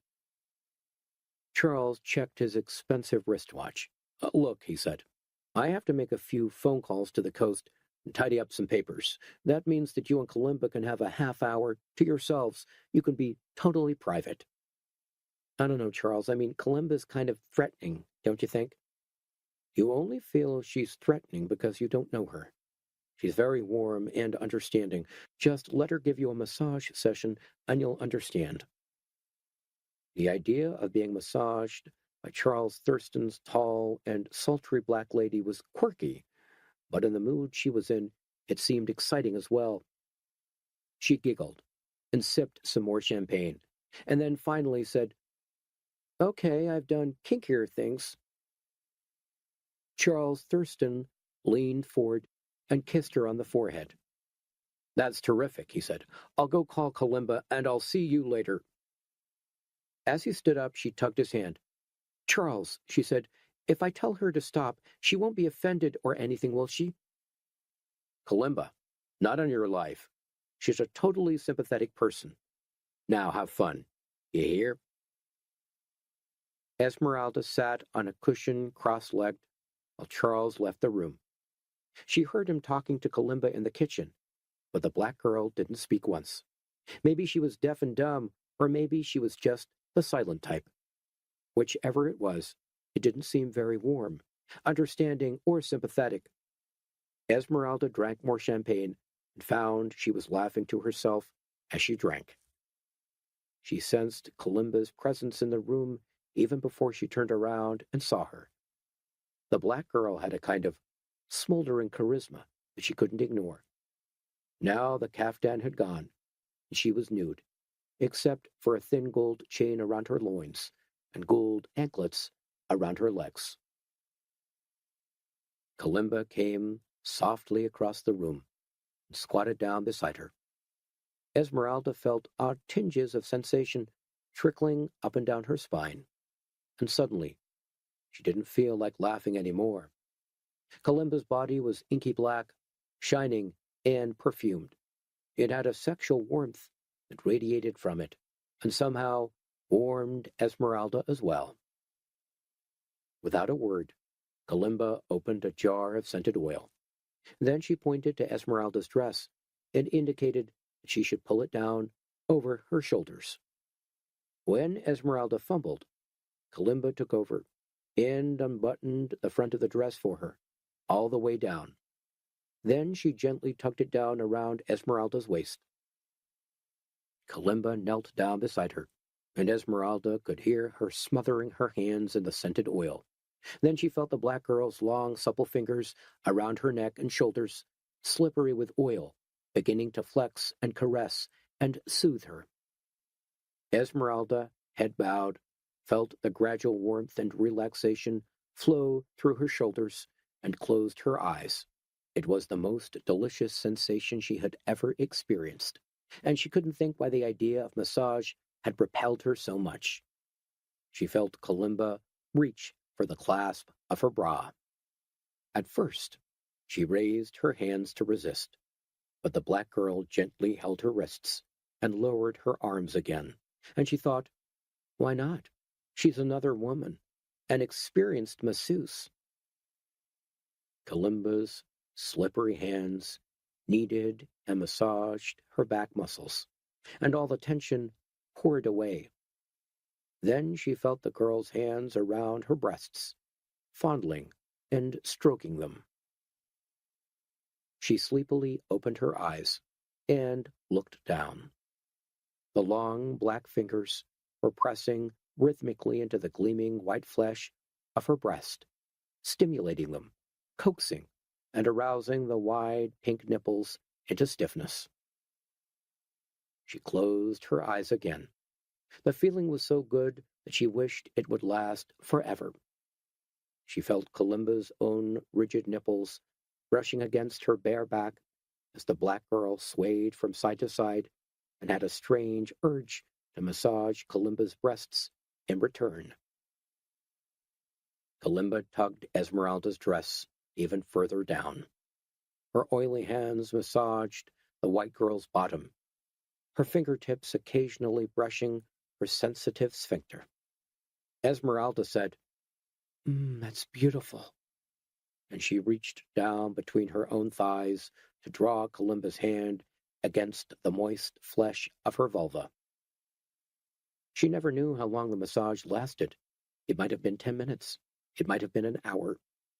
She was more than high on champagne, and all the images of that afternoon were crystal bright, but disjointed. She remembered Kalimba's tongue, lapping insistently between her legs. She remembered holding the black girl's tight-curled head and kissing her full, sensual lips.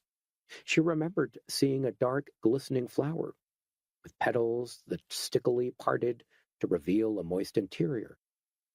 Music, drumming, lips, eyes, fingers, and magical sensations. She was lying on the floor, wrapped in an Indian blanket, when she woke up. Her mouth felt like used glass paper, and her eyes were stuck together with sleep. She lifted her head. Her neck ached. She tried to focus, but the room was dim, and outside the New York sky was murky metallic green.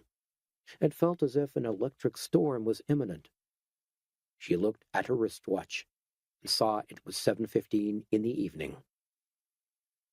Gradually, unsteadily, she managed to stand up. Her head pounded with pain. Still wrapped in the Indian blanket, she padded across the apartment and called, "Charles, are you there, Charles?" There didn't seem to be anyone around. She crossed the dining room, with a table that was now cleared of all dishes and decorations, and peered into the main bedroom. The bed was neat and unslept in. It was covered in grayish-brown reindeer skin, and on the wall was a painting of snow in Lapland. She went back into the living room, She called out again, and at that moment, the front door of the apartment opened, and Charles walked in, beaming and confident. "Esmeralda," he said, "you're awake." She nodded. "I just woke up. I feel like hell. Why didn't you wake me earlier? I have to be home at 7:30. Daddy and I are going out to dinner tonight, and he's going to go crazy if I'm late." Charles kissed her. "That's nothing," he said. "So you're 50 minutes late. That's nothing." "What do you mean that's nothing?" Charles reached in his pocket and produced a small black something, a couple of inches long. Esmeralda tried to focus on it, but couldn't. "What's that?" she said. Charles tossed the black something in the air and smartly caught it again. "This, my lovely gallery lady, is a roll of film. I have just come back from the photo laboratories, where even at this minute they are printing me up sufficient copies for my needs." She stood there and stared at him for a long, long time. "Kalimba and me," she said dryly. "You guessed it." She dropped the blanket. She didn't care that she was naked. She picked her clothes up from the floor and slowly dressed. Charles Thurston bobbed and fidgeted around, tossing the film from one hand to the other and saying, "Well, that's it, isn't it? That's life." Esmeralda finished dressing and tugged a brush through her tangled hair. She collected her pocketbook and got ready to leave. Charles Thurston said, "Aren't you going to ask what I want? I mean, us blackmailers always want something." She paused. "All right," she said tiredly. "What do you want?" "Isn't it obvious?" "It might be, but I prefer you to spell it out." He looked at her, almost coyly. "What I want, in return for these highly diverting negatives, is for your father to drop his patent action." This was when the reality of the whole day's work fell into place. She looked around the sparse Nordic apartment and said, "This is Sergei Ford's place, isn't it? I didn't think it was your style. And what about Kalimba?" "Not her real name, I'm afraid. A hired gun, so to speak." She stared at his handsome, disgusting face. "You won't take money?" she asked softly. 5,000 to say the film didn't quite come out?" Charles Thurston shook his head. "A job's a job, lovely gallery lady. I have a reputation to maintain." "I see. And how long do I have?" Thurston looked at his watch. "It's now 7:30. We would like to know how your father feels about the matter in 24 hours. Otherwise, every porn magazine in town gets these, along with Scientific American and every journal your father ever wrote for in his whole life." Esmeralda ran her hand through her hair. "Now I understand the adjournment," she said. "Sergei Ford has gone into court today. If Sergei Ford had gone into court today, he would have lost the whole case outright, so he decided to get a little help from his friends." "I'm not his friend," protested Charles Thurston III, as Esmeralda waited for the elevator. "I just work for him. As far as I'm concerned, he's a cheap Finnish fuck." Esmeralda slammed the concertina gates of the elevator and glared at Thurston through the bars. "Anything's better than being a cheap American fuck," she snapped as the elevator took her down. By Friday afternoon, the same afternoon that Esmeralda spent in Sergei Ford's West 81st Street apartment, the plague zone had officially extended to New Orleans in the South, and with the help of police, National Guardsmen, vigilantes, and cadets from summer colleges, it was being held back on a ragged line that stretched northwards to Jackson, Mississippi, Tuscaloosa, Chattanooga, Charleston, and Cumberland. The president had appeared on television at lunchtime and had said solemnly and with a heavy heart that he had to instruct every American to take up arms to protect the disease-free parts of the nation. That meant anyone from within the plague zone must be shot dead if they attempted to leave it. "At all costs," said the president, "we must contain this threat to our national health and heritage, and urgently seek to find some kind of cure. At the present speed of plague, within 6 weeks." A reporter from NBC News asked the president if some people were more susceptible to the plague than others. The president reported that interim figures indicated that adults succumbed more rapidly than children, and that certain groups of workers within the community appeared to be partially or wholly immune. These included some hospital workers, some employees of Con Ed, some military and naval personnel, some merchant seamen, some dentists and doctors, and one or two assorted minor professions. Was there any clue why these people might be less prone to plague? The president said no, but our best scientists are working on it. The medical workers' union were still on strike, although in some of the worst devastated parts of Georgia, Alabama, and South Carolina, there was radio, TV, and telephone blackout, and it was impossible to discover what was happening. Even police helicopters were forbidden to take reconnaissance pictures in case the bacillus was airborne to operational height.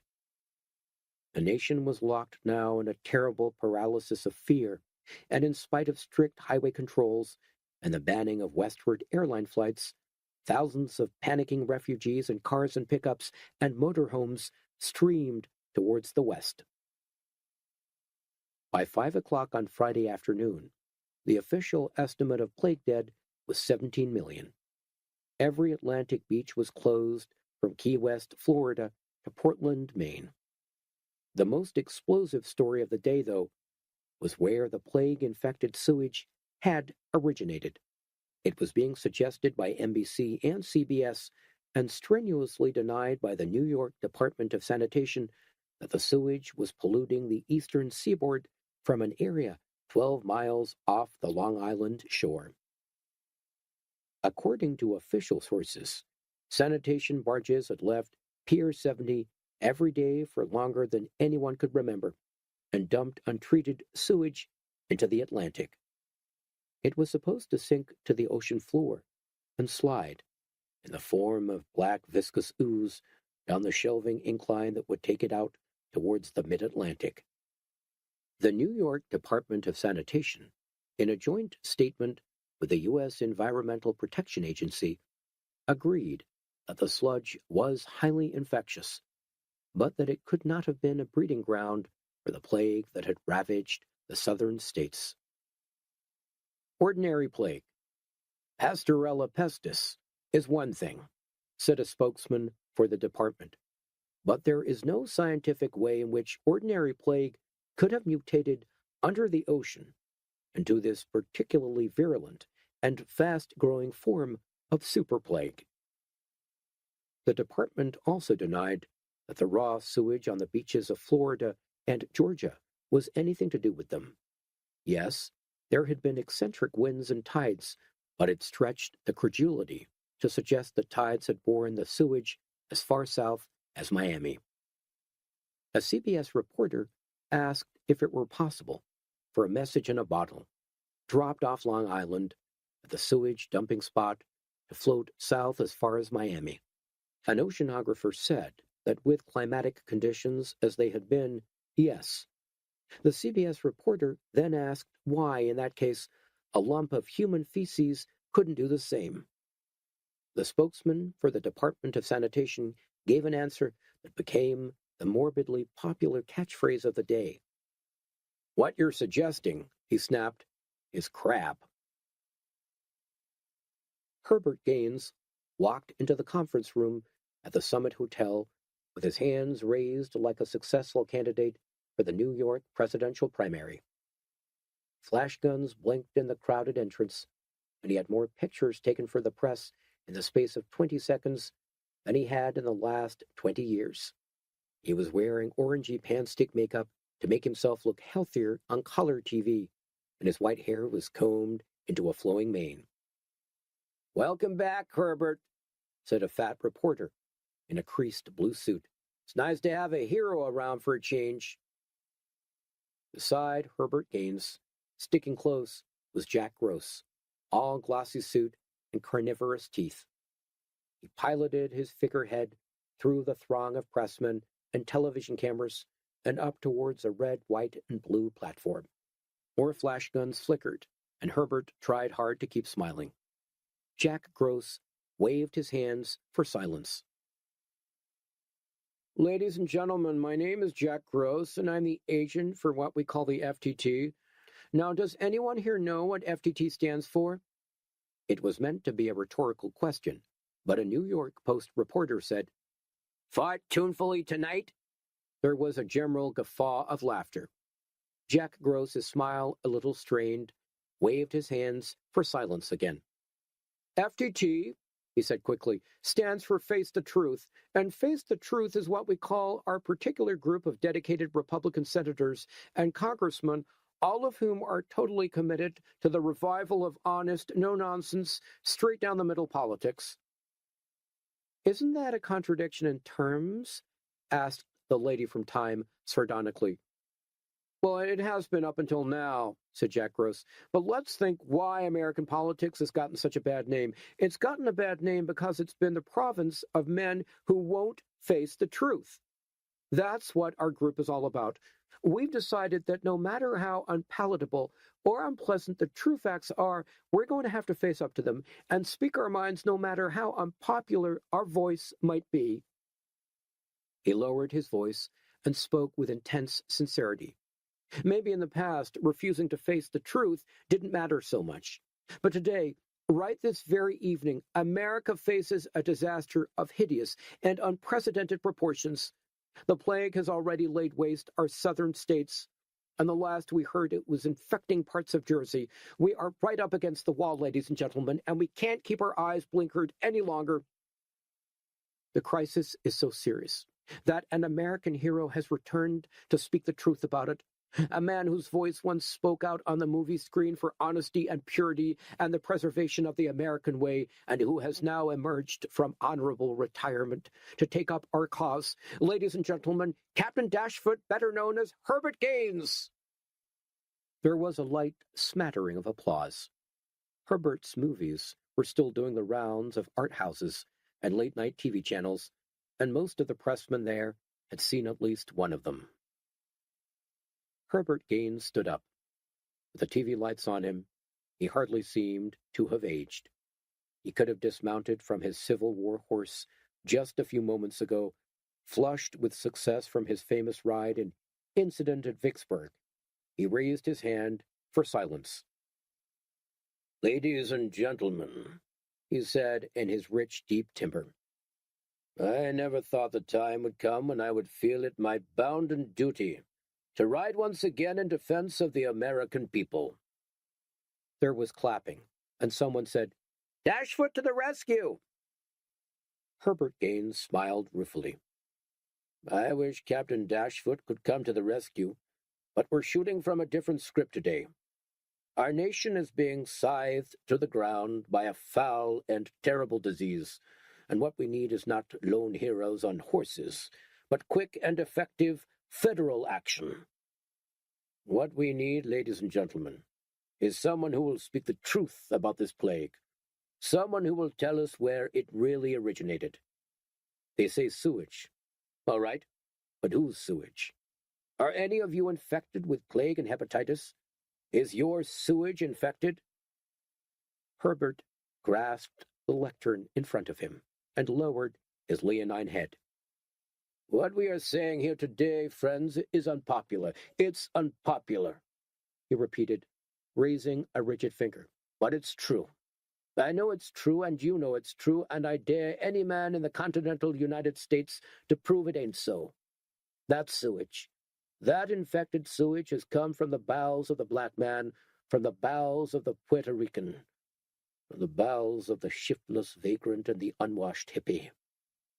Not only have they poisoned our society with their subversive politics and their revolutionary mania, they have actually physically poisoned our American sons and daughters with their excremental filth." The sound that went up from the press when Herbert said that was extraordinary. It was a kind of surprised moan, like a dog crushed under a car. A black reporter from the New York Times walked out and slammed both double doors of the conference room, and a young girl from the Village Voice shrieked out, "You're not a hero, you're a fascist!" Herbert Gaines, his eyes hard, his hands white, turned in the direction of the girl's voice. "A fascist?" he said softly. "Is it the mark of a fascist to speak the truth? It's true, isn't it, that diseases communicated from the bowels are rife among black and Spanish peoples in America? It's true, isn't it, that the sewage dumped off Long Island contains the infections of diseased Negroes? Because it's no longer inside them, this sewage, does that mean Negroes no longer bear the responsibility for the disgusting plague it has caused?" A television reporter said in a quiet but penetrating voice, "Mr. Gaines, if you're blaming the colored elements in our society for this plague, what do you suggest we do about it?" Herbert Gaines turned on him fiercely. "I suggest this. I suggest we cast out our ineffectual political leaders at the first opportunity, and re-elect men who will keep the black man in his place and the immigrants where they belong, out of America." Another reporter said, "Mr. Gaines, this is kind of extreme, all this stuff." Herbert Gaines turned his best profile to the cameras. "Of course it's extreme. This is an extreme situation. It requires quick, decisive, and urgent treatment. Face the Truth is the only political group that has faced up to that fact so far, and the only political group who could possibly save this nation from ruination and downfall at the hands of the black man." The same reporter said, "What do you suggest we do? Ship them all back to the Gold Coast?" Herbert Gaines smiled patiently and shook his head. "Of course not, that would be ridiculous. But I have several suggestions that would finally overcome America's race problems once and for all. First, only black medics and doctors should be assigned to plague hospitals. They started it. They can take the risk of treating it.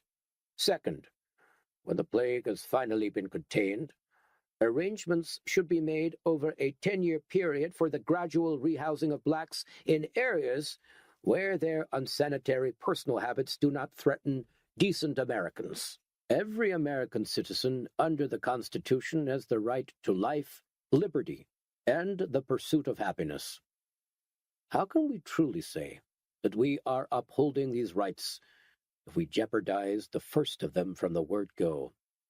An American is entitled to life, ladies and gentlemen. And if the diseased black man is allowed to walk beside him, work beside him, eat from the same plates, sit on the same seats, and defecate in the same public toilets, then we have failed to protect his constitutional rights. We have abdicated our responsibilities as leaders of this great nation." A reporter from the Christian Science Monitor said, "Mr. Gaines, you're not a leader of this great nation. You're an out-of-work actor." Herbert Gaines, lit by a flurry of photographers' flash guns, said, "I am a leader because I speak the truth. You, because you question the truth, are less than a patriot." In normal times, Herbert Gaines would have won 15 seconds' attention on the early evening news. These were not normal times, and the fact that press and television crews even stayed to listen showed that. As the conference continued, a strange, disturbed buzzing filled the room, as if the newspapermen had just discovered some unsettling secret that had been deliberately hidden away from them. By 5:30, the New York Post was on the street with a headline that ran, "Blacks to blame for plague, claims Captain Dashfoot," and that was only the beginning. Herbert Gaines was interviewed 7 times that evening on New York and network television, and an almost tangible wave of resentment against the black population made itself felt across the breadth of the American continent. What Jack Gross had calculated exactly right, of course, was that everyone in America, including the president, was looking for someone to blame. Just as Adolf Hitler had successfully blamed the Jews for the financial depression of the 1930s, Herbert Gaines had laid the blame for the plague on the shoulders of the American blacks. As night fell on New York City, fires broke out in Harlem, and the windows of black stores and restaurants were smashed by marauding gangs of white youths. Friday ended in Manhattan to the wow, wow, wow of fire trucks and the bitter smell of smoke. By midnight, 36 cases of arson had been reported, 52 cases of willful damage, and more than 100 injuries, varying from fractured skulls to knife wounds. Other crimes noticeably decreased as black whores and muggers played it safe and made a point of staying home.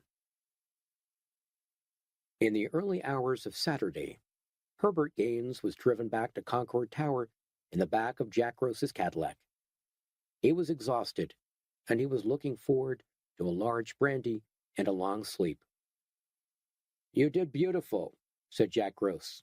"In one day you made more of a hit than Jerry Ford made in 3 years. Herbert rubbed his eyes. "Seems to me that I've caused nothing but distress and confusion. Even if this whole thing about the blacks were found out to be true, there are times when it's kinder not to tell the truth at all." Jack Gross grinned. "Herbert, you're a man of conscience, and no mistake. Can I pick you up at 3? "You mean there's more?" "Of course there's more. This is just the beginning." "Mr. Gross, I tell you quite plainly, I don't want to do any more." Jack Gross waved his hand depreciatingly. "Don't even think that, Herbert. You're just tired. Have a nice rest, freshen yourself up, and then we're off to make a speech to the New York Republicans." Herbert Gaines stared at him gloomily. "And if I refuse?" Jack Gross smirked. "You know very well if you refuse, young Nicky starts singing in the girls' choir." Herbert looked out of the car window at the deserted wastes of 43rd Street. He felt desolated and old. "Very well," he said after a while. "If I have to do it, I suppose I might as well enjoy it. I'll see you at 3. Kenneth Garnish, as Friday dwindled into Saturday, was still talking with the officials of Bellevue Hospital. He had chosen Bellevue as his last discussion of the day because he could walk home up First Avenue afterwards, and he usually felt like a short stroll at the end of a day's work to clear his head. The cream-painted conference room was thick with cigarette smoke, and the table was strewn with overflowing ashtrays, newspapers, files, gnawed pencils, and unbent paper clips. Talks had started at 6 o'clock on Friday evening, and they were still chasing the same points of principle, around and around at midnight, like dogs chasing their own tails. Garnish, his tie loosened and his nylon shirt stained with sweat, was lighting one cigarette from the butt of the last, and he had dark circles under his eyes. Dick Bortolotti sat beside him, looking waxy and strained. They had both been under tremendous pressure since they had called the strike, and every available hour of every day had been spent in talks and negotiations and organization. But the medical workers were still out, and intended to stay out until they were given a substantial package of pay guarantees and fringe benefits. Ernest Seidelberger, the thin, bespectacled Bellevue spokesman, was sitting mournfully at the other end of the table, struggling to light his pipe. He looked more suited for lectures on medieval manuscripts to bored housewives than union negotiations with hard nuts like Kenneth Garnish, but he had a tedious, pedantic way of refusing to give in, ever. "Mr. Garnish," he said wanly, "I can't repeat often enough that this hospital administration has nothing more to offer your members in the way of pay bonuses or incentives until you can guarantee something special in return. At the moment, all you're offering us is work that they should be doing anyway under our last agreement with you." Kenneth Garnish blew smoke. "The plague was not mentioned in the last agreement," he said hoarsely. Seidelberger nodded his head patiently. "My dear Mr. Garnish, no disease is specified in the agreement, so no one can hardly make out a special case for this plague. I urge you to think again. Your member's action has already accelerated the speed of the plague by 2 days at least, according to my expert informants. And if you hold out any longer, and the plague reaches Manhattan, we here at Bellevue will be totally unable to cope with it." Garnish was about to answer when there was a rapping at the conference door. A pale-faced young hospital executive walked in, smiled nervously at everyone, and leaned over to whisper something in Ernest Seidelberger's ear. Seidelberger listened for a few moments, his face expressionless, and then waved the young executive away. Garnish ground out his latest cigarette. "Is it something we should hear?" he asked bluntly. "Or is it privileged information for hospital bigwigs only?" Seidelberger shook his head. "It's not privileged, Mr. Garnish. It's just been on the news. The plague has infected so many people in New Jersey that the state has been declared a quarantine area. Nobody is allowed to enter or leave, and anyone attempting to do so will be forcibly detained by the National Guard." One of the hospital negotiators, shocked, said, "My wife's in Trenton today visiting her mother, and my children. They're all there. What am I going to do?" Ernest Seidelberger said, "I suggest you go home, Roots. See if you can call your family from there. Meanwhile, I have a last word to say to Mr. Garnish before we close this meeting." Roots, shaking, gathered up his papers, crammed them into his briefcase, and left. When he had gone, Seidelberger looked steadily at Kenneth Garnish and said, "You know what I'm going to say, don't you, Mr. Garnish?" Kenneth Garnish shrugged. "I haven't a notion, Mr. Seidelberger." "I'm going to demand that you send your members back to work. New Jersey is in quarantine, and that means the plague could be with us in Manhattan by tomorrow morning. This city is going to catch it, Mr. Garnish, and thousands will die, and it will all be your fault." Garnish's mouth went taut and hard. "Mr. Seidelberger," he grated, "just because you work for a hospital and you wear a white coat, that doesn't mean that you are automatically on the side of the angels. My members, if they deal with plague victims, are going to be doing the next best thing to committing suicide. They will do it, just as they have always done it. But I'm damned if I'm going to allow them to do it without some recognition from the federal government and the hospital authorities. In Japan, they paid kamikaze pilots a little bit extra and gave them a few more privileges, and they did it because they recognized courage and they recognized human sacrifice. My members will give you their courage, Mr. Seidelberger, and they will give you their sacrifice, but they won't give it for nothing." Ernest Seidelberger sniffed. "Fine words, Mr. Garnish, but not quite accurate. Your members are not prepared to give courage. They're not prepared to give their lives. They're only prepared to sell them at a price. I suggest to you, Mr. Garnish, that your medical workers are whores, and that you are their whoremaster." Kenneth Garnish stared at Seidelberger with bulging eyes for a moment, and then laughed loudly. "Ha! In that case, Mr. Seidelberger, we're all whores. We're all getting paid for sitting here. All I can say is when you get out on the street and strut your stuff, I hope you get picked up by some sex-starved matelot who fucks some sense into that impervious skull of yours. Come on, Dick, let's call it a night." Seidelberger sat silent while Garnish and Bortolotti packed up their cases, and made ready to leave.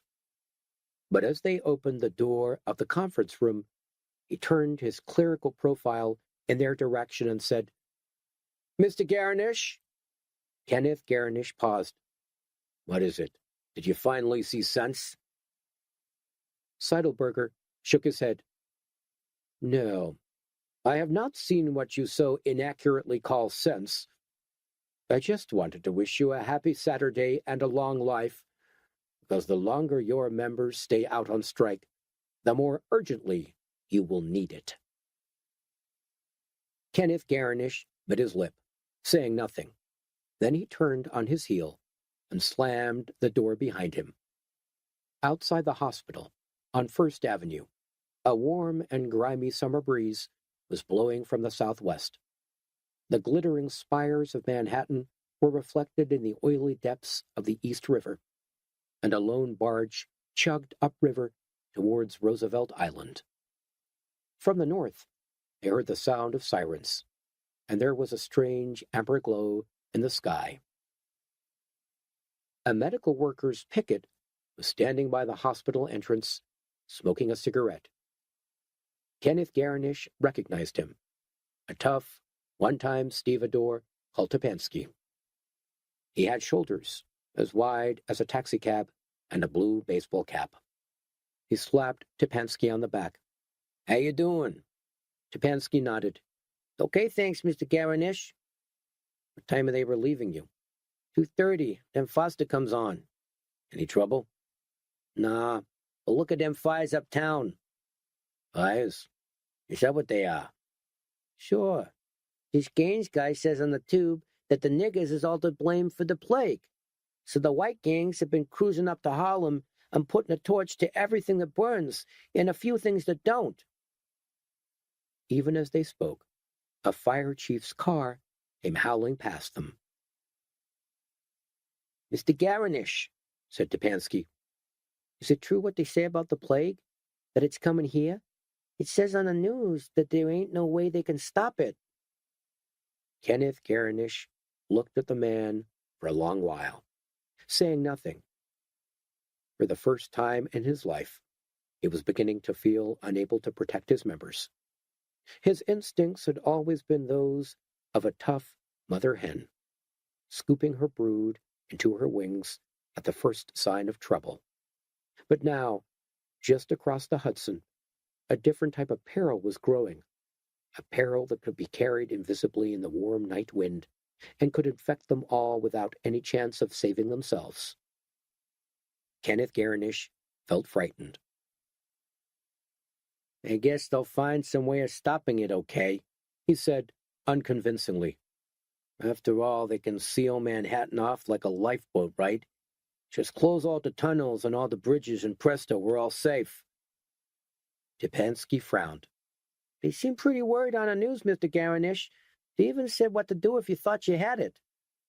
"Don't you worry, brother. When the time comes, we can deal with it." "Okay, Mr. Garnish." Kenneth Garnish was about to say good night when he heard footsteps clattering up the sidewalk behind him. Dick Bortolotti said, "Ken," in a nervous kind of way, and tugged his sleeve. Kenneth Garnish turned around. There were 5 of them. They were hard-faced and big, and they could only have been off-duty cops. No mugger cuts his hair so neat, nor wears such a well-trimmed mustache. They wore black leather jackets, and they stood around Kenneth Garnish and Dick Bortolotti so that there was no possible way to escape. "You Garnish?" said one of them gruffly. Kenneth Garnish looked from one cop to the other. He was trying to memorize their faces. He kept his arms down beside him and said, "What of it?" "Kenneth Garnish, the medical workers' boss?" "What of it?" "Yes or no?" "Yes." "What of it?" Garnish had once been a physically hard man, but he was too old and slow these days. The leading cop slopped up to him, pulled back his arm, and punched him straight in the face. Garnish felt his bridgework break, and he was banged back against the hospital wall behind him. Another punch caught him across the side of the face and fractured his jaw. and then he was kicked in the wrist and the hip. Tupansky, shouting with rage, tried to attack the cops. They were too quick and too well trained. One of them twisted his arm around behind his back, and another one thumped him in the stomach. Pansky dropped to his knees on the sidewalk, gasping. Dick Bortolotti got away. He ran down the length of the hospital as fast as he could, crossed 34th Street, and didn't stop running until he reached 2nd Avenue. He leaned against a building, panting for breath, and then slowly and cautiously made his way back to Bellevue. As he crossed back towards the hospital, he had the strangest sensation that everything had changed now, and that life was never going to be the same again.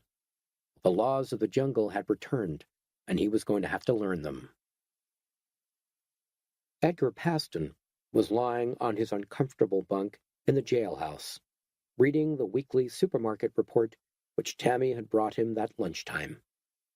It appeared that the spread of the plague was hiking up the prices of oranges and other citrus fruits, although California growers, in the light of the plague's disastrous effects on the Florida crop, were predicting the most profitable year ever. Edgar laid down his paper and checked the time from the clock on the flaking wall outside his cell. It was a few minutes past midnight, Saturday morning. He shifted uncomfortably and yawned. He was exhausted, but he had never been able to get to sleep with the light on, and the cop in charge had refused to switch it off. He wondered briefly what Tammy was thinking about. She was probably awake too, lying alone in their quilted double bed under the painting of Yellowstone River in spring, listening to the children breathing in their separate bedrooms and feeling lonesome. The thought of it almost choked him up, and he had to think about something else to stop himself from crying. He thought, too, about the dead Boy Scout. The cops had questioned him for 4 hours solid. They still didn't believe him.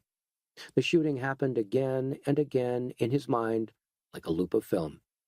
He saw himself stepping out of the supermarket door. He saw himself raising the gun. They were laughing. That was the trouble. If they hadn't been laughing, he wouldn't have fired. He saw the dead boy lying on the concrete car park, and someone said, "Is he dead?"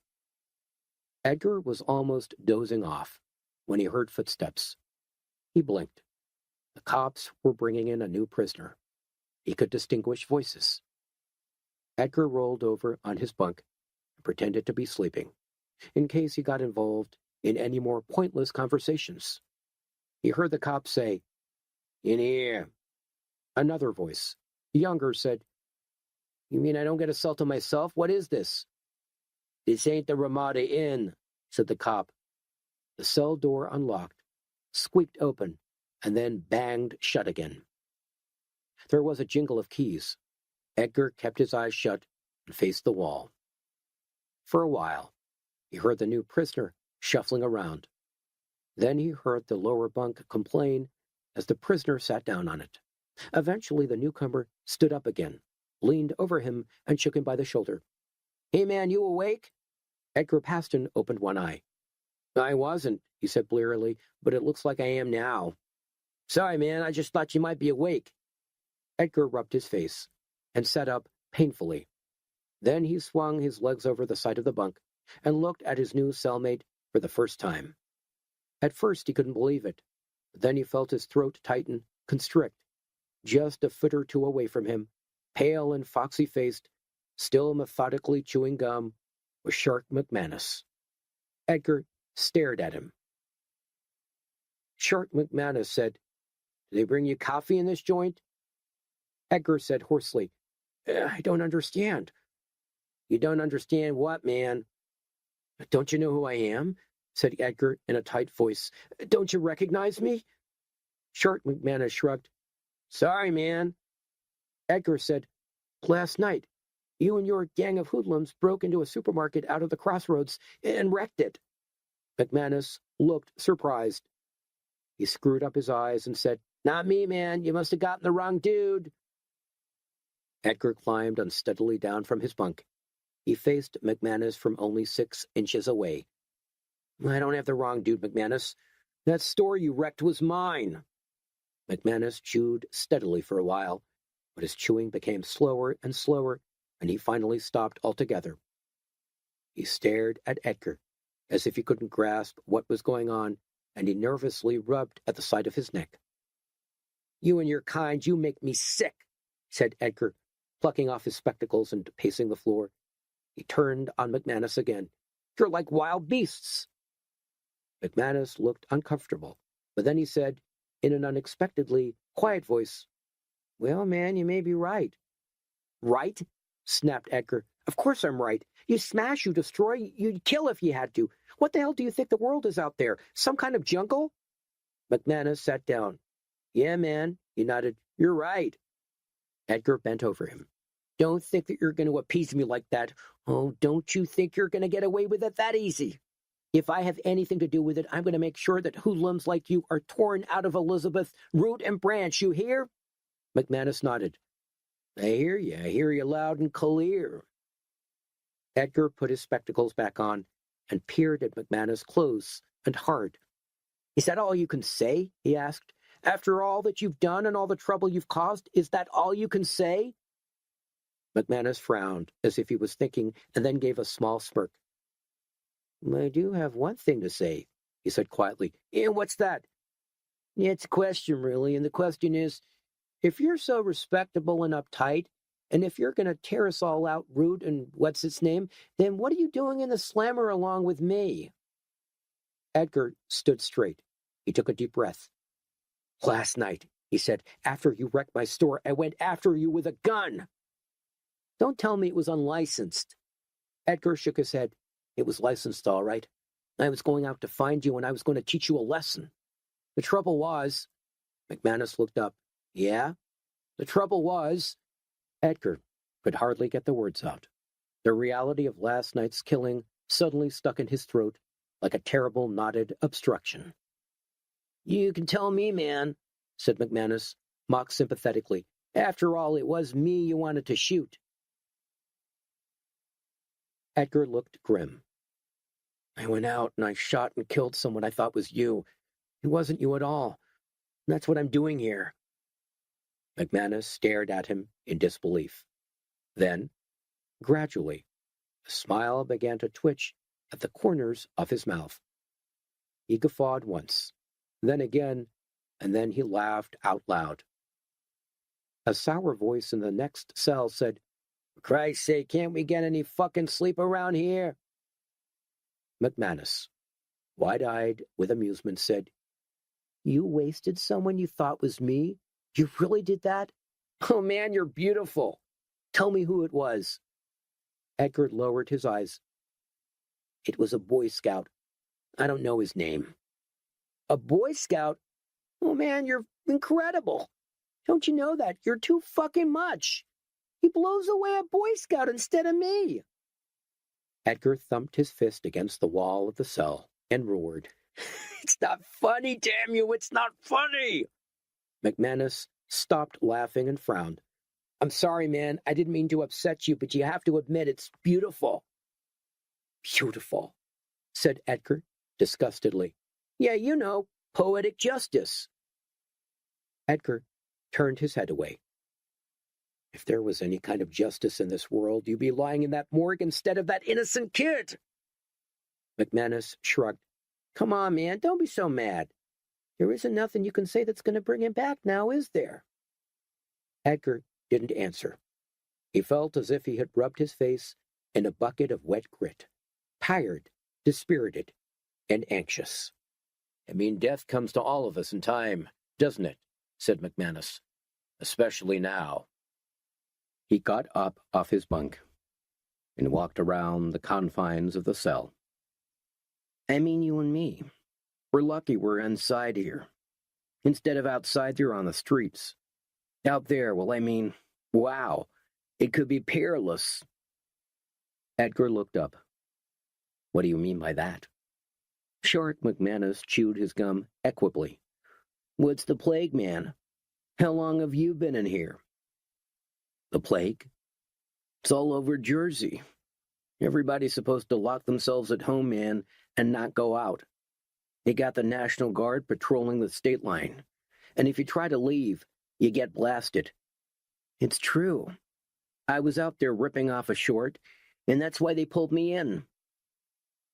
Edgar Paston stared at Shark McManus for a moment, and then said, "No, that's nonsense. My wife was here just a few hours ago. She didn't say anything about it. And why haven't the police told me?" McManus shrugged. "I don't know. It all happened real quick. They knew they had a couple of sick people in Atlantic City, but then I guess a few people panicked and kind of brought the plague up this way." "But Tammy," said Edgar, "my kids, they're out there." Shark McManus didn't look at all fazed. "Don't worry about it, man. Everybody's out there, excepting us."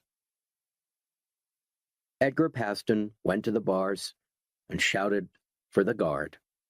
"Forget it, man," said McManus. "This whole joint is practically empty. They got all their guys out on the street, picking up the stiffs. I ain't joking, man. I saw a couple of stiffs myself, out by the crossroads." Edgar Paston turned on McManus. "Kid," he said, "if you're fooling me, so help me, I'll tear your head off." Shark McManus simply smiled. "I ain't fooling." "In that case, we have to get out of here." "Why? This is the safest place." "What you seem to forget is that my wife and kids are out there. Man, there's nothing you can do. Even if you get back home, they won't let you out of the state." Edgar Paston thumped on the bars of the cell. "That's not the point. The point is that I'm a father, and my family's at risk. I have to be there." Shark McManus lay back on his bunk and thought for a while. Edgar shouted a few times, but when the prisoner in the next-door cell finally told him to keep his fucking yapper shut, he went back to his bunk and sat there with a gray, worried face and kept silent. An hour passed.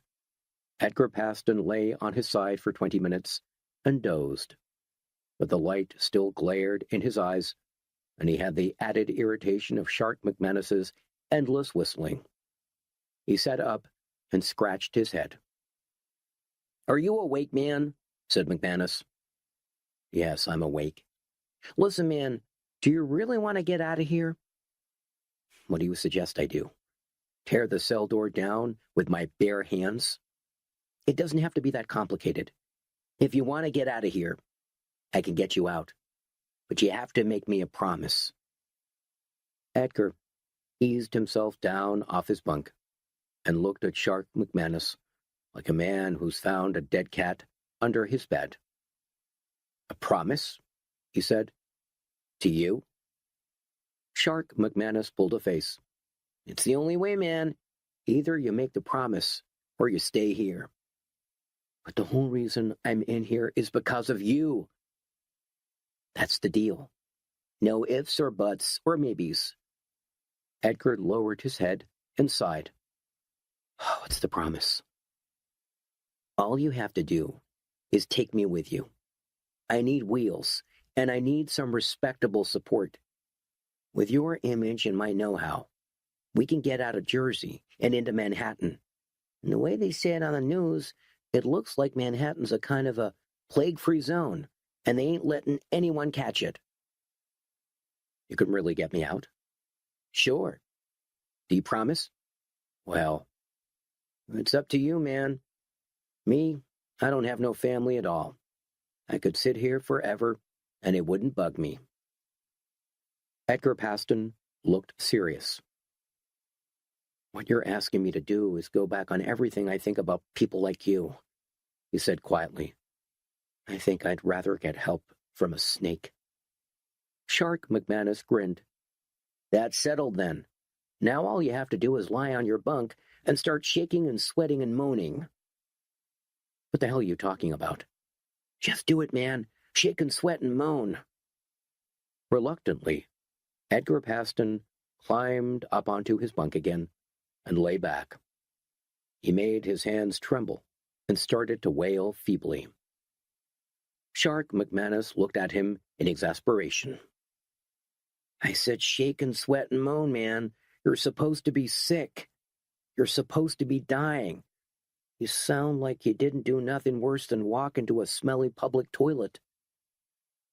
Edgar, more convincingly, shouted, Oh, God, I'm dying, oh, God, oh! That was when Shark McManus yelled for the guard. He didn't call politely, like Edgar had done.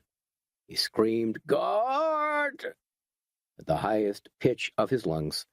And straight away the duty cop came running down the corridor with his keys jangling. What's all the goddamned noise? Guard, panted McManus. You have to get me out of here. This guy's got plague. Look at him. He's dying. The guard peered anxiously through the bars. Edgar was twisting and groaning and clutching the bedclothes, trying to sound as if he was making his last struggle to fight off a virulent, fast-breeding disease. His performance was convincing enough to make the guard unlock the cell door and walk over to take a suspicious look at him. Edgar redoubled his cries and moans and rolled his eyes up into his head so that only the whites were exposed. Shark McManus softly stepped up behind the guard and hooked his revolver, pickpocket style, out of his holster. Then he called, Okay, man, the plague's over for now. The guard swung around, reaching for a revolver that wasn't there. McManus was holding the gun in both hands, and there was a wan grin on his foxy face. Throw your keys down, he said. On the floor, man, and no shit. The guard did as he was told. Edgar got down off his bunk and stood uncertainly beside Shark, a reluctant lawbreaker who found himself increasingly committed to evading justice. He tried to smile reassuringly at the cop, but the cop just glared at him and said nothing. They locked the guard in their own cell and walked swiftly and quietly along the corridor to the stairs. Upstairs, treading as silently as they could, they found that McManus was right. The police station was almost deserted, except for a switchboard operator who was sitting behind a glass division with his back to them, busily dealing with emergency calls. They crossed the polished lobby, and they were out through the swing doors and into the night before anyone could notice. You see, said McManus, it's a piece of cake. Edgar said nothing. Now he was out of jail. He felt less inclined to keep McManus with him, but a promise was a promise, and even more persuasive than Edgar's honor was the fact that McManus was now armed. Edgar said, This way, and they began to walk through the night towards the crossroads. They kept as close as they could to buildings and shadows, but even Edgar doubted if anyone was out looking for them. The night was different. There was a curious atmosphere about it that made him both excited and fearful. He could hear ambulance sirens warbling along the highway to Newark, and there was hardly any traffic around at all.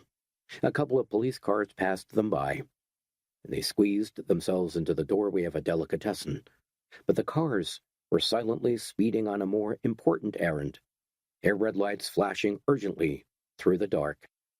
How far is your house now? Asked Shark McManus. You know that when they start looking, that's the first place they're going to check up on. Just around the next corner, panted Edgar. That's it. The one with the hacienda ironwork. McManus nodded. Nice residence, man. Looks like it pays to run a supermarket. Edgar glanced at him and said nothing. McManus added edgily, Well, I guess you have to make allowances for accidental damage. Edgar rang the door chimes. There was a long pause, and for a moment he thought that Tammy had gone away, or was lying upstairs, dead. But then the light went on in the hall, and she came to the door, in her pink dressing gown and curlers. Edgar, what's happened? Did they let you out? Edgar stepped quickly inside the house, hurried Shark McManus in after him, and closed the door. He kissed Tammy and held her close to him, for a moment too overwhelmed to speak. Tammy, this is someone who helped me. Someone who helped you? What do you mean? We just broke out of the jail. The plague is everywhere, Tammy, and they're not even looking for us. We have to get away. Tammy was incredulous. You broke out? But why? Tammy, we have to get away. Shark says there are bodies in the streets out of the crossroads. The plague is everywhere. There are people dying like flies. That's true, ma'am, nodded McManus. Flies. Tammy looked from Shark to Edgar and back again. It said on the news it was okay. They said the state was in quarantine and that nobody was supposed to leave, but it was all right if you stayed indoors. Shark shook his head. Baloney. I've been out on the street and I seen it. This thing kills you like you wouldn't believe. I saw 4 stiffs on Main Street alone. I rolled a couple of them for jewelry. They must have died instant. Tammy frowned anxiously at Shark and said, Edgar, is this boy a criminal? Shark held out his hand. Oh, don't you worry about me, ma'am. I'm strictly from petty larceny. You know, phone booths, that kind of stuff. I just came along with your husband here to help. Edgar took Tammy's arm and gripped it firmly to communicate his tension and his seriousness. Darling, this is our only chance. Shark knows the streets and how to avoid the law. He got me out of jail in about 5 minutes, I swear it. Apart from that, he has a gun. Shark waved his heavy black police .38. You see? Fully loaded, too. Tammy looked at Shark, and she saw in his eyes the cold, concealed threat that even Edgar hadn't detected yet. I see, she said quietly. In that case, I suppose I'd better get the children ready. Edgar could see she was upset. He reached for her hand again as she turned to go upstairs. Tammy, he said, you have to see that this is the only way. Tammy didn't turn around. If you say so, Edgar. She went upstairs, and Edgar watched her go, biting his lip. Shark, tucking his revolver back in his pants, said, Hey, man, I hope I haven't caused you any domestic what's-its-name. You know, I may rip off a few stores now and then, but I ain't no homebreaker. Edgar shook his head. No, I don't think you could break us up if you tried, Shark. Tammy and me, well, people say we're inseparable. Shark grinned. Hey, that's cute, man. I love a story with a happy ending. It didn't take Tammy long to get everything packed. She loaded the Mercury wagon with canned food, blankets, medical supplies, water, soft drinks, and spare clothes. Shark McManus kept a lookout for police cars.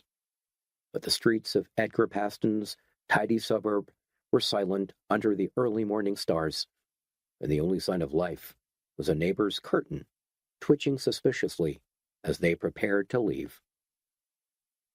At 3:15, they locked up the house. Chrissy and Marvin, yawning, climbed into the back of the car with Tammy, while Edgar drove and Shark McManus sat next to him. Shark kept his revolver resting on his lap. He was behaving amiably, but he was also making it clear that any interference or argument would not particularly amuse him. They kept the radio playing in case there was any news of National Guard blockades or possible escape routes from Jersey. Every half hour, there was a plague bulletin and a repeated message telling people what to do if they thought they had plague. The message was sober, but it was also absurdly optimistic, and if you didn't know how terrifyingly quickly the plague had spread across the eastern seaboard, you could have been forgiven for thinking that your pallor, your pains, and your chronic diarrhea were nothing worse than a severe tummy bug. The Pastons and Shark McManus drove through the pallid night into the early dawn. They were flagged down once by a motorcycle cop just outside Jersey City, but he seemed more interested in checking Edgar's driver's license and questioning their destination. He looked around the station wagon a couple of times, and then waved them on. He was obviously tired out after a night's duty. The radio said, "Now it's important not to let your anxiety about this epidemic prompt you into ill-considered action. The federal authorities in charge of this situation say that the best thing you can do, safer for your family and safer for your neighbors, is to stay home. If you do not have sufficient foodstuffs to last you, well, simply wave a makeshift flag or banner from your windows, and your local police department will bring you supplies. Stay at home, folks. It's the sensible way, and it's the safest way." Tammy said, "They're bound to stop us and send us back home, Edgar. Why don't we just turn back? Please." Shark McManus turned in his seat. "Of course they'll stop us. But if we use our noodles, they won't turn us back. Now relax, will you? I have some brain work to do." Tammy said, "Edgar, tell him we're turning back." But Edgar said nothing, and kept on driving through the outskirts of dreary Jersey City, through the silent, deserted suburbs, with the emasculated obedience of a man who knows he will never have the courage to argue against a gun. Shark McManus, chewing gum noisily and repetitively, directed Edgar through the streets of Jersey with laconic expertise. It was a dead city of parked cars and wind-blown garbage, and the gradually brightening sky only made its shabbiness look worse. Tammy sat there, pale-faced, with dark rings under her eyes, and the two children silently dozed, with heads lolling against the seat. Tammy was coming along because Edgar was her husband, and she was Edgar's wife, but with a strange kind of internal tension that she had never felt before. She was beginning to suspect that Edgar was not the man she had once thought him to be. She even wondered if he had shot that Boy Scout out of something more than the righteous defense of property and the American way, out of violence even, and calculated hatred. A bond of some sort, an understanding, seemed to have grown up between Edgar and this hoodlum Shark McManus. She looked at the back of her husband's neck as he drove, and it looked like the back of a stranger, someone she didn't love very much at all. At 5:30 in the morning, they stopped. She opened her eyes and realized she'd been sleeping. They were third or fourth in a line of cars that was being checked by police and National Guardsmen by the entrance to the Lincoln Tunnel. "Edgar," she said, "what's happening?" Edgar didn't turn around. "Lincoln Tunnel," he said flatly. "We got as far as here, and we didn't get stopped by the cops once. We can thank Shark for that." "That's right, ma'am," grinned Shark McManus. "Right through them back streets like rabbits through a warren. Anytime you want to get yourself out of a jam, just call on Shark McManus and you're saved.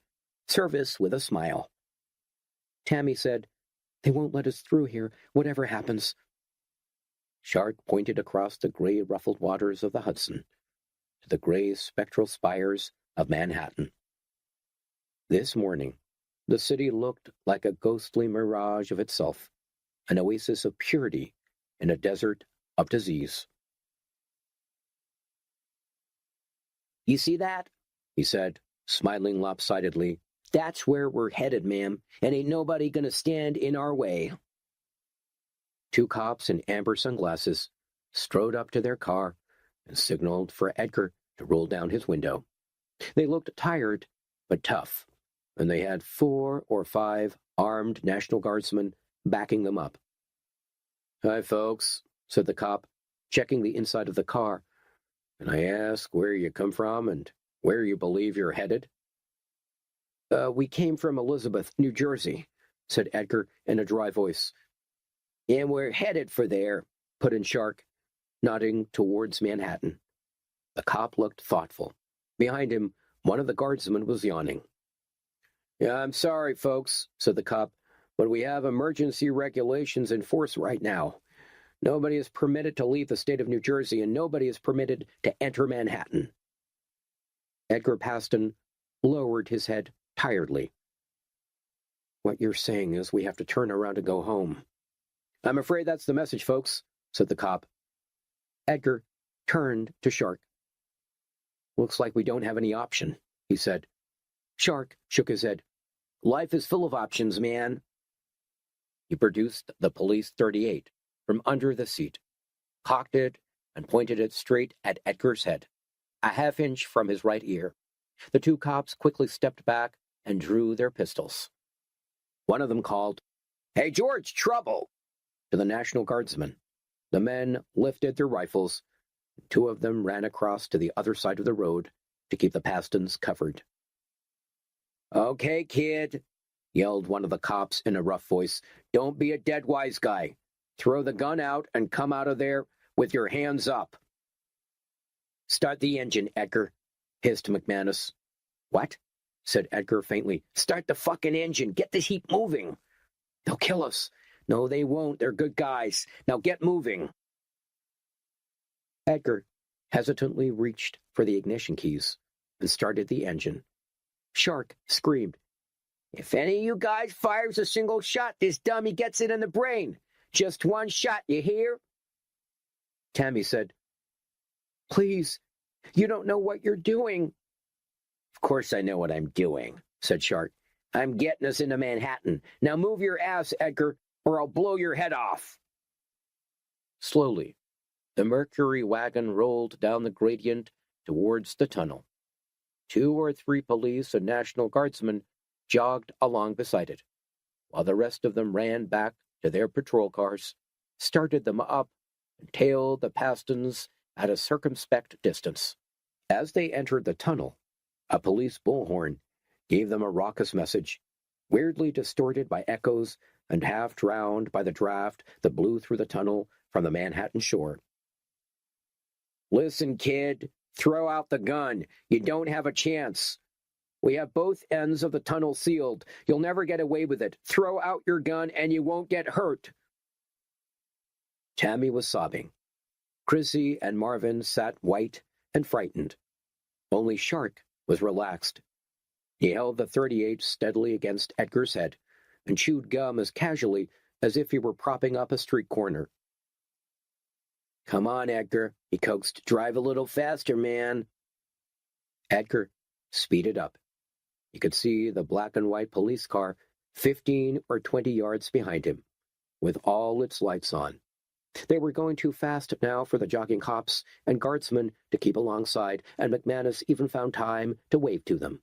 "So long, suckers. See you in the city." The drive through the Lincoln Tunnel seemed endless. As they went deeper under the Hudson, it seemed to Tammy that it was more like the end of the world than ever. There were tears running down her face, and her hands were tightly clenched in her lap. Gradually, they perceived the gray light of morning ahead of them, washing wanly down the tunnel gradient. They also saw the police cars pulled across the roadway, and the armed officers waiting for them. "Okay," said Shark, "this is the difficult part. Stay cool and everyone is going to be fine."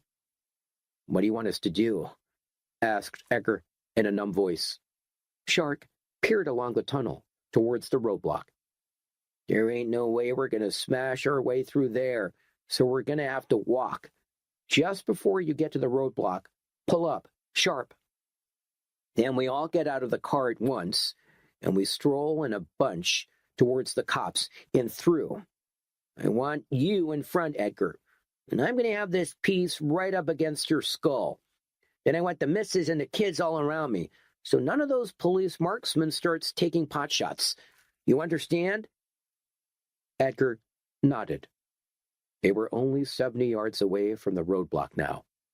He could see the police squatting down behind their cars, gripping their guns in readiness. The patrol car that had been tailing them all the way through the tunnel edged closer, and its headlights dazzled Edgar in his rear-view mirror. They rolled nearer and nearer the roadblock, The patrol car behind them was almost touching their rear bumper. "Stop!" said Shark McManus, and opened his door.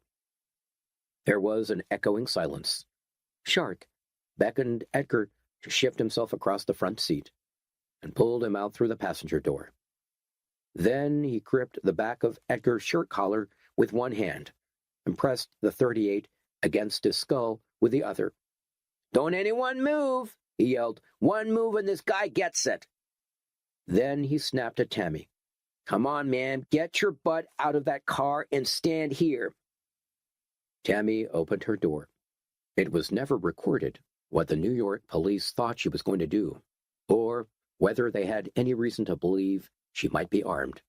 But there was a sudden echoing crackle of shots, and the rear windows of the Mercury were smashed into milk and blood. Edgar yelped and tried to reach the car, but McManus fiercely tugged him away and kept the gun pressed to his head. "Don't shoot!" screamed McManus. "One more shot and I kill him!" The police held their fire. Awkward, crab-like, holding Edgar tight against him. Shark McManus shuffled towards them. One of the cops raised his gun, but the lieutenant in charge waved him back. There was silence as Shark McManus and Edgar Paston made their way slowly up the Lincoln Tunnel towards daylight. They were covered every foot of the way, but the police had not yet been given instructions to fire on potential plague carriers, and they let them pass. "Have them followed," said the lieutenant, impatiently. "They can't walk around like Siamese twins for the rest of their lives. The minute that kid drops his guard, I want him hit." He turned back to the Mercury wagon. A young paramedic was opening the door and easing Tammy and the children out. There was blood everywhere.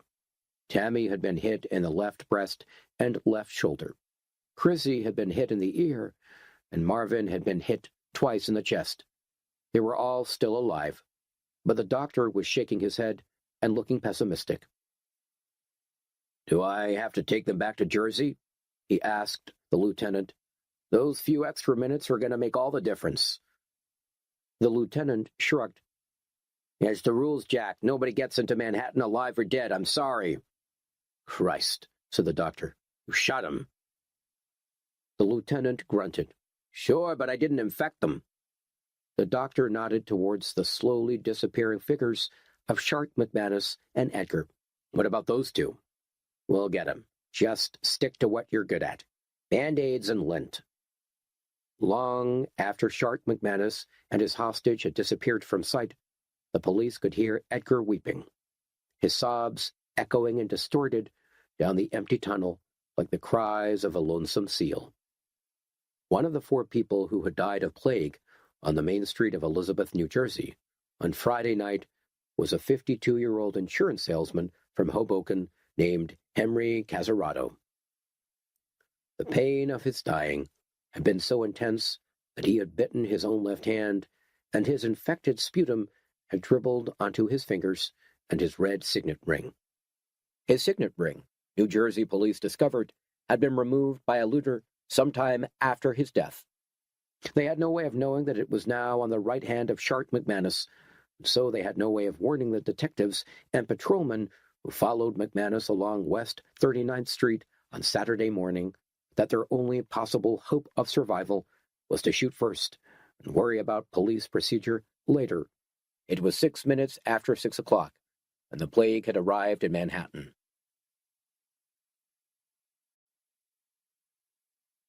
Three. On Sunday afternoon, it began to rain. The temperature dropped 6 or 7 degrees, and there was a heavy, cloudy wind from the sea. Dr. Petrie drove northwards, up the Atlantic coast of New Jersey, with Adelaide fast asleep beside him, and Prickles singing softly to herself in the back. The plague had stricken New Jersey swiftly and relentlessly, as if the living breath had been stolen from the whole 7,000 square miles of it in one night. Bodies lay prone on the rain-slicked roads, just where they had fallen. Cars and trucks were abandoned in the middle of the highway, with their drivers sitting like pallid waxworks behind the wheel. They passed a few other cars, driving aimlessly through the wet afternoon, but almost every town they came to was deserted, silent and strewn with bodies.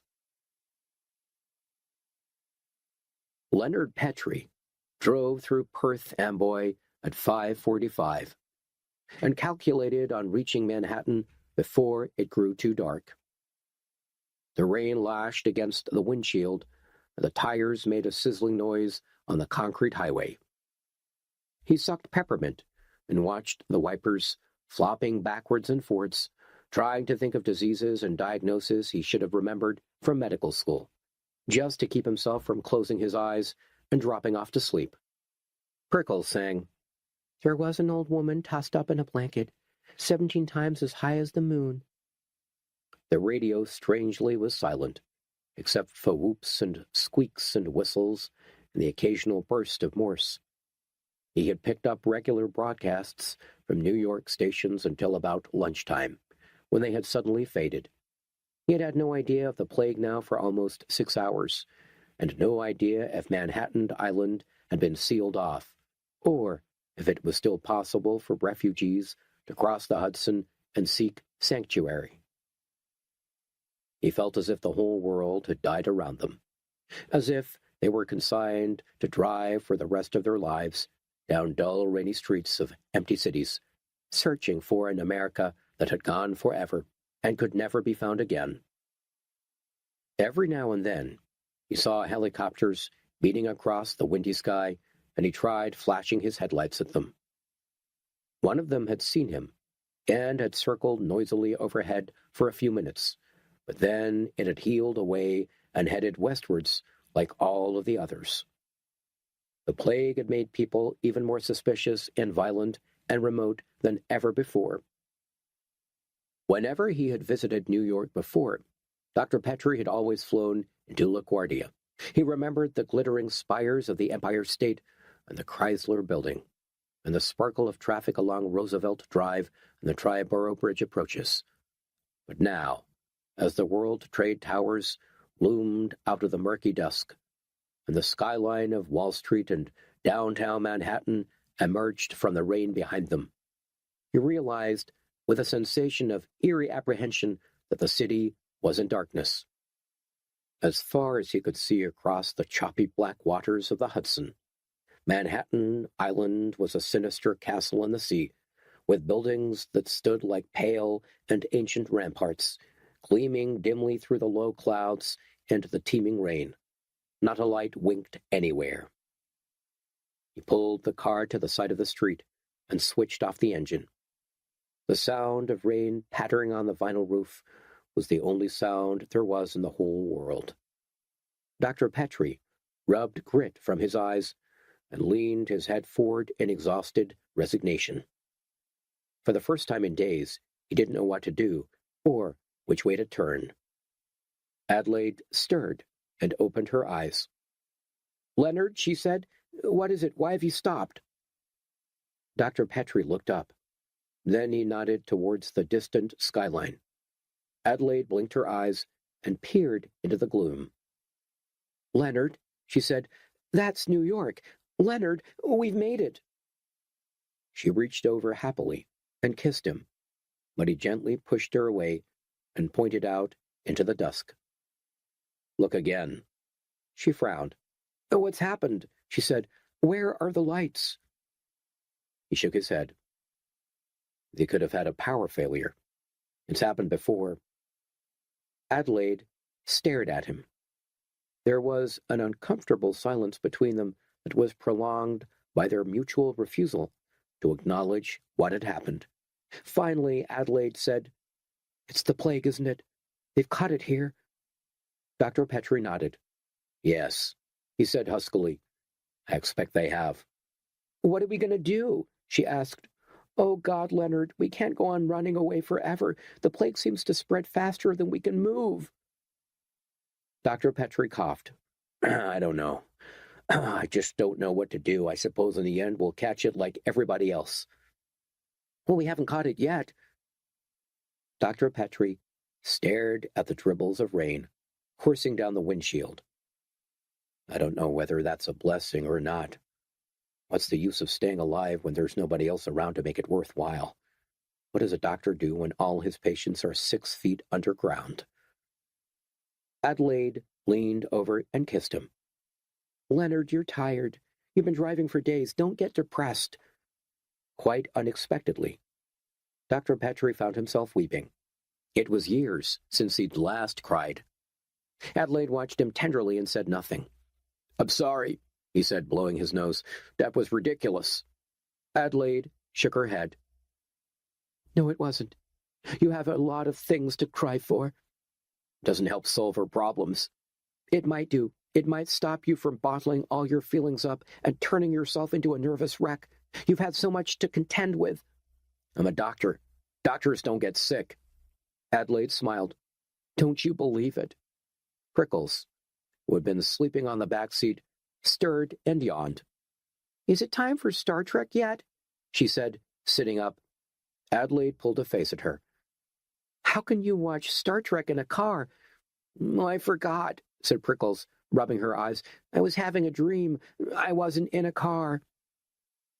Anyway, said Adelaide, having no television is probably the best thing that ever happened to you. All that garbage they put on for kids. And think of your health.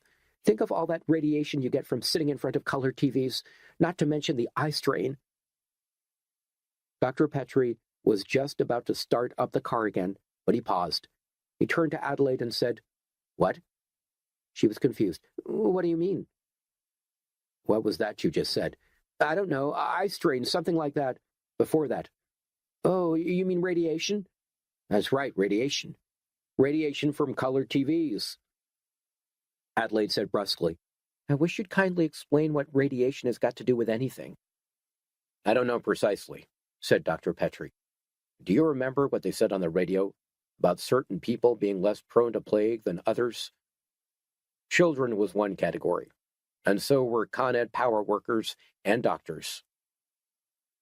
You've lost me. No, it's very simple. That was what I was trying to work out before.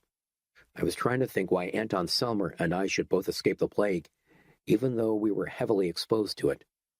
There were 1 or 2 other doctors at the hospital, too, who seemed to be immune. Now you mention children, sitting in front of color TVs. How many hours of television does the average American kid watch per day? Don't ask me. 6 or 7? Dr. Petrie nodded. Right. It's a lot of television and a lot of radiation. And that's what Dr. Selmer and I had in common, and what we've all got in common with certain types of power workers and others.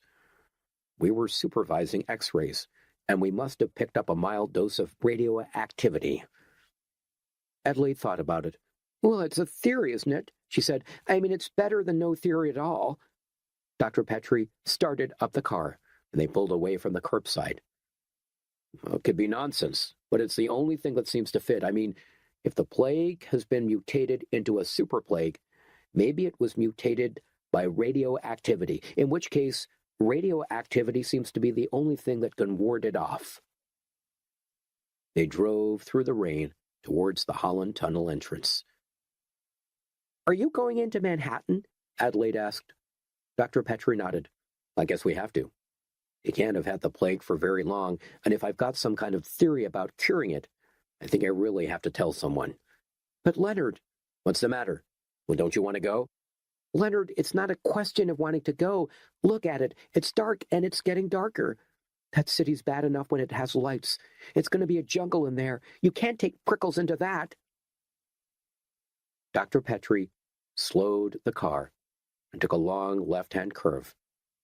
The rain fell through the light of their headlamps in a careless pattern.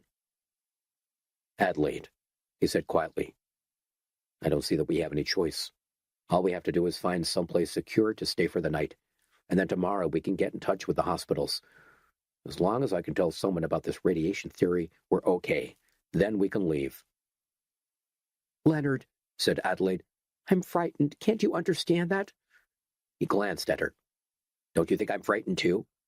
Then why go? We could skirt around New York altogether and drive up to the Catskills. We would be safe there. You said before that we were going to find ourselves a place to stay until the plague was all over. Dr. Petrie nodded. I know. Then please, Leonard. They had almost reached the tunnel entrance. For a moment he was tempted to turn around and escape from the plague for good. They could drive upstate and into Canada and leave America to the ravages of fast-breeding bacilli and whatever fate was in store for her. But then he shook his head. Adelaide, he said, I've only got a theory, but maybe nobody else has put two and two together in quite the same way. Maybe this could help to cure the plague or slow it down, and if it does that, how can I leave Manhattan with a clear conscience? There are 7 million people in the city, Adelaide, and if I only saved a seventh of them, that would be 1 million people. Can you imagine saving the lives of 1 million people? Adelaide lowered her head. Do you think, Leonard, that even one of those 1 million people would stick their neck out to save you? I don't know. That's irrelevant. It's not irrelevant. You're risking your life to save people you don't even know, and who would probably leave you to die in the gutter if it meant putting themselves out. Leonard, you're not a miracle worker. You're not a saint. I know you want to be famous, but not this way. What's the use of being famous when you're dead? Dr. Petrie was straining his eyes, trying to see the tunnel entrance. He stopped the car and shifted it into park. It's nothing to do with fame, Adelaide.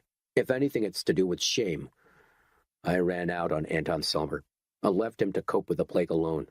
If you really want to know the truth, I'm ashamed of myself. I feel I betrayed something. She looked at him, carefully. Is that why you tried to shoot that security guard in the car park? Because you were ashamed of yourself? Probably. I don't know. Oh, Leonard. They sat in silence for a while, and then Dr. Petrie said, If you want to stay behind, darling, you better stay. But I've got to go into the city, and that's all there is to it. I love you, you know. Do you? He nodded. I don't know whether to believe you or not, she said. She paused, and her eyes were glistening in the darkness. But I'll come. If that's what you want, I'll come. Prickles interrupted. Have we got to that place yet? What place, honey? New York. Adelaide laughed. It's New York, not York. Yes, honey, we're almost there. Daddy's just going to take a look-see and make sure this tunnel's okay. Aren't you, Daddy? Dr. Petrie grinned. Sure, I won't be long. Just hang on in there. He took his rifle and climbed cautiously out of the car.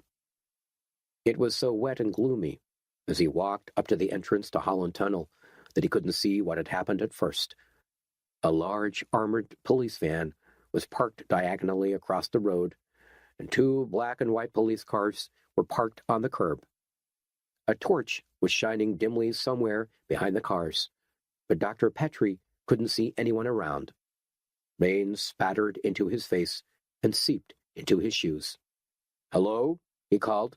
Is there anyone there? There was a long, rain-swept silence. Across the river, in the murky graveyard of Manhattan, he thought he heard the brief, echoing wail of a siren, but he couldn't be sure.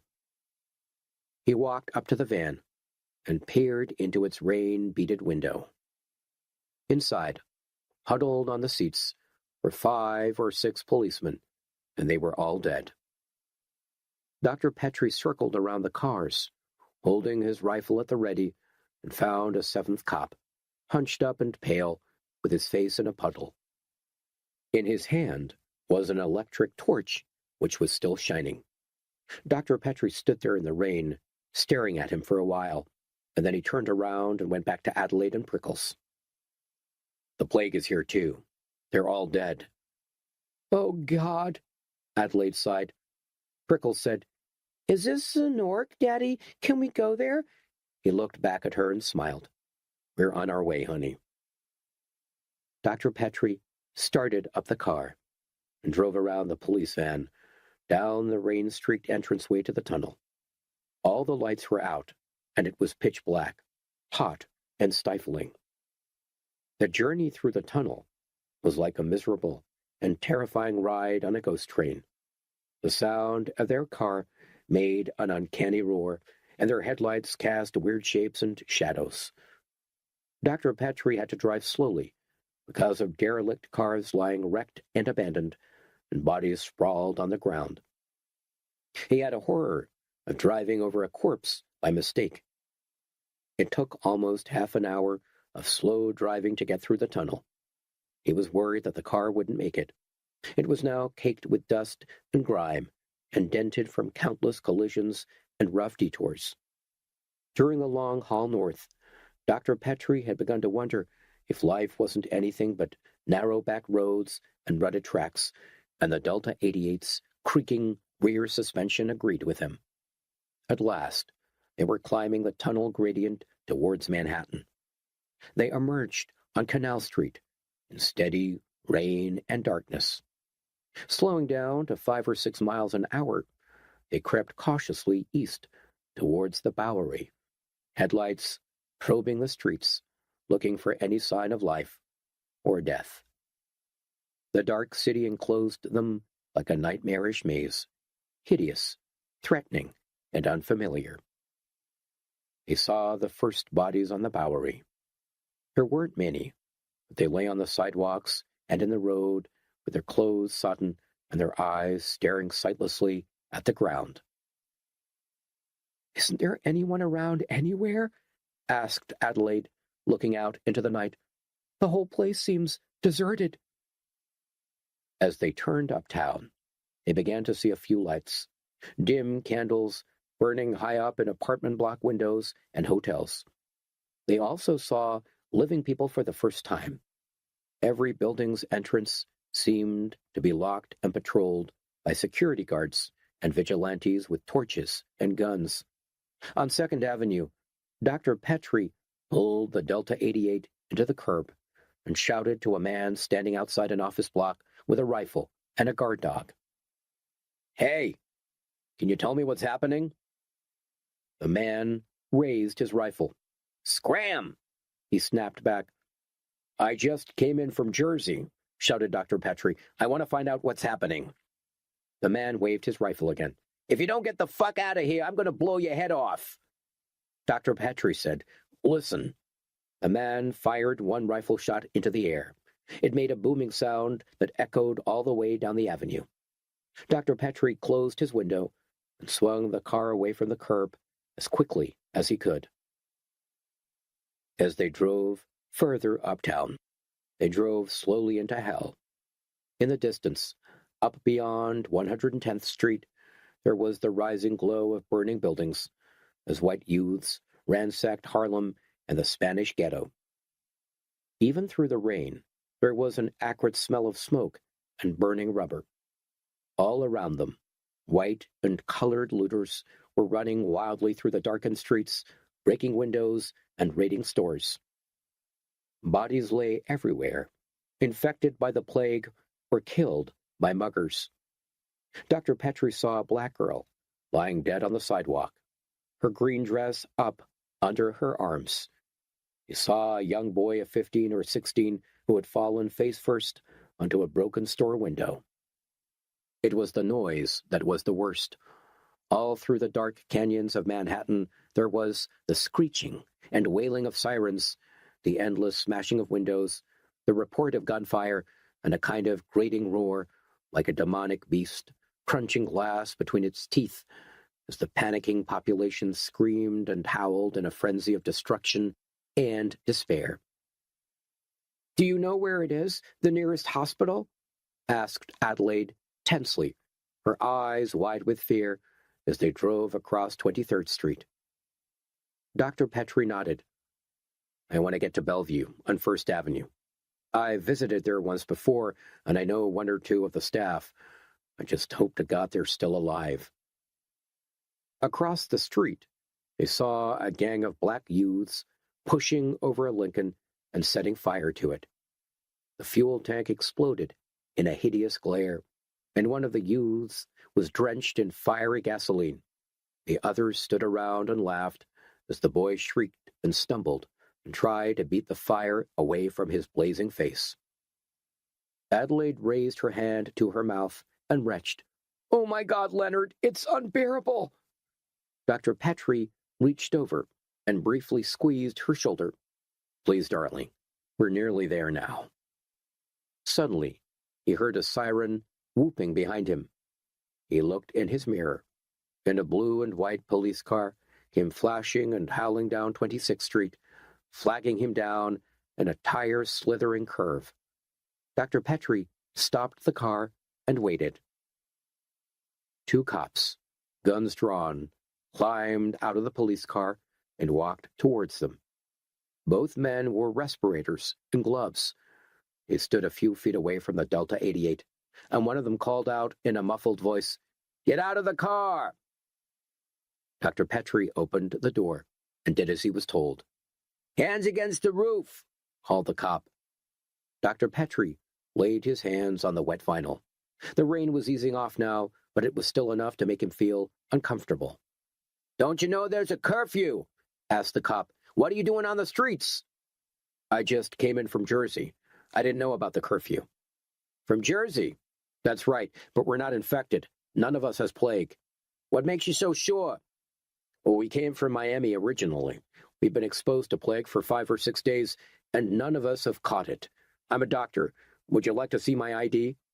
"Just hold it up." Dr. Petrie did as he was told. One of the cops shone a torch on the papers and leaned forward to read them.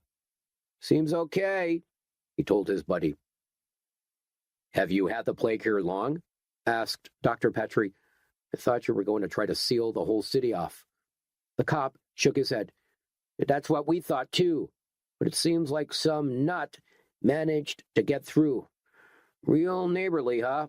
We had the first calls yesterday evening, and it's been total panic ever since." "Does everybody have to stay off the streets?" "Well, it's for your own protection, Doctor. Ever since the power went out, we've had every psycho and madman out on the streets like bugs crawling out of a drain." "What about the federal government? Are they helping?" The cop shrugged. "Who knows? The last I heard, the city of New York was told by the president to act brave and go down with all flags flying." "Jesus, you can't cure it, so what's the use?" Dr. Petrie said, "Maybe it can be cured. I'm on my way to Bellevue right now to talk about it." The cop holstered his gun. "Well, if you can cure it, you deserve to be called a saint."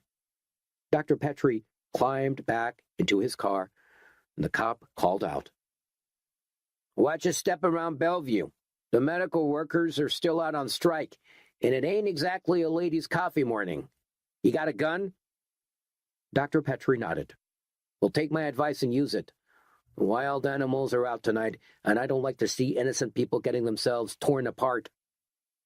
The cop was right about Bellevue. In the dim and unsteady light of emergency generators, a sullen group of medical workers was picketing the casualty department, and there was an angry crowd of relatives and parents trying to force their way through with plague-sick people on makeshift stretchers.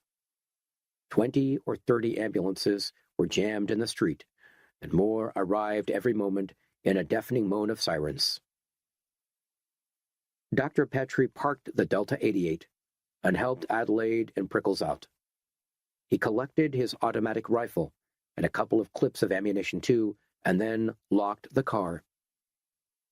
No doubt some marauding gang would break into it and steal what few possessions they had left, but they might be lucky.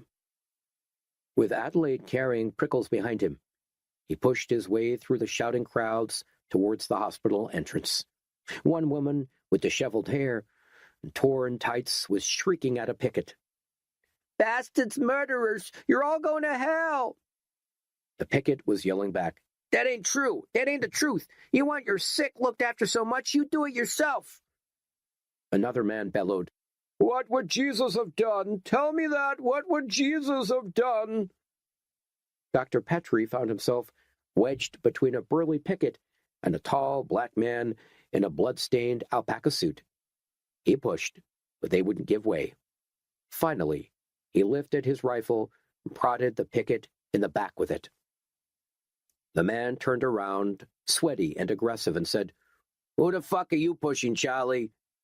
"Out of my way," Dr. Petrie shouted. "Just get out of my way."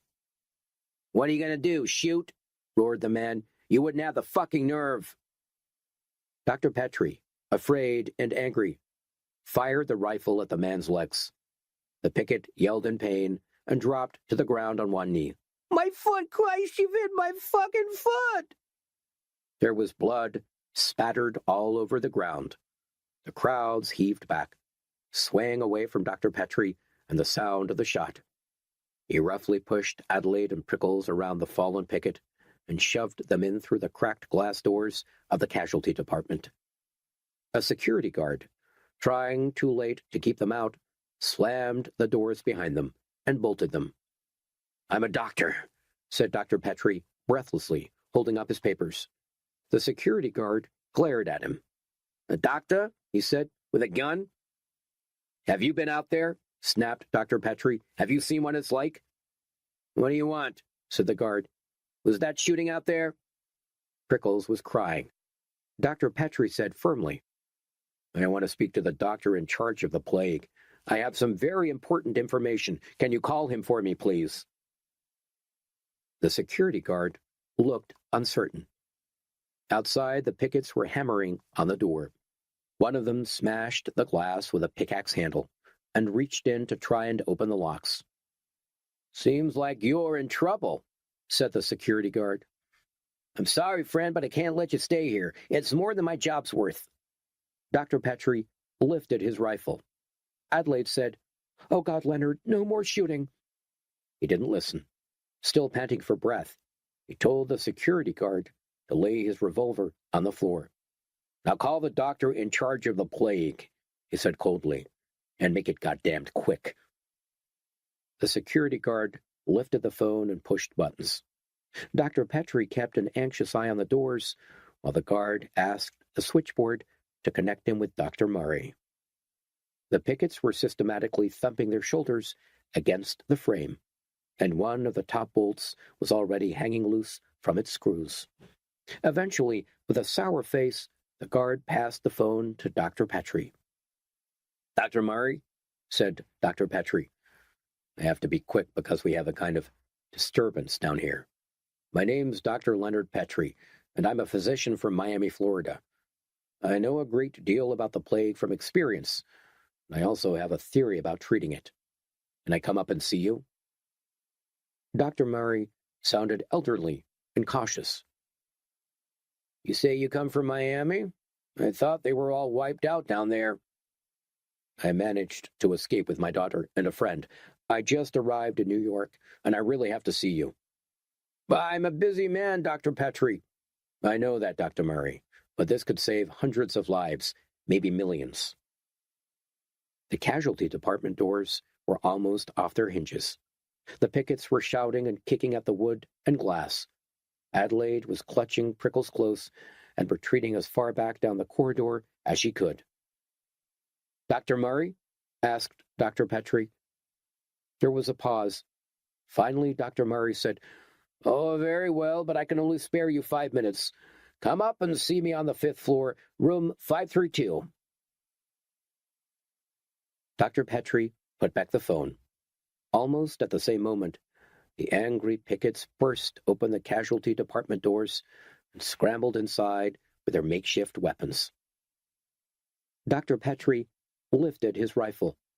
The pickets held back, but they watched him intently and closely, and as he stepped away from them down the corridor, following Adelaide, they stalked after him with hard and humorless faces. "Leonard," said Adelaide nervously. "Leonard, they'll kill us." Dr. Petrie stopped retreating. He raised the rifle to his shoulder and took a bead on the nearest picket. The men stayed where they were, silent and threatening, but he could sense that they were uncertain. He said slowly and loudly, "You have 10 seconds to turn around and get out of here. Then I start shooting, and I don't care what I hit." The pickets stayed where they were. For one terrible moment, he thought they were going to call his bluff and make him open fire. He could feel the sweat running down inside his collar, and his hands were shaking. "Do you hear me?" he shouted. 10 seconds. A man with a fire axe took a pace nearer. Dr. Petrie swung the rifle around and aimed it at his head, and the man stopped. 8 seconds. The pickets looked at each other. One of them said, fuck it, we'll get him later," and threw down his chair leg. One by one, the others did the same. Quickly, Dr. Petrie took Adelaide by the arm and led her down the corridor to the stairs. He didn't trust elevators, with the power the way it was. They found Dr. Murray in a cluttered office on the 5th floor, talking on the internal telephone and drinking black coffee out of a plastic cup. He was a gray-haired, intense-looking man with big fleshy ears and heavy horn-rimmed spectacles. "Dr. Murray," said Petrie, putting out his hand. Dr. Murray shook it limply. "You better take a seat," said Dr. Murray, mournfully. "Just move those papers. There's a chair under there someplace." They sat down. Dr. Petrie self-consciously propped his rifle against the side of Dr. Murray's desk, but Dr. Murray didn't register surprise or concern. "Now," said Dr. Murray, "what is it you wanted to see me about?" "It's the plague," explained Dr. Petrie. "It started in Miami, and I saw some of the earliest cases myself and treated them." "With any success?" asked Dr. Murray dourly. "Not at all. The only thing we discovered was that it was related to Pasteurella pestis, but that it didn't respond to the usual antibiotics or serums." "I know that," said Dr. Murray. "So what are you trying to tell me?" Dr. Petrie coughed. "I'm trying to tell you, Dr. Murray, that even though it's a fast-breeding bacillus with no known antidote, a bacillus that has wiped out almost the entire population of the eastern seaboard in 1 week, I haven't caught it." "I can see that." "You don't understand," insisted Dr. Petrie. "I haven't caught it for a reason. My daughter hasn't caught it for a reason. My girlfriend hasn't caught it because she has stayed almost exclusively with us, and we're never going to get it." Dr. Murray opened a drawer in his desk, took out a pack of stale larks, and unsteadily lit one up. He kept the cigarette in his mouth, puffing smoke out sideways like a poker player. "What you're trying to tell me, Dr. Petrie, is that you know why you haven't caught it. Is that it?" "Exactly. We haven't caught it because we've been exposed to radiation. In my case, it's X-rays. In my daughter's case, colored television. I believe now that my daughter did get a mild dose of plague, but because she was kept away from other carriers, she recovered." Dr. Murray took off his spectacles. "I don't understand you, Dr. Petrie. How can radiation possibly have any effect on a plague bacillus?" "It can have an enormous effect. It's my supposition that, somehow, radiation reached the raw sewage that was dumped off the Long Island coast, and that within the radioactive sewage, the common plague bacillus mutated into a fast-growing and very virulent superplague. Perhaps further doses of radiation can mutate it further into a harmless form, or slow down its incubation. I don't yet know. I was hoping that you and some of your doctors here could help me find out." Dr. Murray thought this over. Then he said, "Dr. Petrie, I think you have a very interesting notion there, but what I am not is a research bacteriologist. I'm trying to run a metropolitan casualty department here, and at the moment, what with the strike and the plague, I'm not making much of a go of it. What you need is a man who can turn your theory into scientific facts, if it's a theory that's any good." "Can you suggest anyone?" Dr. Murray reached for his desk diary and leafed through the pages. "There are 2 very good men," he said. "At the moment, they're both fighting each other in court, as I understand it, over some new technique of theirs. But they both have good reputations, and they're both interested in radioactive mutation of bacilli. Here we are, Professor Ivor Glantz and Professor Sergei Ford." "Well, I've heard of Glantz," said Dr. Petrie. "A bit of a lone wolf, if I remember." "Brilliant, though," said Dr. Murray. "If there's any foundation to your theory at all, He can find it. Where do I find him? Well, you're very fortunate. He lives on First Avenue in Concord Tower. He's a rich man. I didn't know research bacteriologists got rich. Well, they do if their fathers are bankers, and they take out a patent on self-aborting bacilli for the brewing industry. Ivor Glance devised the bacillus that made Milwaukee not only famous, but extremely profitable. I see. Perhaps you and I are in the wrong branch of science, Dr. Murray. Dr. Murray ignored him. I can let you have a note to take to Glance on hospital paper. They won't let you into the tower otherwise. Right now, they won't let you into any place at all unless you're known. Thank you, said Dr. Petrie, as the older man unscrewed his pen and scribbled a letter. I just hope that we can do something to make your job easier. Dr. Murray grimaced. There is one thing. When you're up at Concord Tower, you can take that rifle of yours and make a large hole in Kenneth Garanish. That reminds me, said Dr. Petrie. Is there another way out of this place? It kind of unsettled the medical workers' pickets on the way in. Dr. Murray nodded. We'll get you out. Would you care for some coffee before you go? My secretary will make you some next door. Right now, I have to get back to the wards. When Dr. Murray had left, they sat for half an hour by the window of his secretary's office, sipping hot coffee and staring out over the darkened city. The windows were soundproofed, but they couldn't keep out the endless howling of sirens and the crackle of shots. The city was black and shadowy, lit here and there by sparkling orange fires. It looked like a medieval vision of the Devil's Kingdom, a place where demons and beasts roamed in echoing darkness. Not even the stars looked down on the 20th century city that had become at last the realization of a 15th century nightmare. Ivor Glance had just come out of the shower. He was wrapped up in a white toweling bathrobe, and he dabbed his perspiring forehead with a succession of tissues pulled from a Kleenex box. Dr. Petrie, he said, assiduously gathering up sweat, I have to say that I admire your courage. You and your lady and your little girl. Dr. Petrie, shaved and smelling of braggy, was sitting on the wide, cream-colored 1930s settee, with a large scotch in his hand. For the first time this week, he felt clean and civilized. Prickles had been dressed up in one of Ivor Glance's pajama jackets and put to bed in the small bedroom, while Adelaide and Esmeralda were talking in the kitchen and making supper. Well, it wasn't courage, said Dr. Petrie, smiling tiredly. Far from it. It was survival. They burned down Miami, and we had to get out. You think they did that deliberately? Asked Glance. Was set fire to the city? I don't know. I don't understand the way the federal government has handled this thing from the very beginning. Down in Miami, we were all beginning to feel like sacrificial lambs. Glance smiled. You did well to get out of it anyway. If you want to stay here for a few days, you're welcome. We have our own power in this building, and we're very secure. This block was designed as a maximum security project. You saw how tight they've got it defended downstairs. Dr. Petrie sipped his scotch. He was suddenly beginning to realize how utterly exhausted he was.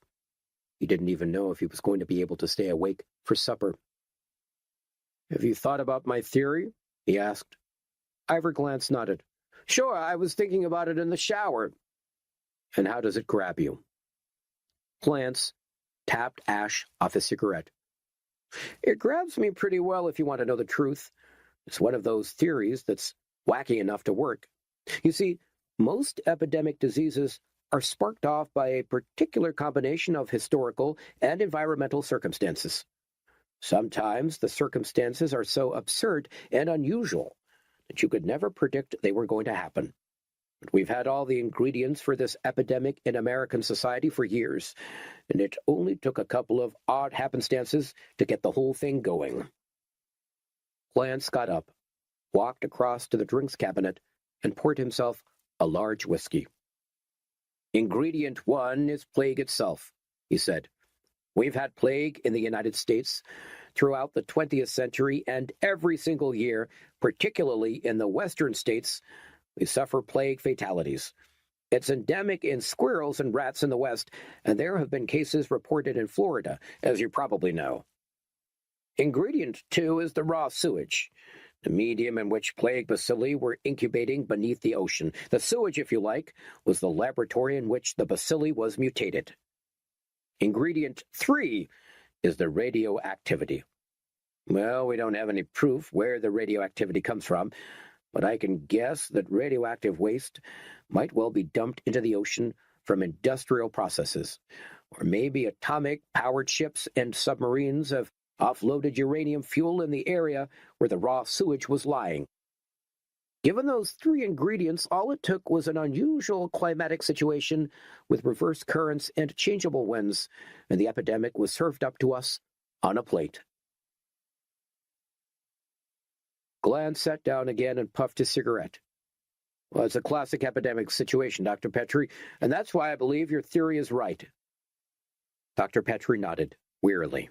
The problem is, said Ivory Glance, that even if it's right, we have to prove it's right. And even when we've done that, we still have to find a way to communicate our information to the federal government and make sure they act on it. Well, is Manhattan completely cut off? As long as the power's out, yes. They were flying helicopters out of here for most of the day, but I should think that they've all been commandeered by now. The same goes for boats.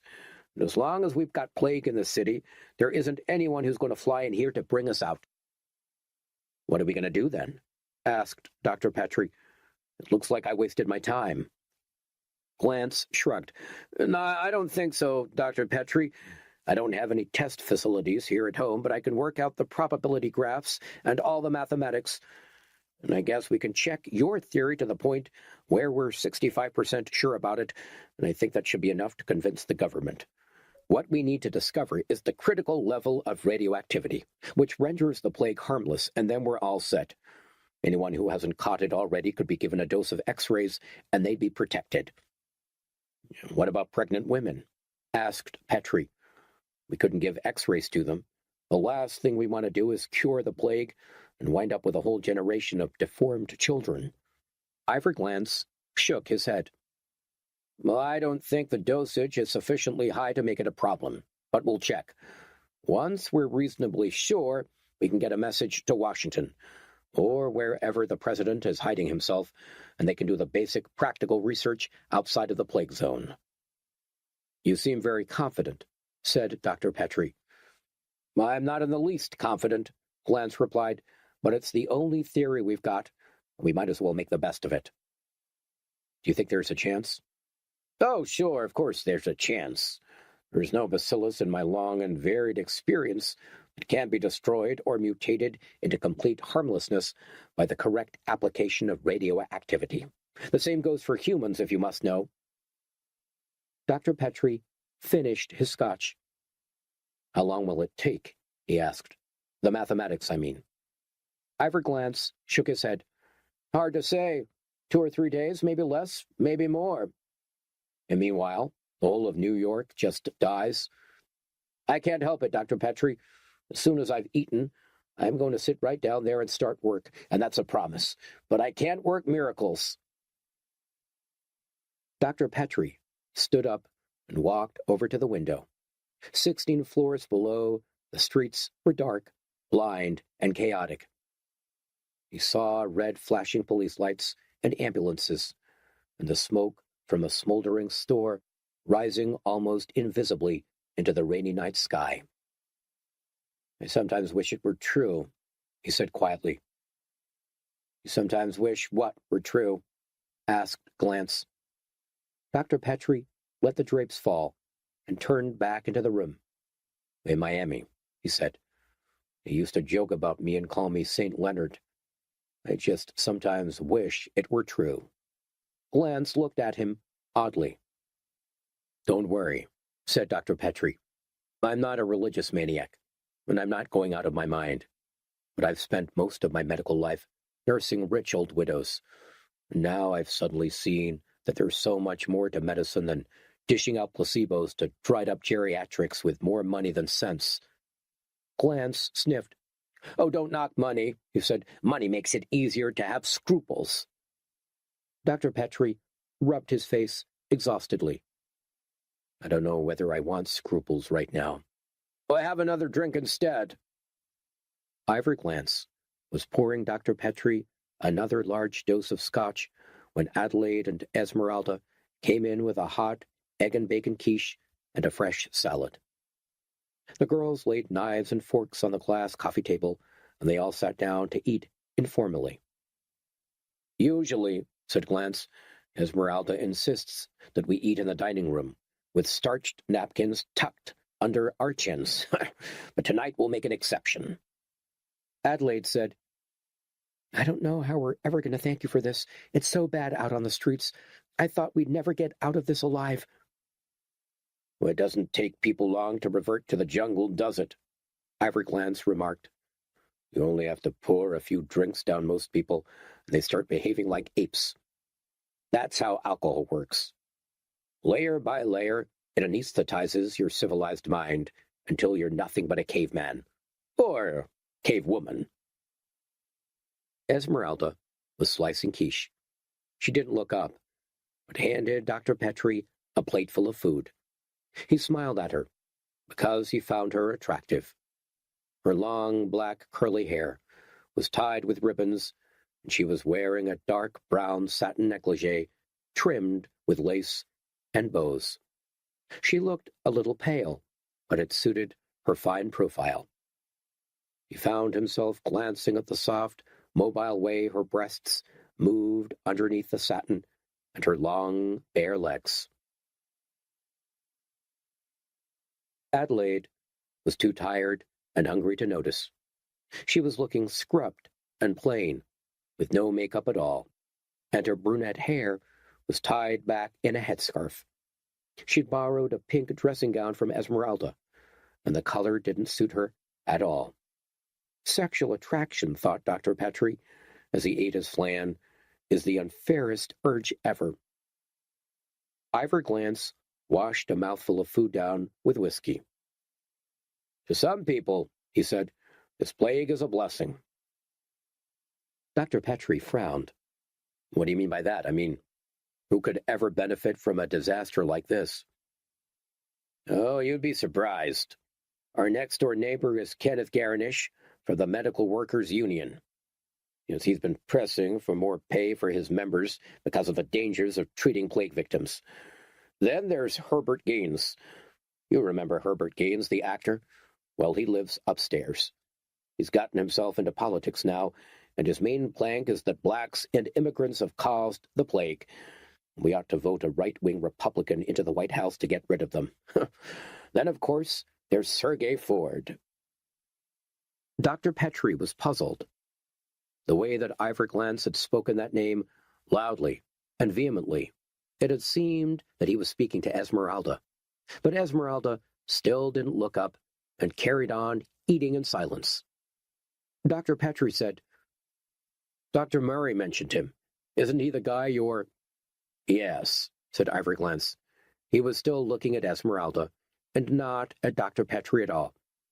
"He's the guy I'm suing for infringement of patent. Or at least I was suing him for infringement of patent. The plague, among other things, has let him off the hook." "Well, you must be pretty galled." Glance turned to Dr. Petrie at last. "Galled?" he said. "You bet your ass I'm galled. It's a life's work, right down the river. But that's not the worst part." Dr. Petrie glanced from Ivor Glance to Esmeralda. There was some indefinable tension between them. Esmeralda was still holding her knife and fork, but she wasn't actually eating.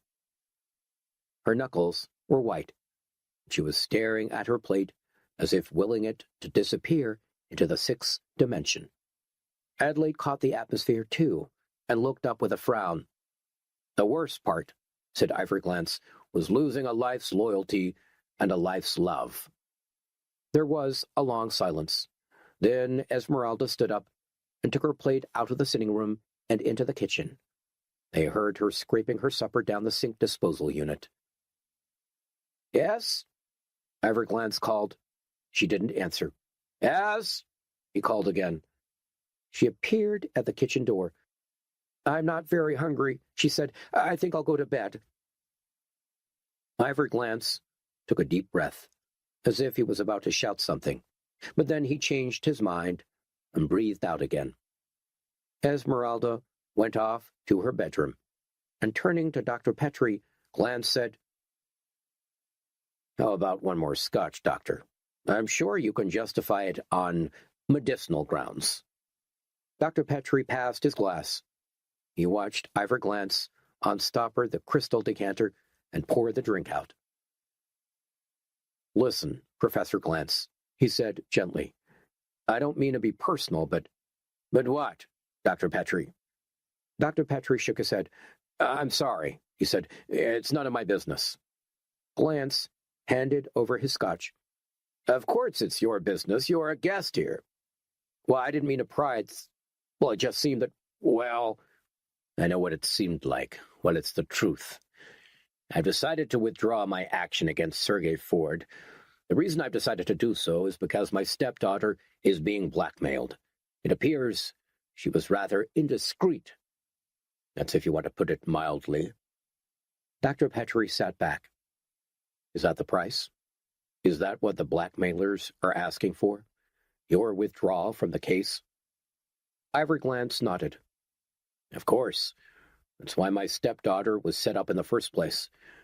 It was a deliberate ploy by Ford to hit me below the belt. I can tell you something, Dr. Petrie. If ever I lay my hands on that Finnish bastard, so help me, I'll tear his lungs out and use them for water wings." "Well, surely it wasn't Esmeralda's fault," said Adelaide. "If she was set up, how can you blame her?" Glance swigged whiskey. "I blame her because she got herself drunk, and she let them do what they wanted. Not once did she think about me and what could happen if she got involved in something like that.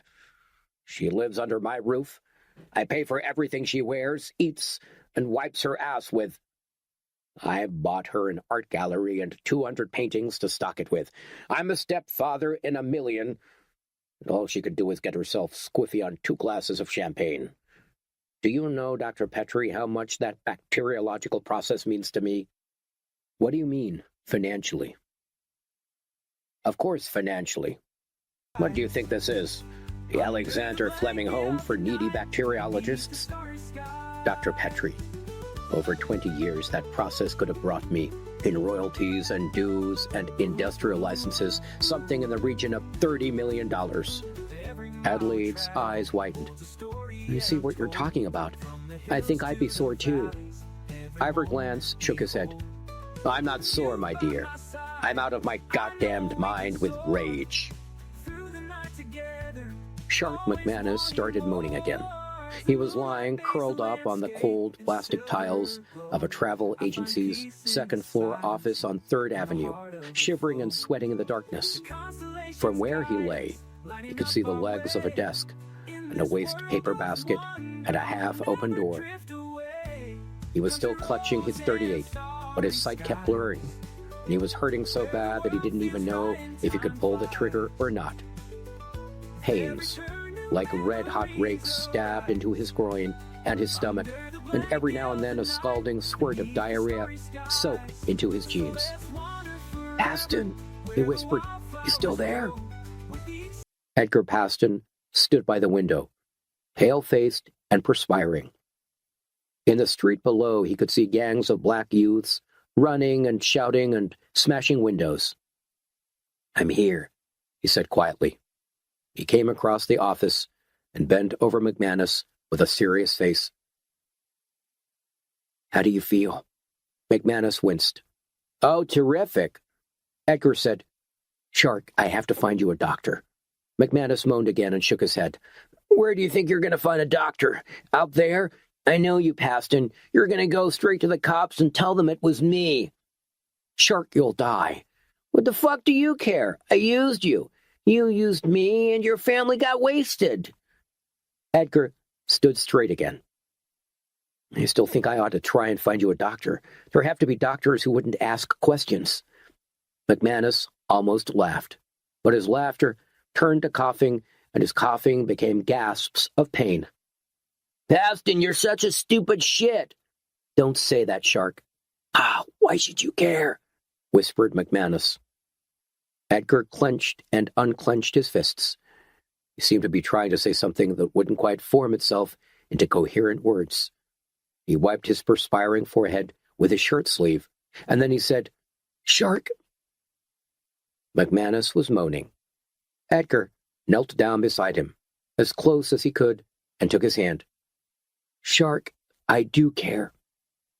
Shark's breath smelled bad, and his face, in the gloomy darkness of the office, looked like a white wax death mask.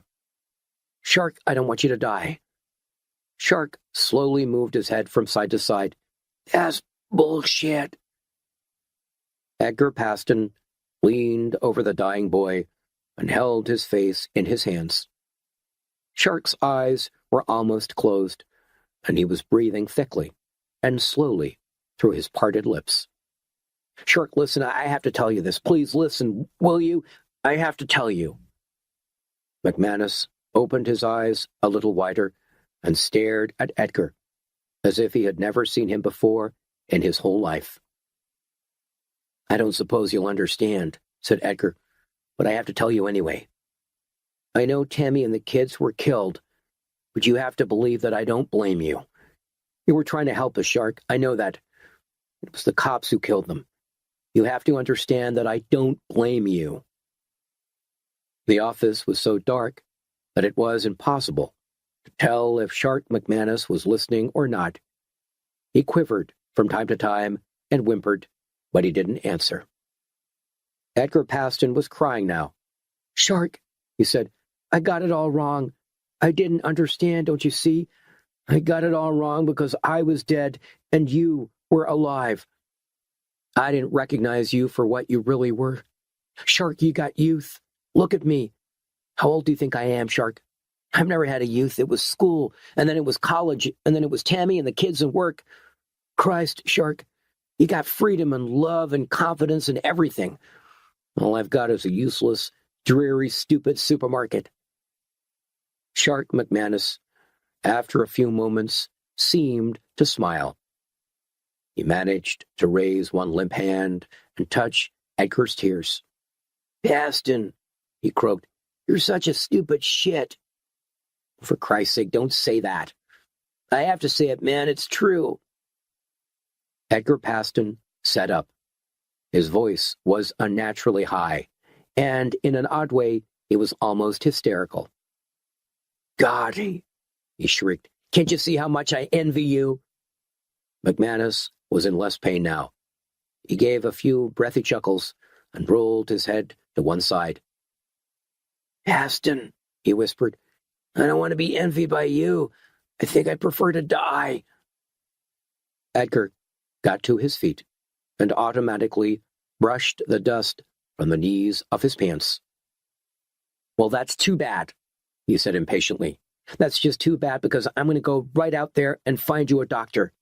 You're going to get well again, and then we'll see. Give me the gun." "Paston," said Shark, "you're out of your head. You can't go out there." "Give me the gun, Shark." Edgar bent over and caught hold of McManus's wrist. Shark was too weak to resist him, and he gave up the .38 without a struggle. "Okay now," said Edgar, forcefully. "I'm going out there, and I'm going to find you a doctor. Give me an hour. If I'm not back after that time, well—" "Can I die then?" asked Shark McManus. "Am I allowed to?"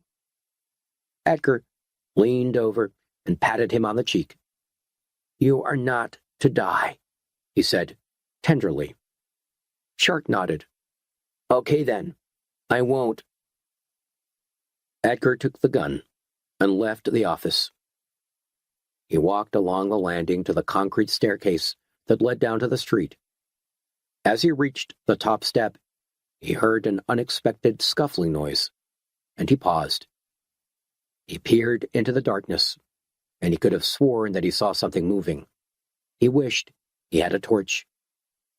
Feeling his way down step by step, with his hand against the rough concrete wall, he came to the next turn in the stairs He heard the noise again. There was a high-pitched squeaking and the patter of feet. "Rats!" he said to himself. "Oh, Jesus!" He descended the next few stairs cautiously. The rats scuttled down ahead of him, and he could see their eyes reflecting the dim light from the open street door.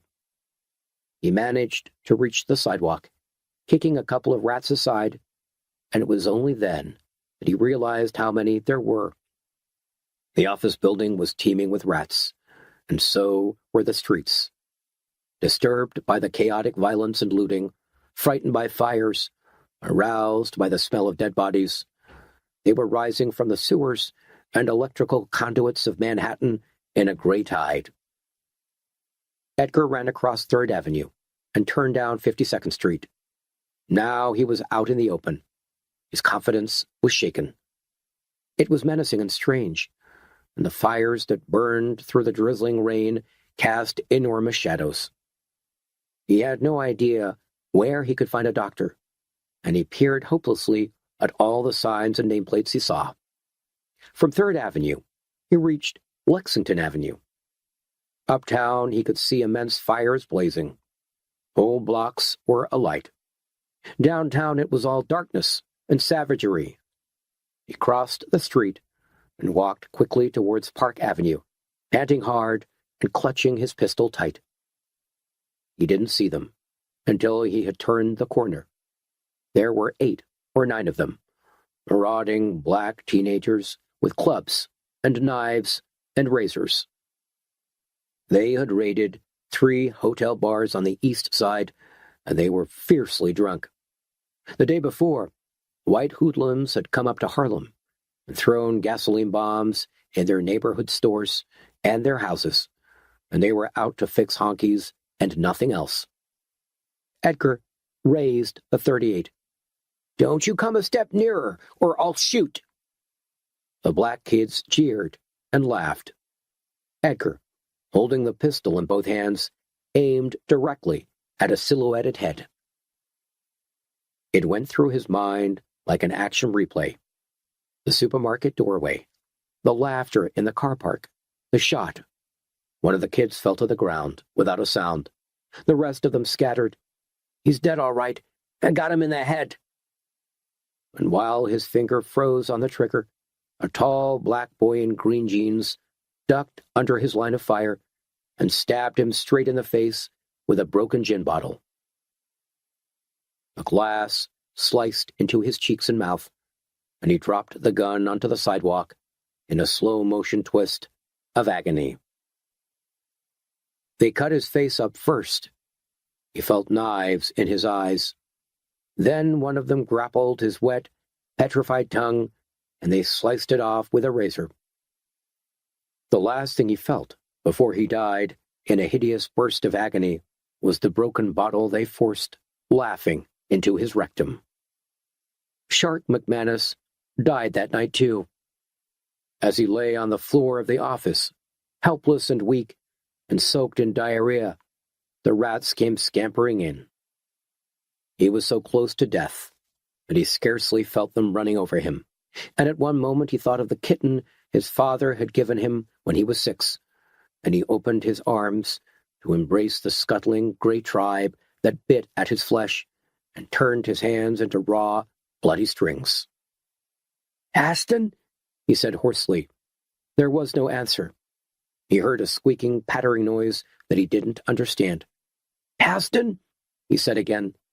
No answer. "Aston!" After the hideous chaos of the night, the morning was gray and silent. The rain stopped, and a smeary sunlight filtered across the East River and into the broken streets. Uptown, fires still burned in Harlem, and the black carcasses of buses and cars were littered all over the streets of the Midtown Hotel District, smoldering and smashed. The sidewalks were glittering with powdered glass, and amongst it, like frozen explorers caught in a strange kind of snow, were the bodies of plague victims and riot casualties. 1 or 2 police cars patrolled the streets slowly and cautiously, driving over rubble and bricks and debris. The cops all wore respirators and goggles and were heavily armed. There were still a few stray looters around, and they had orders to shoot to kill. The rats were still in evidence, swarming into abandoned delicatessens and restaurants, and over the corpses that lay huddled up in every street. Every office block and apartment building was locked and guarded and under siege. But even if the residents were able to keep out the looters and most of the rats, they couldn't protect themselves from the plague. During Monday morning, a fast-breeding bacilli brought painful death to thousands of New Yorkers, transmitted by minute specks of infected saliva. It only took a word of encouragement to pass the plague on, or the touch of a hand in friendship. Some people died slowly, in prolonged agony, while others succumbed in 2 or 3 hours.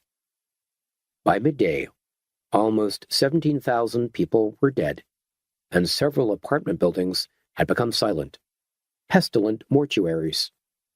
As the people collapsed, the rats scurried in, devouring food and flesh in a suffocating orgy of self-indulgence. Other people, trapped in elevators since Sunday by the power failure, began to collapse from exhaustion, thirst, and lack of air. There was no one to rescue them, and they died in a squalid confusion of darkness and urine. In the subways, imprisoned in darkened trains, people moaned and cried and waited for the help that would never arrive. Old people and invalids sat in their apartments in front of dead televisions, waiting for nurses who didn't dare take to the streets.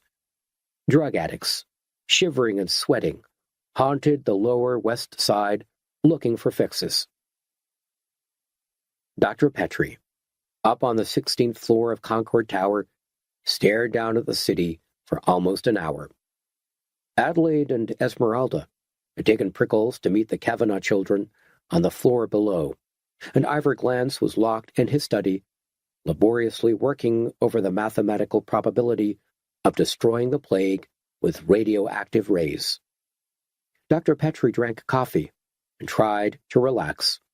He had slept badly, with nightmares of traveling and suffering and violence, but he felt better than yesterday.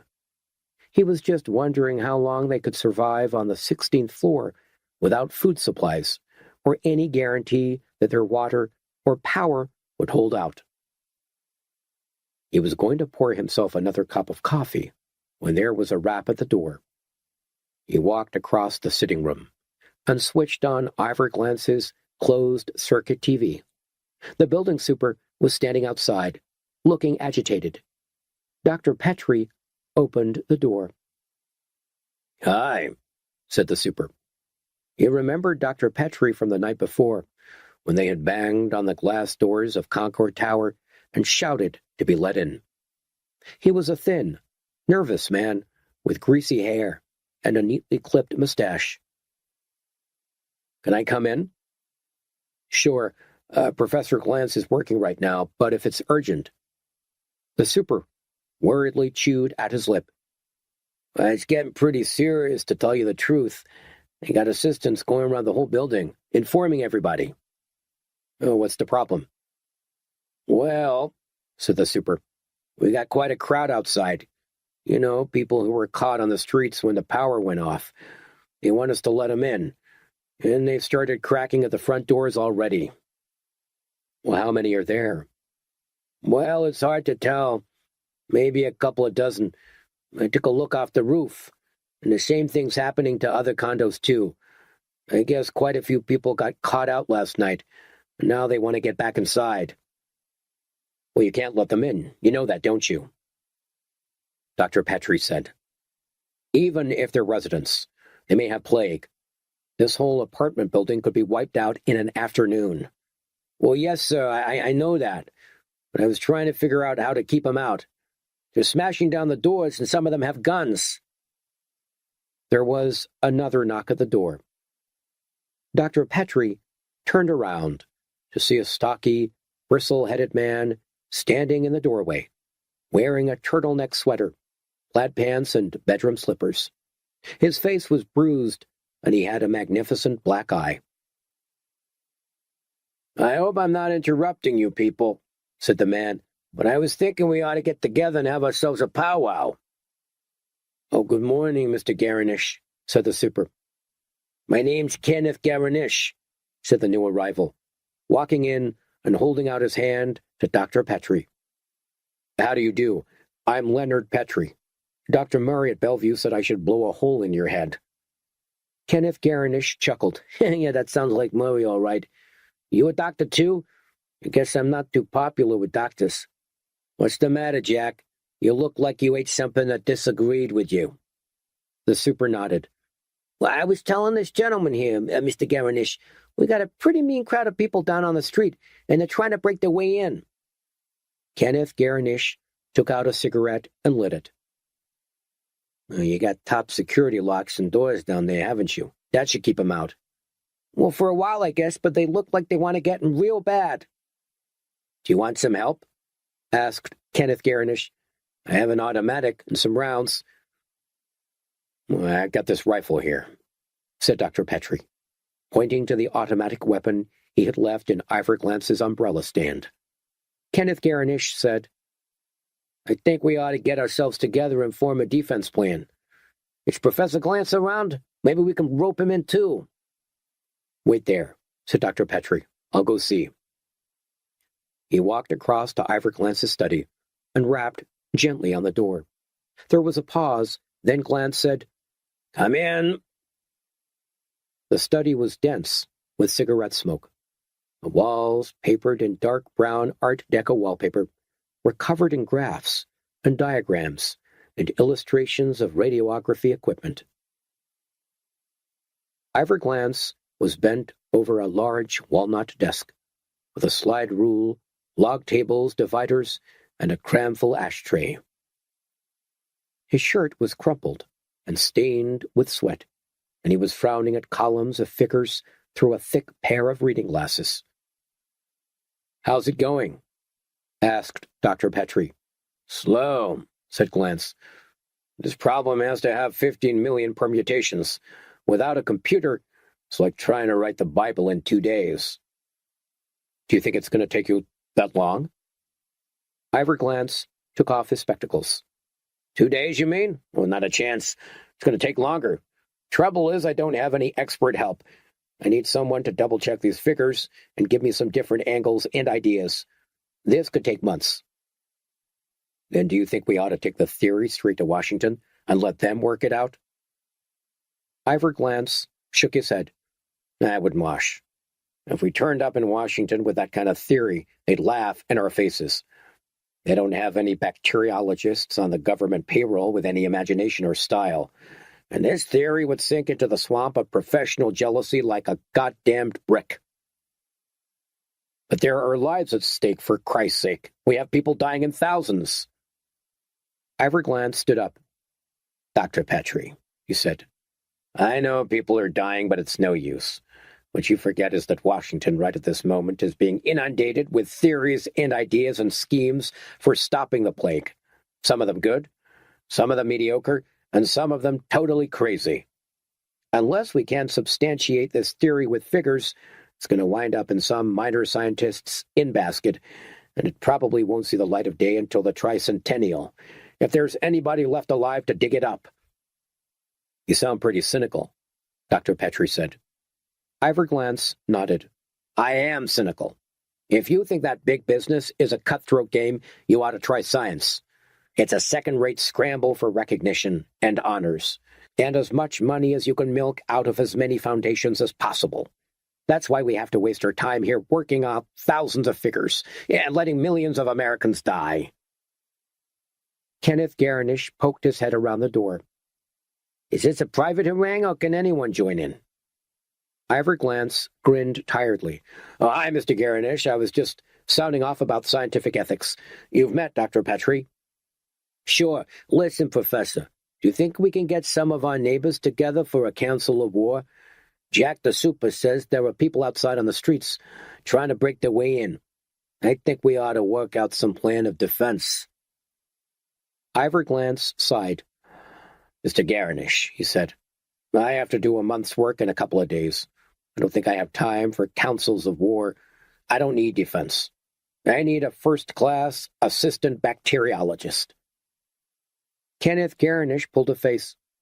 Well, I don't think I'm going to be able to oblige you there, Professor. But let's say you're busy. I'll ask Herbert Gaines and that Bloofer guy. If I need your help, can I call on you? Surely. Now, if you gentlemen will excuse me, it's back to the slide rule.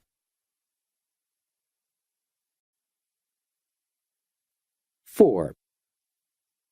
At 5 that afternoon, in Kenneth Garnish's mock colonial apartment, the residents of the 16th and 17th floors of Concord Tower held a council of war. They were going to talk about self-protection, food, and survival. And then their elected representative was going to speak to a meeting of representatives from all the other occupied floors. Mrs. Garnish had made some rather clumsy cold beef sandwiches because her cook Beth had been out on the streets last night, and although Mrs. Garnish didn't know it, Beth was lying dead and posthumously raped in a side doorway of Macy's. Herbert Gaines was there, incongruously dressed in a yellow safari suit and looking nervous. Nicholas sat beside him, in a sailor's sweater and jeans and rope sandals, as sullen as ever. Adelaide sat possessively close to Dr. Petrie on the big floral settee, and Esmeralda sat by herself, elegant and cool in a white pleated 1930s suit. Prickles was allowed to sit in the corner drinking Coke and reading a picture book. Mr. and Mrs. Blaufoot hadn't shown up, and it didn't look like they were going to. Kenneth Garnish had appointed himself chairman. He had a louder and harsher voice than anyone else. He sat in his biggest armchair, with a beer and a pack of cigarettes, and he formally declared the meeting open. Herbert Gaines immediately raised his hand to speak. Mr. Garnish, he said, I do believe we're all wasting our time. The time we should have acted was days ago, when we were first threatened by this epidemic. Instead, in spite of my own personal warnings, everybody sat back and let it happen. Kenneth Garnish sucked at his cigarette. With all respect, Mr. Gaines, I don't think that 2 or 3 racialist speeches on television could have done anybody any good. In fact, I contend that last night's looting and rioting can be pretty largely laid at your door. You and your right-wing pressure group. Preaching intolerance isn't going to get us any place at all. I don't think that locking ourselves away in this ivory tower is particularly tolerant, retorted Gaines. Perhaps we ought to be more democratic about it and invite all those plague-ridden people in. Plague has nothing to do with democracy, snapped Garnish. The only thing we can afford to consider here is our own survival. I'm afraid I agree with that, said Dr. Petrie. I've seen what the plague has done, all the way from Florida, through Georgia and Alabama and the Carolinas, and there is no way that any of us can let ourselves come into contact with people who might have contracted it. We have to keep those street-level doors closed at all costs, and if we can't do that, we're going to have to build second-line defenses on the stairs. This is absurd, said Herbert Gaines. We're making the same mistake we made last week. We sat on our butts and let it happen. If you ask me, the only possible answer is to get out there and drive those people away. If necessary, kill them.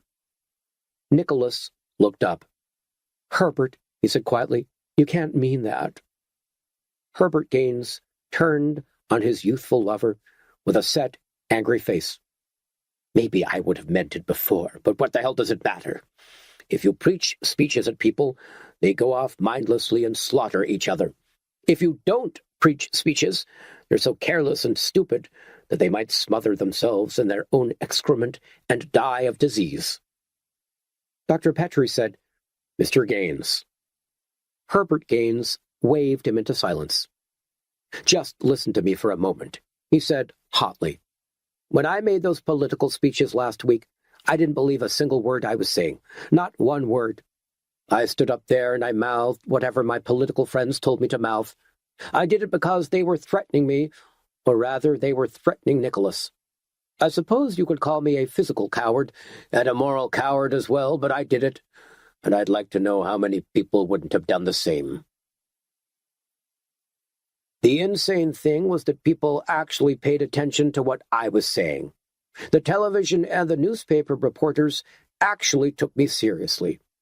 People actually went up to Harlem and burned down stores and houses. My God, they say that people get the politicians they deserve, and they do. If I can stand up and speak poisonous crap like that, and the American people are prepared to believe me, then I can only say that they must have won this plague in some kind of celestial competition. The plague is America's prize for stupidity, crassness, arrogance, prejudice, and intolerance." Herbert Gaines sat down. There was a long, uncomfortable silence. Nicholas reached out and took Gaines's hand and gave it a slight, almost imperceptible squeeze.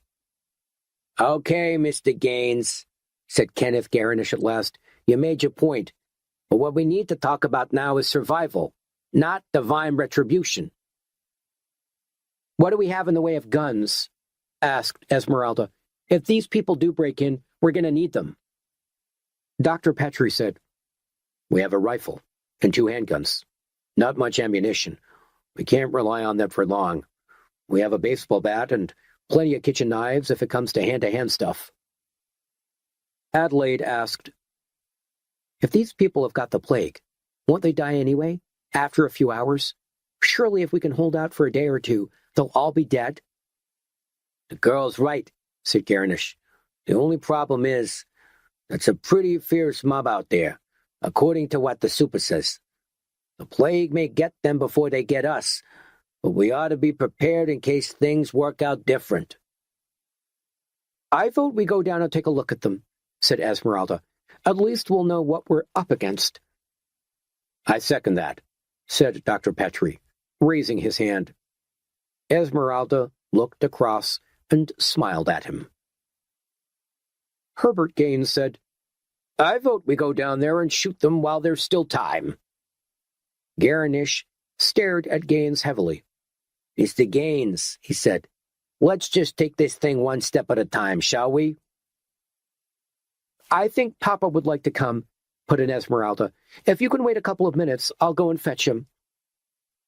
Eventually, armed with Dr. Petrie's rifle, 2 automatics, and Nicholas's baseball bat, they all, with the exception of Prickles, collected at the top of the service stairs and began the long descent to the street.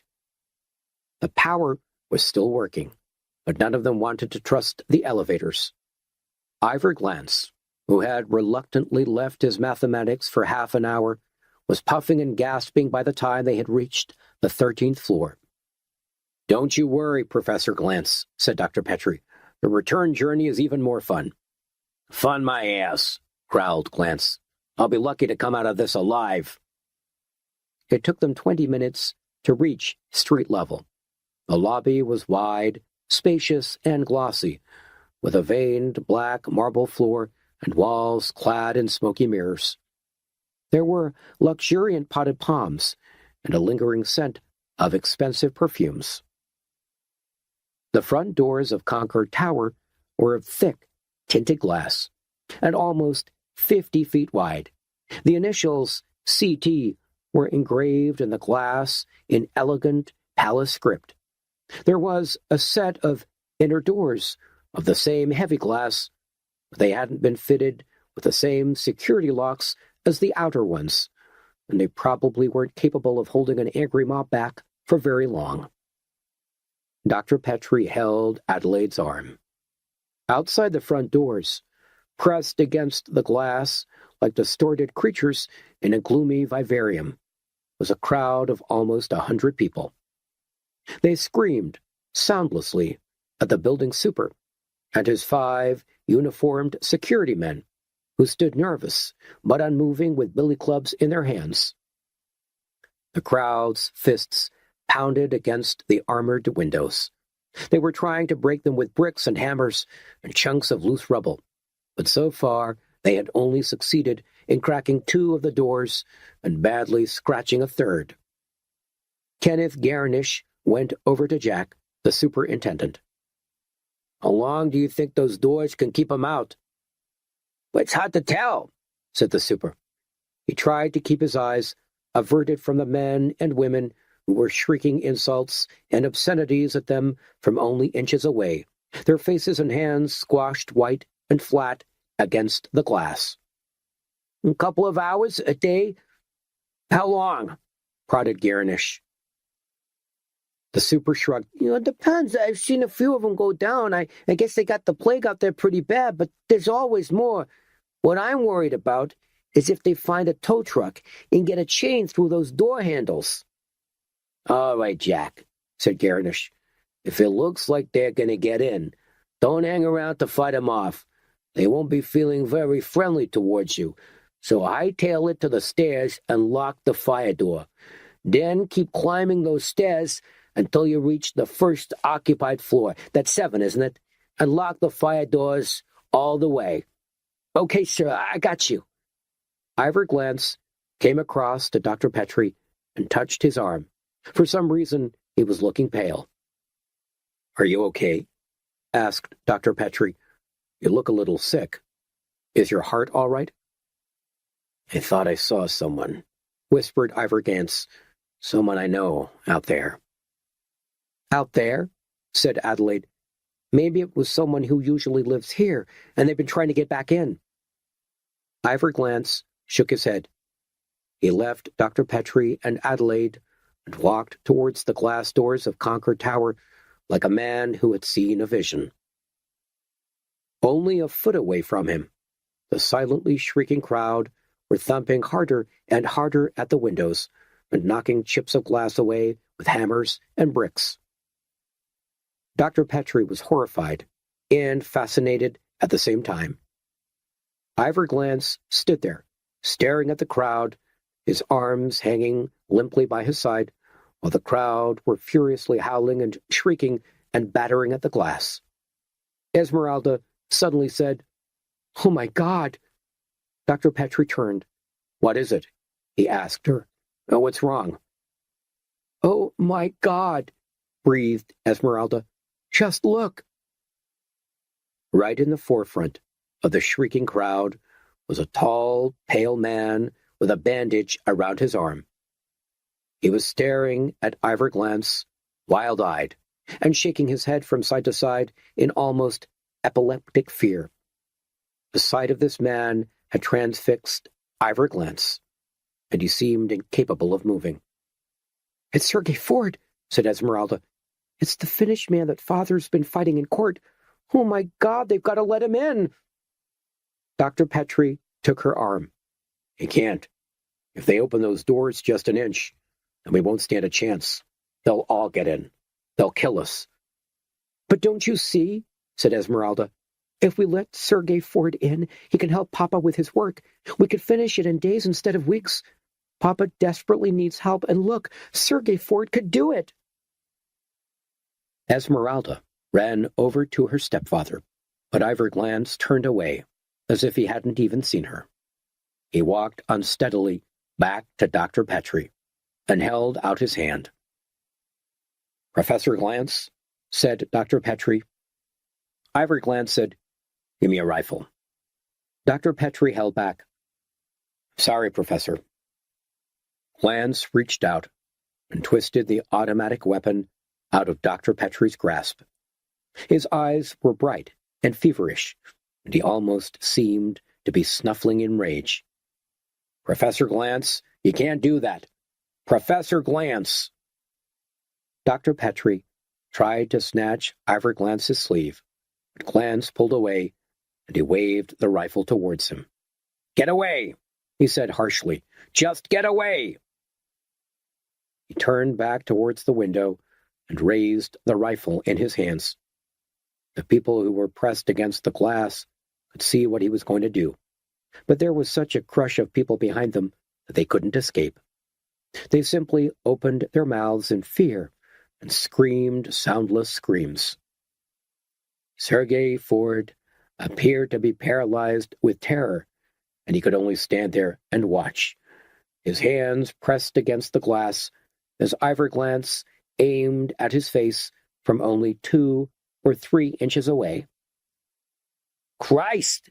bellowed Garnish. "Stop him! Someone stop him!" Jack, the super, made a half-hearted attempt at a football tackle, but Glance stepped back and smacked him away. Before anyone else could move, he had lifted the rifle again and fired into the glass. The whole door collapsed outwards in huge slices. Nearly a quarter of a ton of reinforced glass sheared into hands, faces, upraised arms, and broke on the ground outside with a horrific, flat, ringing sound. The shrieking of the crowd filled the lobby with hideous noise, cries of pain and terror, and cries of frustrated fury. They flooded into the reception area, trampling over dead and dying bodies, and Ivor Glance was swept away like a man carried out to sea. "Back to the stairs!" bellowed Kenneth Garnish. "Back to the stairs!" Dr. Petrie seized Adelaide and Esmeralda by the hand and pulled them towards the emergency stairs.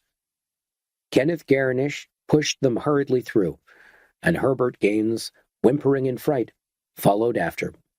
Nicholas was hitting at a bloody-faced vagrant with his baseball bat, and just managed to push him away and duck through the door to the stairs before a mob of screaming men reached him, waving clubs and knives. Kenneth Garnish slammed the door, locked it, and dropped the bolt across it. They heard the crowd bang up against the other side like an avalanche. "Papa!" cried Esmeralda. "Where's Papa?" Kenneth Garnish reached out and held her arms. "Miss Baxter was no good. I couldn't keep the door open any longer." "You mean he's still—" "He wouldn't have felt very much, believe me."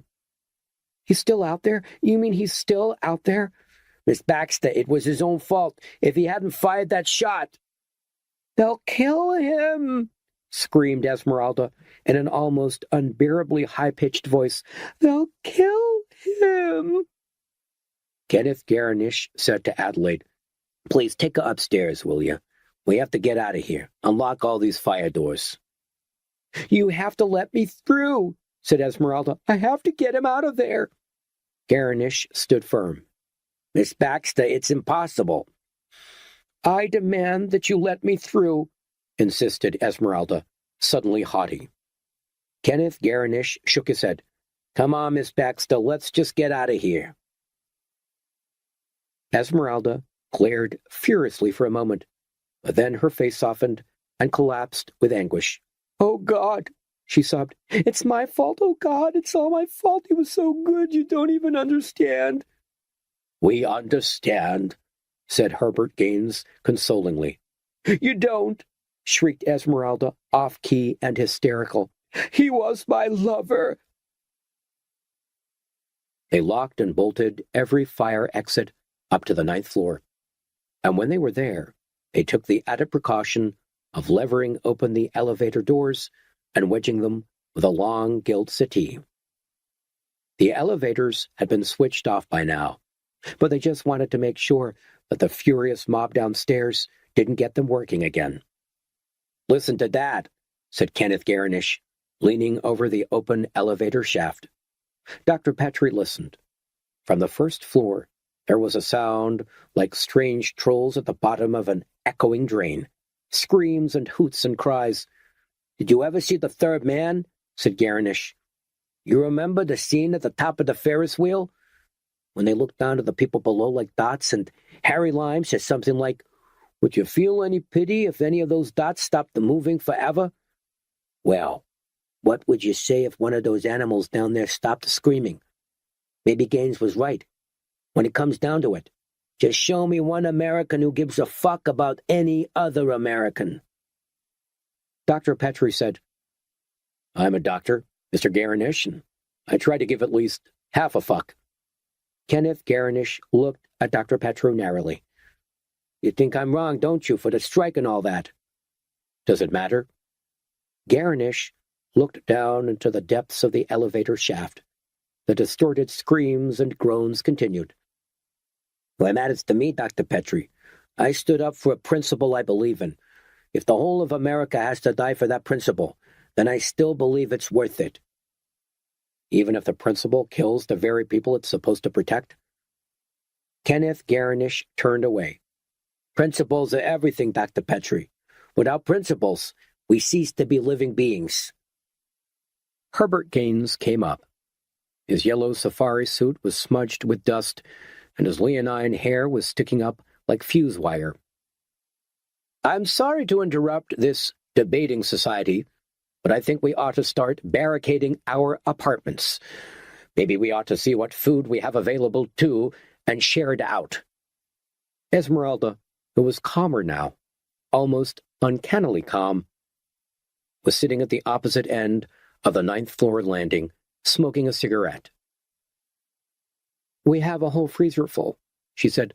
Lamb, beef, hamburger, chickens, turkeys, vegetables. I guess we can hold out for months. So have we, nodded Garanish.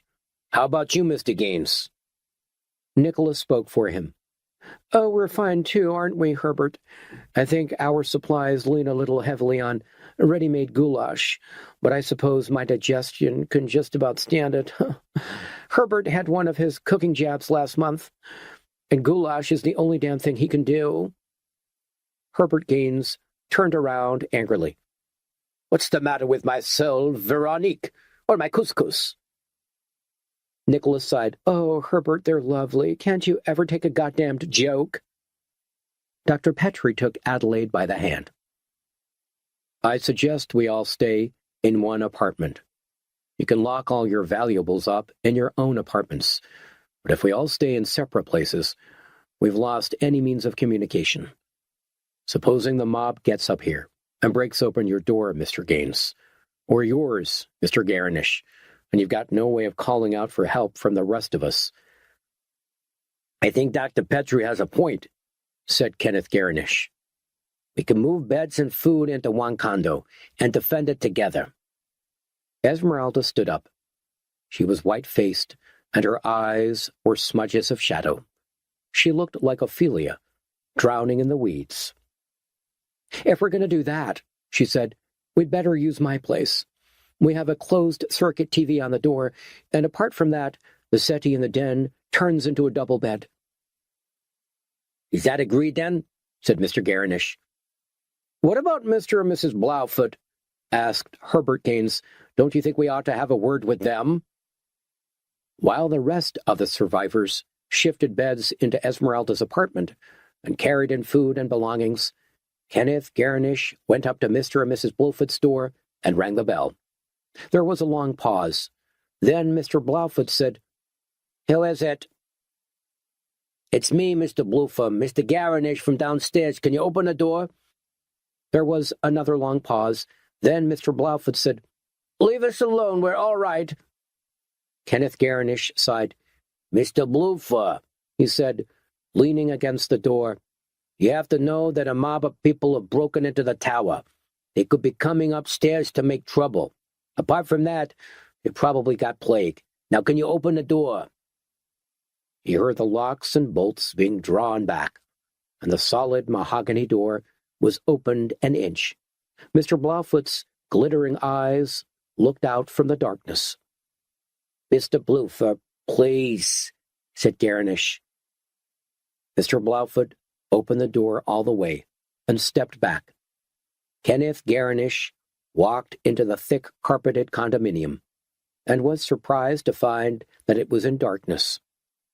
Across the room, sitting in a tall carved chair, Mrs. Blaufoot sat in a black dress, pale and red-eyed.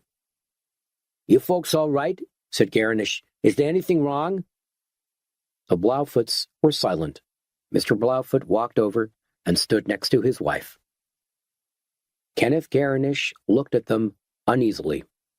Then he saw the framed photograph on the small, polished Regency table, just in front of Mrs. Blaufoot. He stepped over and carefully picked it up.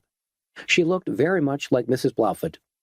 Mrs. Blaufoot said coldly, "Put it down, please." Garnish frowned, but he laid the photograph back on the table. He said huskily, "Is this your daughter?" Mr. Blaufoot nodded. "Yes, Mr. Garnish, it is.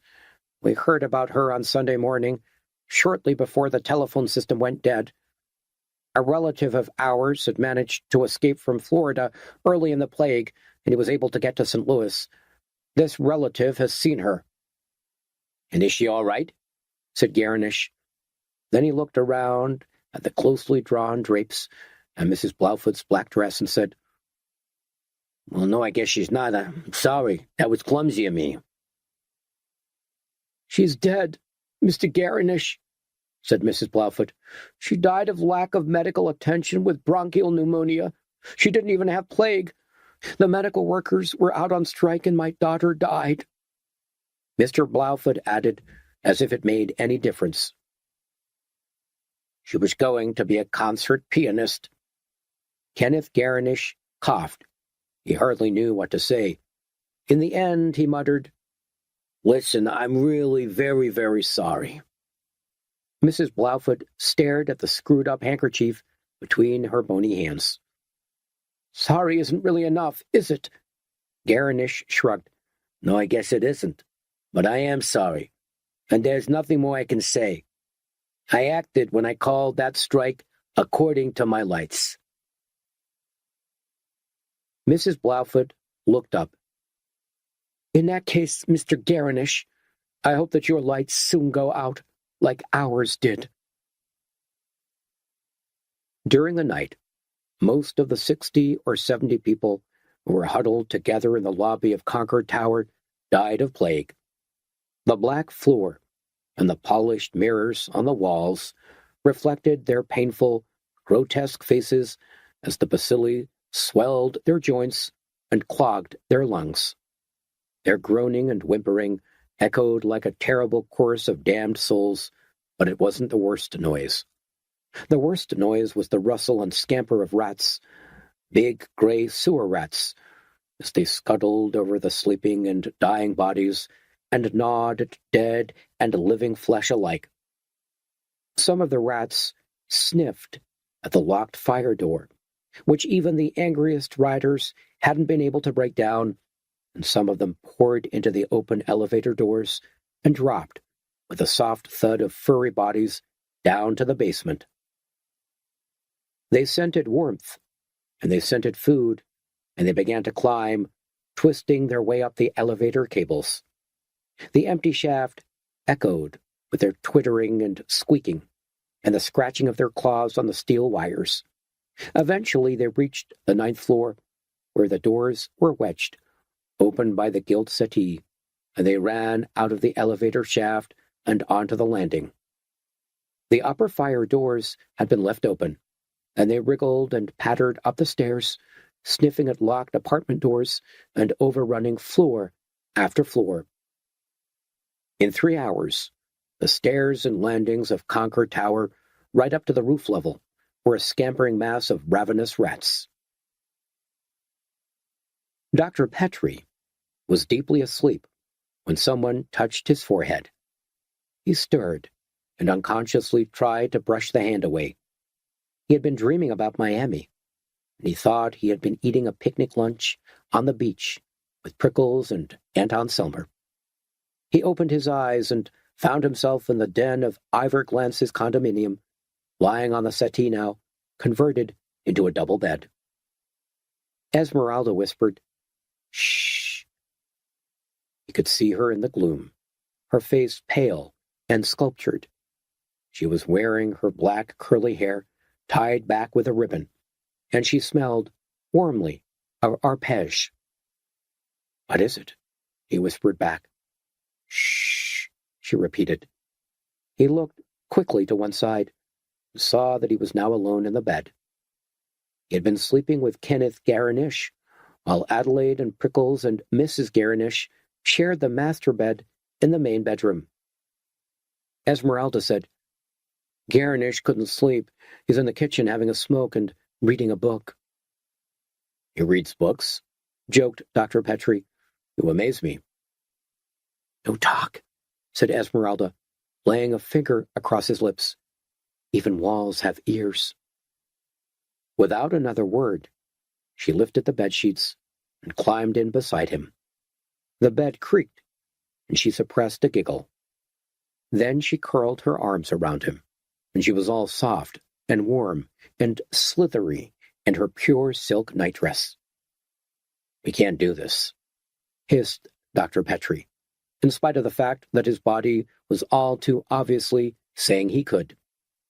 "Don't talk," said Esmeralda. "Just remember what I've been through and give me a chance." He sat up and held her wrists.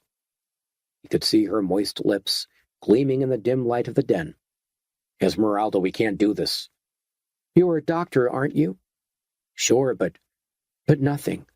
If you're a doctor, you know the importance of therapy after a psychological shock. I don't want love, Leonard. I just need a few moments oblivion." He didn't release her wrists. "Thanks for the compliment," he whispered. "Now I'm only good for a few moments oblivion." "You know I didn't mean that." "Well, what did you mean?" "I mean that this is an emergency, a medical and psychological and romantic emergency. For Christ's sake, Leonard, we could all be dead tomorrow. Don't you believe in final grand gestures?" "If I believed in final grand gestures, I'd be lying dead as a doornail in Miami, Florida." "What's that got to do with us making love?" "I don't know." "Well, kiss me," she said, "and I'll show you." He could have resisted. He could have said no. But her long, warm thigh moved against his bare leg, and her hand reached down and cupped his tightened balls, and her sexuality washed over him like a wave of drunkenness. He leaned forward and kissed her, and their tongues touched, and their teeth bit. They didn't say a word. She pushed him back against the bed and sat astride him, lifting her glossy silk nightdress around her hips.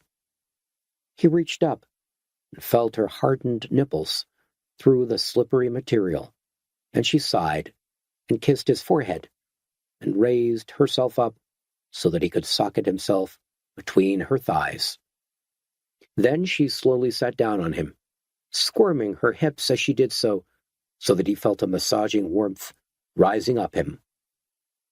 The door of the den was still ajar. They knew that anyone could walk in at any moment, but they made love slowly and relished every sensation it brought until they couldn't suppress their urgency anymore, and they were panting at each other with bright eyes and expressions of something like pain. Esmeralda twitched and shook violently. Leonard Petrie felt something grip him between the legs, and they both achieved the few moments of oblivion they were looking for. Then they were lying side by side, quiet and wet, and even if it wasn't a final grand gesture, it was at least a kind of temporary therapy for traumatized minds that had been through more emotions and horrors than it was possible to take. Dr. Petrie kissed her. "You'd better go now," he said, gently. "Mr. Garnish is a fast smoker." Esmeralda cuddled him close and pressed her lips against his side. Kenneth Garnish, in blue striped pajamas, put his head around the door and said, "Hey, you two, don't hurry on my account. I'm just going to finish this chapter." He was wakened by the sound of a helicopter. He sat up, listening. Esmeralda had long since gone, and Kenneth Garnish was lying next to him with his face buried in the pillow, snoring. The helicopter noise came and went, as if it was circling around somewhere in the vicinity. He climbed out of bed, tugged on his pants, and went to the window. At first, He couldn't see where it was. The noise of the rotors was bounced off buildings in all directions. The sky was gray with cloud. But then he saw it, turning around the 38-story United Nations Plaza building and circling towards Concord Tower with its blades flickering and its navigation lights shining through the murk. Kenneth Garnish sat up, rubbing his eyes. "What's going on?" he grunted. "It's a helicopter," said Dr. Petrie. "It's been circling around here for a couple of minutes. Maybe it's the cavalry." Garnish swung his legs out of bed and came to take a look. "Some hopes," he said. "They probably just come for a snoop at the doomed survivors." "Do you think we ought to wave?" said Dr. Petrie. "There's always a chance they're looking for people to rescue." "Do what you like," said Garnish. The helicopter was really close to the tower now, circling slowly around and shining a powerful light in their direction. It was a small two-seater Bell with a Perspex bubble cockpit. Dr. Petrie waved both hands. At that moment, Herbert Gaines pushed into the room, hastily tying his Japanese bathrobe around his waist. "Is that a helicopter?" he asked. "Well, it ain't a June bug," said Kenneth Garnish. "They've come," said Gaines. "They said they've come, and they have." Adelaide came into the room and took Dr. Petrie's arm. "Leonard, what is it?" Herbert Gaines was elated. "It's the people from Washington. They called me on Saturday when the first news of the plague leaked out. They said they'd bring in a helicopter to rescue me, and here they are." "Well," said Dr. Petrie, looking at Kenneth Garnish, "it looks like politics pay and principles poop out." Garnish shrugged. Herbert Gaines went to the window and flapped his arms about frantically. For a while, it didn't look as if the helicopter pilot had seen him, but then the dazzling searchlight probed into the apartment window, and Herbert Gaines was lit up like an actor on a stage. "I'm here!" he shrieked. "I'm here! I'm here!" They saw the helicopter pilot pointing towards the roof, and then the machine turned a half circle and rose out of sight. Herbert Gaines, whimpering with excitement, rushed into the sitting room and pulled on his yellow safari suit. The rest of them watched him in tense silence. "Well," said Herbert, lacing his shoes, "I think I'm ready to go." Nicholas, scruffy from sleep and wearing nothing but a dark brown bath towel, said, "Is that it? You're just going?" Gaines stopped lacing his shoe and looked up. Then he cast his eyes around at everybody else, saw their expressionless, unsympathetic faces, and bit his lip. "Well, yes, yes." "What about me?" said Nicholas. "You're just leaving me here, and what about all these other people?" Herbert Gaines lowered his eyes. "Nicky," he said, "the helicopter only has room for one. You saw that. It's a two-seater. I can't take anybody with me." Garnish coughed. "Couldn't we draw lots?" he said gruffly. "Or maybe one of the ladies should go instead." "Listen," said Gaines, almost desperate. "It's up there now. It's waiting. It won't wait forever." Garnish examined the floor. "You're an old man, Mr. Gaines," he said harshly. "You're an old man, and you've had a long life. Now supposing one of these young ladies went instead of you. Or what about Nicholas here? He's a good friend of yours. Don't you think enough of Nicholas to give up your place in that chopper and let him live?" Herbert Gaines stood up. "They sent the helicopter for me," he insisted. "The only reason it's here is because of me. The party needs me, and that's why they've taken the risk. What do you think they're going to say if that thing flies all the way back to Washington with Nicky aboard?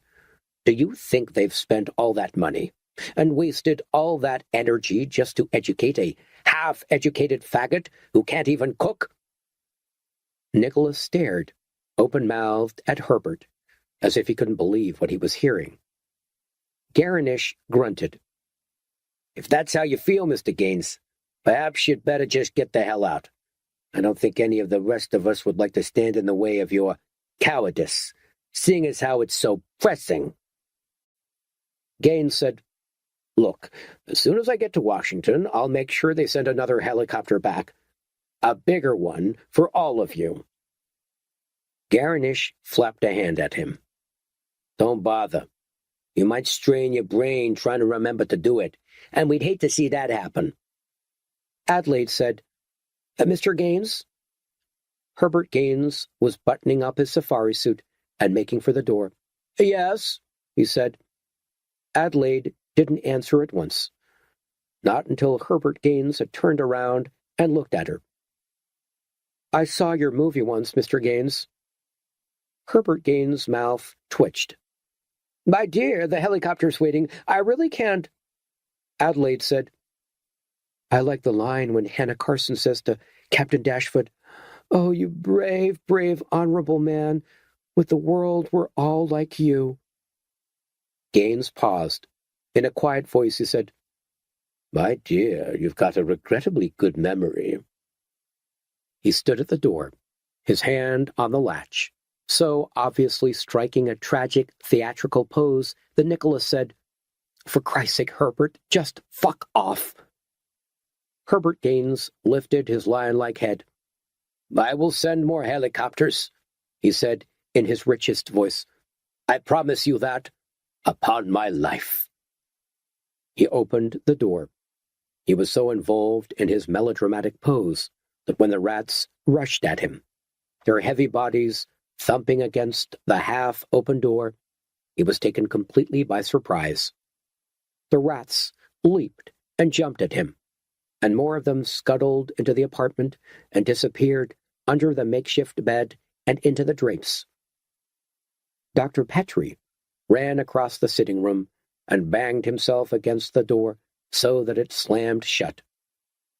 He crunched 4 or 5 rats in the door jamb, and they squealed and writhed, with blood running out of their narrow noses. Adelaide and Esmeralda and Mrs. Garnish, panting with fright, picked up cushions and brooms and chased after the rats that had managed to get into the apartment. Herbert Gaines had a rat swinging from his sleeve. He flapped at it uselessly until Kenneth Garnish picked up a heavy cigarette lighter from the table and knocked the rat away. Then he stepped on its head and killed it. "Oh, Mother of God!" gasped Gaines. "Oh, Mother of God!" "Well, darling," said Nicholas, turning to Herbert Gaines, "so much for your helicopter now." Herbert Gaines was shaking. "I'm still going," he said. "Don't think that a few rats can stop me." "A few?" said Dr. Petrie. "Did you see how many there were? The whole building must be thick with them." Herbert Gaines said, "It won't wait, you know. The helicopter won't wait." Kenneth Garnish was helping his wife to corner the last stray rat and beat it to death. He came over to Herbert Gaines with blood on his hands. Behind him, Mrs. Garnish had suddenly gone into a burst of hysterical weeping, and Esmeralda was trying to soothe her. "Mr. Gaines," he said, "you're crazy. If you go out there, you won't last 2 minutes. Those rats are fierce and they're hungry. I've come up against them before when I was a kid, and I've seen a man have half his nose bitten off. That was just one. There must be hundreds out there." Dr. Petrie looked at the old actor and said, "It's no use, you know, Mr. Gaines. You might as well admit it." Herbert Gaines looked up at the ceiling. Just a few stories above him, perched impatiently on the roof, was his means of escape, his way to a glittering political destiny. Kenneth Garnish said, "Power's an attractive thing, Mr. Gaines, ain't it? You've tasted it now, haven't you? And wasn't that taste good?" Herbert Gaines stared at him. "I don't know what you mean. I have to go, that's all. They sent the helicopter, and I have to go." He paced urgently across the room. Then he said, "Fire! That's it! They don't like fire!" "Mr. Gaines," said Garnish, What the hell are you talking about? It's true, said Gaines. You can always fight them with fire. It's in that movie, Riverboat. Now where's that variety we brought down with us? Nicky, where is it? Nicholas, sulking, didn't even answer. Herbert Gaines fumbled around in his tousled bed until he found the paper. He rolled it up and brandished it around. This, my friends, will be my salvation. He picked up the table lighter that Garnish had used to kill the rat, and he flicked it. Then he carefully applied the flame to the edge of Variety until the paper was burning like a torch. Dr. Petrie stepped forward, but Kenneth Garnish reached out and held his arm. Let him go, Doctor. Just help me make sure that no more rats get into the place. You can't stand between a man and his destiny, even if you think he's a shit. Dr. Petrie said, But it's insane. He won't last a minute out there. That's his problem. He wants to go. Nicholas, standing next to them, nodded his head. You're right, Mr. Garnish. Herbert's a born martyr. You'd have to kill him to stop him killing himself. Herbert Gaines was making sure that the copy of Variety was well alight. Then he went to the door and held it in front of him. You wait till they see this, he said triumphantly. This'll sort them out. Dr. Petrie and Kenneth Garnish positioned themselves behind the door so that they could slam it shut the second that Herbert Gaines had gone through. The room was already smoky and filled with black wisps of ash, but Herbert had his paper burning well now and was ready to go. He opened the door, waving the blazing Variety in a wide, fluttering arc. The rats went for his legs like gray-grease torpedoes, but the flames were enough to keep them from jumping at his face and throat. Kicking 3 or 4 rats away, Dr. Petrie shut the door again and locked it. Herbert had 3 flights of stairs to go to reach the roof. The first flight wasn't too bad, because he managed to knock most of the rats away from his legs, and his paper was still burning.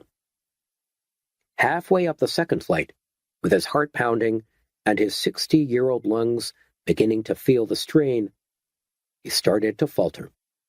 The flames abruptly went out, and he was left with nothing but a half-burned Variety to beat off the most vicious animals he had ever seen. The third flight was the beginning of his cavalry. The rats were hanging onto his arms now and biting into his back and his sides. His legs were thick with them, and he could feel their teeth in his thighs. He kept his hands over his face and stumbled up blindly, but they still leapt up at him and bit into his fingers until his hands were gloved in rats. The agony of it was enormous. He couldn't even cry out, unless they bit into his mouth, and there was already a huge brown sewer rat dangling from the soft flesh under his chin. He tried to keep his mind above the pain, above this dreadful cloak of biting, squeaking creatures, and firmly concentrated on the roof and his wonderful helicopter. He had to take one hand away from his face to open the door to the roof. His arms seemed to weigh hundreds of pounds, and it was swinging with rats like the fence round a trapper's cabin.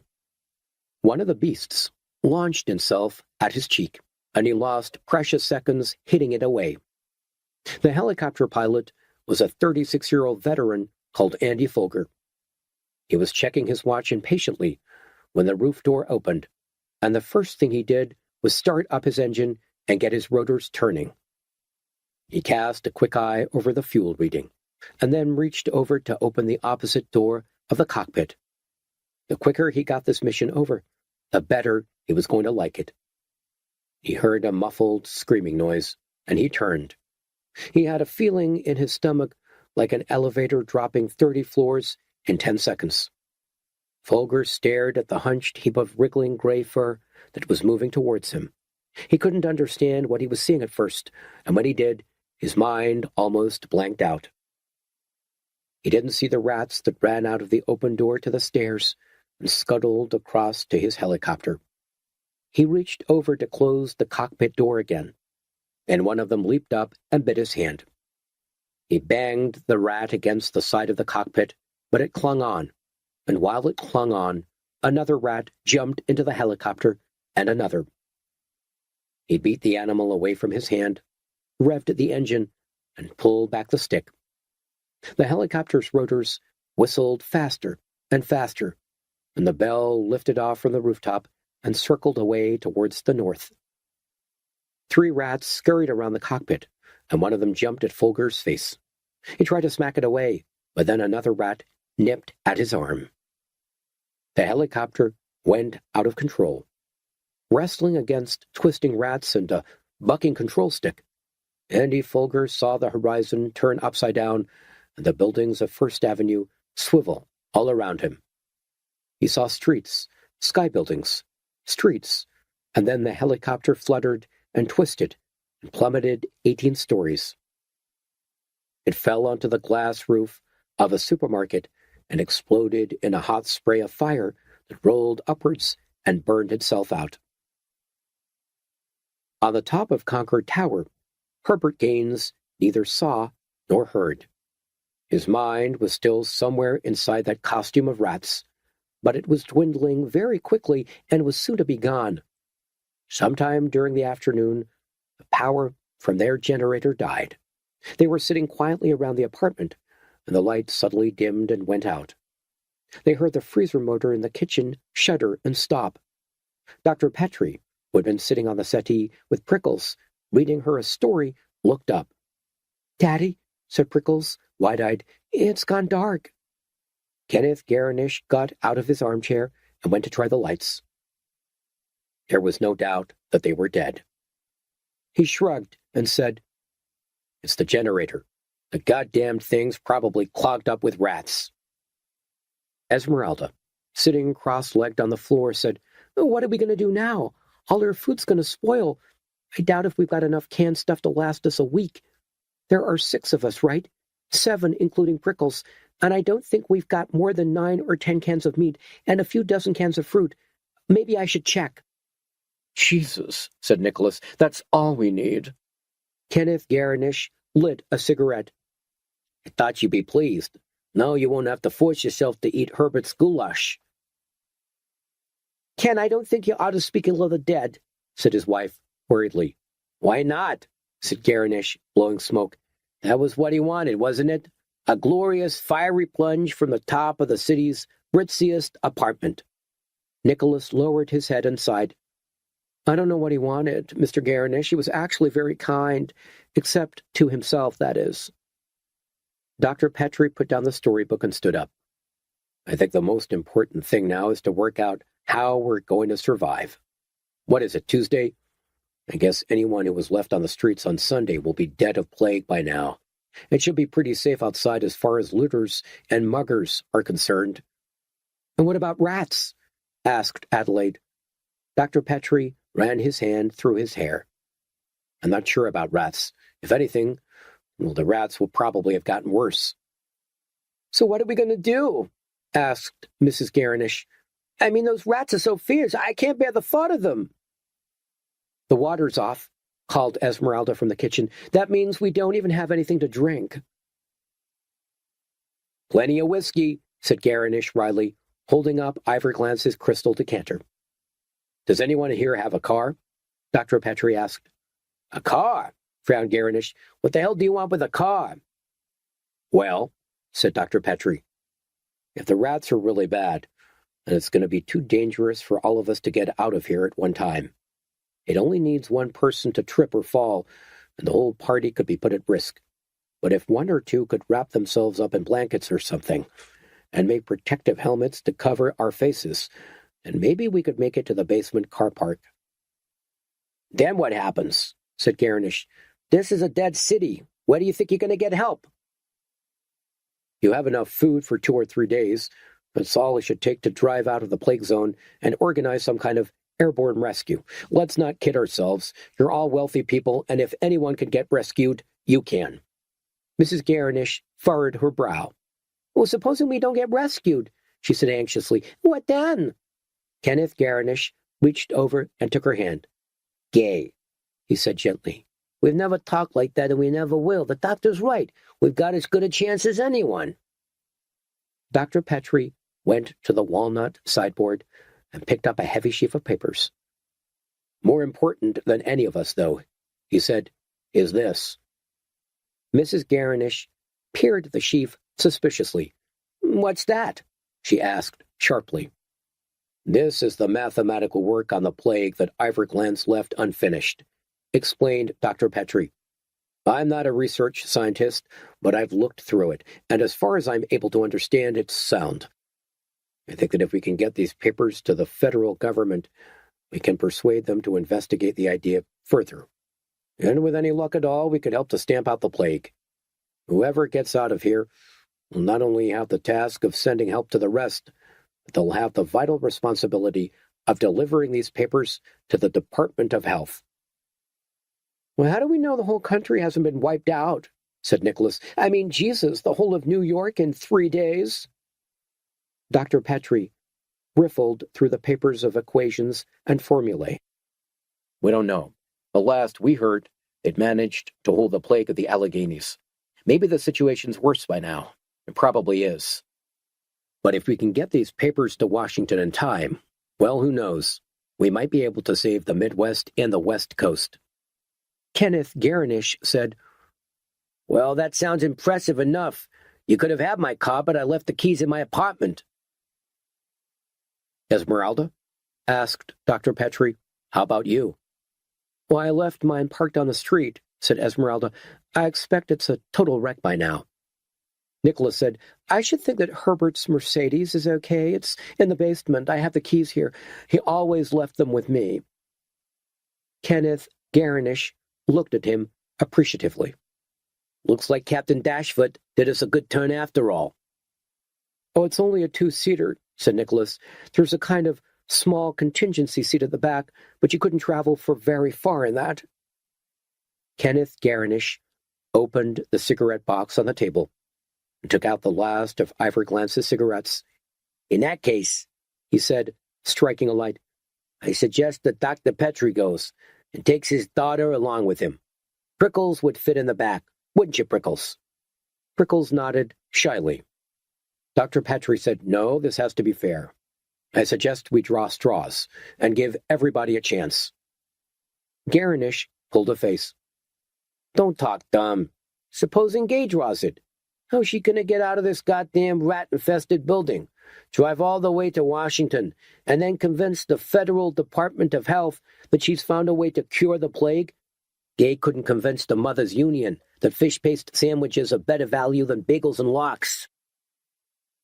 "Ken," said Mrs. Garinish, hurt. Garinish put his arm around her. "Don't take it the wrong idea, Gay, but it's true. Dr. Petrie has to go. It's his idea anyway. Can you imagine me trying to sell it? You know what they think of me in Washington right now, or Nicholas here, in his sailor's suit."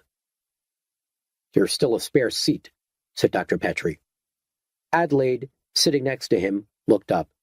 She frowned and said, "But surely—" "That's true," said Garinish, interrupting her. "We can draw lots for that. Esmeralda, do you have any drinking straws?" "Of course," said Esmeralda, and went into the kitchen to fetch them. Adelaide tugged gently at Dr. Petrie's sleeve. He turned around. "Leonard," she whispered, "I thought that—" He put his finger to his lips. "Don't worry. Whatever happens, it'll be okay." "But I want to go with you." He laid his hand over hers. "Darling, we're all in this together. We all have to take the same risks. Trying to get out of here is going to be far more dangerous than staying. If you ask me, Herbert Gaines didn't even make it upstairs." "Well, that's not the point." "Shh," he said. Esmeralda had come back with the straws. She handed them to Dr. Petrie, along with a pair of kitchen scissors. "Okay," said Garinish. "Cut them to different lengths, and whoever draws the longest straw gets to go. Agreed?" Dr. Petrie trimmed the straws. Keeping his back turned, he arranged them in his hand. Then he walked over and offered them to Nicholas. Nicholas plucked out one quickly, with his eyes shut. "It's a short one," he said. "I know it is." He held it up. It was. Dr. Petrie moved across to Kenneth Garinish. The old Union leader thought for a while, rubbing his chin, and then he carefully picked the straw in the middle. It was longer than Nicholas's straw, but it was still short. He shrugged and twisted it up. Mrs. Garinish was next. She was dithering and anxious. She didn't actually want to pick the longest straw, because she preferred to stay with her husband, but she knew how insistent he was on playing by the rules. If she picked it, it would make her go. She pulled one out. It was short. She let out a big puff of relief. Adelaide looked across at Esmeralda. "Her first," she said to Dr. Petrie. Dr. Petrie shook his head. "I'm going around the room clockwise," he said. Adelaide lifted her eyes and stared at Dr. Petrie for a long moment. He stared back, sadly. They say that a woman can always sense when a man no longer wants her, and he wondered how it showed. He wondered, too, when he had stopped wanting her. It hadn't happened all at once, and it was nothing to do with Esmeralda. What had happened last night had been no more than a human attempt to feel something after so much misery. Maybe the whole experience since the beginning of the plague had changed him, and made him come to terms with what he really was and what he wanted to be. It seemed to him now that Adelaide was part of a life that had become remote and irrelevant, like tennis and swimming and Normandy Shore's golf club. "Pick," he said softly, holding out the 2 remaining straws. Adelaide picked.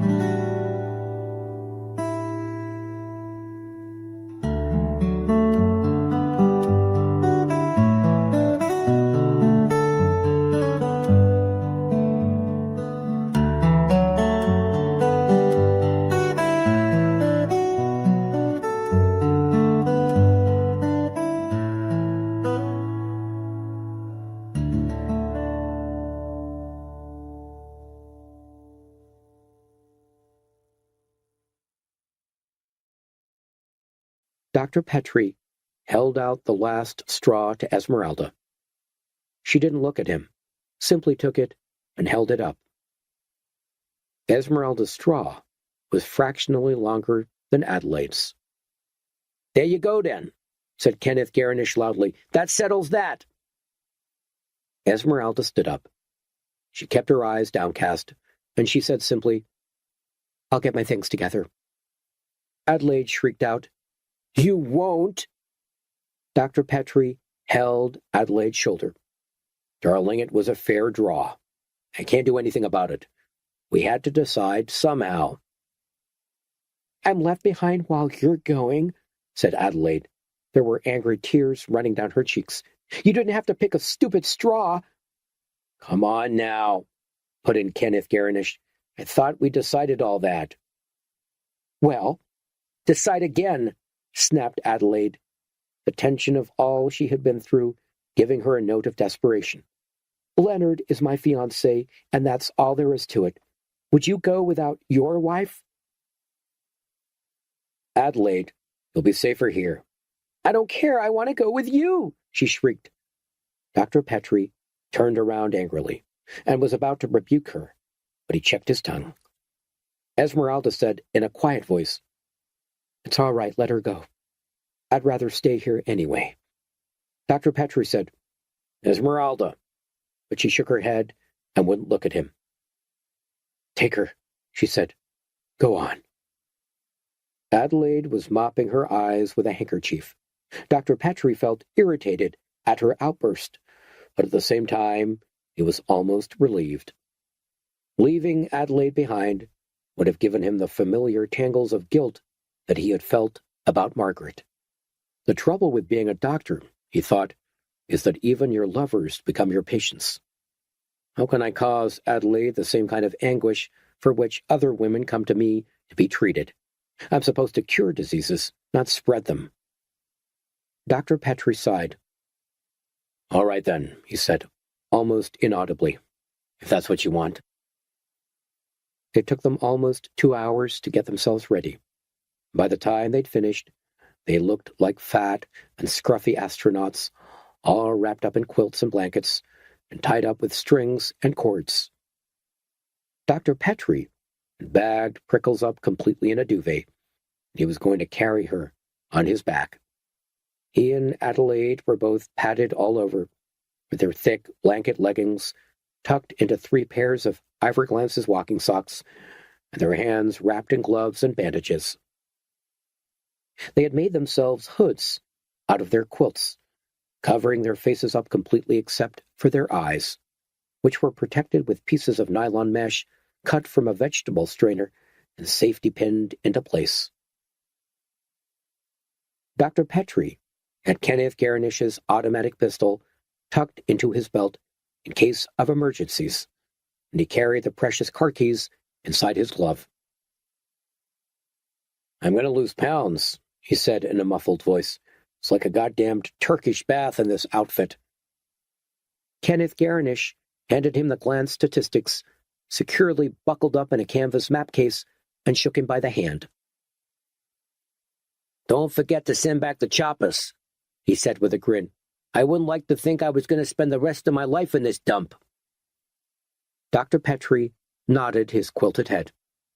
He was already sweating like a mule inside the blankets, and he wanted to get their escape over as quickly as possible.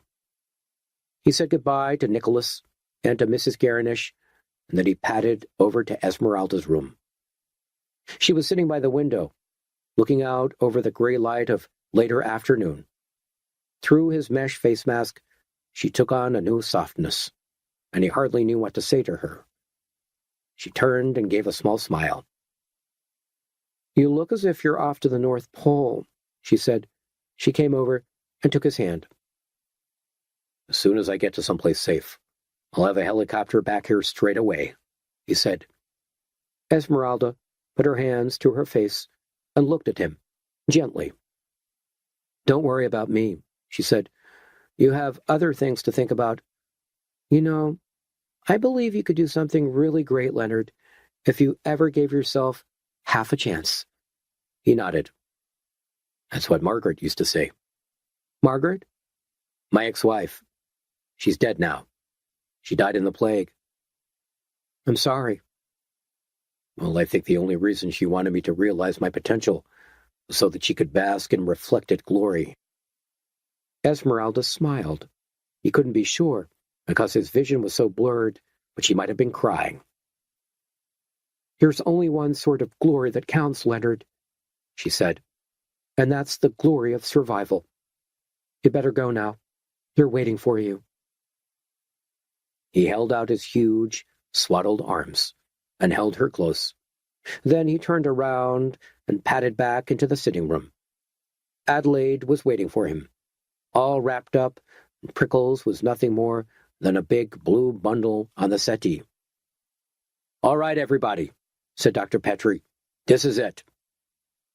Kenneth Garnish and Nicholas helped him to get Prickles on his back.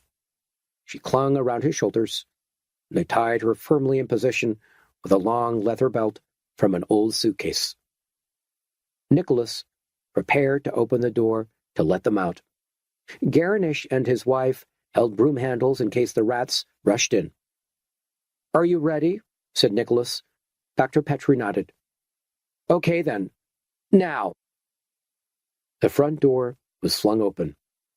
The rats scrambled at them like a tide of filthy water, squealing with ravenous hunger.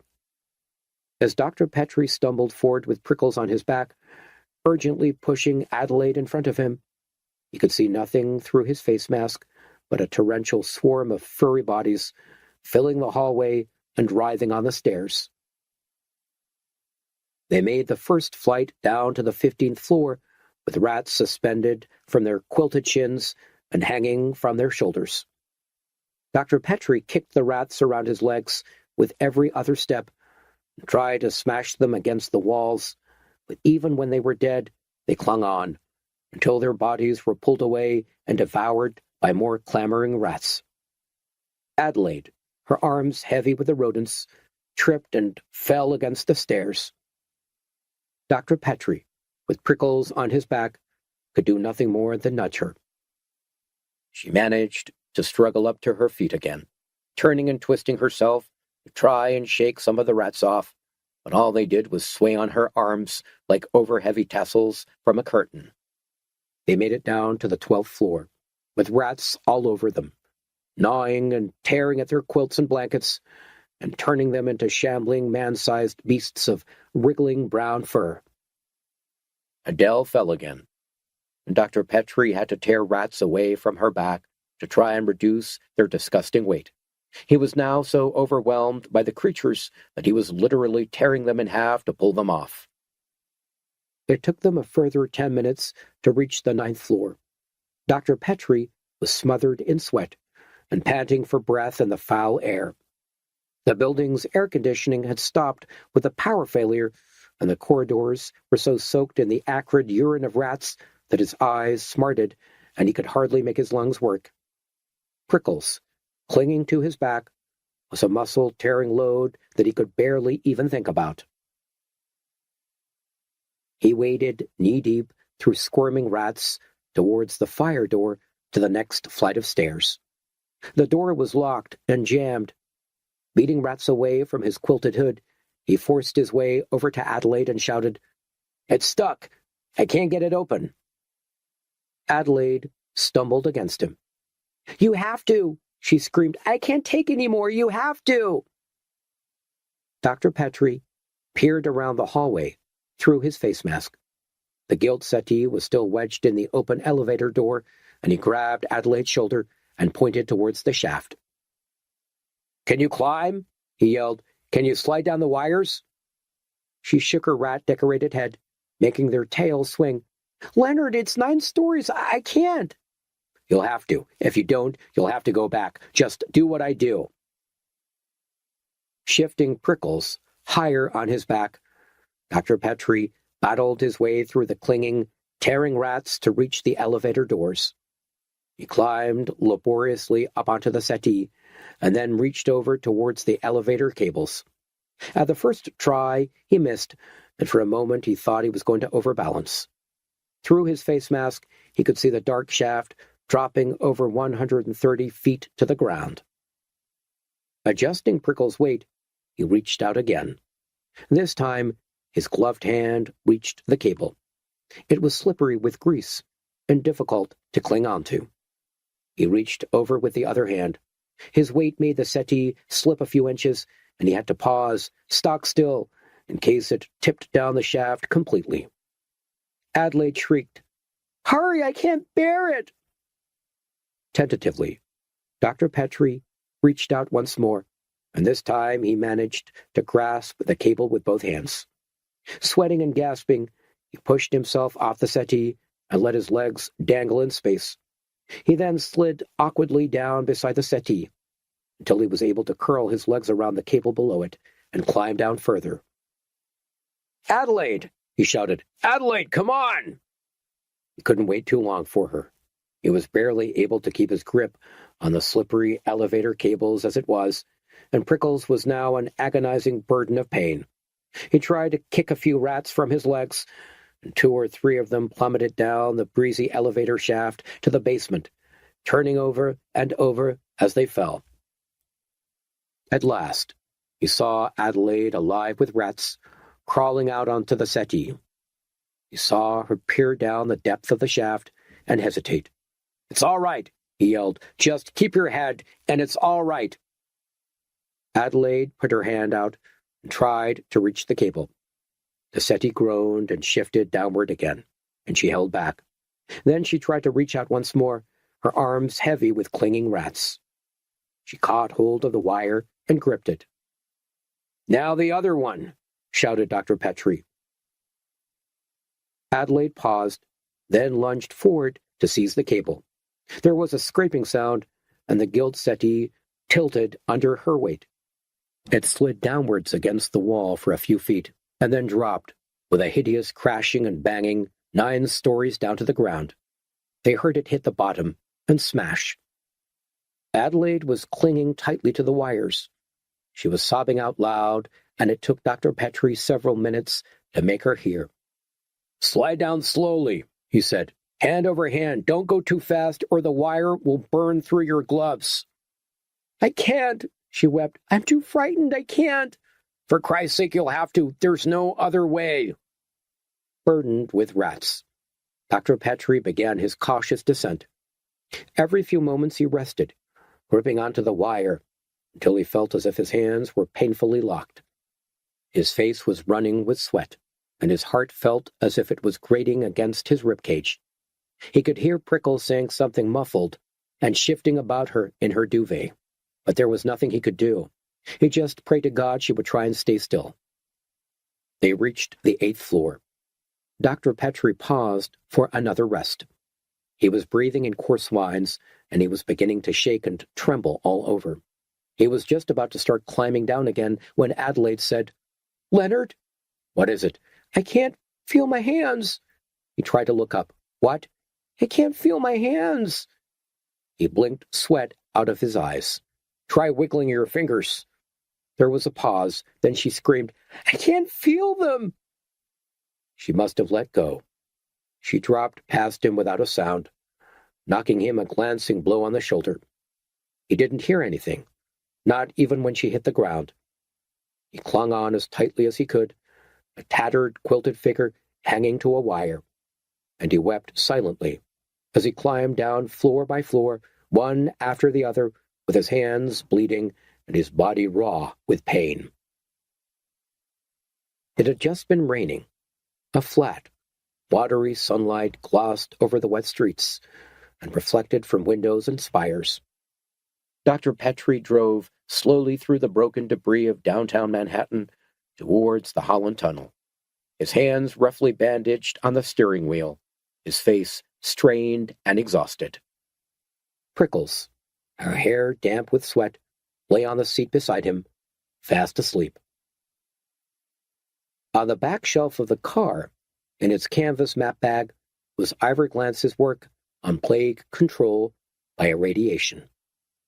As he drove, Dr. Petrie sang softly, under his breath. The day faded into early evening, and early evening faded into night. He drove through the Holland Tunnel and into Jersey. He drove southwest, across a derelict and deserted continent, towards the distant